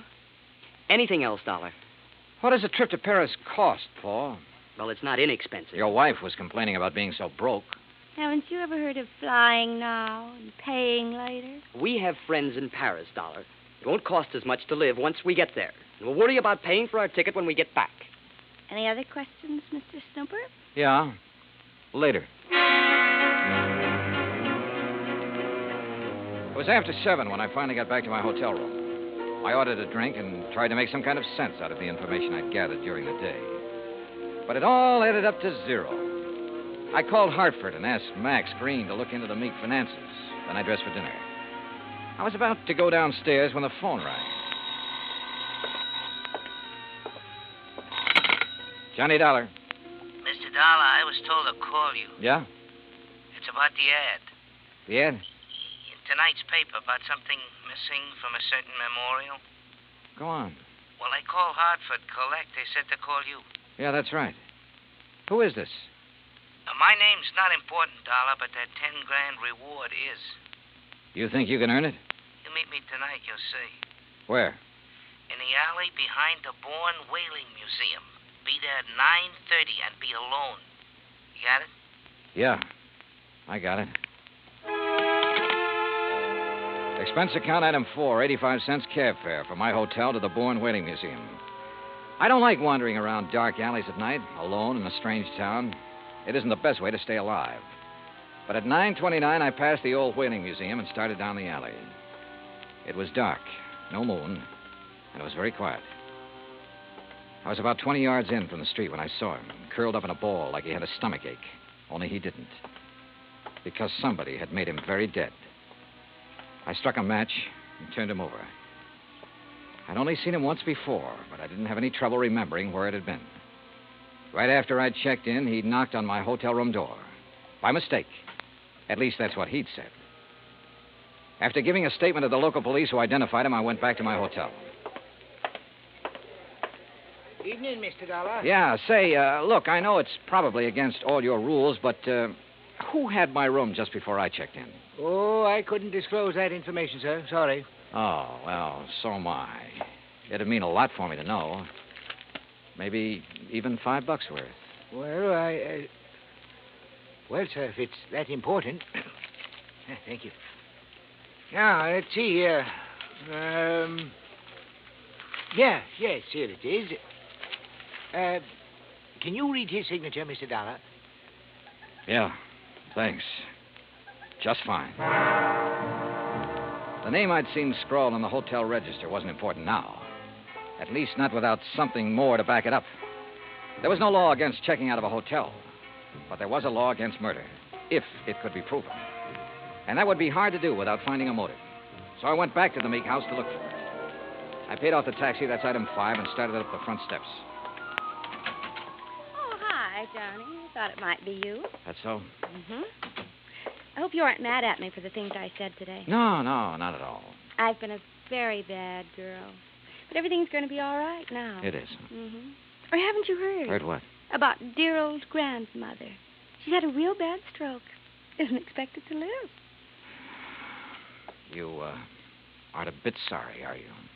Would you be, if you were me? Dollar, you mind coming up here? No, not a bit, Paul. I'm trying to reach you at your hotel. Thank goodness you've come here. Did Janice tell you? Yeah. How is she? Bad. Doctor's given up. Says it's only a matter of hours. She told me to send for you, Mr. Dollar. Oh? I don't know why. I've never been able to figure out a lot of things she did. All right, where is she? In there. Old Pete's with her, but go on in. Thanks. With increased devotion to that cause for which they here gave her the last... Who is it? Oh, it's Mr. Dollar, my lady. Hello, Mrs. Meek. Oh, thank you for coming, Mr. Dollar. I go now. No, wait. Mr. Dollar, you have a moment, haven't you? Of course. I promised Pete the last time I visited the museum. I promised I'd let him recite some of the things he's learned while working there. Haven't been able to keep that promise till now. Go on, Pete. Please. Yes, my lady. They here gave her the last full measure of devotion. That we here highly resolve that these dead shall not have died in vain. That this nation under God shall have a new birth of freedom. And that the government of the people, by the people, for the people, shall not perish from the earth. Thank you. That was wonderful. Thank you, my lady. Now I go. Well, Mr. Dollar, I have a confession to make to you. Yes? I lied to you. Oh, I'm sure it wasn't a very big lie, Mrs. Meek. Oh, but it was. I told you the business Mr. Penrod and I were discussing the night of the burglary. Yes? I told you it had nothing to do with you or the people you work for, remember? Yes, ma'am. Well, that was a lie. I'm broke, Mr. Dollar.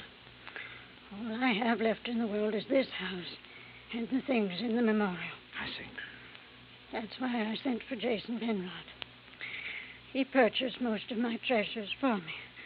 He's evaluating them now, so Paul and Janice will know what they're worth when they go to sell them, which they'll do immediately. Mrs. Meek, don't you think you should try to rest now? Will you give me a cigarette? No, ma'am. Sorry. And you must rest. There isn't much else to do, is there? Good night, Mr. Dollar.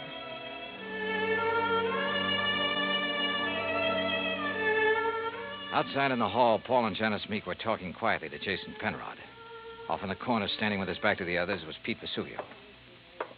Mr. Dollar, is she... She's resting quietly. Oh, Dio grazie. Why did you lie to me, Pete? What? I never lied to nobody. Who say I did? I say you did. You're crazy, mister. What lie I tell you? You said you learned the Gettysburg Address right from Mr. Lincoln's own writing in the museum. That's no lie. What's the matter? You don't believe that, mister? I believe you, Pete. But I just had to be sure. Come on, let's join the others, shall we? See. Well, good evening, Mr. Dollar. Mr. Penrod? Tell you any of the family secrets, Johnny? Not too many. You learn anything in there you didn't know before? Yeah? I know which one of you stole the Lincoln manuscript. One of us? Why, you're crazy, Dollar. We were all in the house at the time it happened. That's right. But one of you hired a little man named Leo Jones to do your dirty work. Jones called me earlier this evening. He was going to tell me which one of you it was. Evidently, he didn't like the deal he was getting. What was he doing, Penrod? Trying to blackmail you? What are you talking about? I don't know any Leo Jones. Then why did he come around to my hotel room this morning? The same room you just checked out of. Well, that doesn't mean a thing. I imagine several persons have been to that room today. Sure, but they're still alive. Now, let's get to the phony Lincoln manuscript. Phony manuscript? It wasn't phony, Mr. Dollar. Wasn't it? Well, you correct me if I'm wrong, Penrod. After Mrs. Meek purchased one of the first 2 drafts of Mr. Lincoln's Gettysburg Address, she started losing her sight. When she closed the museum to the public, you saw a chance to make yourself another $100,000 sale. So you switched copies of the manuscript, replacing that draft with one containing the words, under God, which isn't worth anything close to $100,000. What do you mean, Dollar? All right, let me quote. That this nation, under God, shall have a new birth of freedom, and so on. What?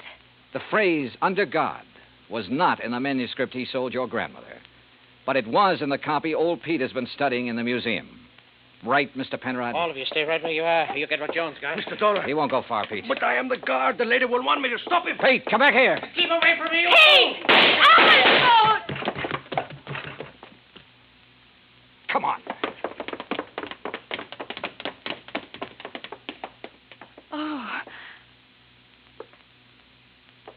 You tell the lady I am a better guard now. Much better. Si, senor. Yes, Pete. I did good. You did fine.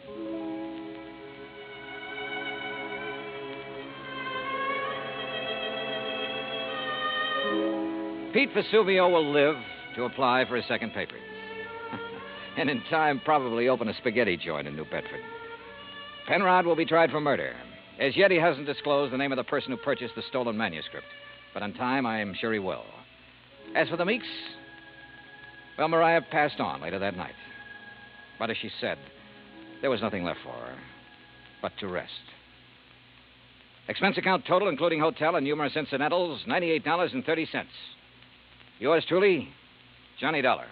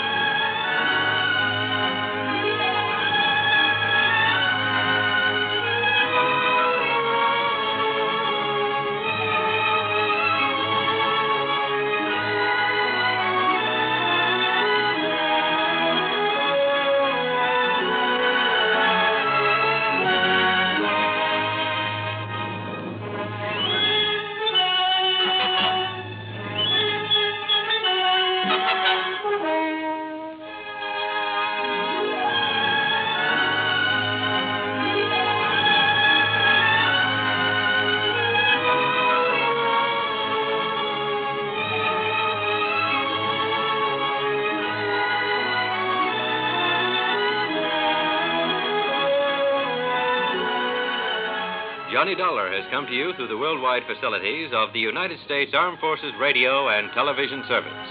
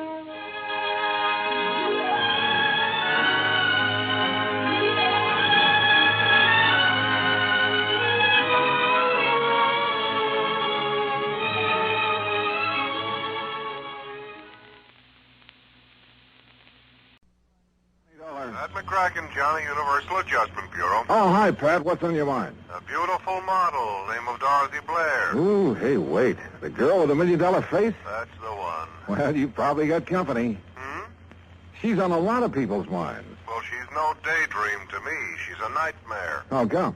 Well, that face of hers may not be worth quite $1 million, but it's worth at least 100,000. That's what we've got it insured for. So? So it looks like somebody's trying to tear it up. The policy? No, her face. She got slugged last night.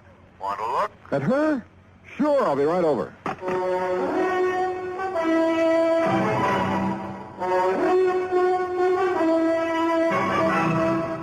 Bob Bailey in the exciting adventures of the man with the action-packed expense account.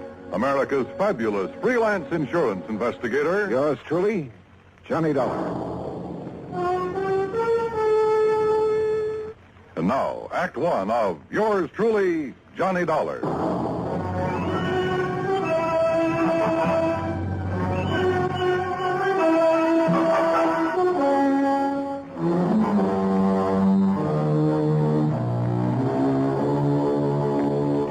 Expense account submitted by Special Investigator Johnny Dollar to the Home Office, Universal Adjustment Bureau, Hartford, Connecticut.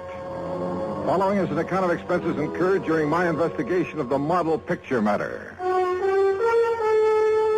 Expense account item 1, $1.20 for a taxi from my apartment to your office, Pat, where I picked up Dorothy Blair's address, then headed for New York.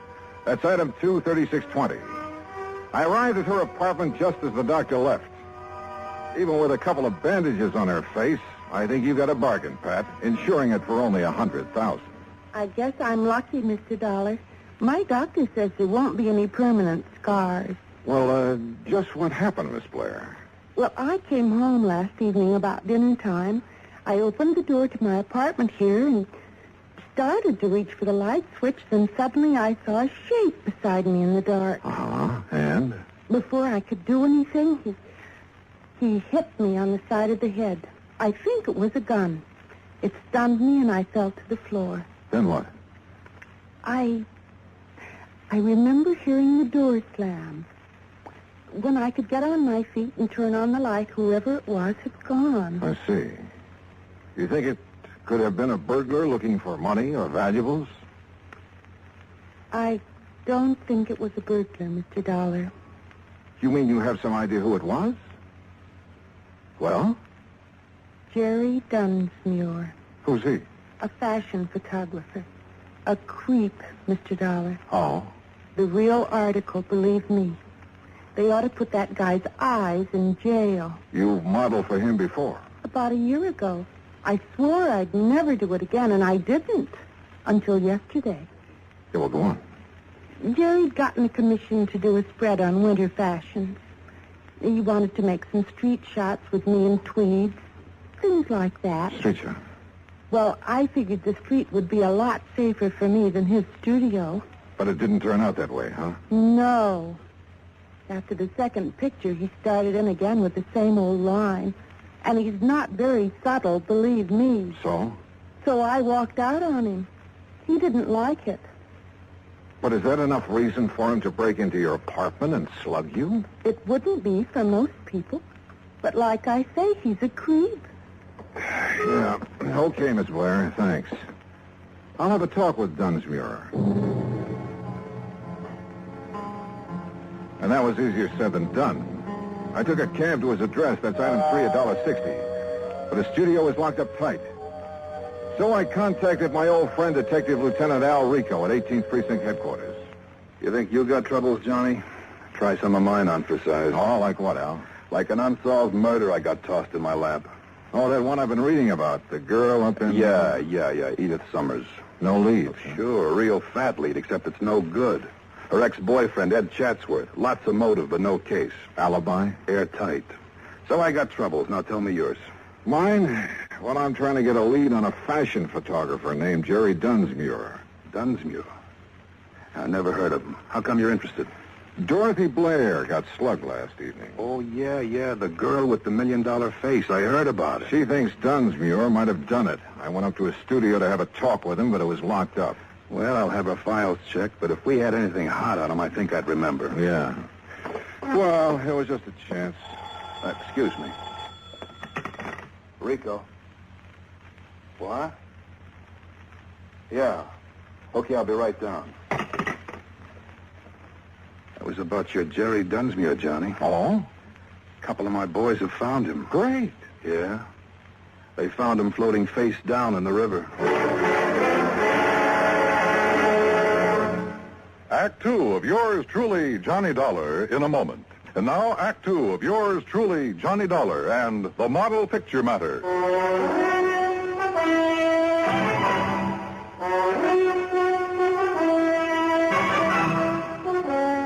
Expense account item 4, $1.80, cab fare back to Dorothy Blair's apartment. She had company. I'd like you to meet Edward Chandler, Johnny. Hi. Glad to meet you, Mr. Dollar. Dorothy, I wonder if I could talk to you for a few minutes. Why, certainly. I've got to be running along anyway. Still okay for dinner, honey? Sure. 8 o'clock. I'll pick you up. Bye, Mr. Dollar. Yeah, so long, Chandler.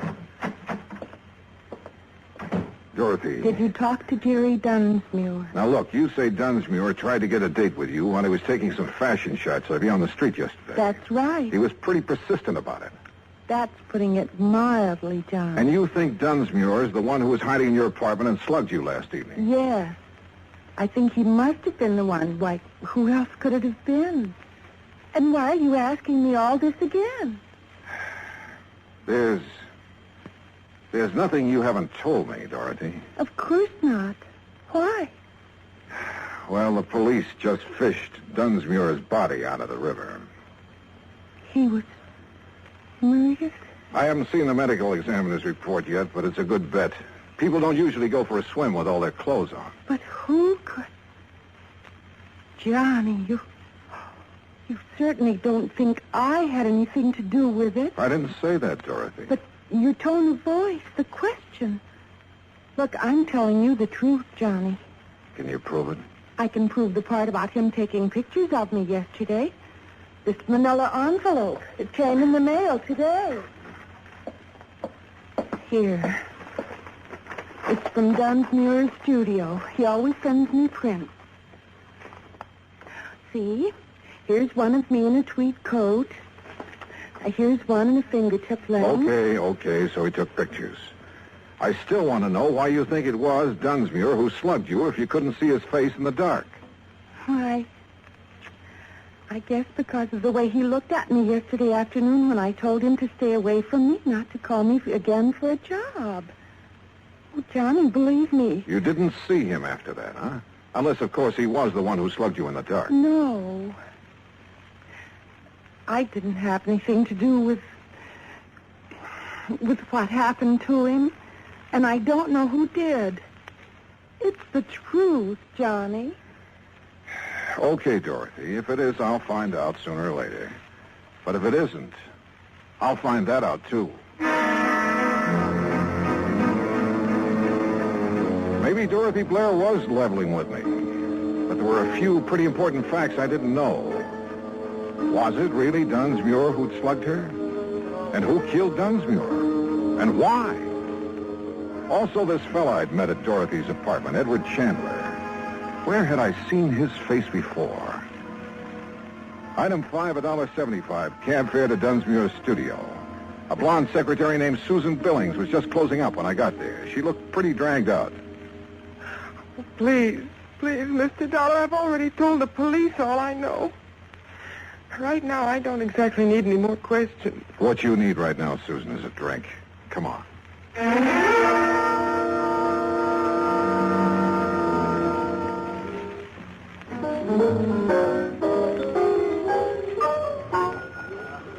Feeling better, Susan?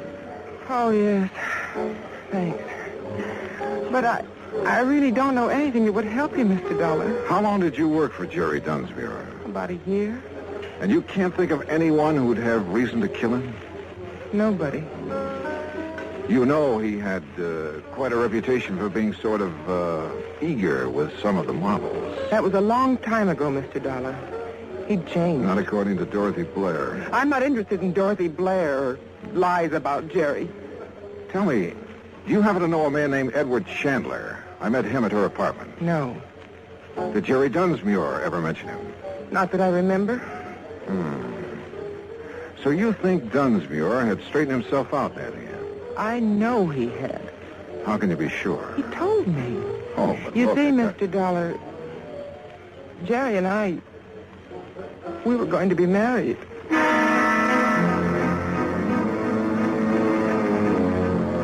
Either Dorothy had been lying to me about what kind of a guy Dunsmuir was, or else Susan had been living in a dream world. Either way, I was fresh out of leads. I headed back to Lieutenant Rico's office, hoping I'd find some there. Johnny, the only thing we know for sure about Dunsmuir is that he sure had a weakness for women. Yeah, but Susan Billings believes that she was his one true love. I know. And I've been thinking about her. Maybe she found out about Dunsmuir's activities and didn't like it. It's a possibility. But if she knows more than she's told us, she's a pretty good actress. The same goes for Dorothy Blair, which reminds me I want to have another talk with Dorothy. I picked up a couple of names out of Dunsmuir's past, and I want to see if they mean anything to her. Want to come along? Sure, but we'll have to hurry. Hurry? Why? She has a dinner date with a guy named Chandler at 8 o'clock, and it's 1:45 right now. Okay, let's go.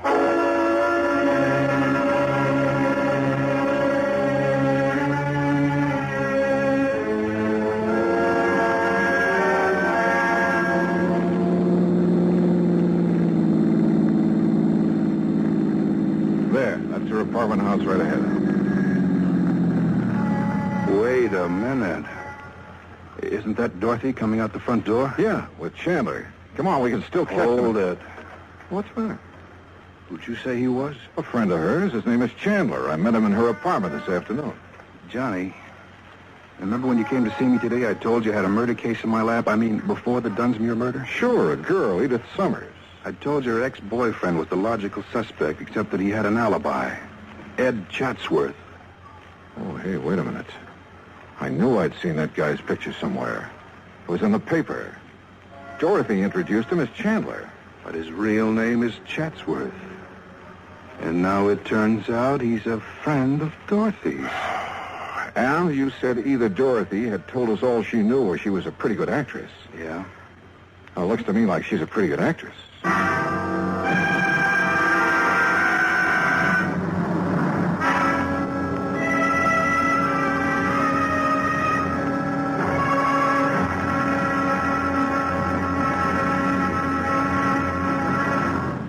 Act 3 of yours truly, Johnny Dollar, in a moment. Act 3 of yours truly, Johnny Dollar, and the Model Picture Matter.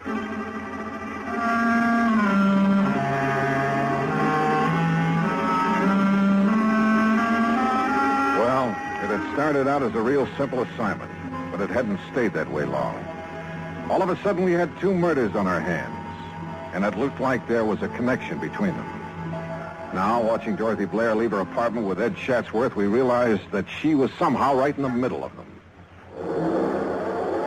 They're driving off in his car. Gonna tail him, Al?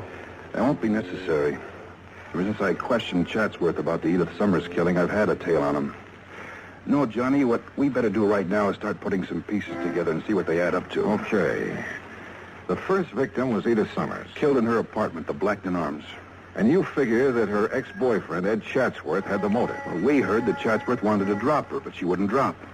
But you say he has an alibi. Two people swear he was out of the city the day that she was killed. All right. Dorothy Blair gets slugged in her apartment.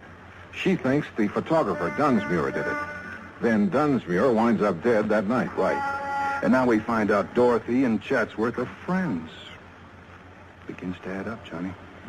You think Chatsworth was trying to drop Edith Summers for Dorothy? If so, maybe they rigged a deal. Chatsworth was to get out of town while Dorothy handled Edith Summers. In that case, you're figuring Dunsmuir found out about the deal and came to blackmail Dorothy. Right. She won't go for it, so he slugs her. Then either she or Chatsworth, or both of them, decide to close Dunsmuir's mouth for keeps. It's a possibility, Al. Yeah. It is a possibility, isn't it? Al dropped me off at my hotel and headed back to his office. Item 6, $2, drinks. While I thought about the picture Al and I had built up to explain the killing. Well, it was all pretty logical, but somehow I couldn't buy it. Maybe, like Al had hinted, that $1 million face had gotten to me. It If I could only talk to her alone, I felt I could find out if she was lying. About 10 o'clock, I went back to her apartment. No answer. Probably still out to dinner. I was about to leave when she stepped off the elevator. Why, Johnny, what are you... Hello, Dorothy. I'd like to talk to you. Well, I'm afraid I haven't time right now. Oh? Mr. Chandler's just parking his car. He'll be up in a few minutes. We have business. Your friend will have to wait. I want to talk with you. Why? All right. For just a minute. I don't understand all this, Johnny. Well, let's start out calling your friend Chandler by his real name, huh? What? Ed Chatsworth. I don't understand. I thought his name was Chandler. Oh, yeah? What's this all about, Johnny? Oh, drop the act, Dorothy. I suppose the name Chatsworth doesn't mean anything to you. Why, no, it doesn't. How about Edith Summers? Wait. She was the girl who was killed the day before yesterday. She sure was. I read about it in the papers. But I didn't know her, Johnny. You're sure you and Chatsworth didn't happen to arrange her death? Johnny. What's this all about? And your friend Dunsmuir, he wasn't by any chance trying to blackmail you? I don't know what you're talking about. Please, believe me. I didn't have anything to do with either of those killings. Johnny, I swear it. Okay, Dorothy. I guess I never could buy it. But I don't get this buddy-buddy routine, you and Ed Chatsworth. I only met Ed Chatsworth, or Chandler, as he called himself, yesterday. Let's have that again. That's right. He said he was organizing a big promotion and wanted to feature me in it. Why would he give you a line like that? I didn't realize it was a line. He sounded very convincing. He said he wanted to see some of my pictures to see if Pictures? Wait a minute. Those pictures Dunsmuir took of you. Ed's coming up any minute to see them. He wanted to see some outdoor shots, he said. When did Dunsmuir take those shots? The day before yesterday. The day Edith was killed. Where did he take them? We moved around from place to place. You still have the pictures? Right there on the table. Come on, let's take a look. Are these all that he took? As far as I know. Yeah. No, nothing here except you. Here, wait. This shot. Looks like the front of an apartment house. Part of the name in the picture. Blackton Arms. The apartment where Edith was killed. Johnny, look. In the background. A man stepping out of the apartment house. Yeah, out of focus. Hard to... Hold it. What is it? Is there a service entrance to your apartment? Yes. Somebody just came in. Get down. I shoved her to the floor and hit the light switch. None too soon. I eased out my gun but couldn't see a thing. And I knew I had to locate him before he located us. There was a cigarette lighter on the coffee table. I heaved it toward the kitchen and my aim was pretty good. The flash of his gun pegged him for me. I turned on the lights.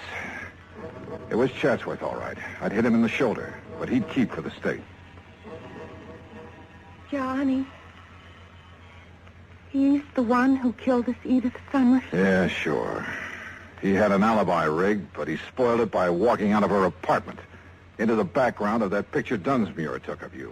Then he's also the one who was in my apartment. He probably recognized you by your face. Figured he could find the name of the photographer here. Slugged you when you came in. And I thought it was Jerry Dunsmuir. Poor Jerry. Yeah. Well, I imagine when Chatsworth comes to, we'll find that he killed Dunsmuir to get the negative. He certainly wanted that picture. Yeah. Most pictures don't do people justice. But I guess this one will do him all right.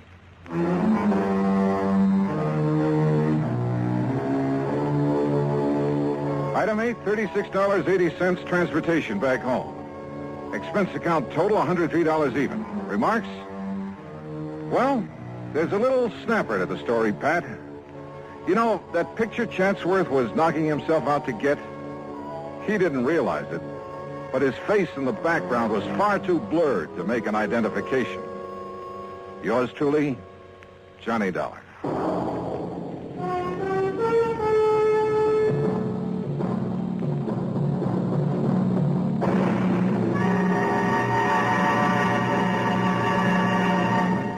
Our star will return in just a moment. Now, here is our star to tell you about next week's story. Next week, well, the darling of me heart comes back to plague me again. My old friend, Meg McCarthy. So join us, won't you? Yours truly, Johnny Dollar.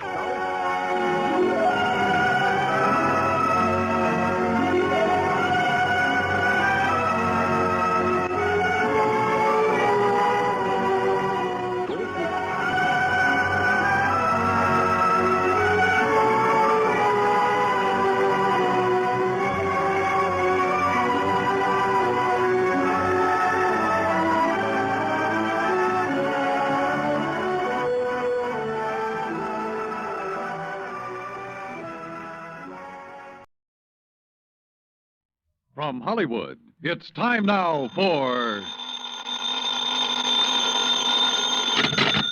Johnny Dollar. Oh, hi, man. How's your stomach, Johnny? What? Rich food give you any trouble? Who is this? Why, your old buddy, Angie Orsatti. Oh, hi, Angie. Glad you got my message. Yeah. How about dinner tonight at Antoine's, Johnny? Shrimp gumbo, oysters, Rockefeller. Yeah, sounds fine. Only I've got to do some work first. Man, I thought you was here in New Orleans on vacation. Nope, little matter of fire insurance and the company's check for $16,000. Somebody trying to cheat him out of it, huh? You won't believe this, Angie. Somebody turned it down. What?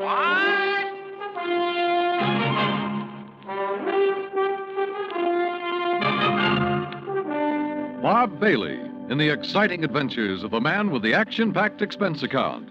America's fabulous freelance insurance investigator. Yours truly, Johnny Dollar.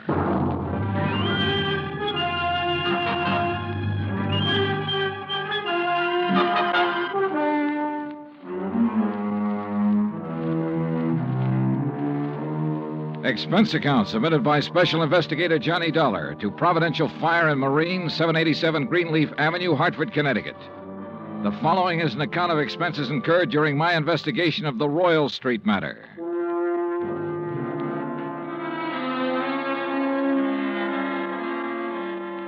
Expense account item 1, $103.82, transportation to New Orleans.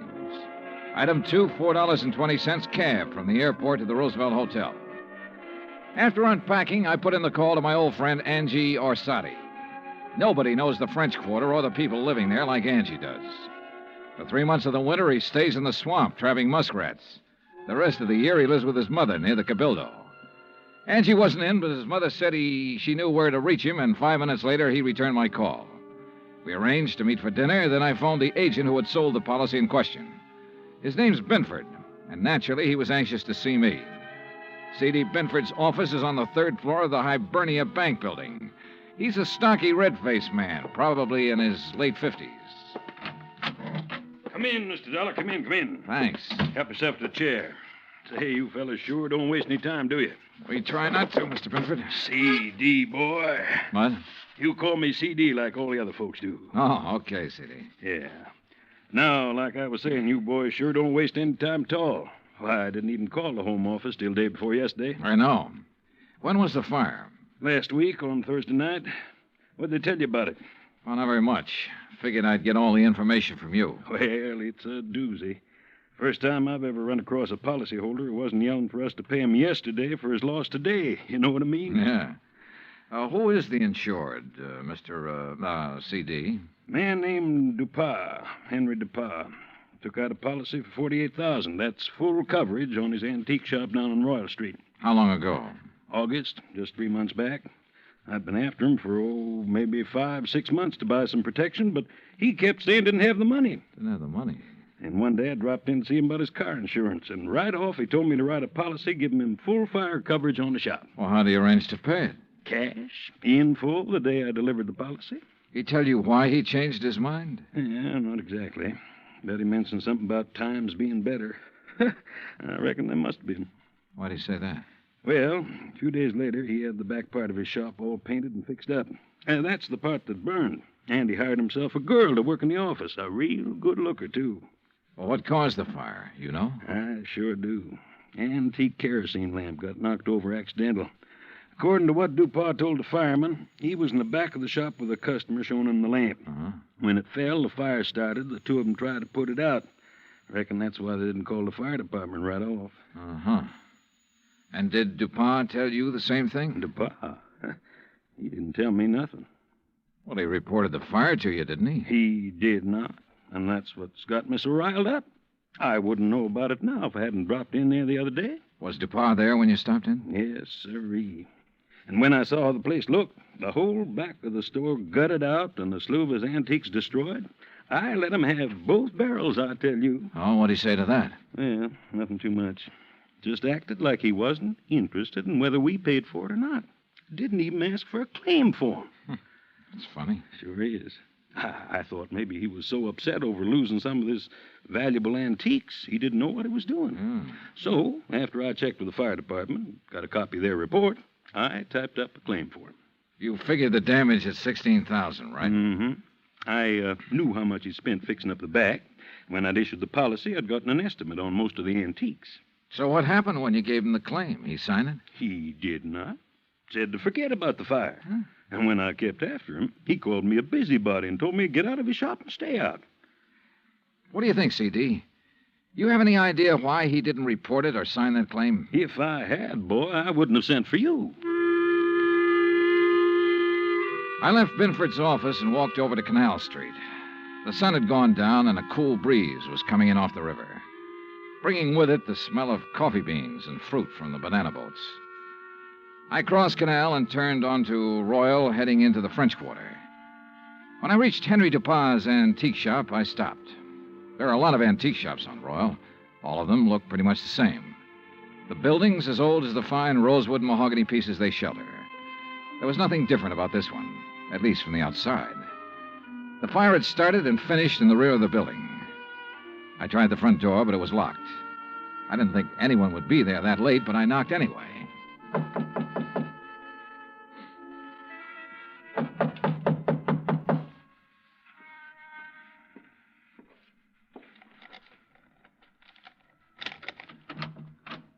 Yes, who is it? Mr. Dupas? Who is it? My name's Dollar, Mr. Dupas. I represent the Providential Fire Marine. Why do you people persist in annoying me? Well, we wouldn't if you'd tell us about the fire you There's had nothing special about that fire, Mr. Dollar. It was an accident. Well, then why didn't you file a claim? You're entitled to enough money to cover your loss. Mr. Binford explained that to me quite carefully. If you haven't talked to him, Mr. Dollar, you should. Oh, I've talked to him. Well, then go away. Well, not until you answer a few questions. No, leave me alone, please. I'd noticed an alley next to the shop that ended where the rear door had been. I started back along it, not quite sure what I was looking for or what I expected to find. But I was sure of one thing. Dupas was a frightened man. It was too dark to see anything at the end of the alley, so I returned to the street. Item 3, $30.50, phone call, taxi, and dinner for two at Antoine's. Oh, man. Kind of nice, ain't it, Johnny? Oh, the way it never changes. Same waiter, same chef, same clientele. Yeah. Like another Cafe Royale, Ashy? No, thanks. Well, Johnny? Yeah? Well, when you going to ask me? Ask you what? Oh, don't kid me, John. You had that old bloodhound look in your eye ever since we sat down. What's the question? Okay, Angie. What do you know about a man named Henry Dupas? Dupas' antique shop? That's right. Oh, not much. Seen him around some's all. Yeah, where? Oh, you know what kind of places I like, Johnny. Yeah, but I can't picture Dupas liking them. Well, maybe he don't, but maybe that little old blonde he's been carrying with him does. Blonde? Yeah, you know. Female, girl, bleached hair. I know. Yeah. How old? Oh, 24, 5. Yeah, real nice for old coot like him. Real winter and spring, huh? Yeah. You seen them together often? Oh, a few times. Saw him about 2 weeks ago at Butcher's place. Hey, you know something? I walked in there that night with a 5, and I walked out with 200. How about that? Great.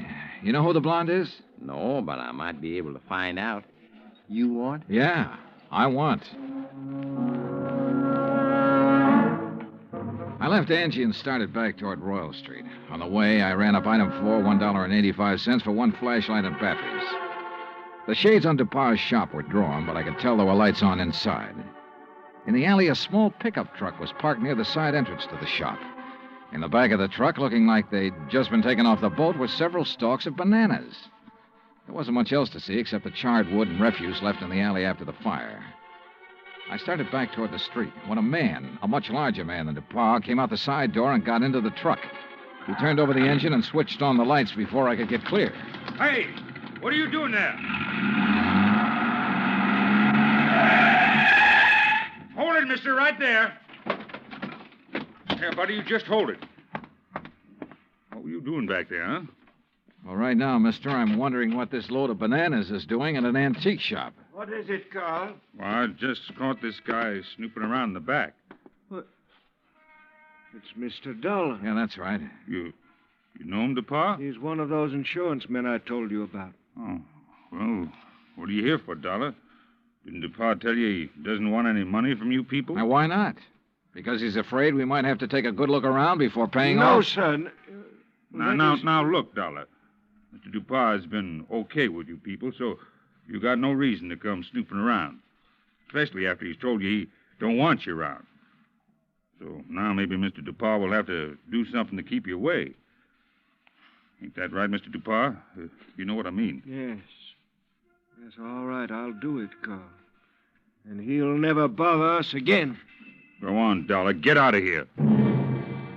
At the time, I had no idea what they meant to do, so it wasn't easy to turn my back on them. But I did. And nothing happened. I went back to my hotel and hit the sack, and I must confess I slept later than usual the next morning. I was still in bed when the phone rang.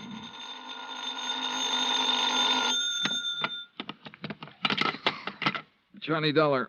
Well, hey, now, where's my dynamic northern friend? Oh, he's off today. I'm taking his place.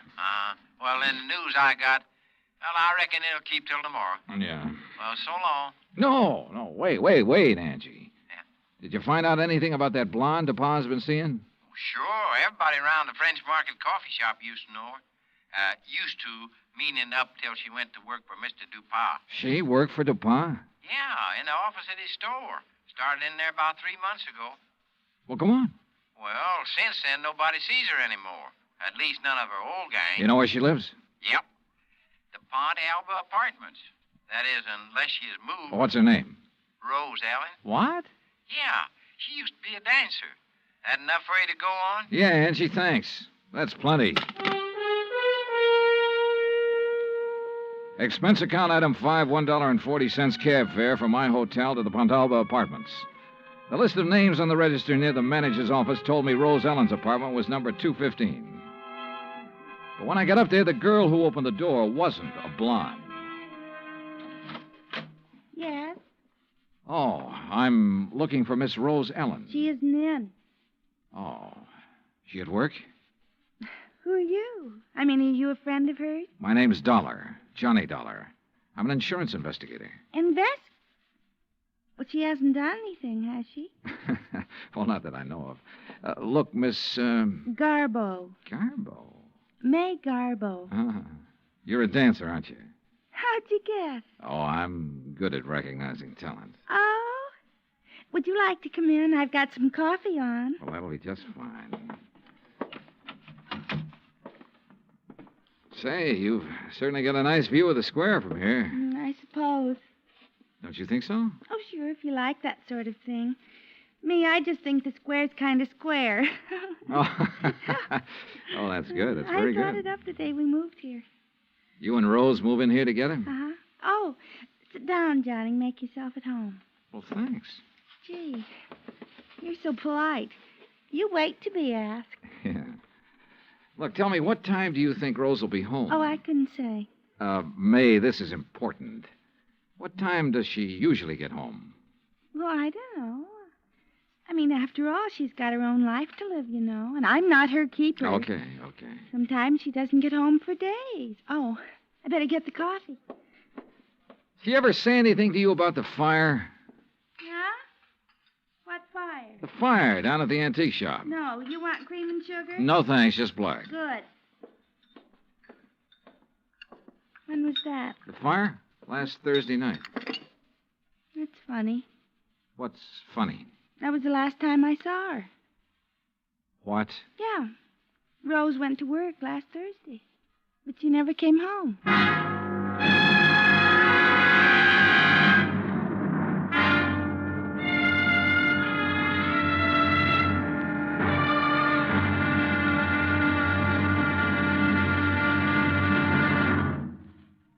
Act Two of yours truly, Johnny Dollar, in just a moment. You don't have to be a special investigator to know that Americans don't take their civic responsibilities lightly. The Election Day turnout proved that, beyond any shadow of doubt. So now it's time for you to face up to another responsibility to the nation in just as straightforward a way. Our Ground Observer Corps needs volunteers. We at CBS Radio urge you to write or telephone your nearest Civil Defense Center to learn how you can help in this vast program that patrols our skies.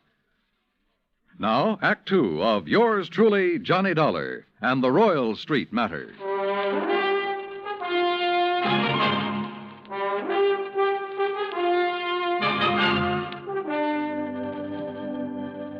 This was the screwiest deal I'd ever seen. A guy refusing insurance money he was entitled to. Rose Ellen was my one lead, so I continued questioning May, her roommate. May told me this was the first time Rose had been away so long without at least sending for a change of clothes. I asked about Rose's boyfriends. She told me Rose had been going with one other man beside Dupont, but she didn't know who he was. After May promised to call me if she heard from Rose Ellen, I left. Expense account item 6, $1.90, taxi from the Pontalba Apartments to the Hibernia Bank Building. My insurance contact, Binford, wasn't in. So while I waited for him, I wondered again why Dupont had refused to sign the claim for the fire damage to his shop. Could he afford a loss of $16,000? I wondered if something had happened in that shop, something Dupont tried to cover up with a fire. I was wondering what it could have been when Binford walked in. Well, I'm glad you're here, Johnny. We got trouble. Oh? I hear you paid Dupont a call last night. That where you've been? Yeah. He phoned me about 10, wanted me there fast. Oh, boy. I wish I had sense enough to stay away. Well, what happened, CD? Now, before I tell you that, you tell me what he said to you last night. Nothing important. Just something about fixing it so I couldn't bother him again. Oh? Well, he did. How? He canceled his fire insurance policy and every other policy he ever bought from me. Cancel? Yeah. So you might as well go on back to your hotel and pack, Johnny. It's none of your affair now, no matter what he's up to. Yeah, it's too bad it had to turn out this way. You want a drink before you go? Yeah, I guess I need one. Yeah. What'll it be, scotch or rye? Scotch, neat, please. Good, saves making a mess. When you reckon you leave? Oh, I don't know. I'll check with the airline when I get back to the hotel. Mm-hmm. Yeah, here you go. Thanks. Better luck next time. Mm-hmm. Well, that's that. CD. Hmm? What about the policy? Policy? Did he return the policy to you? No, I said do it tomorrow. But he's covered until he does return it. Does he know that? Why, no. I don't reckon he does. Good. He might get careless. And as long as that policy is in force, I can bother him as much as I want. Oh, I don't see what's the use, Johnny. He'll have it here by tomorrow evening. That still gives me 24 hours to get lucky. CD, you said something about a customer being with him when that kerosene lamp was knocked over. Mm-hmm. According to what he told the fire department, there was. You had that person's name? Well, I should have. I took it from the fire department report. I've got that right here. Here it is. Now, let's see. Mm-hmm. The name was Andrew W. DeLong. Address 1515 West Claiborne.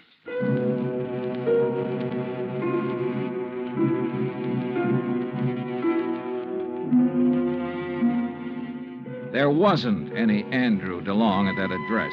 We checked the telephone book and the city directory, and the only Andrew W. DeLong we found was out in Metairie, in a mausoleum. So we drove back towards CD's office. Well, now what, Johnny? Dupont. Huh? Find out everything we can about Dupont and everybody who works for him. But ain't nobody but his secretary and his assistant. Fella named Carl. Yeah, how long has Carl been working for him? Oh, about as long as she has. Does this Carl own a fruit stand? Well, not I know about. Why? Oh, I just wondered.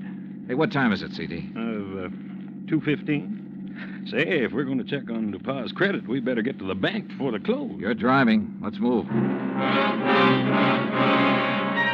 Expense account item 7, $22.80. Telephone calls and a couple of gratuities to obtain a lot of information about Dupont.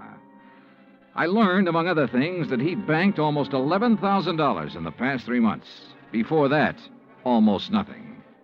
But there's no law against making money, so I still had nothing concrete to go on.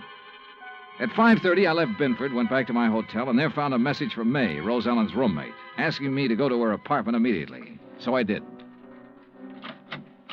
Oh, Johnny. Yeah, hi, May. Oh, well, come in. Johnny, you know what you made me promise. Yeah? Well, it happened. You mean you've heard from Rose? Well, no, not exactly. But a man called this afternoon and talked about her. Oh, well, I hope he had only nice things to say. Oh, yes, he said she's just fine. What? Didn't you hear me? Yeah, he said she's fine. Fine. Well, what else did he say? Well, he said he was going to come by at 4 o'clock and pick up her clothes. I should have them ready. No, but of course he didn't. Well, he did so. He did? Oh, what man? You know him? You get his name? Mr. Dollar.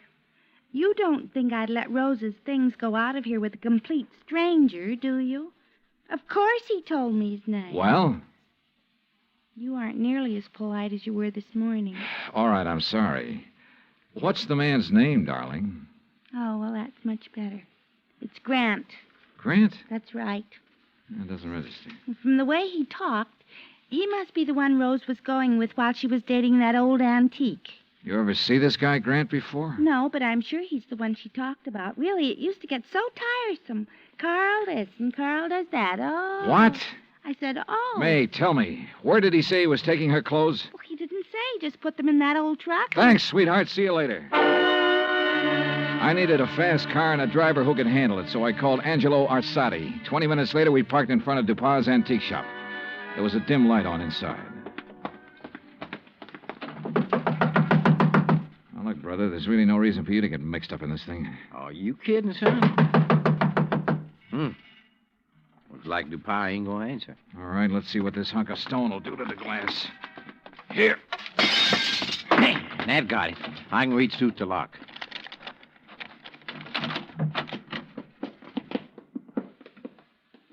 Looks like nobody here.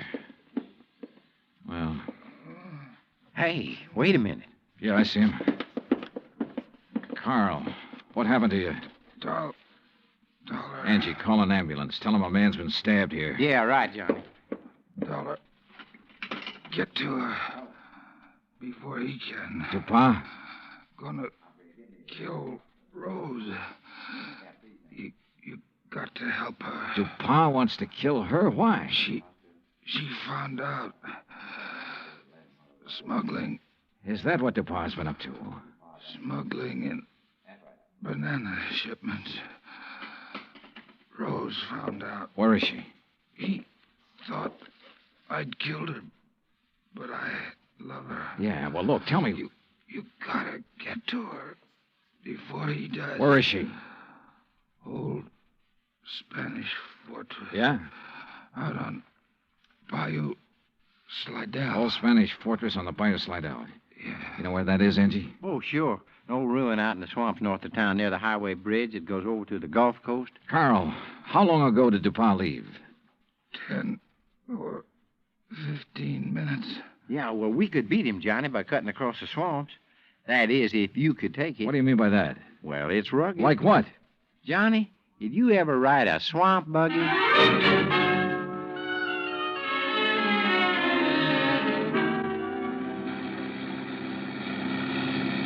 Brother. How much farther, Angie? Well, should be right up ahead. How can you tell? All I can see is swamp and marsh grass. Yeah, well, I done a lot of trapping out here. I know the channel. Think we'll make the old ruins before Dupont? Well, we got to, don't we? Hey, there it is. That old wreck is called a fortress? Man, that's it. Well, get us up as close to it as you can.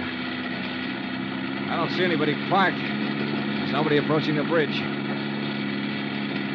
There we are. Come on, let's go. Hey, look, John. There she is at the side entrance. Yeah, I see. Rose! Rose Ellen! She's scared. She ducked back inside. Rose! We're friends of Carl's. He sent us to help you. Well, come on, Johnny. We can get inside to her through this here doorway. Okay. This place looks like it's about ready to fall apart. Rose! Yeah, man. Dark in here, too. Yeah, don't step on them falling bricks. Okay. Rose! Rose Ellen! Yes?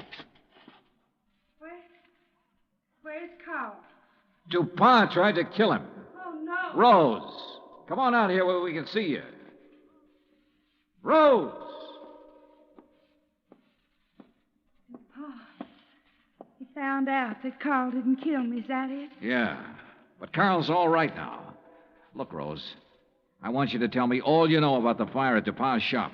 Were you there? Yes. Well, what happened? Pa had me tied up. Told Carl I'd found out what they were doing. Smuggling, I mean. He told Carl to kill me. He didn't know Carl and I was going to be married. Go on, go on. Carl argued with him. That's when the lamp got knocked over. They didn't stop arguing until DuPont said he'd kill us both. So finally, Carl told DuPont he'd take care of me. Well, he had to, or DuPont would have killed us. But instead, Carl brought you here. Yes. Oh, come on, Johnny. Let's get out of this dark hole. Wait a minute, Angie. Rose, do you know why DuPont was afraid to report his fire to the insurance company? Some of the things he smuggled in was lost in the fire.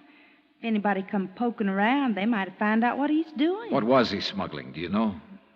Little tiny boxes filled with white powder, hidden in the bananas. Johnny, narcotics. Yeah, sure. No wonder he banks so much money so fast. I'll bank much more after I get rid of you, Dollar. Look at that. There he is in the door. Yeah, watch it. See, I ain't fooling, Dollar. He can't see us. No, but what a target he makes in that doorway against the light. No gun, Johnny? No. We can try one of these bricks. Yeah, man, but if you miss... Dollar. Wish me luck. Dollar. Right here, DuPont. Come on. Oh, man, dear. You could qualify for the New York Yankees, Johnny. All right, DuPont. On your feet. Let's get out of here.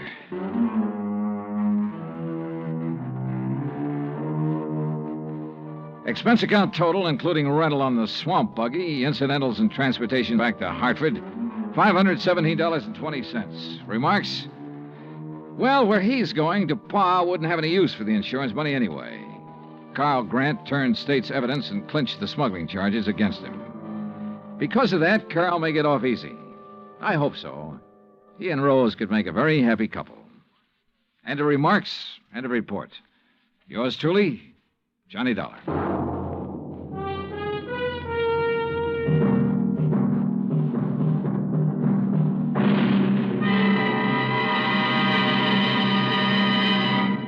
Our star will return in just a moment.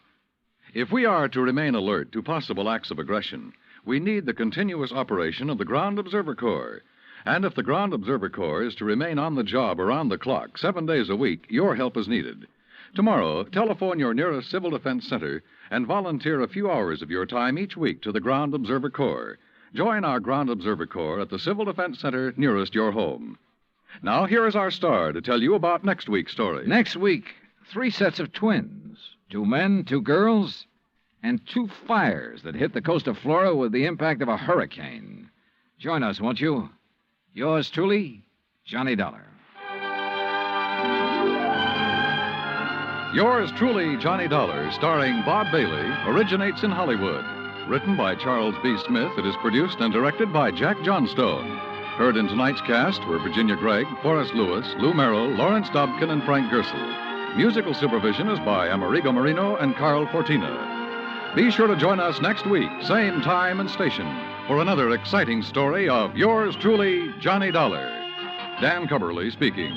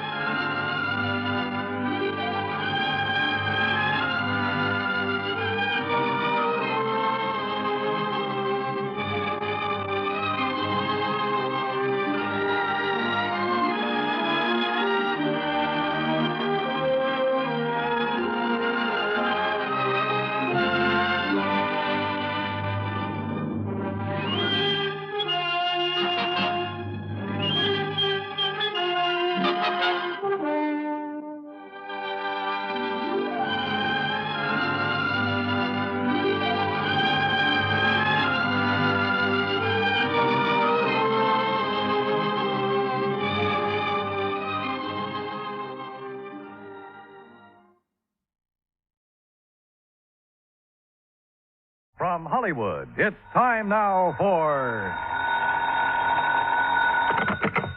Johnny Dollar. George Reed speaking. Oh, good morning, George. Is it? Well, sure. The birds are singing, the bees are buzzing. And there are whales in the Gulf of Mexico. So there are. What? You know anything about whales, Johnny? Can't say that I do. Well, neither do I. Neither does our agent down in Gulfport, Mississippi. Can you go down there? Well, yeah, sure, but what's this all about? I told you, a whale. Oh, come on. You people didn't insure it. Now, George. Oh, Johnny, of course we didn't. But we did write a floater policy covering 80 pounds of ambergris. Amber who? Gris comes from a whale. Very valuable, used in the making of perfume. Oh, yeah. We issued the policy a week ago. Yesterday, the stuff disappeared. How much did you cover it for? $20,000. And our agent down there is W.C. Owen. Got it? Owen, huh? Yes. You really shouldn't have any trouble locating the stuff. No? Why not? Because, and I quote Mr. Owen, ambergris smells worse than a hound dog which has caught a skunk.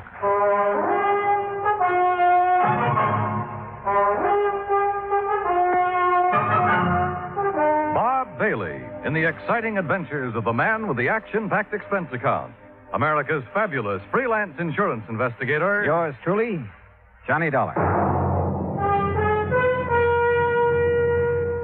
And now, Act One of yours truly, Johnny Dollar.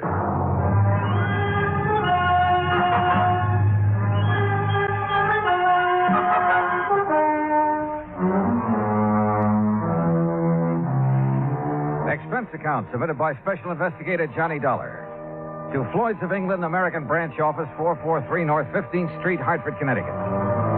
The following is an account of expenses incurred during my investigation of the Michael Meany Mirage matter. Expense account item 1, $168. Transportation from Hartford to the Markham Hotel in Gulfport, Mississippi. I called W.C. Owen, the agent who had sold the policy covering the ambergris. Half an hour later, I opened the door of my room to a middle-aged man wearing a brown seersucker suit. Mr. Dollar, is that right? Sure is. Come on in, Mr. Owen. Come on in. Thanks. Well, Dollar, I'm not going to fool around about this. I'm in a mess, and you're my only chance of getting out of it. Well, I'll do whatever I can, Mr. Owen. You just find that ambergris. And, man, please find it within the next 48 hours. Oh, why the rush? 2 reasons. When the ambergris was stolen off the freight platform at the train depot day before yesterday, it was packed for shipping. Had enough dry ice around it to last 72 hours, but no more. Uh-huh. Now, what's the second reason? That Mike Meany. Who's he? Owner of the ambergris and a real good client of mine. I promised him you'd locate stuff for sure. Well, I appreciate your confidence, Mr. Owen. Name's W.C. Mr. around here sounds too highfalutin for an insurance salesman. Okay, W.C. But what's this fellow Meany so worried about? The ambergris is covered for $20,000. He told me he'd learned it was worth a lot more than that since the floater was issued. Something up near $60,000. Pretty rare stuff. Which is. Matter of fact, this is the first time I've ever heard of anybody finding ambergris in the Gulf. Who fished in out of the water? Meany? No, a young fellow worked for him named Billy Fisher. Did Meany buy it from Fisher? Didn't have to. Belonged to Mr. Meany right off. Oh, why's that? Well, because Fisher works for him. Mr. Meany lets out his fishing boats to fellas which ain't got no boat of their own, or even a chance of getting one. He rents them out, you mean? No, he don't rent them. He lets them out on share. Mr. Meany puts up the boat, gas, nets, everything. And whoever runs the boat, well, whatever he catches, he belongs to Mr. Meany. Oh, and because Fisher happened to be in Meany's boat when he found the ambergris, it automatically became Meany's property, huh? Now you got it, boy. Uh-huh. Did Fisher know what it was? Or the value of it when he turned it over to Meany? Well, you have to ask him about that. Yeah, I plan to. But first, I'd like to have a talk with this Mike Meany. I'm way ahead of you, Dollar. I called Meany right after you called me. He's waiting for us. How far does he live from here? Oh, about 3 or 4 miles down the beach road toward Biloxi. Place called Mississippi City. Mississippi City? Uh-huh. But don't let the name fool you. Ain't nothing there except a couple of stores, fishing boat landing, and the train depot. Sounds like a real quiet place. It is. It's also where this whole thing started and where I hope it finishes. And the sooner, the better. A few minutes later, we were driving east along the coast. Ahead of us, we could see Mississippi City's one and only landmark, a long wooden pier extending far out into the Gulf. Anchored near the end of it were several small fishing boats. We passed the Meany General Store and the Meany Fish Market, then turned into a narrow driveway. I'm not sure what kind of a house I'd expected Mike Meany to live in, but this certainly wasn't it. It was too small and it needed a coat of paint. We got out and Owen led the way to the side porch.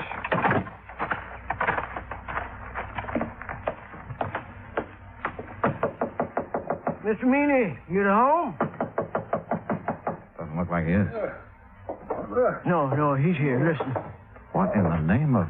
Sure heavy, ain't he? Yes, sir. Ain't another man his size in the whole United States. Good night, I believe it.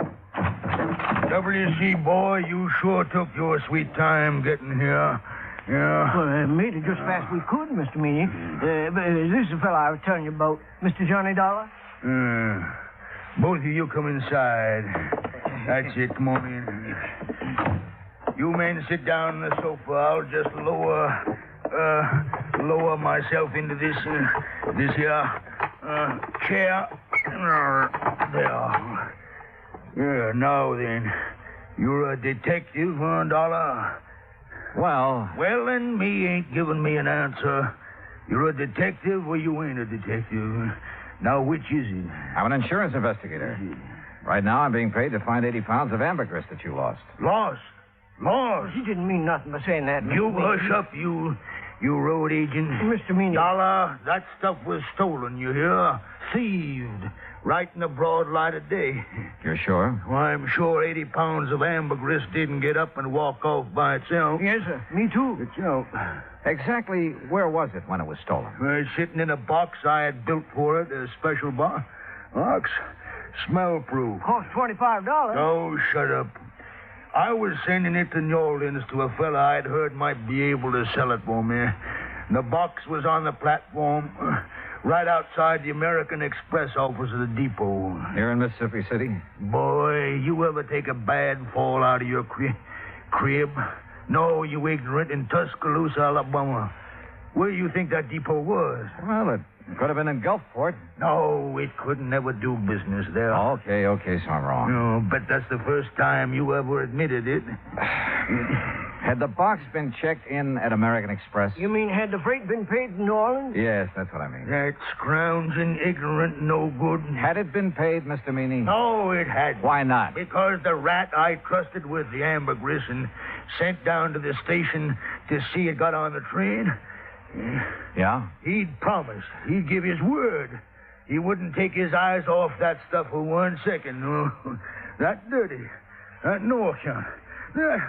Are you okay, Mr. Meany? No. But you sit down. You make me nervous, W.C. Yes, sir.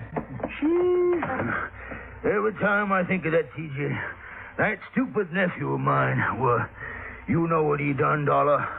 He spotted something more interesting to look after than $20,000 worth of ambergris. Okay, who was she?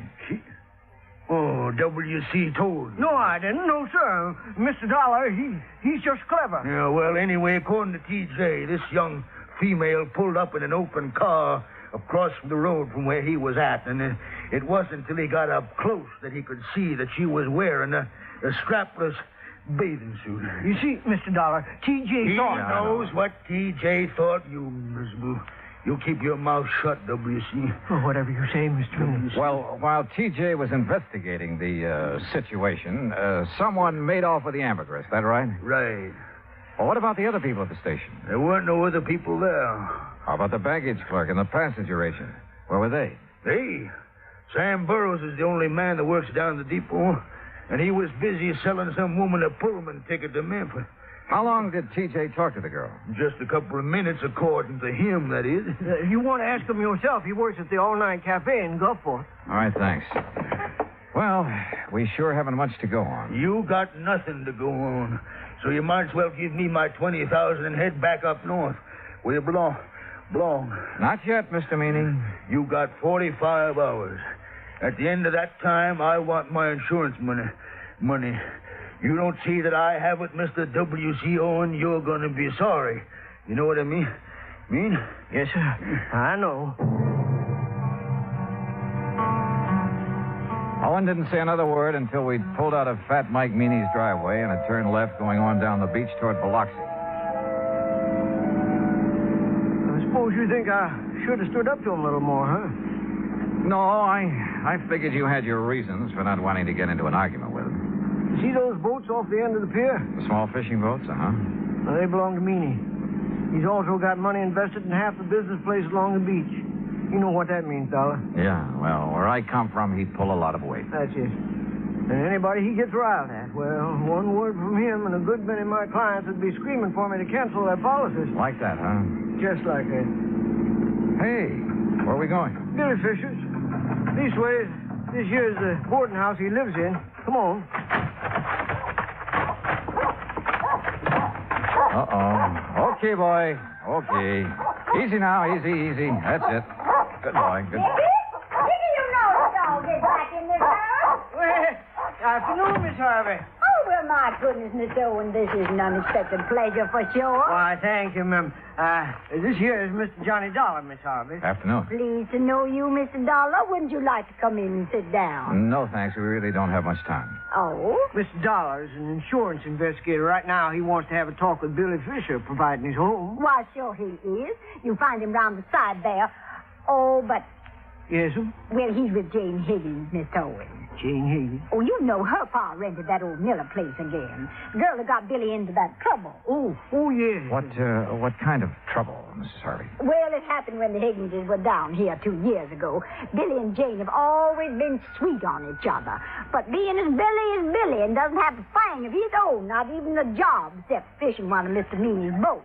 Well, Jane's pa just put his foot down. But didn't mean a thing to Billy. No, sir. At least not until old man Higgins got a sheriff after him. That still didn't stop Jane. And finally, the Higginses just packed up. They didn't come back until just 3 weeks ago Saturday. How old is the Higgins girl now? Oh, 18, 19. And she hasn't changed one bit in those 2 years. No, sir. She's just over here all the time. She'll be some fur fly when her paw finds out. There they are now. Billy? James! Hi. Come over here a minute, Billy. Someone wants to see you. Sure. Billy? Now, this here's Mr. Dollar. Hi. Howdy. Miss Higgins, Mr. Dollar, and Mr. Owen. Hello, Miss Higgins. Billy, I wonder if I could speak to you alone for a moment, huh? Yes, sir. What do you want to talk to me about? Mr. Meany and the ambergris you found. Oh, that. Where did you find it, Billy? Out near Cat Island, floating in the East Channel. Uh-huh. Did you know what it was as soon as you saw it? No, sir, not exactly, but I read a story once about a fellow that found some ambergris, and he sure made a lot of money off it. So you weren't going to take any chances, and you hauled it aboard, is that right? Yes, sir. Something like that. Billy, you realized that anything you caught or salvaged with that boat belonging to Mr. Meany, it wasn't yours. You realized that, didn't you? Well, not right then, I didn't know, sir. He gave me some kind of a contract to sign when I started working for him, but I never read it. Well, what happened when you put in at the pier that night? Oh, that Cliff Stillinger, Mr. Meany's checker. He spied the ambergris right off, and he made me turn it over to him. Was that the last time you saw it? Yes, sir. Yes, sir, that was it. Okay, Billy. That's all I had on my mind. Well, that's all? I mean, no questions about whether I swiped it from the train station or not? Would you tell me if you had? You crazy or something? Heck no.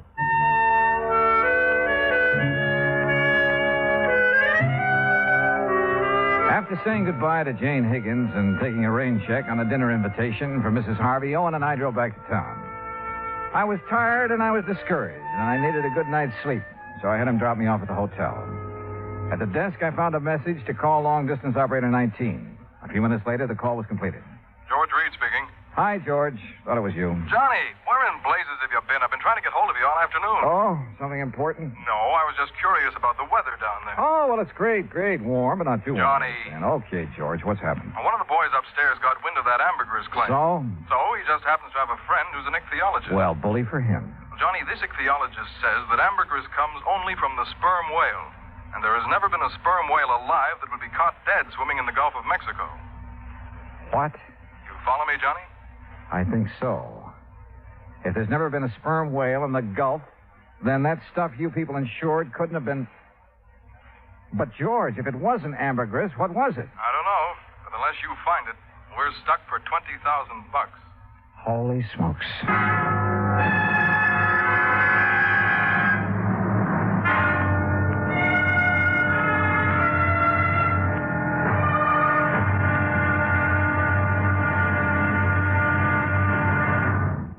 Act two of yours truly, Johnny Dollar, in a moment.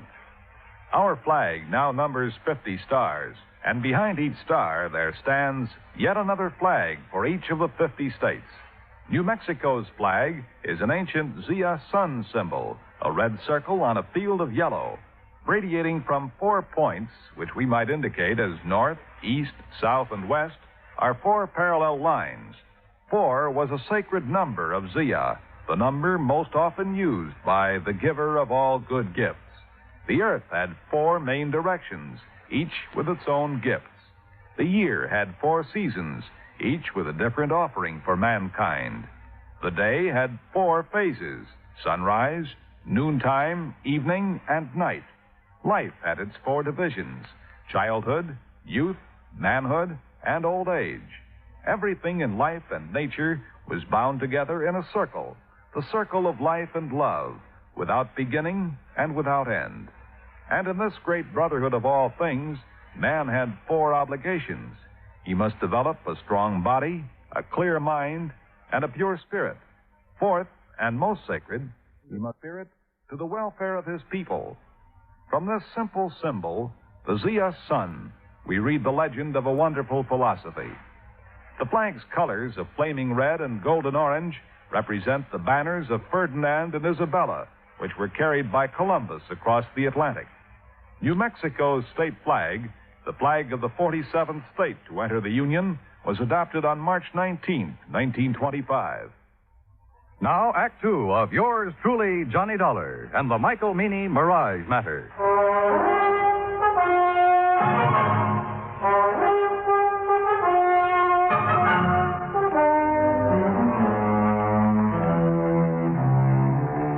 After talking to George Reed and learning that there was considerable doubt in his mind concerning the origin of the ambergris Mike Meany had insured with Reed's company, I called WCO and the agent who had issued the policy to come down to the hotel. He was as shocked and surprised as I'd been. Johnny, I just can't believe it. Yeah, well, it's true. At least according to a man who studied the habits of sperm whales for years. Oh, and those kind of whales never come into the Gulf? No, not according to him. What if ambergris isn't ambergris? What is it?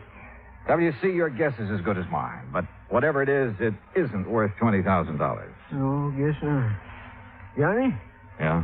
You don't think Mr. Meany's trying to pull a fast one, do you? Trying to defraud the company? Yeah. Oh, no, I doubt it. He has all the money he'll need for a while. Yeah, that's for sure. Tell me, WC, did Meany have the ambergris analyzed before he asked you to insure it? Matter of fact, he did.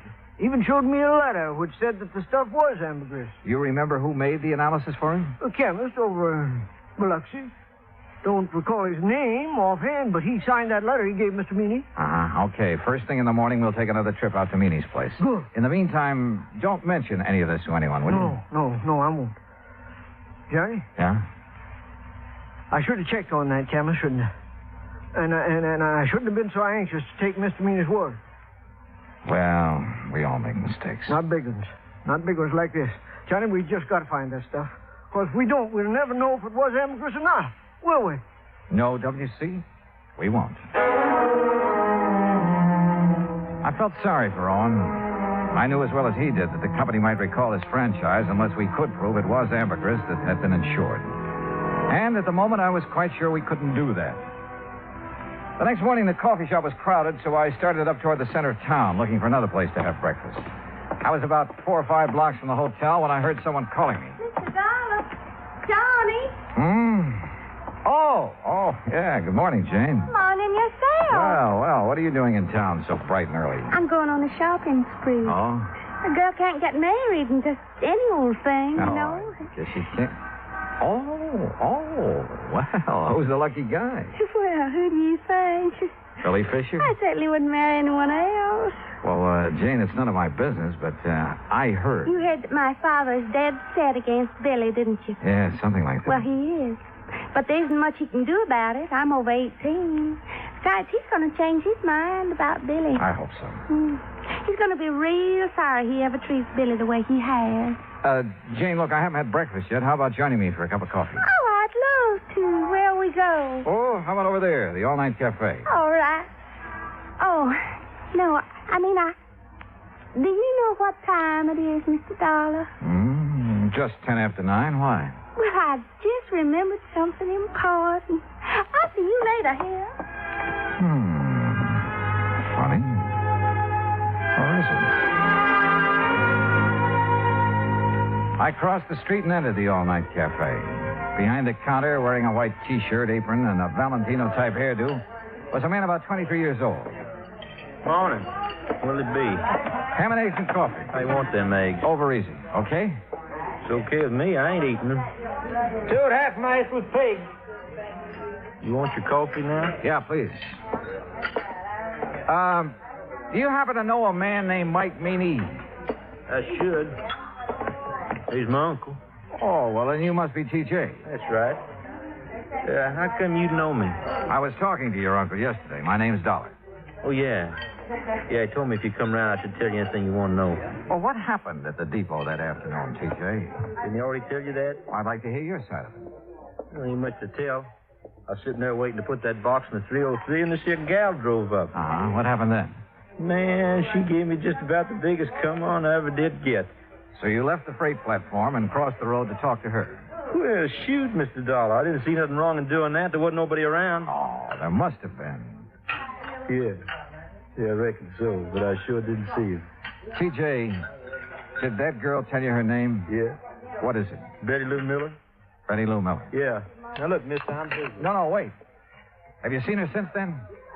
Well, sure. When was that? Well, just now, out in the street. She's the gal you was talking to. I finished my ham and eggs and walked back to the hotel. Owen was waiting for me, but before we drove to Mike Meany's house, we made a stop at the railroad depot. The agent remembered everything that had happened that afternoon, the ambergris had been stolen, including the name of the woman who had purchased the Pullman ticket to Memphis at the time of the theft. After thanking Sam for his help, we went on to the Meany place. Come on in. Sit yourselves down. Well, thank you, Mr. Meany. Dollar, you find my ambergris yet? No, sir. But I think I know who has it. What do you mean? You mean you know who stole it from the depot? I think so, Mr. Meany. I'm not sure. Well, boy, you just let me have their name. Yes, sir, I'll get the sheriff out here and see their foot under the jail. Now, you come on. Tell me, who did it? No, sir, I'm sorry. I'll tell you when I'm sure and not before. What? Well, when's that going to be? Depends. Depends on what? Whether you'll help me or not. Why, you ignorant, stupid Yankee. You know good and well, boy, I'll help you. Yes, sir. Now, what? What do you want me to do? Give Owen here the letter you received from the chemist that analyzed the ambergris. Is that all? That's all for now. But, boy, you Dollar, where do you think you're going? To see a lady, Mr. Meany. Owen, I'll call you as soon as I'm sure. Right. Good luck, Johnny.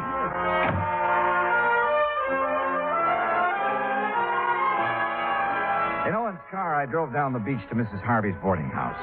Billy Fisher was out with the boat, so I had plenty of time to tell her what I knew. It's all my fault, Mr. Dollar. I planned the whole thing and put Billy up to it. And bought the Pullman ticket? Yes, I still have it. Been meaning to turn it in for the money, but just haven't had a chance to get down to the depot. Tell me, Mrs. Harvey, how did you know that TJ would leave the ambergris when he did? Oh, everybody around here knows TJ's weakness for girls. Wonder to me he hasn't been locked up long ago.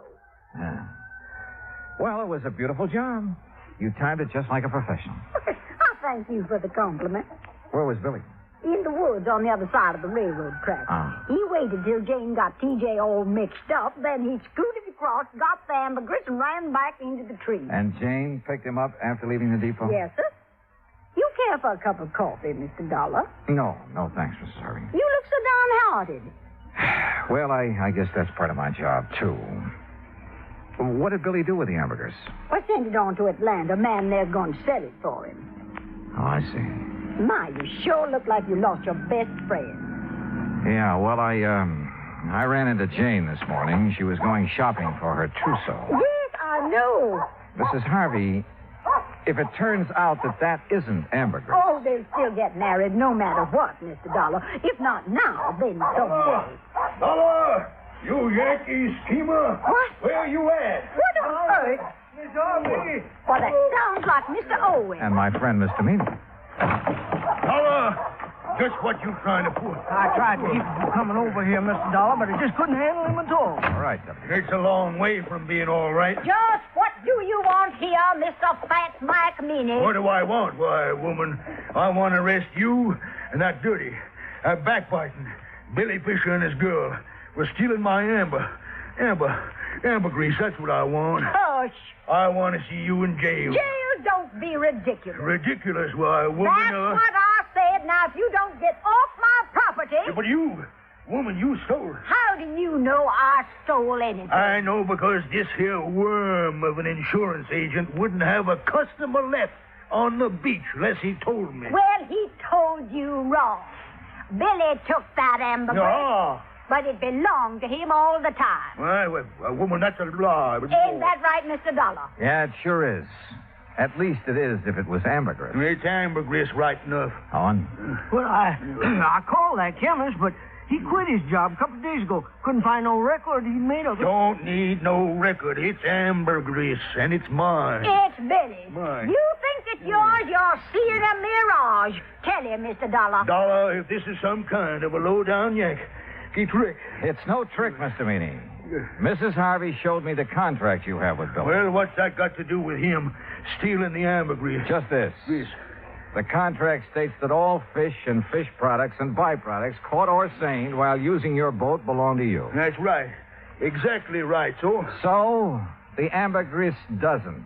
What? No, sir. Ambergris comes from a whale. And the whale is not a fish. It's a mammal. But Dollar, you boy. No, wait a minute, Dollar. Well, doggone. They say that young love can work miracles, and I guess it must be true, because later that day, a huge sperm whale was sighted about 3 miles offshore near the Cat Island Channel. Proving, as I've always said, you can't figure whales any more than you can people. Expense account total, including hotel bill and transportation back to Hartford, $420.10. Yours truly, Johnny Dollar.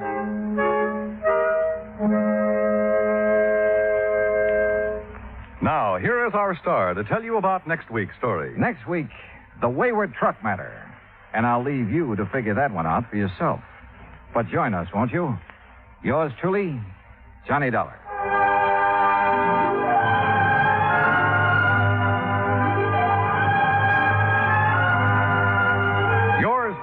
Johnny Dollar, starring Bob Bailey, originates in Hollywood. Written by Charles B. Smith, it is produced and directed by Jack Johnstone. Heard in our cast were Virginia Gregg, Jeanette Nolan, G. Stanley Jones, Junius Matthews, Gil Stratton, Dick Crenna, and John Daner. Musical supervision is by Amerigo Marino. Be sure to join us next week, same time and station, for another exciting story of yours truly, Johnny Dollar. This is Dan Cumberly speaking.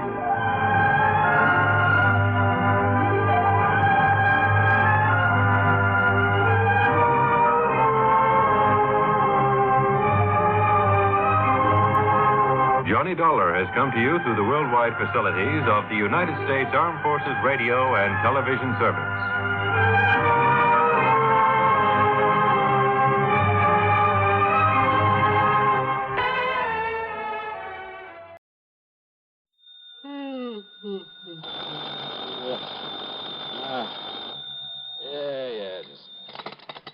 Johnny Dollar.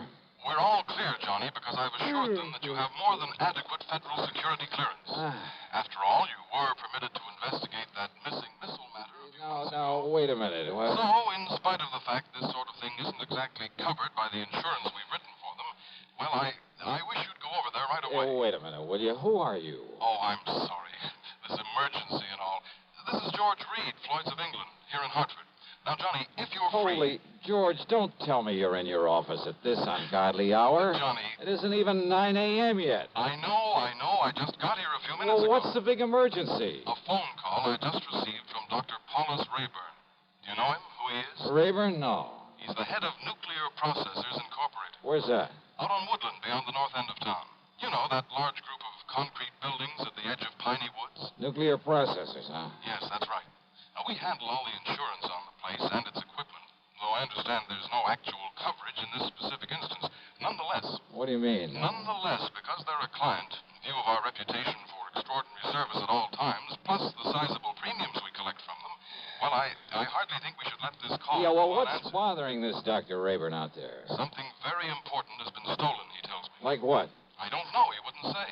But he did imply it's something vital to the outer space rocketry program. Okay, George. So, in view of the fact you have security clearance... Yeah, I said okay. And the fact it'll take some hours for an investigator to come up from Washington... Yes, George. Plus the fact he made it plain the time element is George. most important. And since you're right here within a few miles... George, stop yammering and hang up that phone so that I can... Okay, baby. Oh.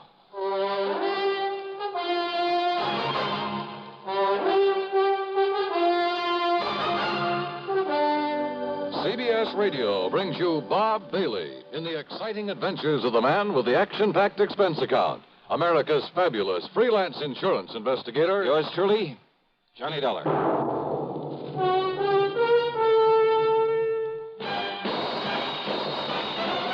Are you smoking more now, but enjoying it less?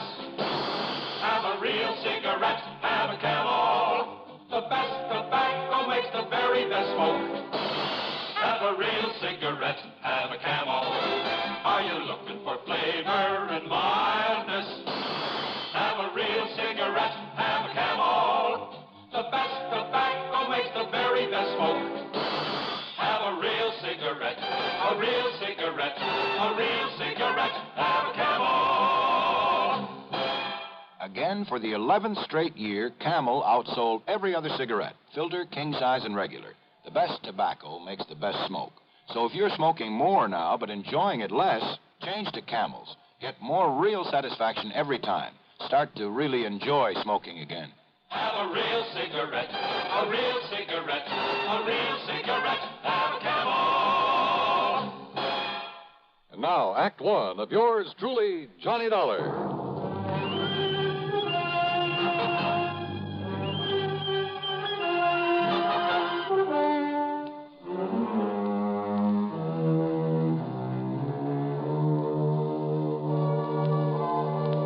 Expense account submitted by Special Investigator Johnny Dollar to Floyd's of England, North American Office, Hartford, Connecticut. The following is an account of expenses incurred during my investigation of the nuclear Goof matter. Expense account item 1, 40 cents for some coffee and a couple of soggy donuts along the way during my drive out to nuclear processors. A tall, heavy wire fence surrounded a group of squat, windowless buildings, partially hidden by the huge oak and fir trees of Piney Woods. At a sort of glorified sentry box beside the gate stood not one, but 3 armed guards. One of them was chewing out the other 2. But he stopped long enough to look over my credentials, make a phone call from inside the sentry box, then open the gate for me. He directed me to a big steel door in the otherwise unbroken face of one of the nearby buildings. There, after I'd parked my car, another guard took me inside. He led me through a perfect maze of long, narrow corridors with heavy wooden doors at the sides, all of them closed. From somewhere in the building came the almost ominous hum of machinery. Big, powerful machinery. Or maybe I felt it rather than actually heard it. Finally, we came to a door with a single name Rayburn on it.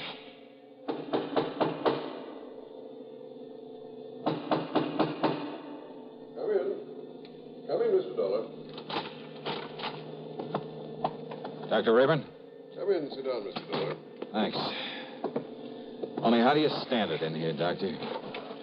I beg your pardon? Well, compared with this place, the city morgue is real cheerful. I'm afraid these buildings were put here not for decoration, but to carry on the very important scientific work we have undertaken. Yeah, something to do with rocketry, I understand. Partially. And does that mean space probes, lunar shots, atomic missiles, and so on? Yes, something of the sort. Now, the time is of the very essence, Mr. Dollar. I take it Mr. Reed of Floyd's of England was somewhat vague about why I asked for you? Oh, that's the understatement of the week. But he told me something's been stolen. Yes. A minutely small quantity of a highly radioactive substance that is vital to a new concept in cyclotrons. That is to say, atom smashing. Oh, something like radium or uranium or strontium or... Yes, something like one of those elements. The point is that outside of the protective paramagnetic field in which we keep it here, it can become dangerous, terribly dangerous, within a matter of hours. Oh, how dangerous? The tiny amount in the container that was stolen. That container, made of lead, is no larger than this book, by the way. Well, Dollar, although its chain reaction is limited, there's enough in that container to wipe out a small city. But you said within a matter of hours, Doctor. The chain reaction could begin in anywhere from 4 to 6 hours from the time it left here, depending on temperature and whatever shocks and vibration to which it might be subjected. Then unless it's found, brought back here. Exactly. That is why I was afraid to wait for the men to get up here from Washington. But you have told them about this. I've told them everything. They promised to have men up here immediately. Do you know exactly when the stuff was stolen? It's now 9:34. Yeah. Dr. Rallinoff left here with this material at exactly 7:46. Rallinoff? Dr. Igor Rallinoff, the man who stole it from us. But if you know... If only he knew the terrible potential destructive power of this thing he's carrying about with him. You must find him, Mr. Dollar. It must be returned to us before it's too late. Here's Hollywood star Mona Freeman. Who feels like acting with a miserable cold? I relieve cold distress the fast way with 4-way cold tablets. Yes, tests of all the leading cold tablets proved 4-way fastest acting. Amazing 4-way starts in minutes to relieve muscular pains and headache, reduce fever, calm upset stomach, also overcomes irregularity. When a cold strikes, do what I do. Take 4-way cold tablets. It's the fast way to relieve nasty cold distress and feel better quickly. 4-way, only 29 cents. Now, here's a word about another fine product of Grove Laboratories. Does dandruff dull your hair, leave scalp itchy? Get Fitch Dandruff Remover Shampoo and get rid of unsightly dandruff in 3 minutes. 3 minutes with Fitch regularly is guaranteed to keep embarrassing dandruff away forever. Apply Fitch before wetting hair, rub in 1 minute. Add water, lather 1 minute. Rinse 1 minute. Every trace of dandruff goes down the drain. 3 minutes with Fitch, unsightly dandruff's gone. Fitch can also leave your hair up to 35% brighter. Fitch Dandruff Remover Shampoo. And now, Act 2 of yours truly, Johnny Dollar and the Nuclear Goof Matter.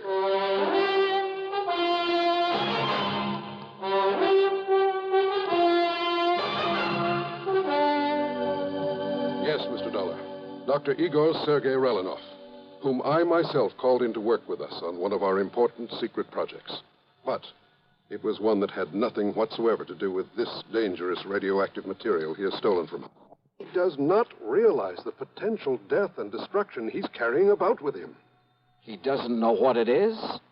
Then why did he steal it? Not knowing what it was, not knowing its destructive power, he nevertheless must have realized it would be of importance to, shall we say, to a foreign government. Rallinoff. You see, because of pressure from Washington on the project to which I had assigned him, well, I had employed him. I alone am responsible for bringing him here before obtaining a final security clearance on him. Oh, then I guess you're in real trouble. If you can find him, if you can return that leaden container with that deadly material in it... And you have no idea where he might have gone when he took off from here? We have only his address and a list of the names of some of his friends here in Hartford. Then let me have them. Yes, of course. I'll have my secretary get them for you right away. I don't know who your contacts in Washington are, but have you notified the FBI of this? Not yet. After all, Mr. Then do Dollar... it right away. Call the New York office. If nothing else, they'll at least be able to tell you if this Rallinoff is a spy. I'm afraid he can be nothing else. If only the guards had questioned his leaving so soon after he got here. If only you hadn't hired him in the first place without getting a proper clearance on him. But his recommendations were excellent. His references. I got no negative Oh, reports. let's face it, Doctor. You're in trouble, whether we find him or not. I know. To say nothing of what'll happen if heat or vibration or something triggers off that chain reaction you were talking about. Or even just the passage of time. I know. Give me those names and addresses. And more important, this, Mr. Dollar. Oh, what's this? A detector. A sort of adaptation of the Geiger counter, in very compact form. It reacts only to this material that was stolen. Then if I get near him and he has the stuff with him? It will make a clicking sound like a Geiger counter. This tiny needle will move and indicate the degree of radioactivity. All right, good. Provided, of course, this switch is on. I see. But be very gentle. Oh? It's extremely delicate, like a fine watch. So be very careful. Very gentle with it. Okay, Doctor, I'll take care of it. Now, give me that list of names and addresses.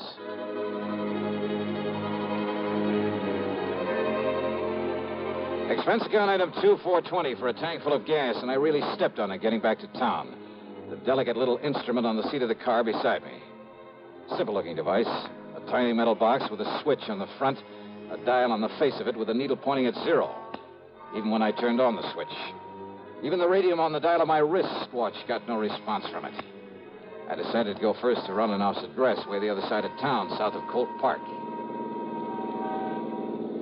Then it suddenly occurred to me that in all the rush, I'd failed to get a description of the man I was looking for, or even a photograph of him. Oh, sure, with a name like Rollinoff and a scientist, it wouldn't be too hard to picture him mentally in a general sort of way. And if there was a landlord or landlady at the place he lived, even a neighbor, I could get all the description of him I'd need. Nonetheless, within a few blocks of the place, I decided to stop somewhere and telephone Dr. Rayburn. You know something? That decision got me nothing but trouble and delay. At the next corner was a drugstore. I knew there'd be a phone booth. I watched a bus pull away from the corner, then drove in to park, not seeing the young fellow who just stepped off the bus until it was too late. Good Lord, I've killed him.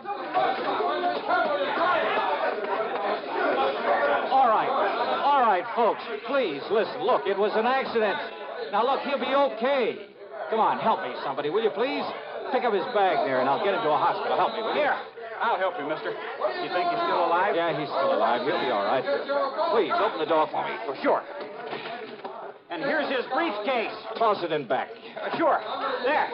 Now, when the police come, tell them I've taken him over to General Hospital, please, will you? Yeah, sure.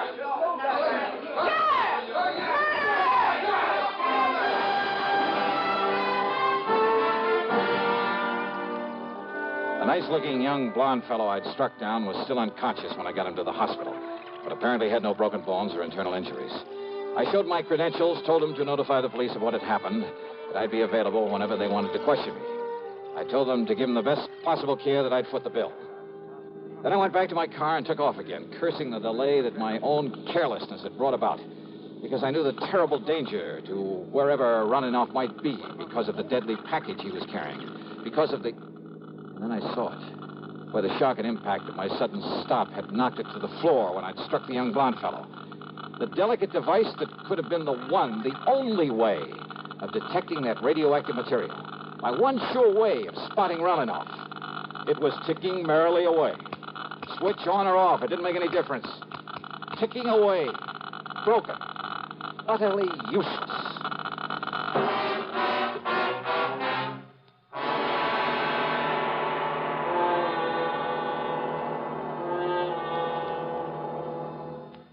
We'll continue with the third act of yours truly, Johnny Dollar, in exactly 1 minute. Constipation can be a problem for anyone, even doctors. And when constipation occurs, it's interesting to see just what doctors consider important about a laxative they might use or recommend. Well, a majority of the doctors we heard from had this to say. A laxative should be effective, gentle, as close to natural acting as possible, and a medicine that can be used with complete confidence. Now, X-Lax has been popular with many doctors and millions of people over the years because chocolated X-Lax is effective. Overnight, it helps you toward your normal regularity. X-Lax is gentle. Next morning, it gives you the closest thing to natural action. And that's why many doctors and millions of people use X-Lax with complete confidence. X-Lax, the laxative that helps you toward your normal regularity gently, overnight. Is X-Lax in your medicine cabinet? And now, Act 3 of yours truly, Johnny Dollar and the Nuclear Goof Matter.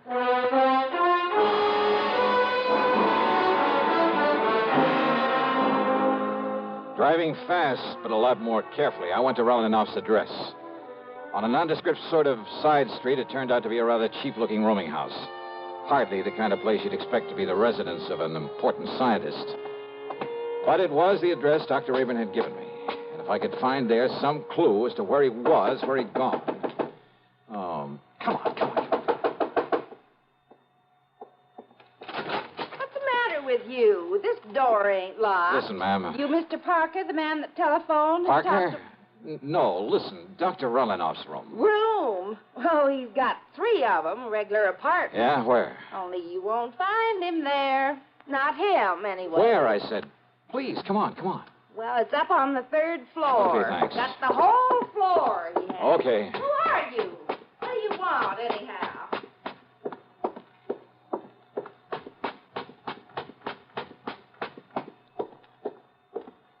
Oh, great. I didn't get the key from her. Well, there's no time for that now. Here we go. The shades and drapes were tightly drawn. The room was dark. I felt my way along the side of the wall looking for a light switch, then gave up and headed over toward one of the windows. I never got there. You're not Parker. Huh? I thought not. Yes, sir.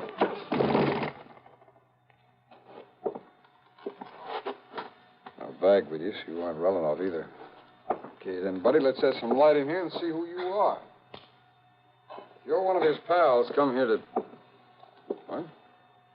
Oh, no, you can't. Oh. Brother, you certainly look like... Well, maybe you got some identification. This card case of it. Holy smoke, it is. Now, you just look at here, mister. here. When I let you in here, you didn't say Will you anything listen to like me? this was going to I happen. haven't got time to explain. Just get me some water and a towel and a washcloth, please. Go ahead. You listen here. Will you please do as I tell you? Now, go ahead.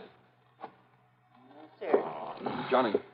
Come here, Johnny. Hi. Look, I'm sorry, old man. I had no idea it was you that you'd be coming up here. Johnny boy, can you hear me? Johnny. Here. Stace. That's right. Now, come on. Take it easy now. Stacy Ringler. That's right, Johnny. Look, I'm sorry. FBI. No, Johnny, I'm with Nucleonic Investigation Department now. Easy, baby. Then it's you I gotta thank for this. Yeah, Johnny, and I'm sorry as the devil. I had no way of knowing it was... You all right? All right, now listen to me, Johnny. Yeah, Stacy. Listen.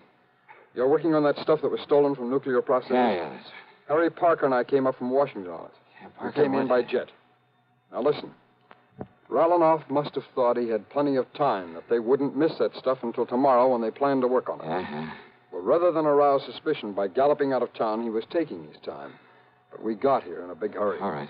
I holed up here in his rooms, and Parker was checking on how he'd get over here from that plant in case he came back here. Are you listening to me? I'm listening. Go ahead. He was there in the drugstore at the bus stop. He was about to close in on Rolanoff when you ran him down. When I what? You ran him down, Johnny. Rolanoff, with your car. That young, good-looking blonde guy? Yes. That was Rolanoff? That was Rolanoff.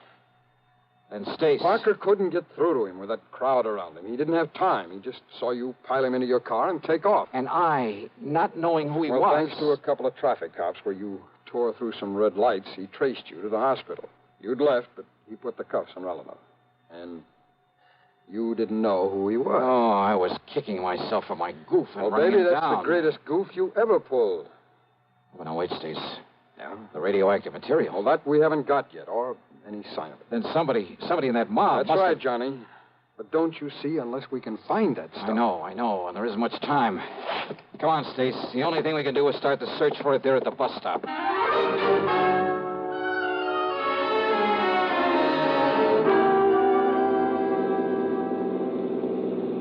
Johnny, unless we can locate every one of the people who were there. And Parker said there was a big crowd by the time he got out of that drug... Hey, where'd you get this? Detector for radioactivity. Yes, I know. Where'd you get it? Dr. Rayburn gave it to me. Thank heaven the darn thing is run down now. It's what? It fell off the seat. It must have got busted. What do you mean? It was clicking like mad, even with the switch off, busted. No. Huh? Busted or not, Johnny, there's only one thing in the world that could have made it operate. So don't you see, until it ran down the tiny battery that was... You're sure of that? Of course I am. Now, where was it when you heard it make the clicky? Johnny, what's the matter? Good Lord. Well, yeah, come on. Look, behind the seat. What is it? This briefcase of yours back there? Stace, the man who helped me put him in the got car. This thing? It weighs a ton. Gently, Stace. What? Not mine. Rollinov's. Then it's weight. The lead container with the stuff in it. Then your goof really paid off. Yeah. What time is it? It's 11:38. 39. Could go off in 4 to 6 hours. After 7:46 this morning. That means we have exactly 7 minutes. Yeah. Johnny, you think we can make it back to the plant in time? Unless some sudden change in temperature, some shock or vibration sets it off. I'll drive as fast as I dare. Okay, Johnny. Hold it gently, Stace. Yeah. And maybe you'd better pray a little. Yeah.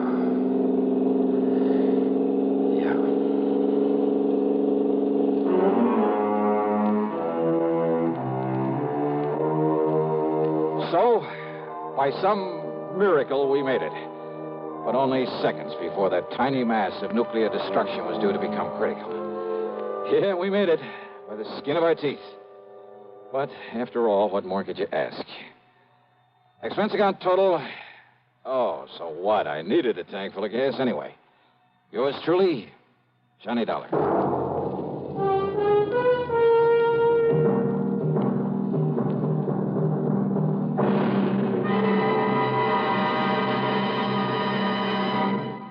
Now our star has a word or two for you about next week's show. Thank you, Daniel. You're a good man. Well, thank you, Johnny. We're going to miss you. Next week, well, let's face it. The case I have to work on has more twists and turns and angles than anything you can imagine. It's called the merry-go-round matter, and believe me, the name fits. It all starts out with the loss of a valuable object of art, but from the collection of the wildest, most unpredictable old character I've ever known. What's more, he has a friend along, another character, just to complicate matters. And I'll tell you this, you'll get more than one shekel out of the whole affair. So join us, won't you?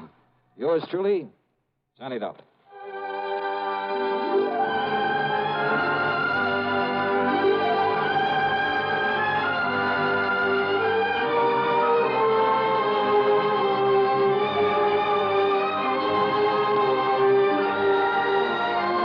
Yours truly, Johnny Dollar, starring Bob Bailey, originates in Hollywood and is written, produced, and directed by Jack Johnstone.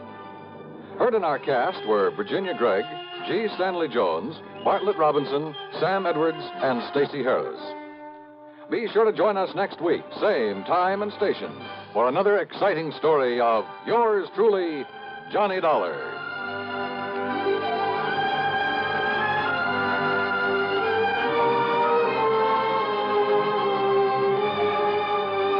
This is Dan Cubberly speaking.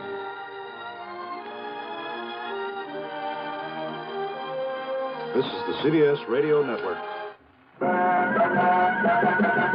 Better buys are your reward at Orange Motors for a Ford.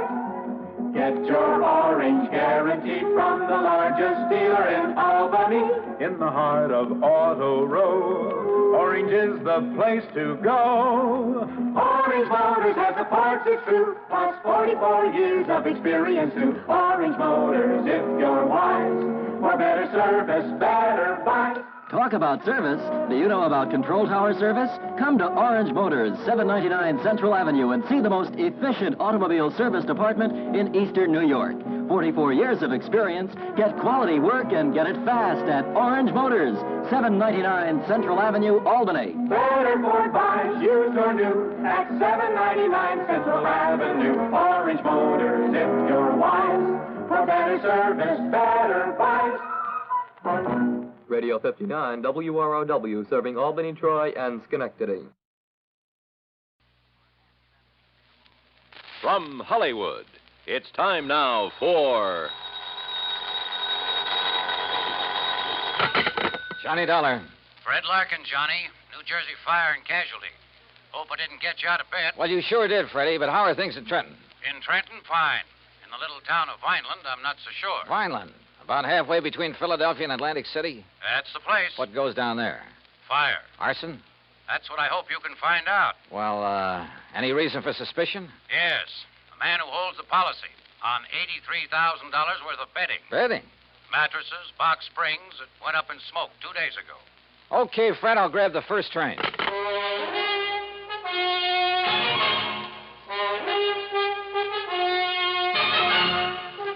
Bob Bailey in the exciting adventures of the man with the action-packed expense account. America's fabulous freelance insurance investigator. Yours truly, Johnny Dollar. And now, Act One of Yours Truly, Johnny Dollar.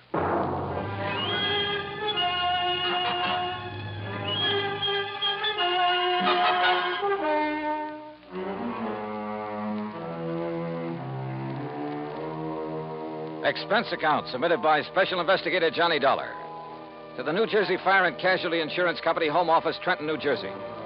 Following is an account of expenses incurred during my investigation of the Smoky sleeper matter.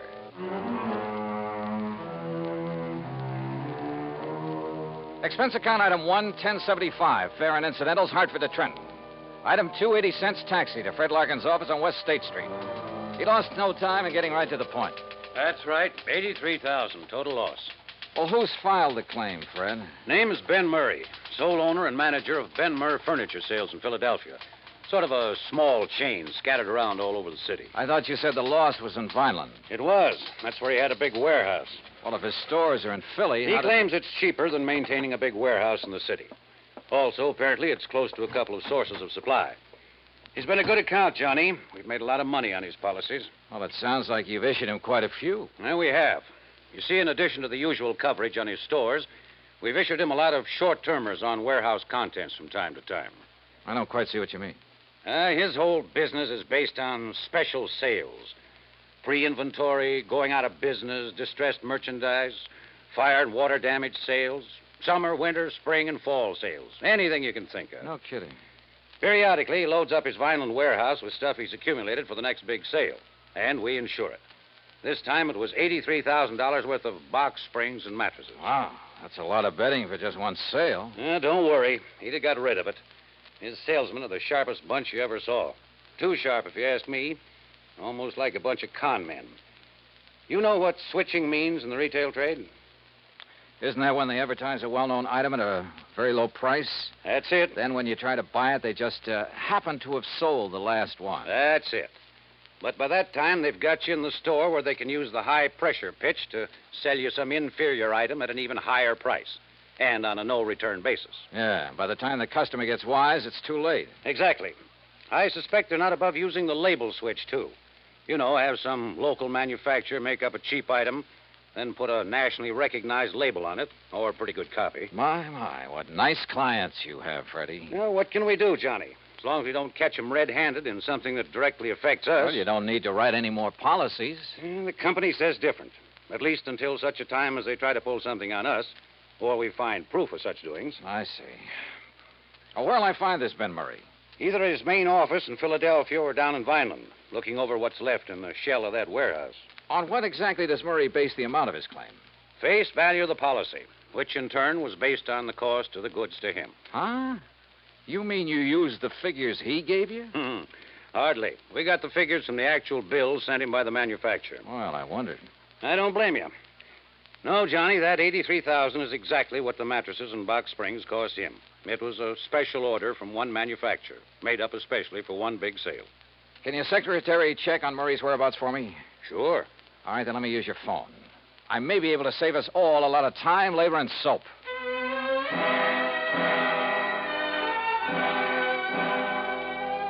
I called my old friend Adam Bowles, who lived within a few miles of Vineland, who, before he retired, was one of the top arson men in the country. Investigator, I mean. He wasn't home, but I left word for him to drive to Vineland and meet me in the lobby of the East Landis Hotel whenever I got there. Meanwhile, Fred's secretary had learned that Ben Murray was in his Philadelphia office.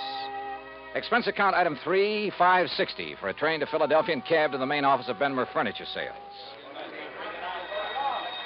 place was a madhouse.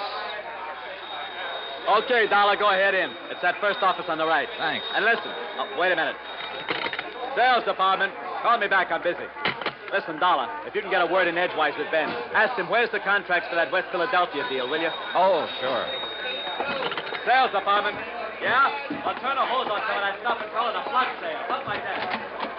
Make the picture in that advertisement look good, see? Put a lot of stuff around. Pictures on the wall, rug on the floor, stuff like that. Yeah, make the suckers think they're getting a 25-piece dining room suite, not just a table, 4 chairs, and 20 crummy dishes. Dollar, sit down. Thanks. Yeah, make it look like they'll be getting everything they see in the ad. Yeah. Now, did you get them sofas in from Sterling? Okay. Put a price ticket of $95 on them. And then mark it down to $49.95, and we'll clean out the whole... Mr. Murray. Huh? He what? Sterling charges $25 for those lousy sofas. Listen, we're giving them $22.50 for them, except for the demonstrator we show on the floor, the good one. Who does he think he is telling me the price he's going to charge me? Oh, the lousy bunch of chiselers trying to hike the price on me. Boy, what a business. From the looks of that outer office, you've got plenty of it. Yeah, volume, Dollar. That's what does it. I work on a narrow margin, see? Oh. Yeah, sometimes I even lose money, just to keep the volume up. I got 9 stores, see? They're all over Philadelphia. Hey, Ben. Yeah, what's the matter now? Pine Street wants to know the sale prices on those 3 grades of Night Cloud mattresses. What'll I tell him? What are the cost prices? All the same, $13 a piece. Cost us $13, huh? Well, price them at $39.95, $49.95, and $69.95. Okay, Ben. Hey, Larry. Narrow profit margin, huh? And now, look, Dollar, your card says you're an insurance investigator. That's right. Well, if it's about that fire I had down in Vineland a couple of days ago... That's exactly what it's about. Well, let me tell you something. Yeah, what is it? Oh, yeah? Well, listen. Hey, pick that other phone off the hook, Dollar. That noise is killing me, will you? Why not? I might learn something. Well, you tell him I don't care if he's the Department of Internal Revenue in person. Hello. We pay Hey, for protection Ben, against guys I like got a him, dame here in and the he'll look store at and whatever found out kind of that books bed we we want sent to her look wasn't at. the You hear same that? one she saw on the floor. Well, now, wait just a minute. She threatens to go see the Better Business Bureau. Well, look, this isn't Ben. Huh? That's what I mean. Just hold on a minute, will you? Hold on. And you tell that bookkeeper we got there he either keeps the books the way I tell him or either he... well, look, I'll call you back, see? Did you hold that call for me, Dollar? Yeah, here. Yeah. Hello? Yeah? Yeah? Well, don't take any chances. Give her anything she wants. Give her the one she saw on the floor. Go out and buy her one, a good one. Just make her happy. Keep her from... well, you know what I mean. Yeah. Troubles. Well, now, look, Dollar. You think there was anything wrong with that fire, you prove it, I'll give you this whole business. What do you think I am, a crook? I haven't said that yet. Then what's the idea of investigating? Not you, but that fire. We always investigate when a claim this large is involved. Oh, yeah? Do it automatically. Look, I'm trying to run an honest business here, just barely scraping by. That phone call just now. A customer ain't 100% satisfied, we make her satisfied. Oh, sure. To keep her from blabbing about the way you rooked her. Oh, look, get out of here, would you? Can't you see I'm busy? I try to run a decent business here, and punks like you come in and... Oh, if I'm... Yeah, hold on. Look, you got some legit reason to investigate, Dollar. You come around then. Maybe I will. Now go on, get out, will you? Gladly. Listen, Charlie, you tell him he tries to outsmart me, I'll sue him for every cent he's got. Expense account item 4, $50 deposit on a drive-your-own car. I crossed the Delaware River Bridge and finally picked up Route 47 for the 35-mile drive down to Vineland. Flat country, this, with plenty of beautiful trees and rich farmland, and occasional cranberry bog. The soft smell of ripening peaches greeted me from the vast orchards I passed. It was all very pleasant. Certainly a complete contrast to the noisy, unhealthy joint I just left. And I could see only too plainly why Fred Larkin suspected arson in the warehouse fire. Sure. If a character like Ben Murray didn't resort to arson, he'd feel he was missing a good bet. Proof of arson, however, is a different matter, and not always easy to come by. That's where I wanted the help of Ed Bowles. But Ed hadn't got to the hotel when I arrived in Vineland, so I drove over to the police headquarters at 610 Wood Street, a block north of Landis Avenue, the main drag.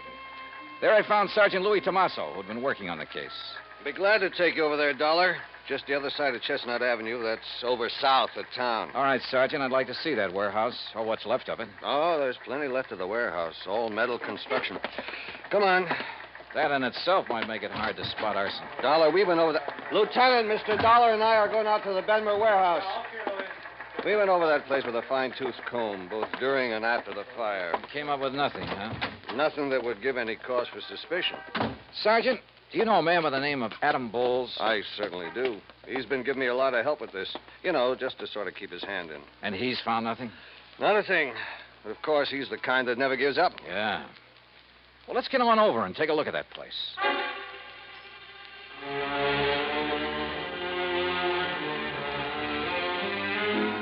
It was obvious that the whole contents of that warehouse was damaged beyond repair. And apparently the big steel building had been packed to the roof. I looked over some of the damaged mattresses very carefully, sometimes with the aid of my pocket knife, and I learned some rather interesting things. Things that showed the best possible reasons for wanting to burn up a lot of merchandise like this. Wow. Well, have you seen enough, Mr. Dollar? Yeah, I guess so. But I still want to talk to Adam Bowles. So let's go on back to Wait town. a minute. Looks like Ad pulling up in that car there. Huh? Well, so it is. Hey, Ed. What? Johnny! Yeah, well, hi, Ed. Sergeant, don't tell me you'd sent for a half-wit like Dollar. Just a minute now, Stinky. Why, the greenest rookie on the force would get further. Ed, I'll brain you. You two know each other. You kidding? Johnny, how are you, baby? Great, just great. You got my message, huh? Yeah, but I hereby inform you that, as usual, you got here too late. Oh, is that so? When I found out you were coming, I decided I'd better get to work, if only to show you up. So I did, and I found out who started the fire. Well, I've got a pretty good suspicion myself. Who did it, Ad? Poor old Jerry Cumber. Who? Jerry? The old town ne'er-do-well? Yep, that poor, foolish old wino. Wow. How'd it happen? Oh, he was just wandering around that night, as he often does, with a bottle to keep him company. Found the back door of the warehouse open, thought he'd take a little nap, or rather sleep it off. He certainly had his choice of nice soft beds. Yeah, so he went to sleep with a lighted cigarette in his fingers. And there you have it. And the funny thing, Sergeant. Yeah? Only charge you can really hold the old bum on is being drunk and disorderly. And, of course, trespass. What? Well, you look it up. You'll see I'm right. As for you, Johnny, you can just go on back to your company and tell them to pay the claim. Oh, that's so? Yes, sir. Case is closed. At least for you. That's where you're wrong. Huh? After a couple of things I heard at the Benmer office, plus a couple of things I've seen here, Adam, I think this case is just starting for me.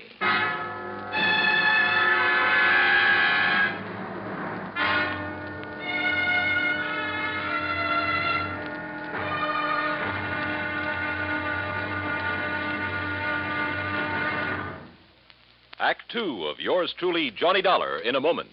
For a long time, people have been saying that the Earth is shrinking because transportation is getting faster and faster.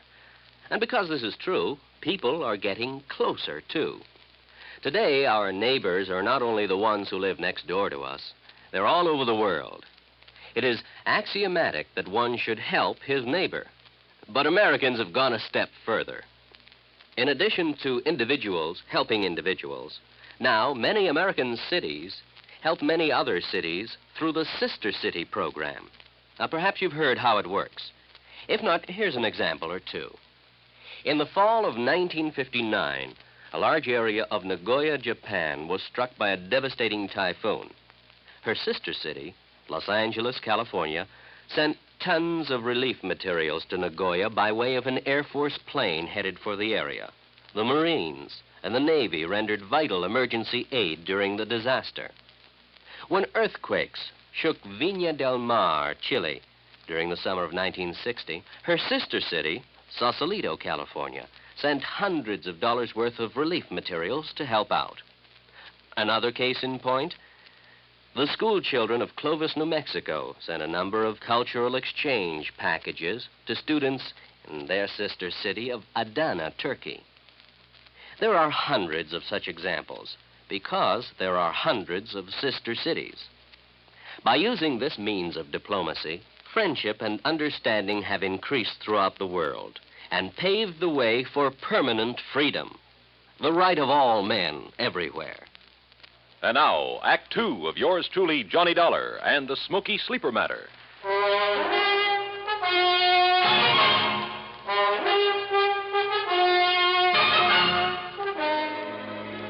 From the looks of things, the case was practically over. The fire at the warehouse full of box springs and innerspring mattresses had been accidental. And it looked, I underline that word looked, as though Ben Murray's claim for reparation to the tune of $83,000 was entirely justified. Ad Bowles, the finest expert on arson I knew, had produced the man who started the fire as proof. So, on the surface, there was nothing for the company to do but pay Ben Murray's claim. But I smell a rat, a big one. Expense account item 5, 75 cents for a person-to-person call to Fred Larkin in Trenton. Well, Johnny, if you're satisfied with Bowles' conclusion that it wasn't arson, well, that's that. We'll have to pay off the claim. What if I could prove fraud? Fraud? What do you mean? Look, Fred, you told me you saw the bills, the manufacturer's bills, to Murray, giving valuation on the bedding that was stored in that warehouse. Yes, I have photostats of those bills right here in my desk. But what... Good for you. Dig them out, will you? Oh? Why? Go on. Dig them out, Fred, and read them to me. What if there was no arson? I fail to see what you're driving Look, will you do what I ask you? I'm trying to save your company some money. All right. Here now. Now, what do you want to know? Well, the labels on the remains of the mattresses I looked at the scene of the fire, those labels indicated there was a model called the Night Cloud Sleep Rest. And that checks with these bills. Let's see. There were 3,500 mattresses called Night Cloud Sleep Rest. Well, forget the quantities. What was the manufacturer's price to Ben Murray on that Night Cloud Sleep Rest? Let's see. Johnny, they cost Ben Murray exactly $25.50 apiece. And there's an equal number of box springs to match. $25.50? That's right. But I overheard him say in Philadelphia that he only paid... What, Johnny? Nothing. What other models are on those bills? Night Cloud Super Sleep. And the price? Just a second. Hey, look, while you're figuring, you might be interested in knowing that the labels on that sleep rest indicated a retail price of $69 each. Some profit, huh? Here now. Johnny, the Night Cloud Supers cost Murray $26.20 apiece. Wow, all right, I got it. And he claimed to be working on a narrow profit margin. Now, the Night Cloud Perfection Sleep cost him $27.14 each. Good. Any more? Those were the only ones he bought and stored in the warehouse. All right. Now, give me the name and address of the manufacturer. Easy. Golden Bedding Corporation, Woodbine, New Jersey. Good. Now, one more thing.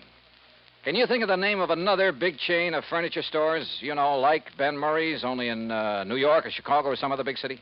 Well, of course, there's Glauder Brothers in New York. Glauder Brothers. Only they're such a disreputable outfit that when they try to talk insurance with us... Freddie, that's all the better. Thanks a lot. Now, wait, Johnny. You still haven't told me... Oh, I will, Freddie. Don't you worry. I will.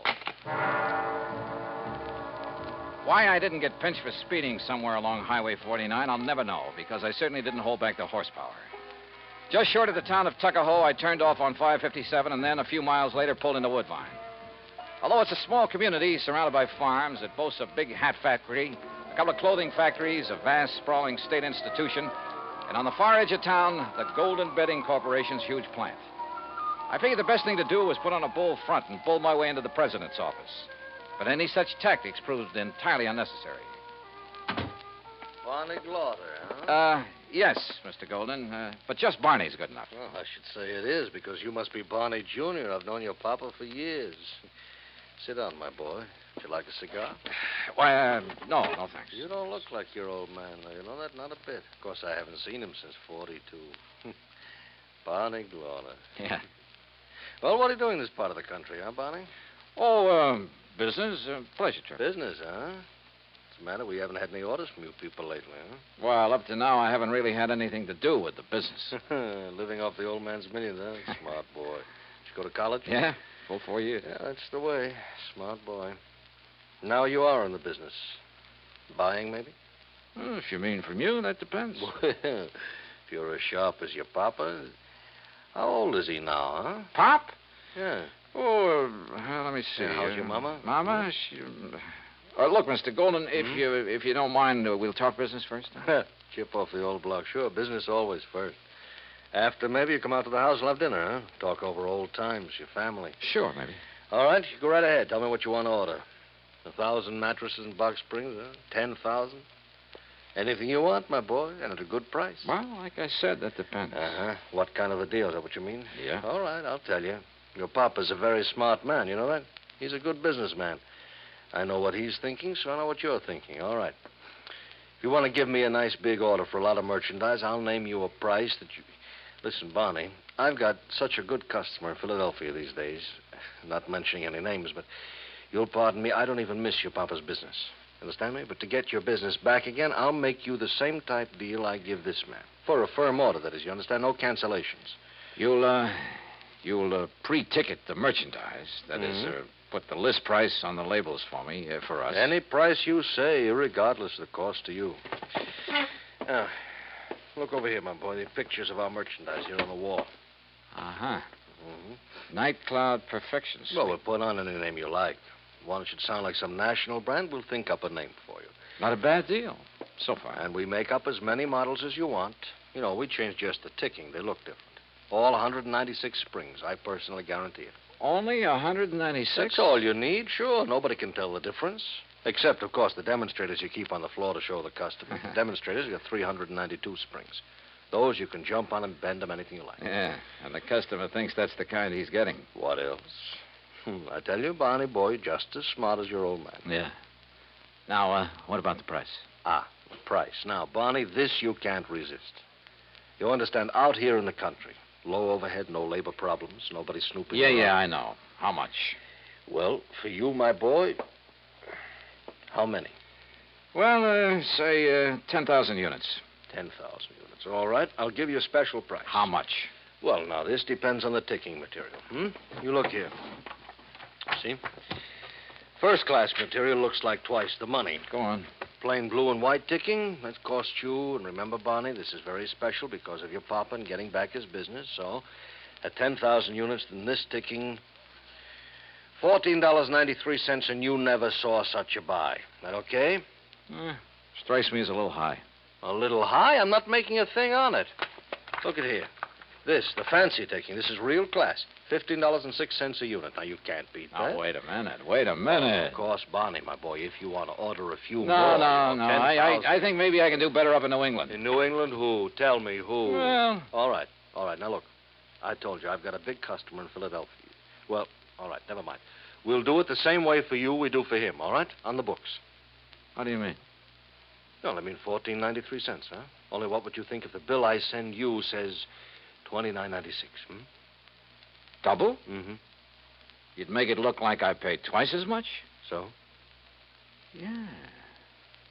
Yeah. For tax purposes, I'd only be showing about half the profit I was actually making. Smart boy, Barney. Or suppose I insured the stuff for the amount your bills showed, and something happened to it. Well, that's right, sure. However you want. Excuse me. Hello. Oh, hello, Ben. I was just thinking of you. I hear you had a lucky fire up there. What? Oh, no, not now. Listen, Ben, I've got a customer. I've got an important customer here, the son of a very dear old... What? Yes, he is. Yes. A blue shirt and a bow tie. Oh, no. Ben, I'll call you back. Mr. Dollar? That's right. Johnny Dollar. In person, Mr. From the Goldman. insurance... Oh, no. Too bad Ben Murray's call interrupted our conversation. Oh, what have I That was a very interesting lot of facts you gave me. And I strongly suspect it'll not only put Murray out of business, but you too. And a lot of people you've been dealing with. Now, Dollar. Brother, I hate to think of what the Better Business Bureau will do when they get hold of these facts. To say nothing of the Federal Trade Commission. Dollar, listen to me. But I have a notion it'll help to clear up one of the dirtiest chip rackets in years. There's no need Even to the go long-suffering public understands this sort of shady operation when it's brought to their attention. It's not at all. As for the decent, legitimate national firms you've been practically stealing listen from... To me, Dollar, will you please listen a minute? Yeah, go ahead. Business has been good. I've made a lot of money. Oh, now, wait a minute, Maybe you could use a little bit. You know, we'll call it the commission, huh? Say $10,000. In cash, it wouldn't show. Golden, I wouldn't even spit on that kind of money. Oh, I could maybe persuade you. You couldn't persuade me to have any part of it. Brother, you've had it coming for a long, long time. And believe me, I'm going to see that you get it. Understand? Yes, Dollar, you make it... I understand. I understand you, too. You dirty crook. You faker. You liar. You cheating, dirty, conniving, chiseling liar. You ruined me, you hear? You ruined me. Yes, Fred? I'm afraid that your nice client, Ben Murray, based his insurance claim on a lot of values that didn't exist. On the hiked up prices. Hiked up to cheat you and the income tax boys. And if that is an outright fraud, I'll eat my shirt. So you can just forget about paying that claim or any part of it. And I hope that you and the company will take whatever legal steps are necessary to put these guys out of business. Expense account total, including incidentals and the trip back to Hartford, $130.49. And cheap at half the price. Yours truly, Johnny Dollar.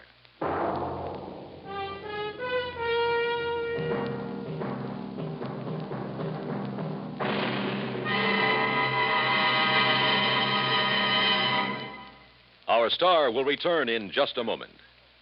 Our flag now numbers 50 stars, and behind each star there stands yet another flag representing one of the 50 states. Kansas' state flag is dark blue, and in the center is the state seal, surmounted by a large sunflower, the official state flower.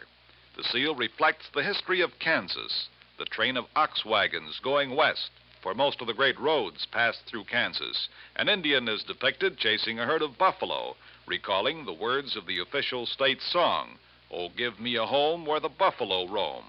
For this truly was the home of the buffalo and Indian. The East is represented by a rising sun, and the promise of future prosperity is indicated by the steamboat on the river and the farmer plowing the field. Above a mountain range are 34 stars, for Kansas was the 34th state admitted to the Union. Over all is the state motto, Ad astra per aspera, to the stars through difficulties. Kansas state flag, the flag of the 34th state to enter the Union, was adopted on March 23rd, 1927. Now, here's our star to tell you about next week's story.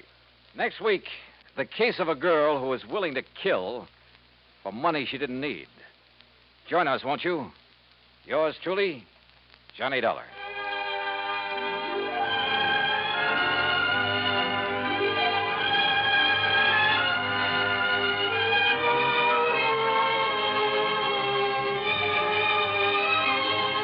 Yours truly, Johnny Dollar, starring Bob Bailey, originates in Hollywood. It is produced and directed by Jack Johnstone, who also wrote tonight's story. Heard in our cast were Russell Thorson, Jack Edwards, Will Wright, Paul DeBob, Lawrence Dobkins, and Vic Perrin. Be sure to join us next week, same time and station, for another exciting story of yours truly, Johnny Dollar.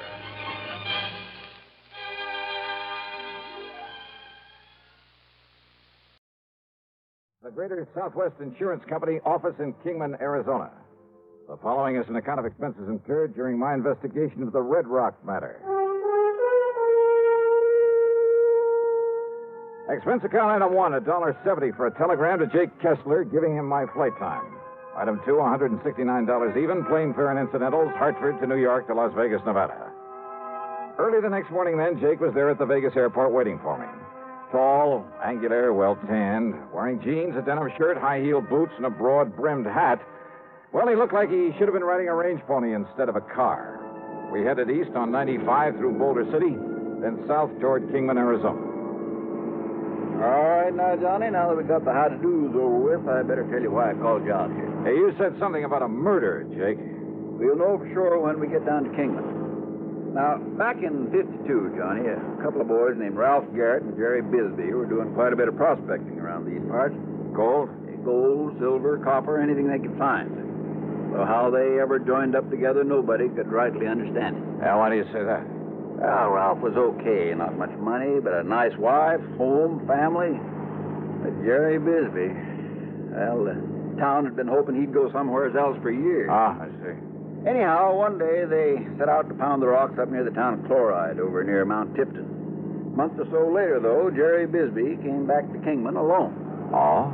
Folks asked him where Ralph Garrett was. He said Ralph had left him to go out and get a job in California. And left Bisbee with the rights to all their claims? Well, now, that wasn't even talked about. Not then. Yeah, well, go on, Jake. Anyhow, Ralph's wife claimed it was all a big lie, that Bisbee had taken Ralph out there in the desert and killed him. But why? Why did she think that? Claimed Ralph almost hadn't gone on that particular trip, that he'd gotten suspicious of Bisbee, that he was scared of him, and that Ralph wouldn't have just up and left her like that. Well, did she tell this to the police? Sure did. So they looked around all over the state, even notified the boys over in California, but nobody couldn't find a sign of Ralph. I see. So then she got a hold of some relative she has over in the state's attorney's office over in Phoenix. And, Johnny, before you knew it, Jerry Bisbee was up on trial for murder. Oh, but on such flimsy evidence and without a body. Sure. Jerry was acquitted. Now, like I say, that was back in '52. But we only paid off the insurance on Ralph about a year ago, lacking any legal proof that Ralph was dead until that statute of limitations said he had to be here or something. Yeah, I know. But how about this man Bisbee? Does he still live in Kingman? No, Johnny. As soon as that trial was over, he sold his little place, left town, and never come back. And with no actual proof that he'd killed his partner? Now, just a minute. Yeah? Didn't your Eastern papers carry anything about that big windstorm we had out here last week? Windstorm? Biggest one we've had in years. Must have blew 70, 80 mile an hour. Johnny. Oh, yeah, I guess I did read something about that. Sure you did. Yeah, I remember now. That wind uncovered the bones of a man who'd apparently become lost somewhere out here in this desert some years ago. Lost, huh? What do you mean? There's something the papers didn't say, Johnny. There was a bullet hole in the back of the skull. Oh? From exactly the same caliber as the old Winchester 94 Jerry Bisbee'd always carried with him. Then it looks like the skeleton is Ralph Garrett's. Murdered and buried out there by this Jerry Bisbee. Well, now, there's only one person can identify that skeleton for sure, Johnny. Who's that? Young Doc Blessing. And if we're lucky, we'll find him awaiting for us in Kingman.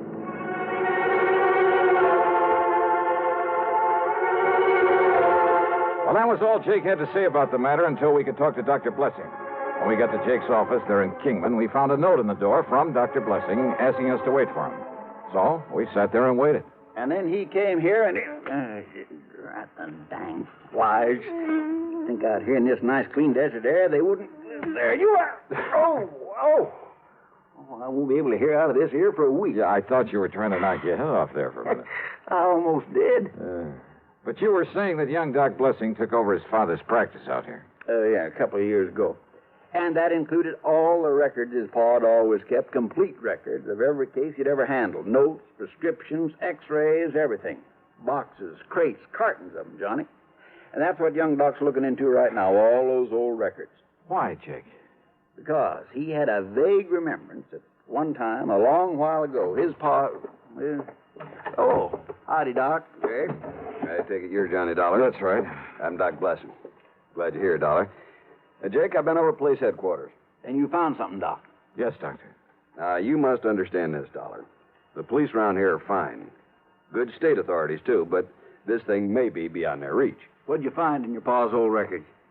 Jake, I found evidence, including x-rays, that proved that my father patched up a broken thigh for Ralph Garrett back in '47. X-rays clearly showed the steel femoral plate he used to pin two sections of bone together. Then, Doc... It's been kept from the papers, Dollar. But on the skeleton they found in the desert was that very same fractured thigh bone and the stainless steel plate that my father... I knew it. Well, there's no question about it. That skeleton is Ralph Garrett's. Well... And with that bullet hole from Jerry Bisbee's gun in the skull. Exactly. Or a gun like Bisbee's. Yeah, now, don't start kidding yourself, Johnny. Yeah, now, Dollar, there's... Okay, you got a point. It looks as though Bisbee murdered him, all right. Of course he did. Why else would he skip out after the trial? So what you got to do, Johnny, is get out and find it, bring him back to justice. That's all. That's all? Well, yes. Oh, sure.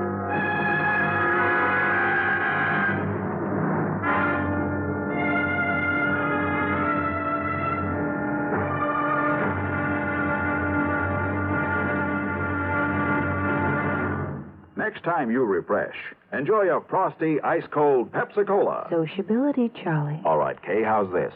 Pepsi is light, refreshes without filling. You like to refresh? Have a Pepsi right now. Well, offer it to everybody, Charlie. I will. Enjoy Pepsi at the fountain. It's delicious at home, too. Have one at lunch or with a snack.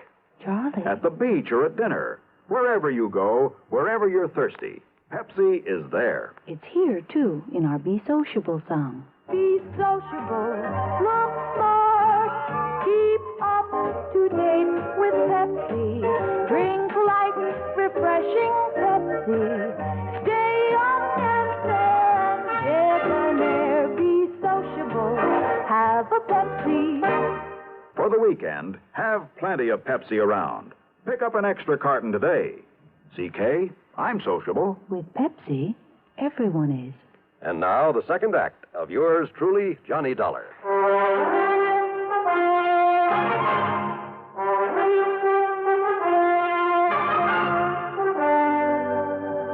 Now, Jake, you say that right after his trial, Bisbee left town. And no forwarding address, and I don't need to tell you nobody's seen hide nor hair of him since. Well, what happened to the rights to the mining claims? Sold them out, didn't he, Doc? That's correct. Did he get much money for them? No. And, of course, he had to share and share alike with Ralph's widow. Hey, Doc, you say you just saw the police. Yeah, Dollar, and of course they're certain, too, that Bisbee murdered Ralph Garrett. On the strength of the evidence I was able to provide for him. Uh-huh. Any idea how they plan to proceed? Yeah, I assume they've notified the state police and that they'll put out bulletins all over the country. All of which will take time, of course. Yeah, in other words, they have no idea whatsoever where Jerry Bisbee might be by now. Well, after all, Johnny, after all these years. Yeah. Bisbee may have gone anywhere after he left here, and since he alone had knowledge of his guilt at that time. Yeah. So all I have to do is perform a slight miracle and... Hey, wait, you say that he was a prospector while he was living here in Kingman. That's right. Well, what else did he do? Well, he kind of worked some of the mines now and then, enough to keep him in food and clothes and tobacco's all. And liquor, of course. He was a heavy, disagreeable drinker. But that's all. It's the only work he knew. Now I got some house calls to make. If I can be of any further help. Yeah, well, maybe that gives me an idea. Yeah? No, you go ahead, Doc. I can work on it right here. Very well. Don't hesitate to call me. What's this idea, Johnny? Just let me use this phone. Well, sure, go ahead.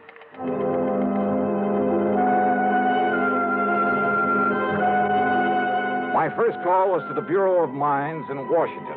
I practically had to have them check me out with the FBI before they'd give me the information I wanted. But finally, in the course of running up a $27 phone bill, that's item 3 on the expense account. Yes, Mr. Dollar, I've located a listing of mining claims in the name of Jerry Bisbee. Then he's still prospecting. The list begins with 1944. All claims up to 1952 were in Arizona. Yeah.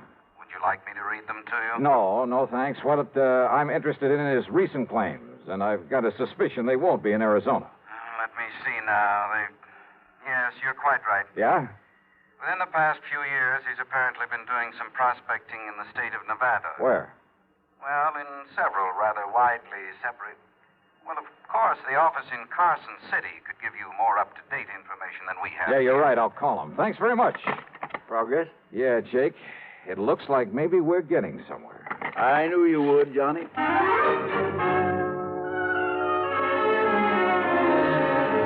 But on my call to Carson City, capital of Nevada, I ran into a stone wall. Well, I'm sorry, sir, but I have no authority to give out such information over the phone. All right, now, listen, please, When miss. Mr. Harker gets back to the office, if you care to call back in 2 or 3 hours. Look, isn't there somebody else there who can give me the information I need? All I want... Without Mr. Harker's authorization? I doubt it, sir. But look, miss, I just want to If get... you were to come here in person and show the proper credentials. Yeah, sure, thanks.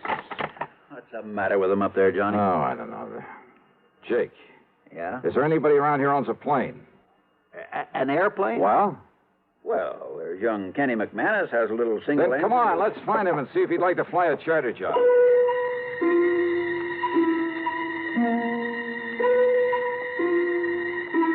Expense account item 4, $175 to Kenny McManus for the use of his plane and his service as pilot.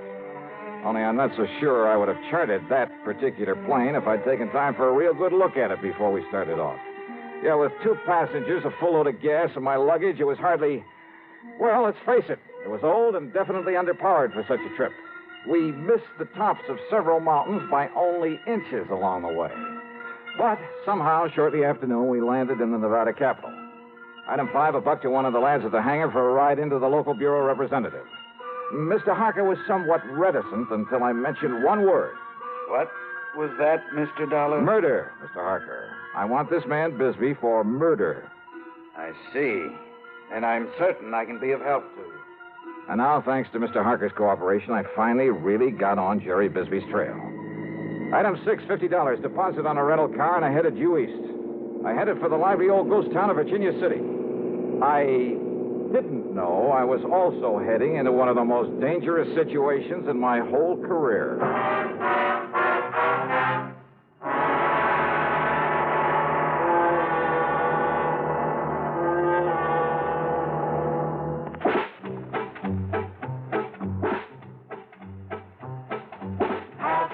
A real cigarette.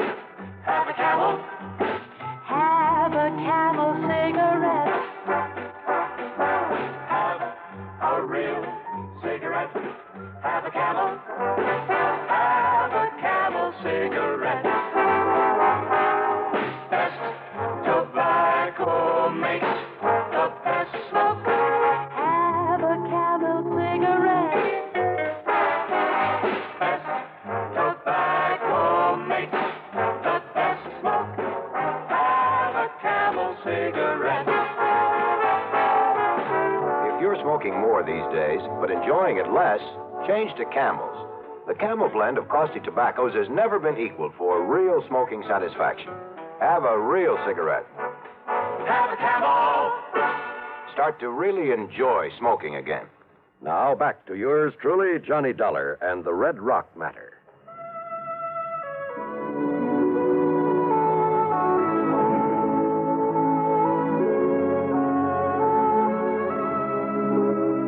Virginia City is fabulous. A monument to the rip-roaring days of the Comstock Lode. When all too often a man's life depended on how fast he could draw, or how well he could defend a hunk of barren ground that he chipped away at in the hope it would give up millions of dollars worth of gold-bearing quartz, or the heavy blue mud so rich in silver ore. Still standing are many of the colorful buildings put up in the 1860s. Piper's Opera House. You picked up your key at the Bucket of Blood Saloon. There was the office of the Territorial Enterprise that carried editorials by Mark Twain. The famous Crystal Bar. The gambling halls where debts were paid in dust and nuggets. Famous names, too. O'Reilly and McLaughlin, Comstock and Gould, McKay and Mills, Fair, Flood, and O'Brien. Yeah, the Bonanza Kings. All of them had meant fabulous wealth in the days of the gold rush. Yep, you can almost see their ghosts walking the streets. Well, I found a fount of local information and a grizzled old character parked on a rocker in front of one of the ancient saloons. Bisbee, son. Jerry Bisbee. Yes, sir, that's right. Well, if I was you, I'd stay away from him. Yes, I would. Well, why do you say that, sir? Because, son, that D4 man's crazy. Staying up there in that shack on top of Red Rock Pass. Red Rock? Working away at that worthless claim he has up there. Oh, where is Red Rock Pass? About halfway up 12-mile road over there. There's a wagon track up the pass. Well, look, can I make it with this car of mine? Yeah, that pretty new car? No. It take a horse or a burro to get... Yeah, but you ain't going up to see that crazy Bisbee. Why not? Well? Whoa, he'd catch you anywhere near that mine of his. Then he'd shoot you first and find out who you was after. Yeah, well, I'll have to take that chance. Oh, no, you... Thanks a lot, old-timer. At Martin's stable, I had to shell out a $100 deposit when they learned I was going up into Red Rock Pass. And again, I got a warning about running into Bisbee. But I made sure my gun was free in the holster and set out for the pass. It was after 3 when I left the 12-mile road and nearly sundown by the time I reached the top of the pass. And there I found Jerry Bisbee's weathered old shack, but no sign of Bisbee himself. Bisbee! Jerry Bisbee! And then I saw the trail leading to the little mine on the face of a cliff. So I started over toward it, walking around the huge red boulders in my path, scattered about as though some giant hand many centuries ago. That's fair enough. Bisbee! Get back on that horse and get out of here. Sorry, but I gotta talk to you. You see this here gun? Oh, I see it all right. Shoot the eye out and a snake with it. Besides, I know why you come here. Do you? Because they found Ralph Garrett's bones down to the desert. That's right. But you won't take me in third. Don't be too sure of that. Talk up, boy. Son, I don't hear very good. I said I'm going to take you in for murder. Talk up, I said. Besides, you got no right to take me in. Wrong, Bisbee. You hear me? I say you're wrong. Wrong, am I? Didn't they try me once for murdering him? Didn't they let me free? So what? That doesn't mean I So you and anybody else ought to know they can't try a man twice for the same thing. Holy Smoky's right. Them fools down there, they let me off. So now there's nothing you or anybody else can do about it. So get out. I said get out of here. A well-aimed shot kicked up the sand in front of me. I ducked behind a pile of boulders and crouched there, waiting to see what he'd do next. Then I heard it from a sort of hole under one of the rocks. A rattlesnake, almost to my feet. Slowly, carefully, I pulled out my gun. I took aim and... Hey, there were others in there. There must have been a nest of them. No use, boy. I'm coming over there to get you. Yeah, well, listen. I'm going to kill you. There was another rock to my left, a boulder that maybe I could reach without his seeing me. And the sound of the rattlers at my feet wasn't exactly friendly. So I bent down low and made a dash for it. Brother, that time I could practically taste the lead. It's no good, boy. You're not so smart. Because from where you are now, you ain't got no place to go. Not without me having a shot at you. And all it's going to take is one clear shot. Bisbee, can you hear me? And this rock pile where you was, I can get to it without you having a shot at me. So I got you cornered, boy. Yeah, he was right. He knew it, and I know it. Through a narrow cleft in the rock in front of me, too narrow even to push the barrel of my pistol, I could see him advancing slowly toward the pile of boulders where I'd left the nest of rattlers. But if he was so deaf, he'd never hear them. Oh, Bisbee. Hey, Bisbee, listen to me. Look up. You got anything to say? Stay away from that pile of rocks. I'm going to kill you. Hey, look, I said stay away from that pile of rocks. I'm going to kill you dead. Unless you throw out your gun, then come out here with your hands up over your head. Come on out of there. Yeah. Okay. I'll do it. What you say? I said yes. Here, look. Here's my gun. You coming out like I told you? Yes, look. With my hands up. Shows what a fool you are. What?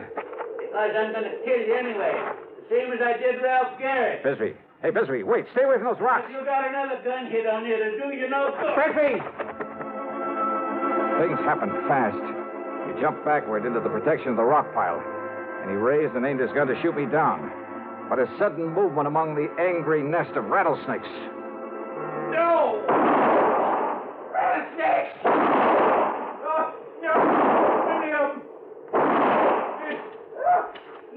No!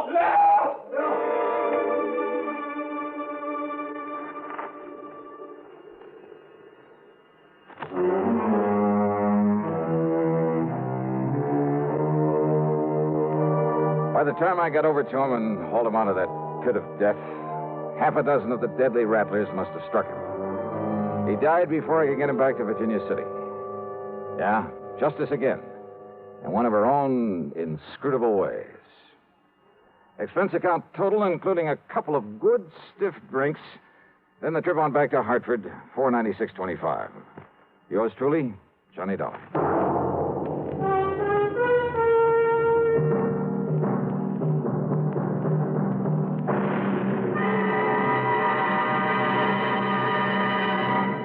Hi, this is Dennis James. Say, remember way back when this melody was popular?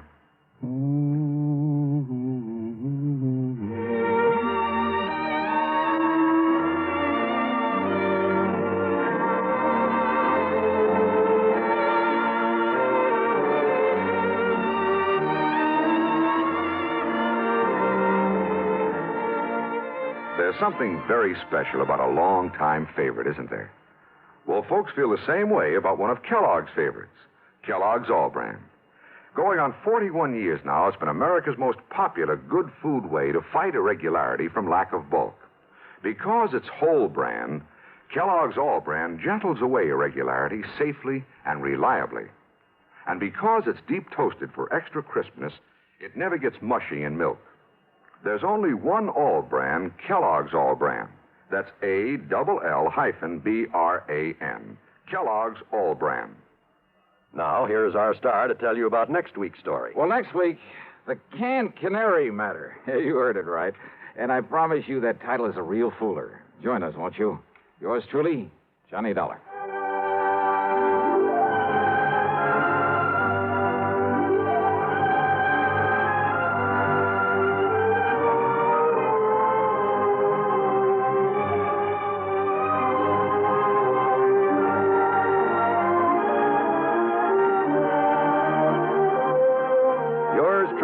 Johnny Dollar, starring Bob Bailey, originates in Hollywood and is written, produced, and directed by Jack Johnstone.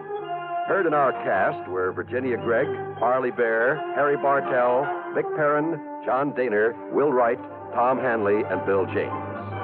Be sure to join us next week, same time and station, for another exciting story of yours truly, Johnny Dollar.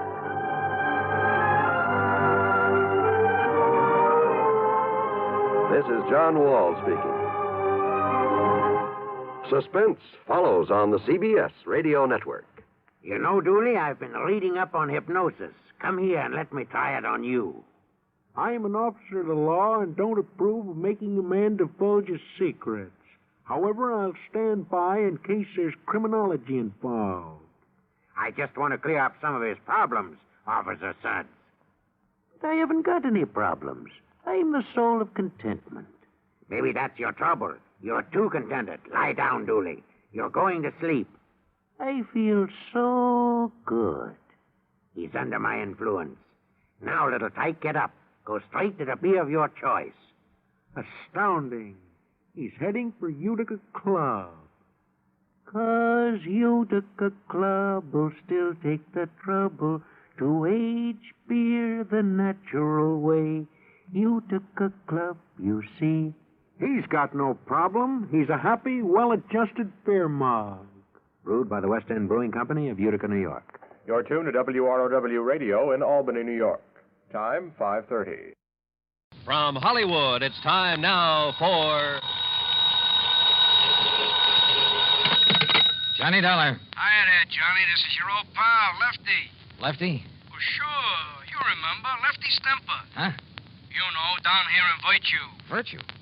V-I-R-G-U. Virtue. South Carolina. Oh, sure. Yeah, you remember.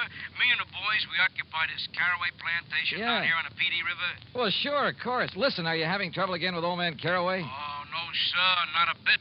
And you know how we stopped them, me and the boys, from making trouble for us? Oh, Lefty. We bought them out, that's how. Yeah, we give them 100 G's for the place, cash money. Now we own a whole entire plantation. Well, good for you. But now what's your problem? Well, Johnny, we fixed this place up real nice since you've seen it. You know, we spent a lot of dough on it. So? So we want to buy a lot of new insurance on it. Oh, well, then hop on over to Georgetown and see your old friend Joe Picatello about it. Old friend, huh? After all, he's your insurance agent. Yeah, is he? Well, sure, of course he is. Didn't he sell you all the other insurance you... Lefty, has something happened to Joe? Yeah, only I don't know what it is. What do you mean? Well, that's just it. I don't know. I talked to him on the phone, asked him to come out here. He says, okay.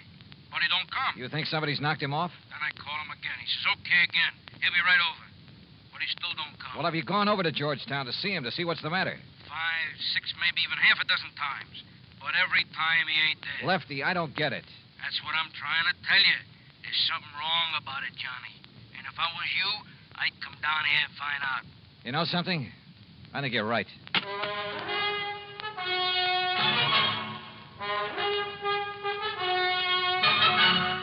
Bob Bailey in the exciting adventures of the man with the action-packed expense account, America's fabulous freelance insurance investigator. Yours truly, Johnny Dollar.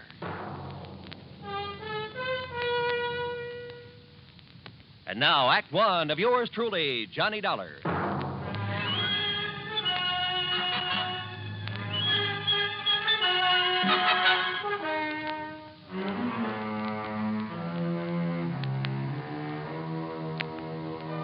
Expense account submitted by Special Investigator Johnny Dollar to the Continental Insurance Company, Home Office, New York, New York. Following is an account of expenses incurred during my investigation of the Virtuous Mobster matter.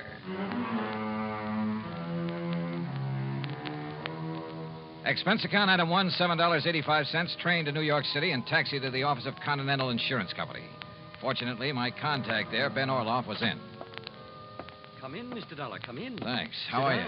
Sit down. Thanks. Now, Mr. Orloff. Wait a minute. Don't tell me you never received that check for your services down in South Carolina. Oh, yes, I got that. Why, I had that mailed out to you nearly 2 months ago. Yes, I said I got it. Oh, good. Incidentally, I thoroughly enjoyed your report on that case, the Village of Virtue matter, you called it? Yes, So I why know. a group of ex-gangsters should decide to settle in a town called Virtue, I'll never understand. Well, Were they really behaving themselves, as your report indicated, or had they been using that old plantation for a sort of hideout? Their records have been clean down there for over 20 years now. Is that so? Well... maybe the answer to organized crime is to give all those fellows a nice, quiet plantation to live on. Yes. Though I must say that when our agent down there, Joseph Picatello... It's about Joe that I've come to talk I to you. must say that I was a bit concerned when I found Joe had sold policies to characters like Lefty Stemper and Bully Magoon and Flippy Lackovich. Mr. Orloff. Why, those were the very sort of men that Thomas E. Dewey chased out of New York when he was D.A. some years ago. Mr. Orloff. That was before Dewey became governor, you know. So naturally, what were you going to say about Joe Picatello? Have you heard from Joe recently? No, I don't think I have, now that you mention it. Because I just Why? talked over the phone. Wait. You must understand one thing, Mr. Dollar. Oh, what's that? Our office down there in Georgetown is probably the smallest one we have in the whole country. Joe really doesn't handle much business for us, you know. Yes, I understand. I understood that when I talked to him in April. If it weren't for those mobsters over in Virtue... Ex-mobsters, Mr. Orloff. Well, if it wasn't for them and some of the townspeople to whom we've issued policies, I'd... Mr. Dollar, has something happened to Joe Picatello? That's what I want to find out. Because now that I think about it... Excuse me. Miss Bailey? Yes, Mr. Orloff. Did you ever get a reply on the Harmon policy from Mr. Picatello in our Georgetown office? No, sir. I've written Mr. Picatello several times now. Thank you. Dollar, we wrote Joe about that Harmon matter over 4 weeks ago. Well, didn't it occur to you to phone him and find out why he hasn't answered you? But it involves such a small policy that... yes. Perhaps I'd better try to call him. Miss Bailey? Wait. Yes? Nothing. What? I said nothing. Well, Mr. Dollar? Well, Mr. Orloff, if something has happened to Joe Picatello... Well, look, instead of spreading the alarm, how about if I quietly run on down there? But have you reason to believe something wrong has happened to him? Only from what his clients down there at the plantation have told me over the phone. You think perhaps some of his old gangland enemies have got to him? After 20 years, I don't know. But if you'll okay my expense account, I'll go down there and see. Well, now, Mr. Dollar... And if you won't, I'll go down there anyway. But there's the danger, too. This might be a very dangerous... Let me hear from you as soon as you can, Mr. Dollar.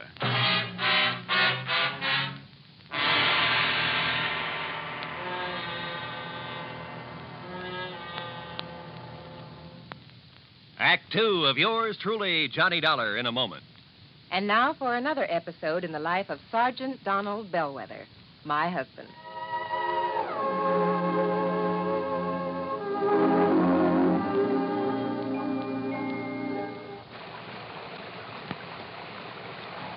Oh, Donald, it's sure pouring, isn't it? Can you see all right? Oh, yeah, I can see. Those windshield wipers are operating with mechanical perfection. You notice there are no more streaks either since I put on the new rubber blade. You know, I think every driver should have his windshield wipers in good order. It's much safer. It would be much safer if everyone would slow down during wet weather like my husband is doing right now. Just being cautious, Reba.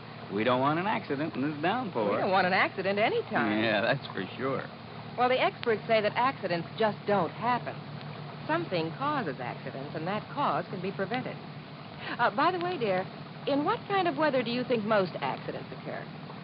Oh, I'd say in rain or snowy weather or slippery weather when visibility is impaired. That's the wrong answer, dear. Wrong? Are you serious? Statistics show that 8 out of 10 accidents occur when the weather is clear or with a cloudy overcast. Are you positive? I wonder why. Well, here's our house, dear. Oh, yeah. Now, you sit right here, Reba. I'll get out with the umbrella, and then I'll come around and open your door. All right, honey. I wonder why. Wonder why what? Why 8 out of 10 accidents happen in clear weather? Oh, well, I don't know for sure, Sergeant. But I do know that you drove very carefully tonight in the rain. Thanks. Now, if everyone drove as carefully during clear, dry weather, there'd be less accidents, I'm sure. Hey, that must be it. People automatically get cautious in the rain and snow. Too bad they don't stay that way in good weather. You will, won't you? I mean, drive safely in good weather, too? I promise. Oh, that's my Donald. That's my doll.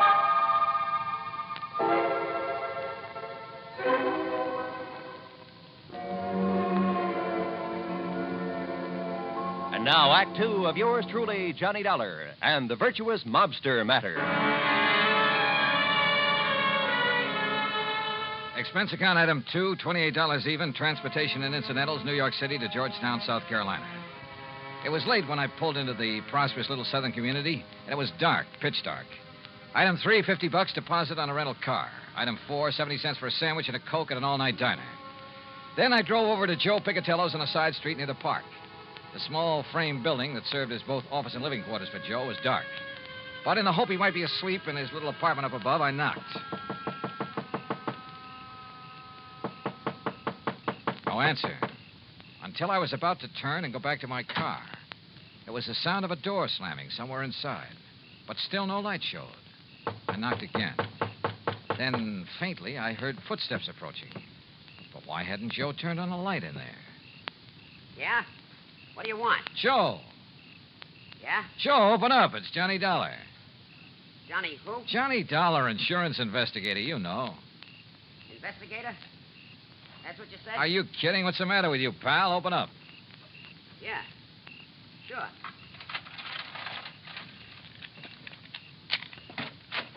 Hiya, Joe. What's the idea of no lights in here? You forget to pay your bill or something? Maybe. What do you want? What? Investigator, you said, Willie. Did you hear that? Willie? Yeah, I heard. Hey, what is this? Don't move. Huh? Oh, no, you don't. Oh.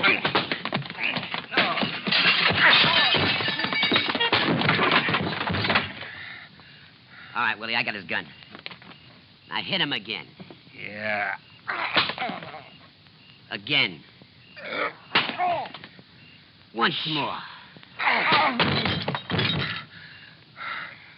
Okay. There he is. I'd like a light. Yeah. What do you want I should do with him now? Huh?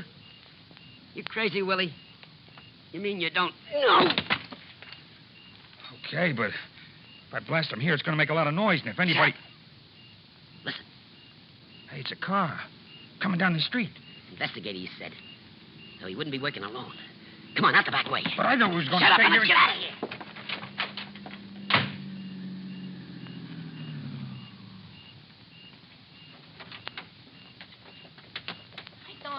Don't see no lights on, Lefty. Well, maybe Joe's went to bed, if he's there.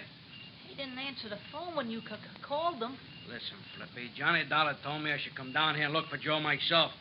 So come on, we'll see. Oh, well, whatever you say, Lefty. Only I thought that Johnny was coming down here himself to... Huh?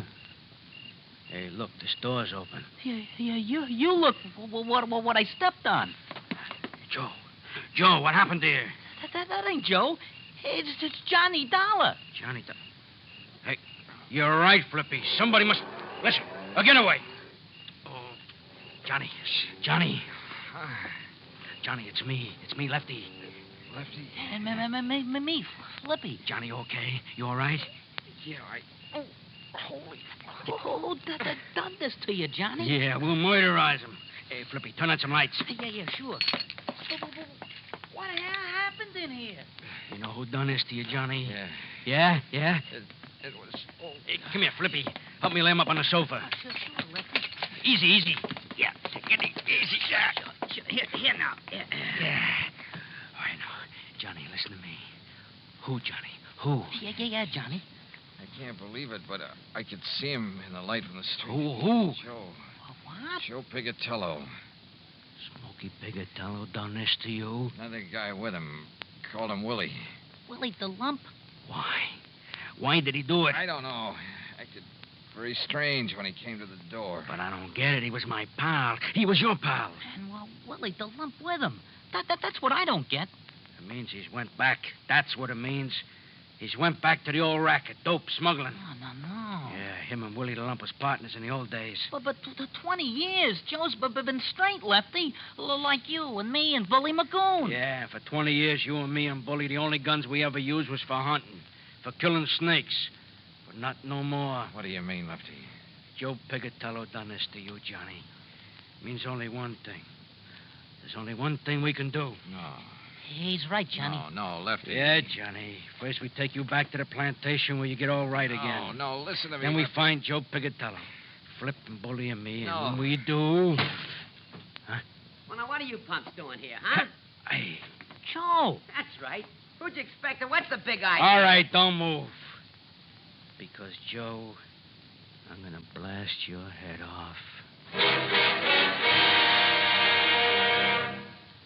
Act 3 of yours truly, Johnny Dollar, in a moment. Do you know who said, every individual in society has certain powers, rights, and privileges which no other individual can justly abridge or destroy?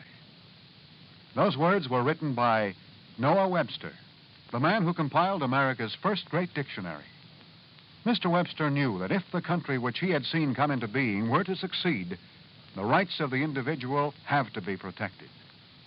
Each person is entitled to certain basic rights, powers, and privileges which must not be taken away because of the whim of someone with greater power. In the United States, the individual is important regardless of his wealth, power, or position.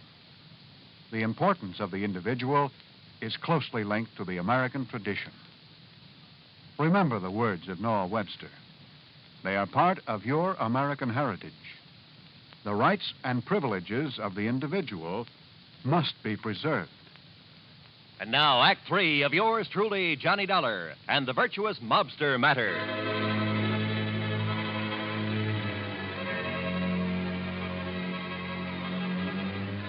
To say the atmosphere was tense there in Joe Picatello's office in Georgetown, South Carolina, would be the understatement of the week. After the beating I'd taken from the ex-gangster and one of his pals, my old friends Lefty and Flippy had come in and had found me there. And they couldn't understand why Joe had done this to me. Unless... It means he's went back. That's what it means. Went back to the rackets. Oh, Willie, the lump was with him. Him and Willie was partners in the old days. Dope, narcotics. So the two of them swore to get Joe. And then suddenly we looked up to see someone standing in the doorway. It's Joe. It was Joe Picatello. That's right. Now, who'd you expect and what's the All big right, idea? don't move. Because, Joe, I'm going to blast your head off. Oh, now put that thing down, Lefty. Don't move. What is this, Slippy? A gag or something? Is it a gag what you done to Johnny Dollar? Johnny. I said one move and I'll give it to you. Johnny. Turn around, Joe, or I'll shoot you in the back, you dirty... What did they do to you, Johnny? Listen, Joe. Lefty. Flippy, I'll kill you for this. What are you talking about, you dirty Wait, rat? wait, Lefty. Johnny's my pal. Like you used to be before you went back in the rackets. Went back in the racket? Yeah, with that dope hound with Willie the Lump. What do you know about Willie the Lump? Plenty. Now that you're back with him. You're crazy. It's no good, Joe, because Johnny recognized you. You and Willie the Lump when you waked him over. And I tell you that I had 20 years, you and Bully and Flippy and me, we showed we could do it straight. We could be respectable. Me and the boys at the plantation, you down here. But now you spoiled it. You ruined it for all of us. Look, will you listen? So don't move. We made a deal. You and me and the boys. 20 years ago. If anybody slips, anybody breaks up our respectable life, he gotta go. Was that the deal? Yeah, that was the deal. But you don't know what you're talking about when you say I'm going back All right, so you lousy scum, you not only go back, you do this to Johnny Dollar. My friend, the guy who believed in us. Lefty. So for that, you gotta go. Lefty, listen. Now, Joe. Right. Lefty. Give me your gun, Lefty. No, Johnny. That was the deal. You ever use a gun on a man, you'll go up for the rest of your life. Johnny, it's for you. I'm killing him. Hand it over, Lefty. Okay, thanks. You see, it wasn't Joe who worked me over. What? I thought it was. It looked like him. It sounded like him. Then it was him. Look at his hands, his face, his clothes. Is this the man I fought with in here 5 minutes ago? Sure, maybe I did get the worst of it with two of them on top of me. But believe me, I cut them up some, too. He's right, Lefty. Yeah, but then I don't... Look, if it wasn't him... The twin. The twin. You're right, Lefty. It must be the twin. The twin here? All right, boys. Let me in on it, too, will you? Shep Larko, the twin they called him. That's what the law called him. Call him and Joe, the twins. Because they looked like each other. They talked like each other. There was always the alibi for each other. But what's Shep Larko doing here? I can't tell you, Flippy. Not yet. All right, Joe. All right. I believe you about not working over Johnny here. Because of what he says about you and me, it must up. But if you and Shep are back in the racket... I'm not, Lefty. That's straight. No? All right, then tell me. Where you been? I can't tell you. 3-4 weeks now, we don't know where you are. The insurance company don't know where you are. Well? I can't tell you. Now listen. You listen. You listen. If Shep and Willie have been here, they'll be coming back. Why? Yeah, Joe, why? I can't tell you. I can't tell you. All right. Listen. We're listening, Joe. The Secret Service. Huh? Well, after those killings up in Baltimore. During that smuggling job? Yeah, Johnny. They knew the twins, Shep Larko and Willie. Well, the boys in Washington knew they did it. But they didn't know where to find them. Well, go on, Joe. So they spread the word. The Secret Service spread the word. That I knew where Shep and Willie were. That I would lead them to them.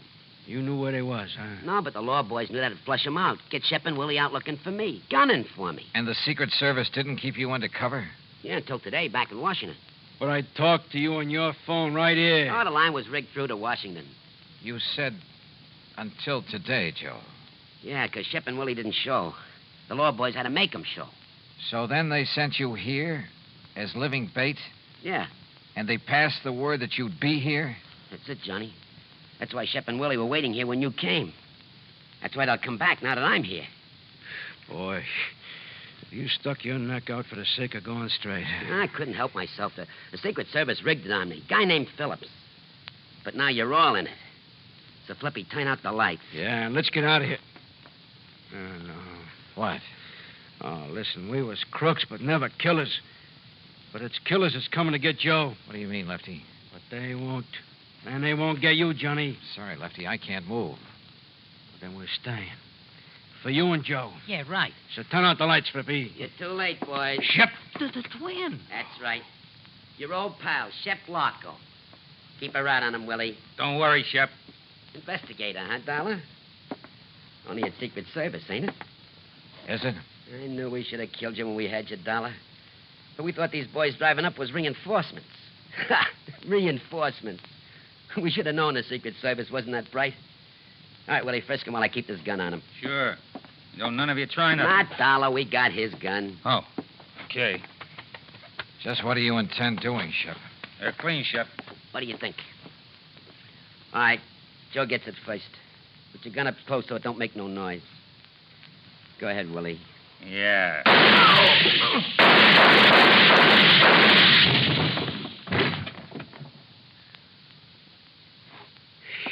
Whew. Oh, you got them both. And I thought you couldn't move. Yeah, boy. Thanks, Johnny.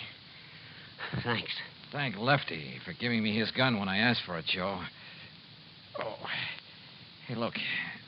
Any of you guys know a good doctor?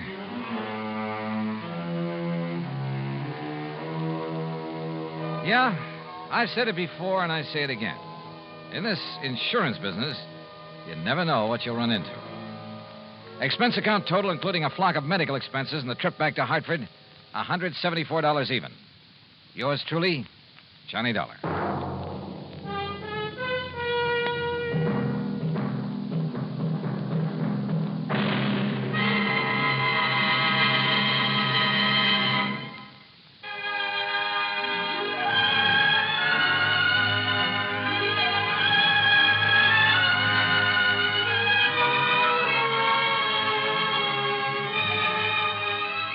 Yours truly, Johnny Dollar, starring Bob Bailey, originates in Hollywood and is produced and directed by Jack Johnstone, who also wrote today's story. Heard in our cast were Gene Tatum, Jack Crucian, Les Tremaine, Billy Hallett, Frank Gerstle, and Gil Stratton, Jr. Be sure to join us next week, same time and station, for another exciting story of yours truly, Johnny Dollar. This is Roy Rowan speaking.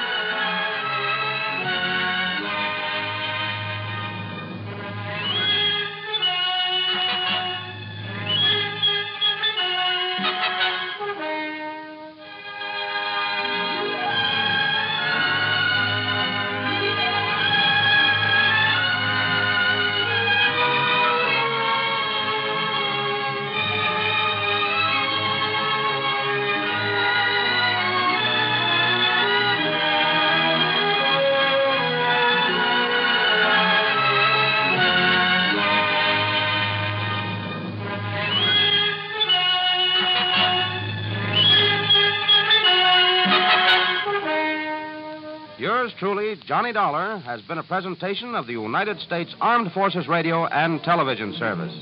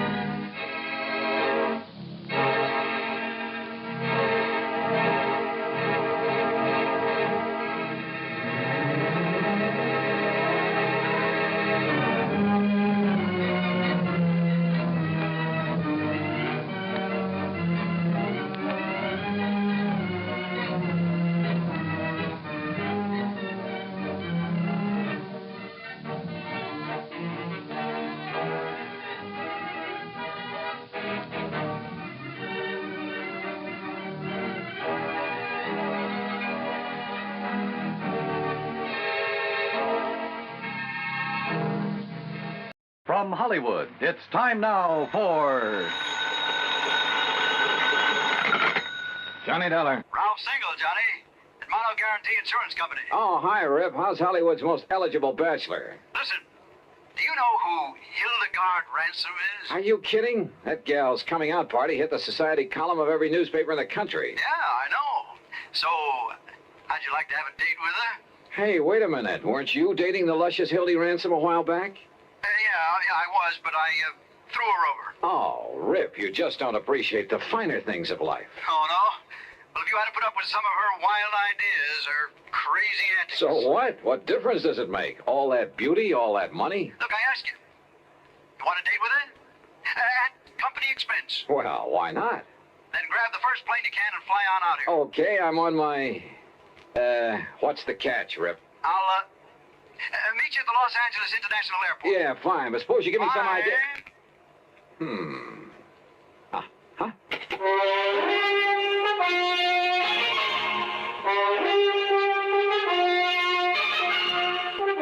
Bob Bailey in the exciting adventures of the man with the action-packed expense account, America's fabulous freelance insurance investigator. Yours truly, Johnny Dollar.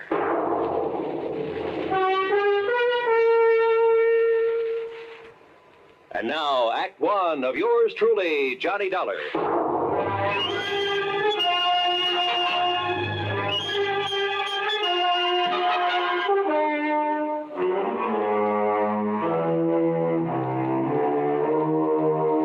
Expense account submitted by Special Investigator Johnny Dollar to the Mono Guarantee Insurance Company, Los Angeles office. Following is an account of expenses incurred during my investigation of the Delectable Damsel matter.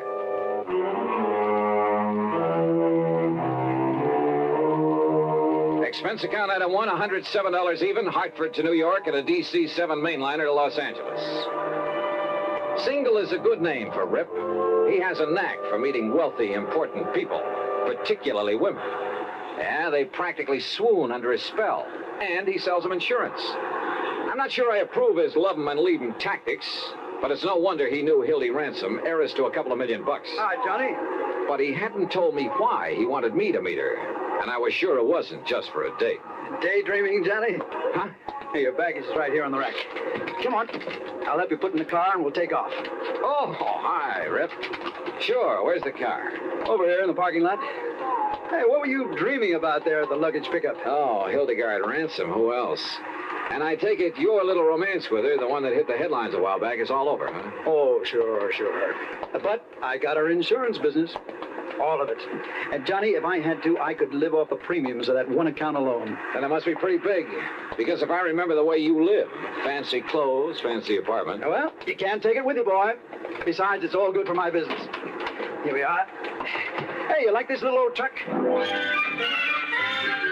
little old truck was a brand new Eldorado Biarritz. Special paint job, gold fittings instead of chrome. Every accessory you can think of, including a bar in the back seat.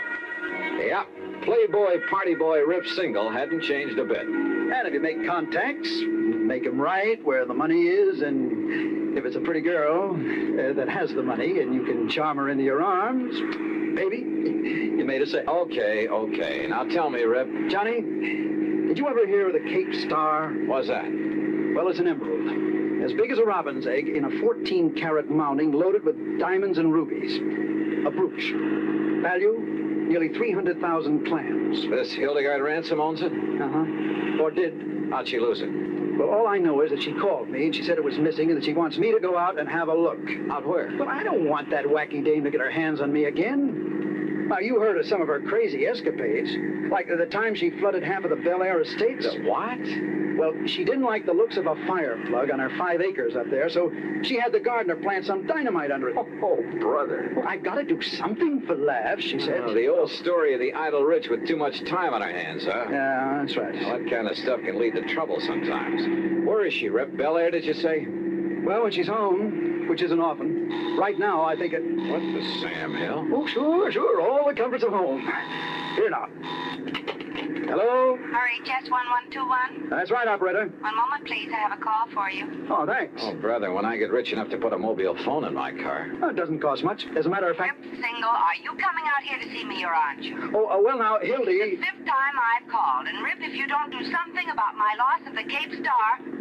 You call the police. Well, sure, of course. I might have known you would. So they'll tell the papers. More publicity for you in that lousy insurance business. But, Hildy, I always notify the police Well, you know what that means. It means reporters, photographers, cops, half the town falling all over themselves when I get in. Look, Hildy, so if you or somebody else, and I don't mean the cops, if you don't get out and try... Darling, You know what, I'll cancel every policy I have with you. My own, the houses, the cars, this old tub, everything. Here, will you take this, Johnny? Yeah, sure. Hello? Hello, didn't you hear what I said? Look, miss, What? Who's that? Johnny Dollar. Johnny. So he got you. Well, now we'll have some action. Because you'll come out here right away, won't you? Well, that depends. But I don't know what to do. The Cape Star Emerald gone, and Rip's so busy he can't leave his office. Johnny, you have to come, please. Well, look... Oh, I knew you would, honey, and I'll be waiting for you. Rip can tell you how to get here. Bye. Yeah. Don't be fooled, Johnny. She really is that charming. When she wants to be. Okay, Rip, take me to her. Not quite. Huh? That old tub she mentioned is her 165-foot diesel yacht. What? And near as I can guess is about 70 miles offshore. Well, do you expect me to walk? Oh, she also has a cruiser. A 58-footer parked down at Balboa. You can go in that. Then you'd better swing around, brother. We're driving north. Oh, there's a private airport up here off Sepulveda Boulevard where I keep my plane. Your own plane? Sure. Holy smoke.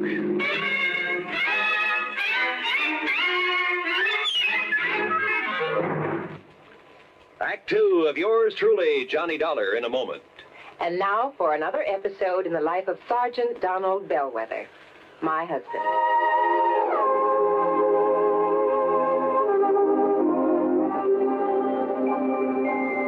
Reba? Reba, where are you? In the kitchen, dear. I'm coming.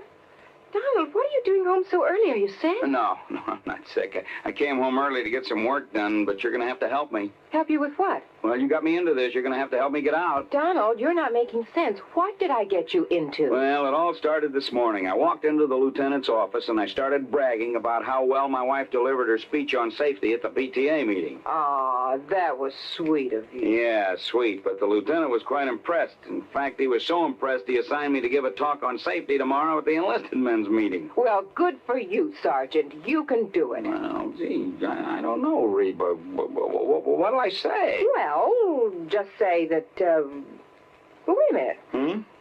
Here's some notes on traffic accidents. Just read these aloud. Oh, come on. Come on, just try them for size. Well, okay.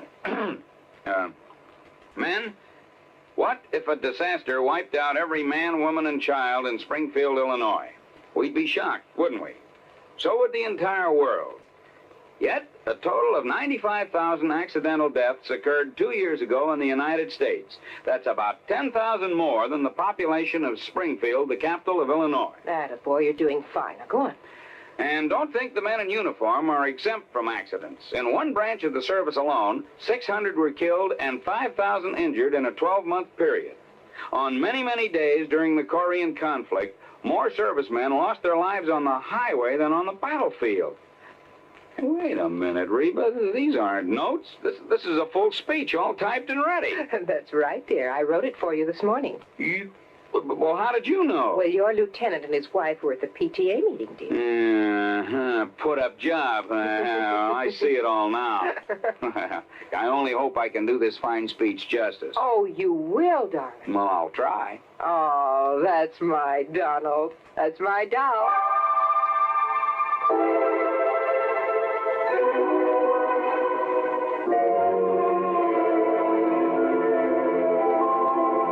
And now, Act Two of yours truly, Johnny Dollar, and the delectable Damsel matter.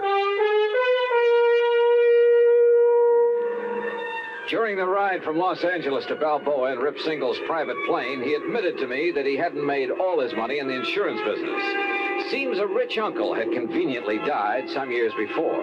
Lucky stiff. Rip, I mean. Look, all I know, Johnny, is that Hildy took the Cape Star Emerald along with her on this yachting trip, and now it's gone. Yeah, how much of a trip?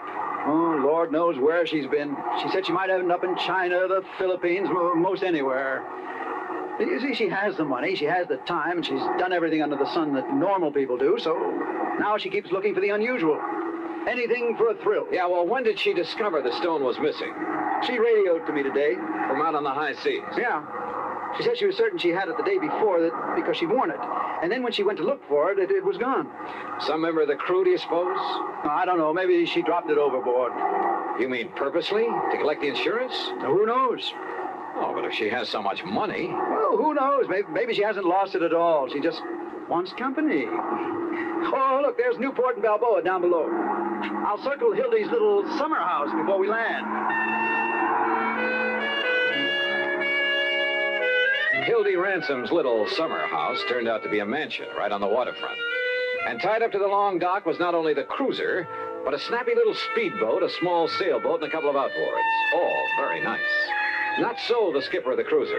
No, my orders the last time I spoke to the Hilda Moral were to take you out to her, Mr. Single, nobody else. Look, we just talked to Miss Ransom by radio, and she wants you to take Mr. Dollar out there. And I tell you, my last orders Well, forget your last orders. Hey, I look, said those were my Hey, orders. wait a minute, please. Skipper, have you got a radio on this cruiser? Of course. All right, then. Make contact with the Hilda Mora. Find out for yourself. Okay, I'll do it. At the same time, you can get her position, okay? We'll see. Well, give dear Hildy my love, or whatever else you can think of. Anything that'll keep her from switching her insurance to somebody else. You are a louse, aren't you? You don't like me, do you? No. Were you ever really serious with her, Rip? Yeah, sure, but I'm just not the marrying kind. So, Johnny, the field is clear for you. Huh? And if you want to latch onto a few $1,000,000, she's really mighty sweet, attractive gal. Well, let me know how you make out, Johnny. Oh, and please, find that emerald. I beg your pardon, sir. Yeah? We're ready to sail whenever the gentleman's ready. Okay, Skipper, let's go.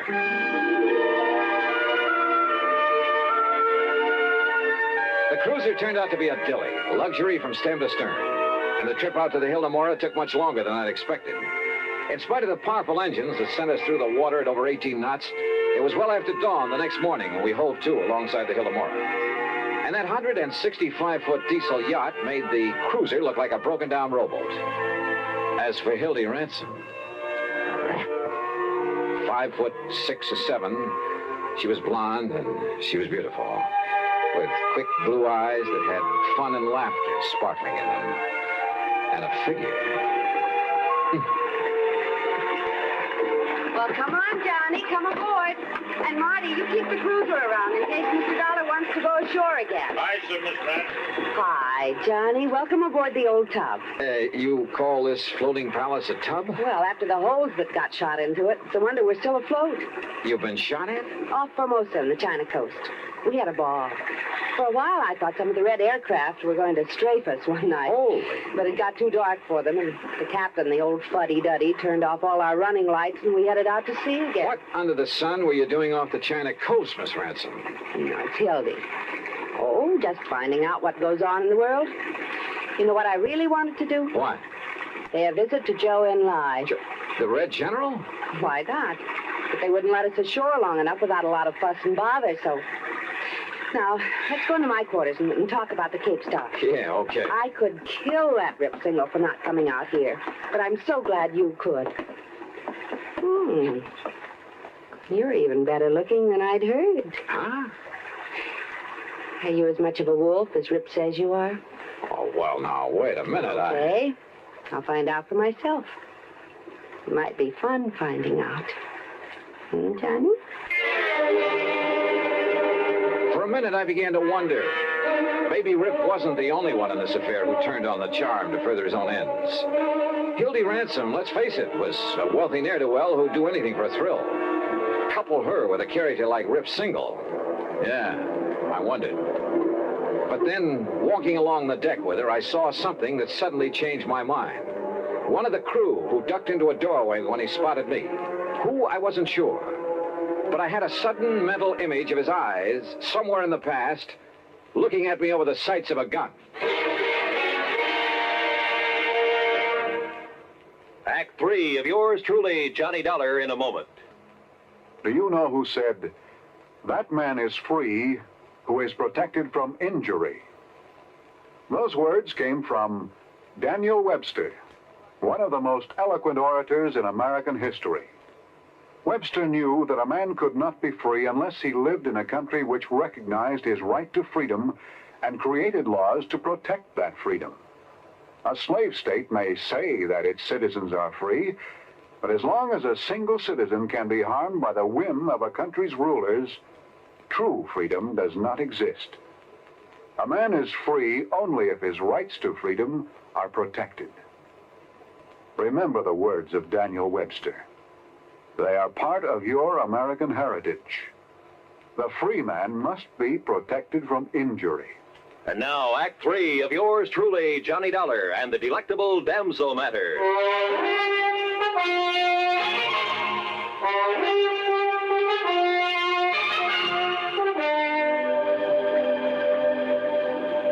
I could have waited till we got in to report the loss of the emerald, but sit down, Johnny, and I'll have some drinks brought in. Okay, thanks. Now listen. Because of where we've been on this trip, we'll have to go through customs, and there'll be the police and the reporters and so on. And whoever took the Cape Star might have a chance to... What's the matter? That drawer where I kept it. I'm sure I left that closed after I'd hunted for it, and... Excuse me. Johnny. Yeah? Look. Look, it's here. The Cape Star, it's back. You're sure? Yes, of course. Here, look at it. And you're sure it wasn't there before? Of course I am. I turned this cabin upside down. Hildy, this isn't some kind of a gag, is it? What? I mean, you're having me come all the way out here to find something that wasn't lost after all? Johnny! Oh, Johnny, how can you say such a thing? Of course not. But now that you are here, and the star is safe and sound, I think we'll have fun together, Hildy. I've got so tired of the other guests I have on board. That stuffy old Professor Randolph and his boring wife, and Charlie Burton, and that girl he's always fawning over. The Cape Star was actually missing? I swear it, Johnny. All right, then. I still have a job to do. I want to meet these guests of yours. Also, I want to talk to the crew. Of course, Johnny. But later, I'll have some drinks brought in, and we can plan ourselves a ball between now and when we put into port. Oh, yes? Miss Ransom. Yes, Captain. One of the men. one of the crew. Name's McCarty. Yes? It looked like appendicitis, ma'am, and I took the liberty of sending him ashore in the cruiser. It'll get there long before we can. Well, of course, Captain. You've done exactly right. Wait a minute. I'm not so sure of that. Why, Johnny? McCarty, huh? Short, dark, with a scar on his chin? Yes, sir. They've already left. What? Yes, sir. 10 to 1 that McCarty is the man I want. Johnny. Hildy, we gotta stop him. A radio call to the cruiser brought no response, and I had a sneaking suspicion the skipper of it had a gun in his back, a gun held by the supposedly sick McCarty. And the yacht, despite her size and power, could never catch up with that cruiser in 1,000 years. If you're right, Mr. Dollar, we'll radio to the Coast Guard to intercept it. But I couldn't be sure that I was right. And then I noticed the speedboat slung between davits on the yacht's afterdeck. Of course, Johnny. And I'll go after them with you. Oh, no, you won't. Just for kicks, huh? Please. No. Then 6, 8, 10 minutes later, however long it took to get the speedboat overside, the first mate and I were tearing across the ocean in pursuit of the cruiser. That cruiser will do an even 20 knots if the opens are wide, Mr. Dollar. But she's no match for this, baby. And pour it on. Come on, you see him yet? Sure do, dead ahead. Yeah, I see him too. Well, where's the skipper? McCarty's up on the bridge alone. Hey, look out, that puff of smoke. He's shooting at us. Then hang on, I'm going to swerve around. But he'd never hit us at this range anyhow. Stay down low. He might get lucky. You got a gun to answer him? No. Well, there's a very pistol. Use it for shooting up the stress flares. Where is it? This cabinet under the dash. You see it? Yeah, right. It's no match for a 38, but if you can swerve us in close enough, keep swerving. Right. Hey, look. He's having to reload. Then get us in there fast. Here we go. Well, let him have it. Let him have it. Yeah. Hey, you got him. You got him. Come on, give me another load. Here, Dollar, right here. Watch him, huh? He's changing course. Hey, you're right. Look out, he's turning into it.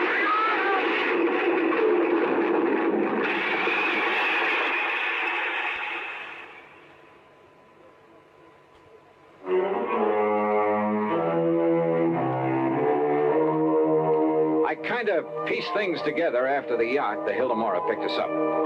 By sheer luck, my shot with a flare gun had struck McCarty full on. He was badly burned. And after the smash-up, the mate had pulled me out of the drink. By then, the yacht caught up with us. And do you know what he was doing, Johnny? That man who called himself McCarty? Oh, hi, Hildy. Smuggling. Narcotics that he picked up in China. Yeah? He knew we'd never get through customs when we came to port, so he stole the Cape Star. Just long enough to make sure the cruiser would come out to us. He knew I'd sent for somebody. Oh, yeah, I get it. Then he played sick to go back on the cruiser. That way he'd avoid customs and the police. Yes, honey. Well, where is he now? Below, locked up. And after the way you hit him with that flare. Well, now he is sick. Darn it. Darn it. We didn't have to get him into a doctor. Gee, Johnny, you and I could cruise around and... Well, it will be 2 or 3 days before we get to port.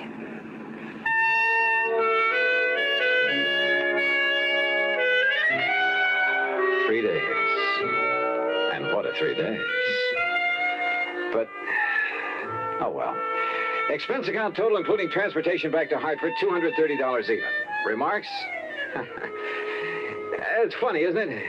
You never know what you're going to get into when you take on even the most routine kind of case. Yours truly, Johnny Dollar.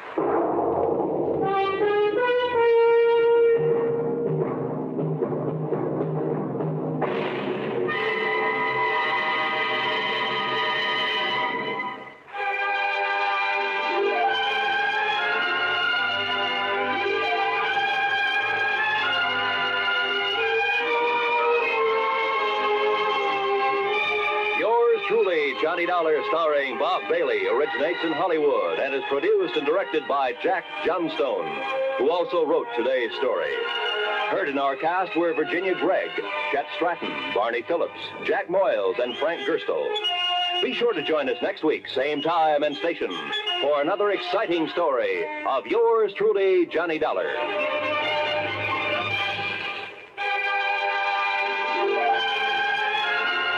This is Roy Rowan speaking.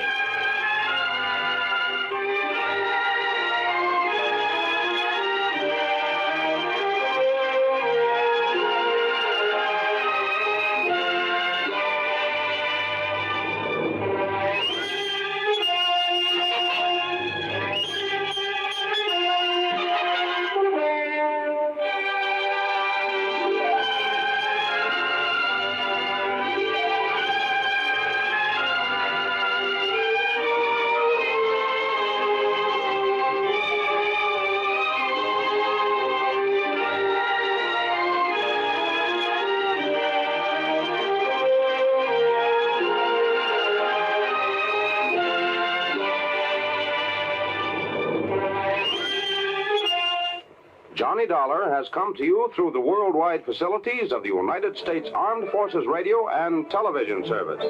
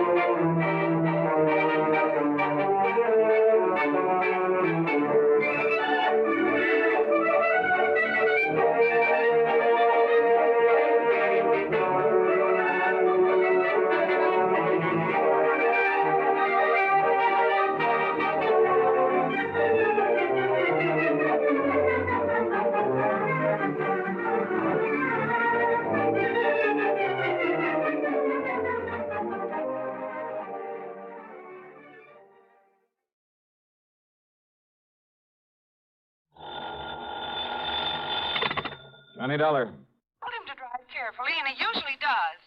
But a few minutes ago on WSPB, when I heard the radio news report... Huh? Well, it was about a man who was found dead in his car on the edge of a swamp. Oh?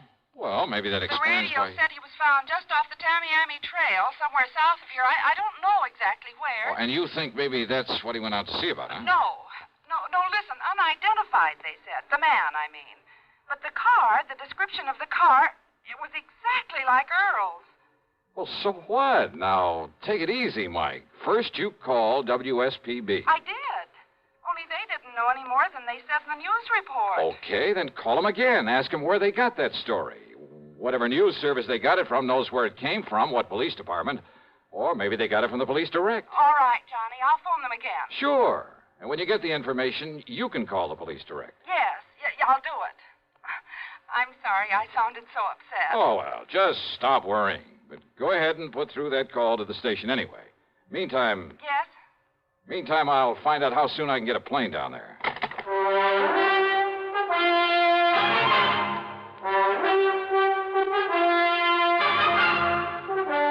CBS Radio brings you Bob Bailey in the exciting adventures of the man with the action-packed expense account, America's fabulous freelance insurance investigator. Yours truly, Johnny Dollar.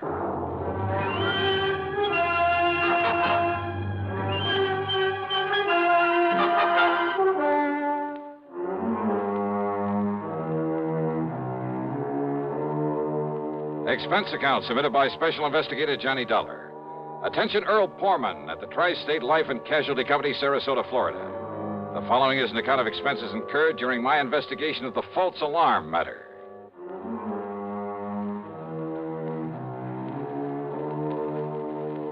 Expense account item 1, $79.60, taxi and a plane out of Hartford. Flight connections were perfect. The trip was easy, and by mid-afternoon I was at the Poorman home on St. Armand's Key in Sarasota.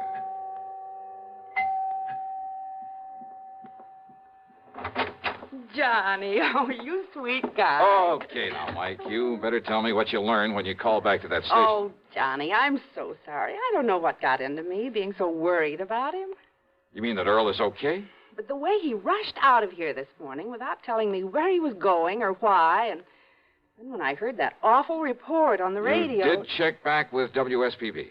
They called me. Oh? Yes, right after I'd finished talking to you. And, Johnny, they were wonderful. How do you mean? Well, they'd realized I was upset because of my having called them before, so they'd checked that news report all the way back to the police who'd found that man dead in his car from a heart attack. And? Well, it was the police in Bonita Springs. That's down below Fort Myers. Yeah? And, yes, the car was like Earl's. But the dead man's name was Jensen or Benson or something, so all my worry was for nothing. Oh, well, I'm glad. You kind of had me worried, too, on the way down here. I love that guy, Johnny, like nobody else in the world. Well, I don't blame you a bit. And now you've come all the way down here for nothing. Well, maybe I'll talk him into taking me fishing. Where is he, then? What? Well, after all, if he left early this morning, you still haven't heard from him? No, Johnny, I haven't. And look, it's after 4 o'clock. Ah, easy, and gal. Johnny, this isn't like him. not to at least call or something. Now, don't start worrying that pretty head of yours again over nothing. But if he'd told me where he was going or why he was in such a hurry Mike, to get... And with all these crazy drivers on the road this time Mike, of year... behave yourself. But, Johnny, Look, now, I kind of like that guy, too. And if you'd given me just one honest reason to be concerned about him... Oh. You see? That's probably Earl calling you right now. Oh, dear, I hope so. Sure, of course it is. I'll bet on it. Well, go ahead, answer it. But if it isn't, if it's the police or something... Okay, I'll take it. Mike, listen to me. Who is it, Johnny? Look, listen, I'm sorry not to have called you. It's Earl. But I've been tied up on a pretty serious matter down here. What kind of matter? It could be a murder, one of my policy holders. So put in a call for me to Johnny Dollar up in Hartford. Johnny. Ask him to get here as fast as he can. You get that, Mike? Tell him not to bother stopping there at the house, but to meet me down here. Down where, Earl? Or maybe you can meet him at the airport and drive in. What? What did you say? Well, I simply asked you down where. Oh, well, down here. What? Who's that? Well, keep talking, Earl. No, wait. What is this? I mean, who are... Johnny? That's right. Oh, now look, somebody's trying to... Is this some kind of a gang? Well, just exactly where are you? You haven't been very definite so far. Okay. It's 9727 Sunnyvale Road. It's off the highway below Venice. But now listen... Well, if Mike will let me use her car, I'll be down there in jig time, okay? Who are you? I told you. But it isn't possible. Just keep your shirt on. How could it be? Why don't you sit there and patiently try to figure it out, huh? You rascal. But, Johnny, if you really are Johnny... Look, say something more. Talk to me some more. Well, swamp down in Venice. What? Yeah, try figuring that out, too. Well, I know I can't. Oh. Well, everything okay now, Mike? Am I relieved? Sure. But you rascal, have you ever put Earl into the Department of Utter Confusion? Well, I tried. I'm sure you succeeded. So if I may use your car... Of course you may. Then maybe I better hit the road before Earl has a chance to call back. Yes, you do that.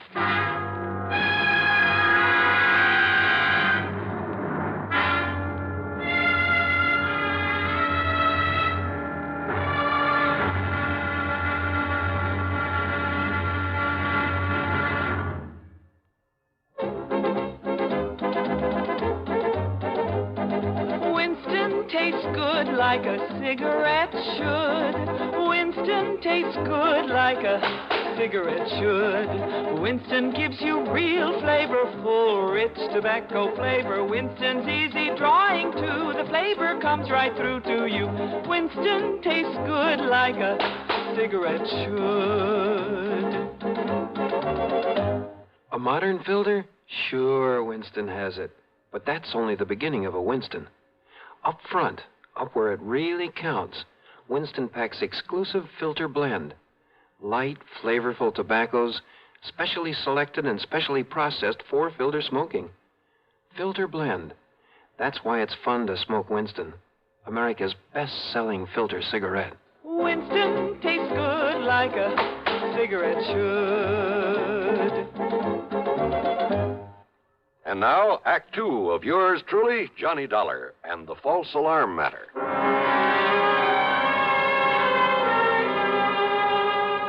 The address Earl had given me on Sunnyvale Road turned out to be a huge, expensive home of white brick and stucco, surrounded by well-kept lawns and gardens with a lot of statuary.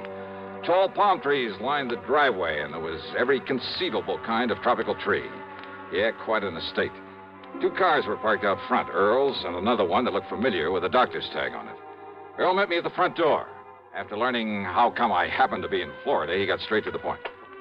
But now come inside, Johnny. Yeah, sure. It was Dr. Crutcher who called me, dragged me over here. You remember him? Sure do. Lives just up the street from you and Mike. Yes. Well, Doc is here now, and he can probably tell you more about this than I can. Well, Earl, you said something about a possible murder. Crutcher has been the family doctor. Has taken care of Linda ever since she was a little girl. Linda? Which is to say, since long before she inherited the family chemical business, made it pay off, then married Frank and built this beautiful home. Frank who, Earl? As wrong a marriage as there could possibly have been. Frank was after Linda's money, that's all. And everybody in the world seemed to realize it but she. Yeah, but who's to argue when love comes along? Love? Don't kid yourself. It was out of pity for Frank that Linda married him, made him president of the plant. Typical of her, though. What do you mean? Harry Forrester, chief chemist and VP. Not because he knows anything about it, but because she felt sorry for him after she turned him down in favor of Frank. Jim Tarker, Bill Price, Art Higbee, sitting there in their fancy offices, collecting big salaries, and only because she'd known them as kids, heard their sob stories, and wanted to help them. And that plant makes money? Only because Linda really ran things herself. Now that she's dead, well, I'm sorry to have got so far away from why I'm glad you're here. It's all right, Earl. The more general background I can get in a case like this, if it is murder. And I'm absolutely certain now that it is. I'm glad to see you, Johnny. How are you, Doc? Glad you could make it, though how you got down here so quickly. Well, maybe Earl will tell you about that later. Yes. Now, look here. Doc led me across the room to the bed. Lying there was the body of Linda. Even in death, she was beautiful. And I must have said something to that effect under my breath. Yes, she was, Johnny. She is now, but not when Earl and I first arrived.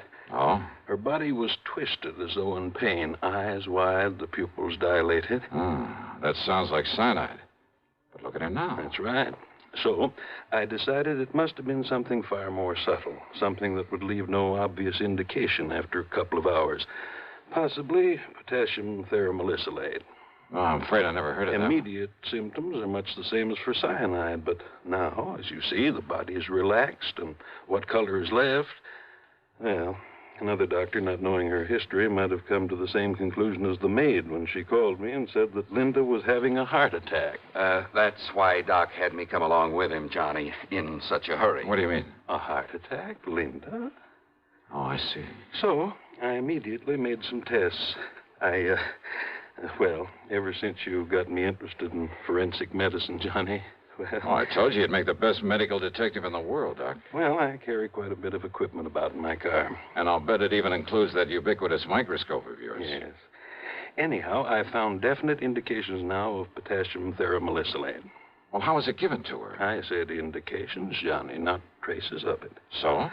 I doubt if even an autopsy would show traces of it. But then how are we going to... Well, isn't poison usually given in food? I've checked the silverware, every piece of china, every utensil in the house. No sign of it. And she hadn't been out of the house. But now, don't forget this, Johnny. Yeah? Just one good breath from a PTM crystal could produce death in a matter of minutes. Well, what about the servants? There must be servants in a place like this. There are, and I've questioned all of them. Nothing. Do you mind if I talk to him? By all means, Johnny, do so. Most of all, I wanted to see the servants, see what they were like, and, well, I must admit, they all convinced me they'd been completely devoted to their mistress, that not one of them could possibly have been accessory to this murder. The last one I talked to was Irene, Linda's personal maid, who'd been with her, helping her dress when the end came. And I was at the closet getting her shoes for her. Now, where was she, then? Sitting there at the dressing table, poor dear. She had fixed up her hair, and she was putting some perfume on herself before getting into the dress that she... Wait a minute, please. And then she clutched at her heart, and she screamed. Yeah, and then Irene, thank you. That'll be all. And she was gasping, and I helped her over to the bed, and so I laid her down and...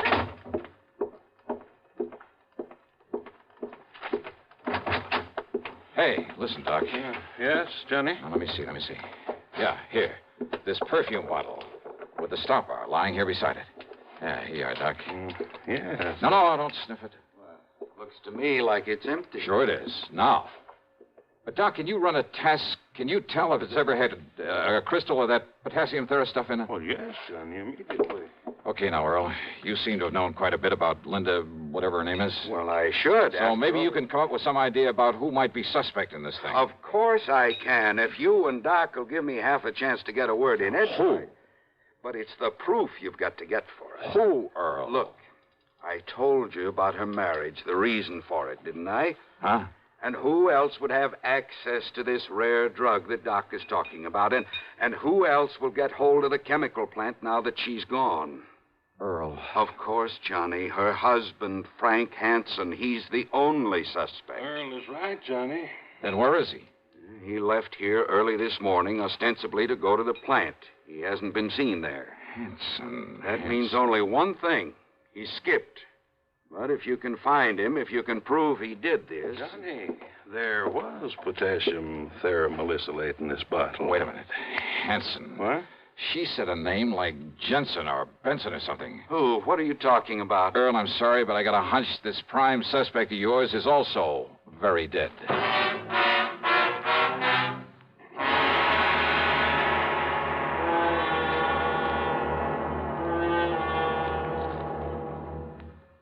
Act 3 of yours truly, Johnny Dollar, in just a moment. Here's a reminder to you that March is Red Cross month. There are a lot of facts in print about the effective, broad battle the Red Cross wages to overcome human problems all year around. It's not likely at this late decade that anyone has to sell the Red Cross. It might be in order, however, to remind our listeners to send that annual check to your local Red Cross chapter. Now, Act 3 of yours truly, Johnny Dollar.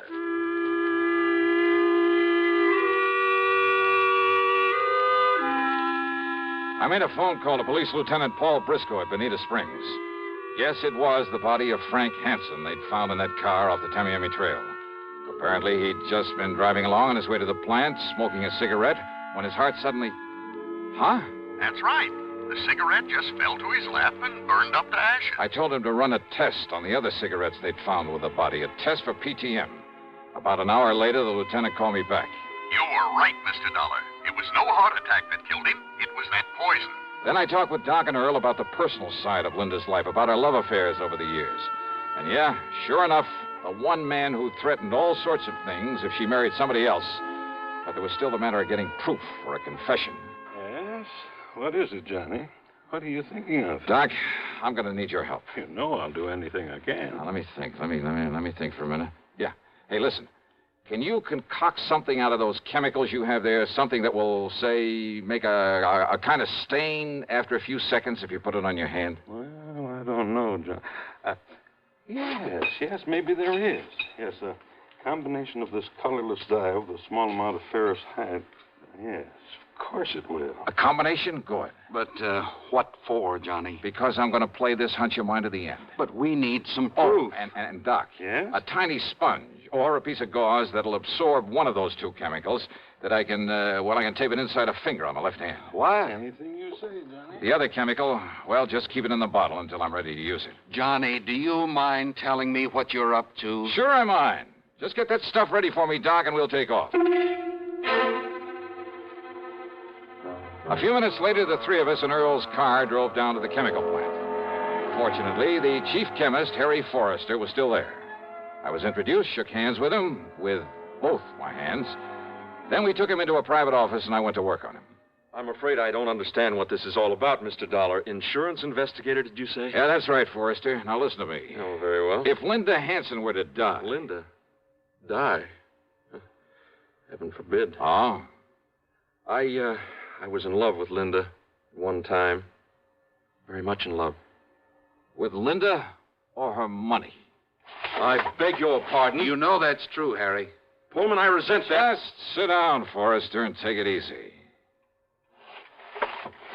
Okay, now.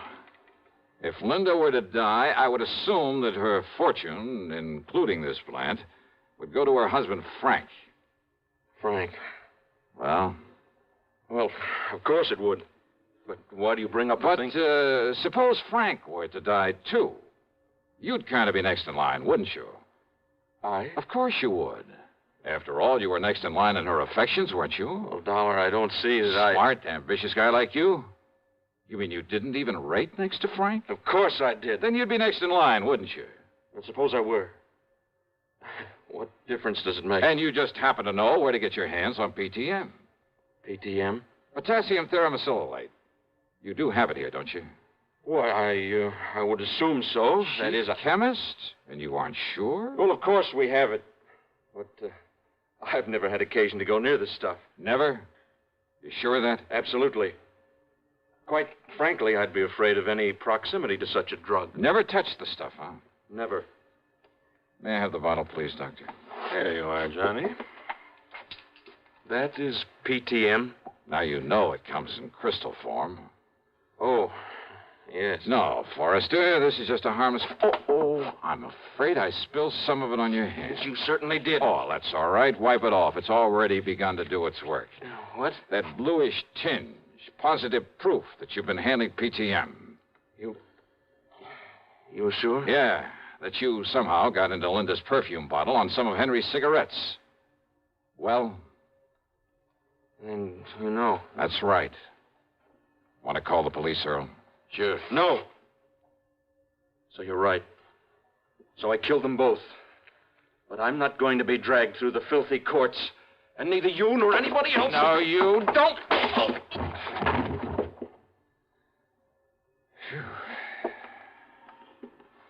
Here. Look. This tiny capsule he was about to swallow. Yeah. What do you think, Doc? Well, of course, I can't be sure without... Those crystals certainly look like it. PTM. PTM.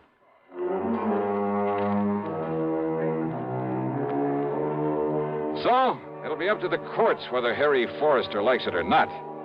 And believe me, I'd hate to be in his shoes. Well, I keep wondering, why don't they ever learn?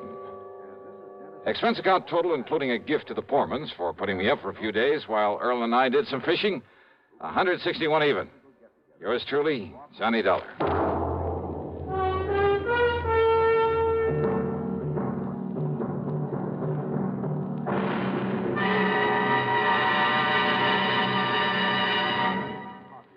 Our star will return in just a moment. Constipation can be a problem for anyone, even doctors.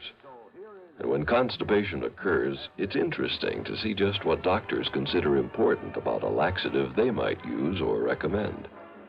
Well, a majority of the doctors we heard from had this to say. A laxative should be effective, gentle, close to natural acting.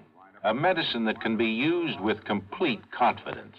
Now, X-Lax has been popular with many doctors and millions of people over the years because chocolated X-Lax is effective. Overnight, it helps you toward your normal regularity. X-Lax is so gentle, so close to natural acting, there's no upset. That's why many doctors and millions of people use X-Lax with complete confidence. X-Lax, the laxative that helps you toward your normal regularity. Gently, overnight. Now, here is our star to tell you about next week's program. Next week, a lesson in how to rob a bank. You think I'm kidding? Well, I'm not. You see, it's also a lesson in how to get caught doing it. Matter of fact, it involves a modern, clever, scientific device that not very many people know about. If more of them did, well, believe me, there'd be a lot less futile attempts at bank robbery. And it's this very device that helps me solve the case I investigate by providing a picture, a simple snapshot that didn't turn up, but that gave me all the evidence I needed. Join us, won't you? Yours truly, Johnny Dollar.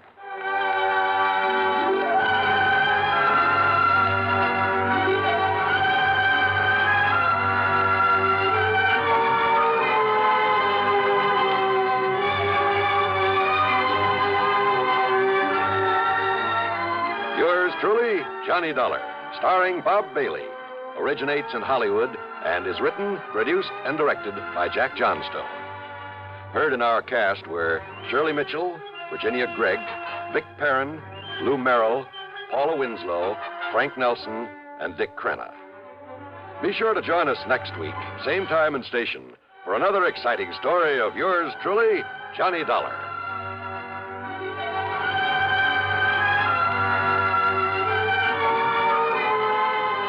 This is John Wall speaking. Stay tuned now for Suspense on the CBS Radio Network. Okay, they're coming into the stretch and turning for home. It's Warlock and Gay Reward head and head for the lead. Here they come. Here comes the finish, and it's Warlock by an O. Man, oh, man, what a race. Man, oh, man, a Chevitz, what a wine. Yes, in sports, you can tell it's a great moment by the cheers. And in wines, you can tell it's Manischewitz by the raves. Man, oh, man. Nano Manischewitz, everybody's wine because it tastes so good. Try all three new Manischewitz fruit wines, blackberry, cherry, and loganberry, each 100% pure and specially sweetened. Serve Manischewitz fruit wines anytime and often. In a wine glass, on the rocks, in a highball with your favorite mixer. Man, oh man, Manischewitz, everybody's wine because it tastes so good. Manischewitz Wine Company, New York. WROW, Albany, New York. From Hollywood, it's time now for... Johnny Dollar. Earl Foreman, Johnny. Earl, I just left you down in Florida. Where are you? Right where you left me, right here in Sarasota. Oh, well, if you're worried about my expense account for that case we cleaned up together, I was just about to mail it to you. Why don't you bring it down here instead? Huh? A couple of hours after you hopped aboard your plane back to Hartford, I got a phone call from Bill Hall. Remember him? Fellow who runs that men's shop on the Tamiami Trail? That's right, Webb's. Bill owns the place. Sure. I bought a sport jacket and a couple of pair of slacks there at Webb's. Well, somebody cleaned him out of about $10,000 worth of merchandise last night. Oh? And you'd insured it for him? Yes, I'd also issued a $10,000 policy on the man he had there as a night watchman. Earl. Yeah, Johnny. The police think he was murdered. Okay. I'll grab the first plane I can.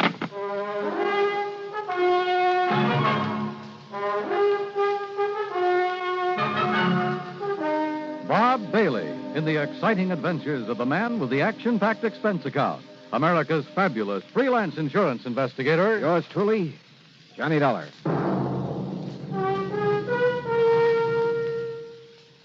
And now, Act One of yours truly, Johnny Dollar.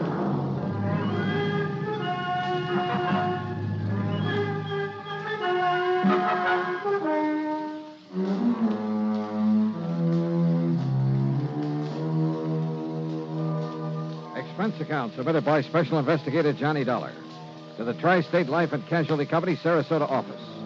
Following is an account of expenses incurred during my investigation of the net of circumstance matter. Expense account item 1, $75, plane fare and incidentals, Hartford to Tampa, Florida. There I'd figured on changing planes, but Earl Foreman met me in his car, and by 7 p.m. we arrived in Sarasota. We drove straight to Webb's. The place was in a mess. Well, I'll say this, Mr. Pullman. You certainly didn't waste any time. Well, I didn't see any reason to, Bill. Johnny, you remember Bill Hall. Yeah, sure. How are you, Bill? Not good, Dollar. Not good. Look at the place. Yeah, I see. You've lost a lot of your stock. We haven't finished checking yet. I sent the boys home to get some sleep, but as nearly as we can tell, whoever did this got away with over $9,000 worth of clothing and accessories, and heaven knows what they did to old Jimson. Jimson? Jimson Cooley, the night watchman. Earl, you said over the phone that you thought he's been murdered. Yes, sir. Somehow they must have got old Jimson to open the back door for them. Then, when he saw what they were up to, he tried to fight them off. You'll see the marks of a big struggle out back.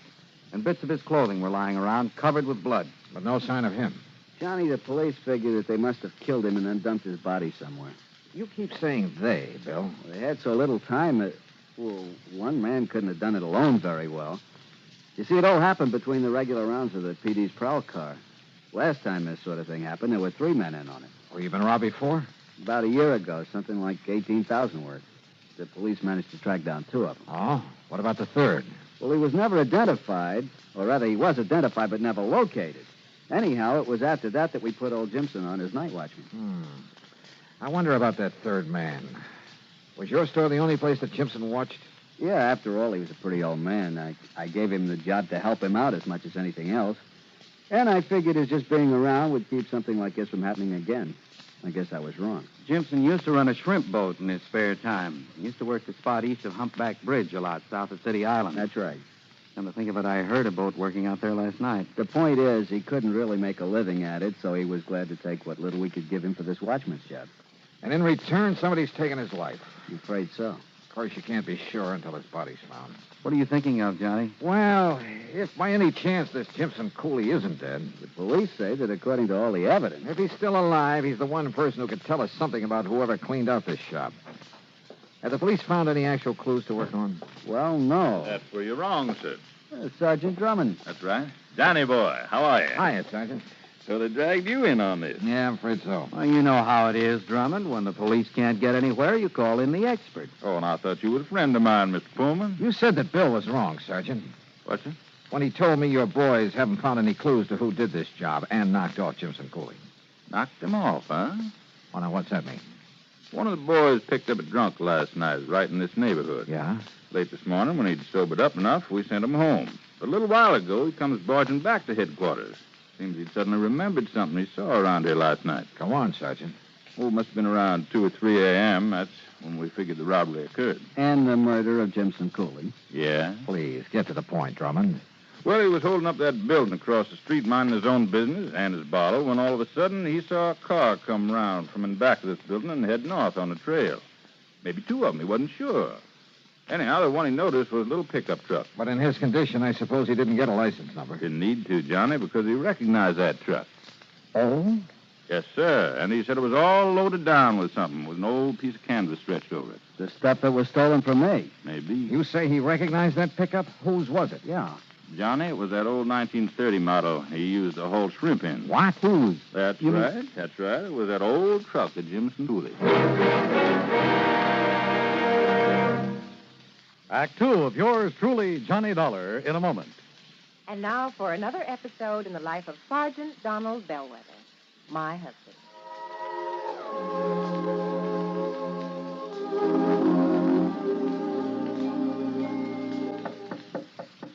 Good morning, Mrs. Bellwether. Would my lady prefer to have her breakfast in bed this morning? Oh, well, perfect husband. Thank you, darling. Ah, here's the tray with the coffee, the toast, and the orange. Oh, fine. I forgot the orange juice. Hold the tray, honey. I'll be right back. Oh, darling, what happened? Oh, I stubbed my toe in the corner of the dresser. The National Safety Council was right. The what? Last night I read something in a National Safety Council pamphlet. Oh, Reba, how can you sit there talking about a pamphlet when I'm dying a slow, tortuous death? Oh, come over here, darling. I'm sorry. All right. Now, what's this about the National Safety Council? Did they predict I would stub my toe this morning? No, silly. It's just a coincidence. Only last night I read the statistics that prove that more home accidents occur in the bedroom of all places. Yeah? Not the bathroom or the kitchen or the home workshop. The bedroom. Yeah. Okay, from now on, when I walk around the bedroom, I'm going to wear my combat boots instead of these open-toed huaraches. Well, that might help, dear. But what everyone should be most careful of is taking medicine in the dark. Okay, my living safety encyclopedia. I will now fetch your orange. Oh, you're sweet. And it's just too bad that you nice men are so prone to accidents in the home. And the reason is because you brave men usually tackle the hazardous jobs around the house. Hey, I'll remember those kind words as I slowly limp back to the kitchen. One thing in your favor, though, Sarge. Married men stand a better chance of avoiding fatal accidents in the home. Now, is that a fact? Mm-hmm. You know, in one state, 75% of the men involved in home mishaps were unmarried. Well, I'm sure glad I'm married. Because the accident odds are better? You know, because I like my wife. Even when she first wakes up in the morning. That's my Donald. That's my doll.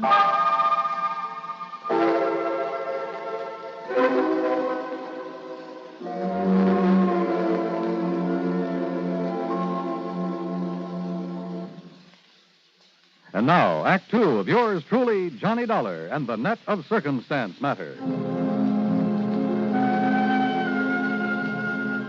Yeah, everything indicated that whoever burglarized Webb's haberdashery there in Sarasota had murdered the night watchman, old Jimson Cooley. That is, until somebody reported having seen a loaded pickup truck at the time of the robbery pull away from the back of the store. And whose truck was it? Yes, sir. He swears it was that old 1930 pickup of Jimson Cooley's. And he says it went north on the Tamiami Trail. Yes, sir. Well, what have you done about it, Sergeant? Alerted every police department from here to the Georgia state line to be on the lookout for him. Didn't you know that truck was missing from wherever Jimson lived? Well, we hadn't actually got around to checking on his place yet. You thought he was murdered, and you didn't even bother to check his home? Well, we called his wife, Johnny, and when she said he hadn't come home with all the evidence of a big fight out back of this store... Oh, fine. You can't blame him, Johnny. All the blood back there, bits of Jimson's clothing that were torn off on... Look, maybe it's just a wild hunch, but... Earl, Yes, Johnny? You suppose Doc Crutcher's at home? Probably. Lives just up the street from my house. Oh, we got a doctor connected with headquarters, you know, Johnny. Phil, how do we get out the back way? Why, right out here, Johnny. What's this hunch you've got? Tell you, Earl, and it'd probably turn out to be wrong. Here you are. Now, you can see for yourself, Dollar, why we figured him a dead one. Old Jimson, I mean. Yeah. This busted railing, blood spattered around, and look there, where somebody hit the dirt. A pool of blood there, too. You must have lost plenty. And also, we picked up a short length of lead pipe with blood on it. Is this the piece of cloth from the shirt he was wearing? Yeah, Johnny, it's from a shirt I gave him. Torn off in the fight. Oh, well, I guess we must have overlooked that little piece. Yeah. And maybe that isn't all. Mind if I keep it? Oh, sure, go ahead. Well, what do you mean? Come on, Earl. If you feel like driving me around a bit, there are a couple of people I'd like to see. Sure. No, wait a minute. We'll see you later. Yeah, it was a hunch. Nothing else. But I learned a long time ago that sometimes it pays to play a hunch for all it's worth. Particularly when you haven't anything real solid to work on. Ignoring Earl's questions, I had him drive me to Doc Crutcher's home out on St. Armand's Key. Fortunately, he was at home. Even better, we found him in his study poring over a microscope.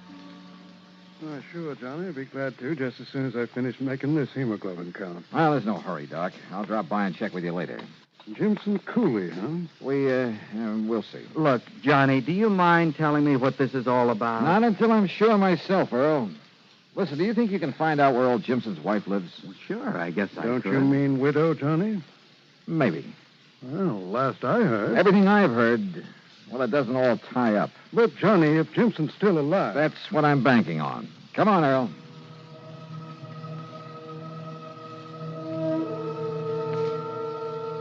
The Cooley place, far out on the edge of town, was a shack and nothing more. In the darkness, it didn't look much better than the beat-up chicken house at the back of it. As for the chickens, well, half of them were asleep out in the yard until we got there. Yes, I'm coming. Yes, what... Oh, Mr. Pullman. Mrs. Cooley, this is Mr. Johnny Dollar. Listen now, Mr. Pullman. They found Jimson's body yet? Well, no. As a matter of fact... Well, I sure hope they do. That's all I got to say. Because if they don't, at least what Miss Canterwell told me today, if they don't, I might have to wait 5-6 years before I can collect that insurance that Webb's bought on him. Dad! Well, got any news about him or not? Johnny? You don't seem to care much whether your husband's alive or not, Mrs. Cooley. Now, why should I? You lazy bum. If it wasn't for me raising these heads. I said, sky! He was shrimping and selling them for bait to them Yankees that come down to fish around the other winter. He done pretty good. We had meat on the table now and then, besides chicken. But ever since they gotten that soft job sitting around that store every night. Did you notify the police when he failed to come home this morning? I did not. No. Besides, when I seen that one of them nets was missing. You see where he keeps them hung over the limb of that tree out there? Mrs. Cooley. Well, what I figured is maybe he'd gone out to do some more shrimping. Or else he'd taken it out and sold it so as he could buy some more of that rot gut he's been drinking lately. So I got this broom handy by the door. What do you mean? To keep him out so he wouldn't try to come in and beat me. Beat you? Sure, like he always does when he's been drinking. And then when he didn't come home at all, Mrs. Cooley. When Miss Canterwell stopped by and told me he'd been killed. Well, you know who I think done it? Who? One of that gang that tried to rob Webb's last year. Now, why do you think that? Because Jimson told me one of them was around town. That's why. Jimson knew who he was and didn't report it to the police? Well, how should I know? I wonder why not. Now, look, if you all didn't come around to pay me my insurance, what is it you want?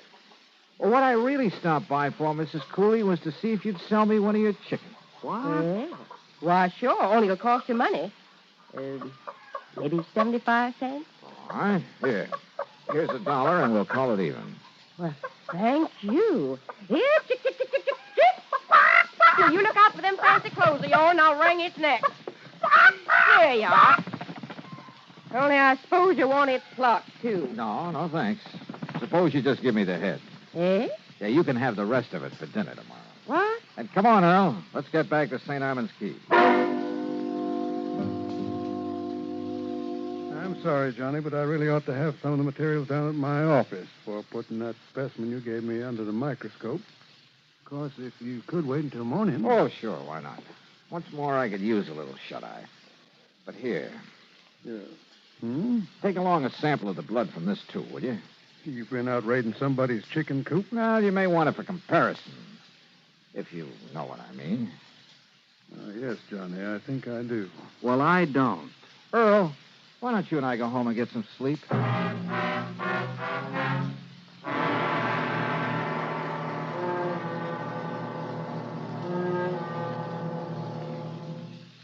Act 3 of yours truly, Johnny Dollar, in a moment. Do you know who said, "That man is free who is protected from injury"? Those words came from Daniel Webster, one of the most eloquent orators in American history. Webster knew that a man could not be free unless he lived in a country which recognized his right to freedom and created laws to protect that freedom. A slave state may say that its citizens are free, but as long as a single citizen can be harmed by the whim of a country's rulers, true freedom does not exist. A man is free only if his rights to freedom are protected. Remember the words of Daniel Webster. They are part of your American heritage. The free man must be protected from injury. And now, Act 3 of yours truly, Johnny Dollar.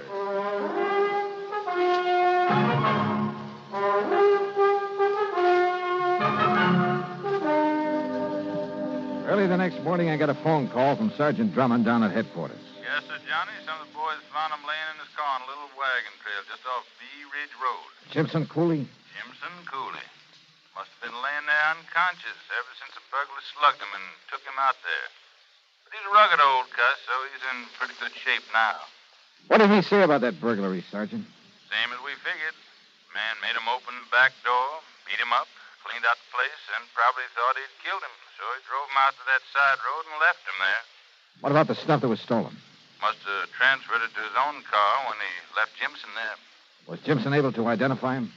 Said he claimed to be the man we never did get for robbing that store the first time. You want to talk to Jimson? Yes, Sergeant. I'll be right over.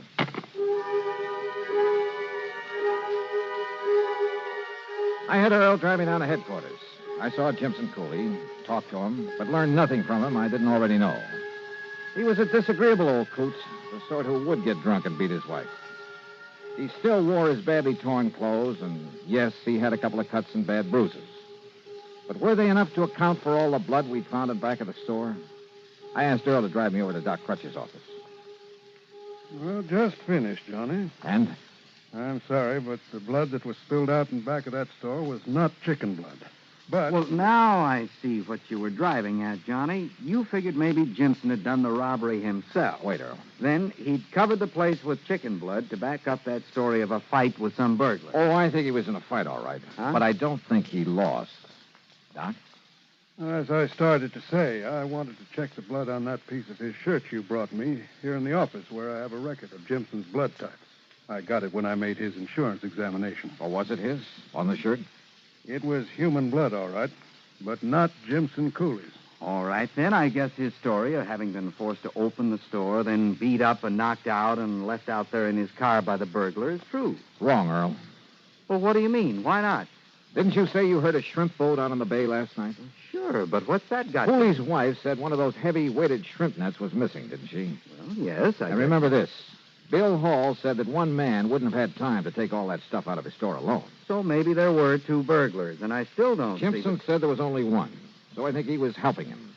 And, Earl, do you think for a minute that Jimson lost all the blood we saw out in back of that store? You saw him there at headquarters. Well, he didn't exactly look as though he... Of course he didn't. But then, Johnny... First, we wanted to find Jimson's body, but then he turned up alive. Now we'd better find the body of this other man, whoever he is. You're right, Johnny. Then you'll really have a case. Sure. So, Earl, let's go fishing. Fishing? Well, you know how it is. When I'm really stuck in a case, everything all muddled up. Well, it's time to relax and kind of let your head clear. Come on, let's go. Sure, Earl thought I was crazy. But we unhitched the boat from his private dock and headed up the bayou. Then passed under Humpback Bridge and into the outer end of Sarasota Bay. Out toward City Island, where WSPB has its radio tower. I tied on a heavy trolling rig and tossed the line overboard. Johnny, you're crazy to use that heavy rig out here. The water's real shallow. All it'll do is drag the bottom. A little slower, Earl. Here in the bay, we use live shrimp to get sea trout. You know, about a number 2 hook and no sinker. We bottom fish. Slower, will you? Okay, whatever you say. And so we trolled back and forth over the place where Jimson ran his shrimp line. Johnny, it's no good fishing here with that heavy tackle.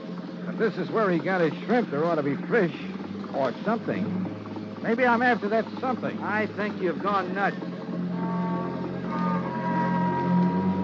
10, 15, maybe 20 times I had to reel in the line and take off a clump of seaweed that had gotten tangled in it. Bill began to get impatient. If we were really going to fish, why didn't we do it right? Then suddenly the old fluger started to sing. Hold it, Earl. Kill the engine. Yeah, what is it? Just hold your horses. What under the sun have you tied into, Johnny? If this line will hold, we may have what I've been looking for. Can't imagine what kind of a fish would be that big here in the bay. Oh, fine, fine. All you've done is get snagged up in some old hunk of rotten fish net. Yeah, or a shrimp net. If you'll just help me get it aboard. Sure. Just a little more, Johnny, and I'll be able to reach the part where you've hooked into it. A little more. Yeah, I got it. Now give me a hand. Right. Here now. Oh, they put a lot of lead on these nets. But I never thought they could be this. John, look what's in it. Yeah. Good Lord. When Jimson was faced with the man's body wrapped in the net he'd sunk out there in the bay, he broke down and told us what had really happened. Even told us where the stolen stuff was hidden. Yeah, the dead man was one of the gang who'd robbed the store a year ago. He'd persuaded Jimson to help him do it again, offered him $100. But then when he had the stuff, he tried to run out without paying off. So, Jimson had killed him. Now the courts will have to take over. Incidentally, I understand that Webb's is installing a foolproof burglar alarm system. Expense account total $151.50. Yours truly, Johnny Dollar.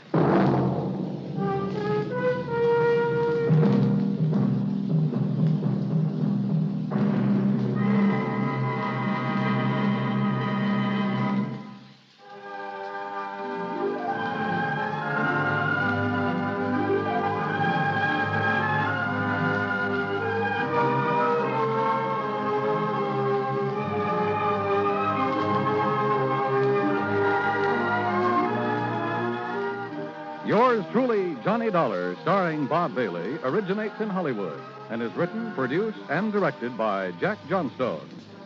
Heard in our cast were Lillian Baeff, Vic Perrin, Harry Bartell, Barney Phillips, Bartlett Robinson, and Bill James. Be sure to join us next week, same time and station, for another exciting story of yours truly, Johnny Dollar. This is Dan Cubberly speaking.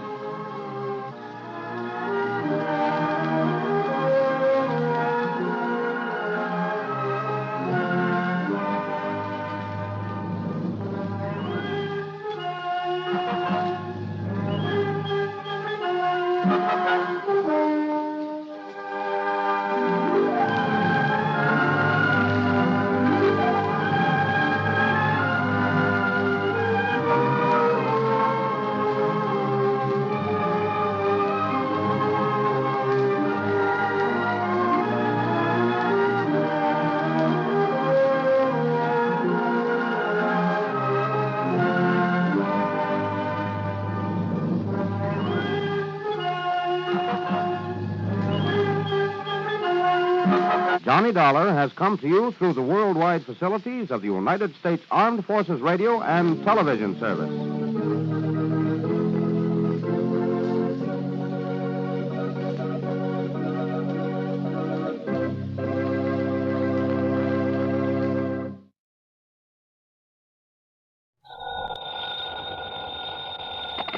Johnny Dollar. At McCracken, Johnny, Universal Adjustment Bureau. Well, dear Santa Claus. Huh? All I want for Christmas is $1 million, a new convertible, a bevy of beautiful blondes, 2 redheads. Glad you're talking to Santa Claus instead of me. What's your problem, Pat?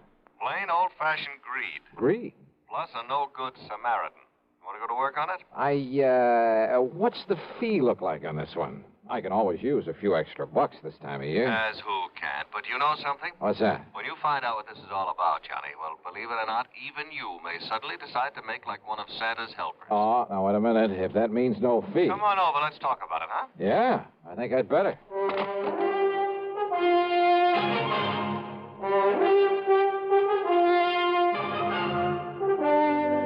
CBS Radio brings you Bob Bailey in the exciting adventures of the man with the action-packed expense account, America's fabulous freelance insurance investigator. Yours truly, Johnny Dollar.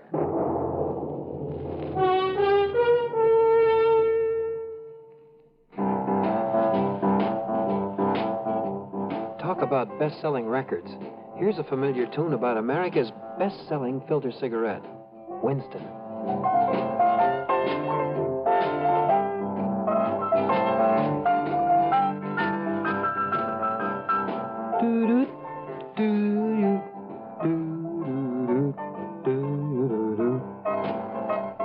Winston gives you real flavor, full, rich tobacco flavor.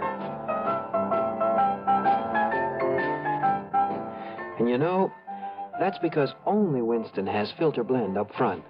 Choice, flavorful tobaccos, specially selected and specially processed for filter smoking. No wonder Winston tastes good, like a cigarette should.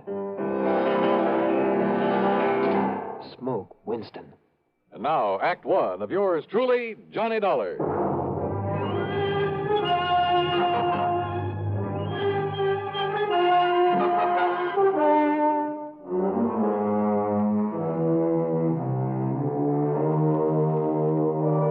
Expense account submitted by Special Investigator Johnny Dollar to the Universal Adjustment Bureau, Home Office, Hartford, Connecticut. Following is an account of expenses incurred during my investigation of the sudden wealth matter. Pat McCracken trying to chisel me out of a fee? Well, there was one way to find out. Expense account item one, $1 even for a cab to his office.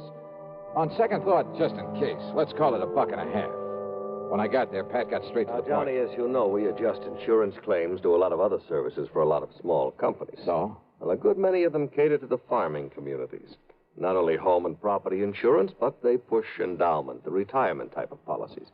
Companies like, Amalgamated Life, Trinity Mutual, New Britain Mutual, and so on. I think I've worked for all of them. Well, then you know the sort of clientele they cater to. So what's happened? 2 years ago, out in South Dakota, in a big agricultural area. Just a few days before Christmas? Wow. Now listen, Pat, huh? We suddenly got notice that a lot of people in a town near Sioux Falls were cashing in their insurance. Well? Well, then a little over a year ago, the same thing happened in a farming section near Fayetteville, Tennessee. And about 6 months ago at a small town near Macon, Georgia. And these people are not only cashing in their policies, but they were borrowing on their land, hawking their furniture, raising cash any way they possibly could. For what purpose? To invest in the stock market. Oh, well, maybe you can't blame them. Johnny. Own a few shares myself, some AT&T, Sure. some GE, some Union Carbide. Yeah, but you buy those blue chips, and through a legitimate broker. Well, doesn't everybody? Not these people. They were handing their dough over to some guy who moved into town and promised to double any money they gave him inside of 3 weeks. Oh, no. That old racket? That old racket. They'd give him $100 to invest for them, and 3 weeks later he'd return them $200? Yes. And when the word got around, everybody in town would start handing him his life savings? Yes. And out of the money coming in, he'd pay off the early suckers. Pay them 2 for 1. So they and all the rest of the pigeons would keep handing him more and more. And then, of course... Oh, sure. As soon as he got a really big bundle in his hands, he'd disappear. Exactly. Oh, brother. One of the oldest, dirtiest, meanest rackets in the world. And the poor, greedy people are still falling for it and getting burned. And the authorities haven't been able to catch up with this guy? By the time they have, he's been gone. And now, the latest series of policy cancellations started coming in only a few weeks ago from a town called Enterprise, New Jersey. Well, then, Pat, there may be time to nab him. I hope so. But why aren't the local authorities doing something about it? The man is still paying off, Johnny. You know, the early investors. You can't nab him for that. Oh, well, what he's really doing, though, is setting up the later suckers for a big killing. Of course. But isn't anybody wise to what he's up to? Who knows? Maybe there are a few who are smart enough to get in at the beginning during the big build-up. Yeah, but they'll get their money back. Why, sure, doubled. But then, when he gets enough new money... Well, aren't the police wise to him? Suppose they are, Johnny. What can they do so long as he keeps paying off as promised? Oh, brother. Of all the dirty, rotten... Well, you want to go look? I sure do, Pat. And you can pay my expense account, but that's all. You know, on account of Christmas or something. I kind of thought you'd feel that way about it. Yeah. I'll be in touch.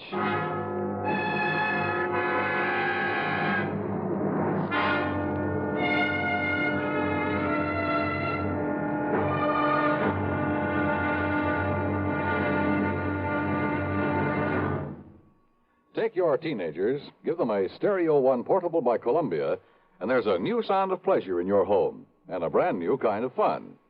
Only Columbia gives you a big 6-speaker stereo portable phonograph with all the rich tone and range of big console models, and it's only $139.95. Columbia has a wide selection of portable phonographs, and they're all flawlessly engineered by CBS Electronics.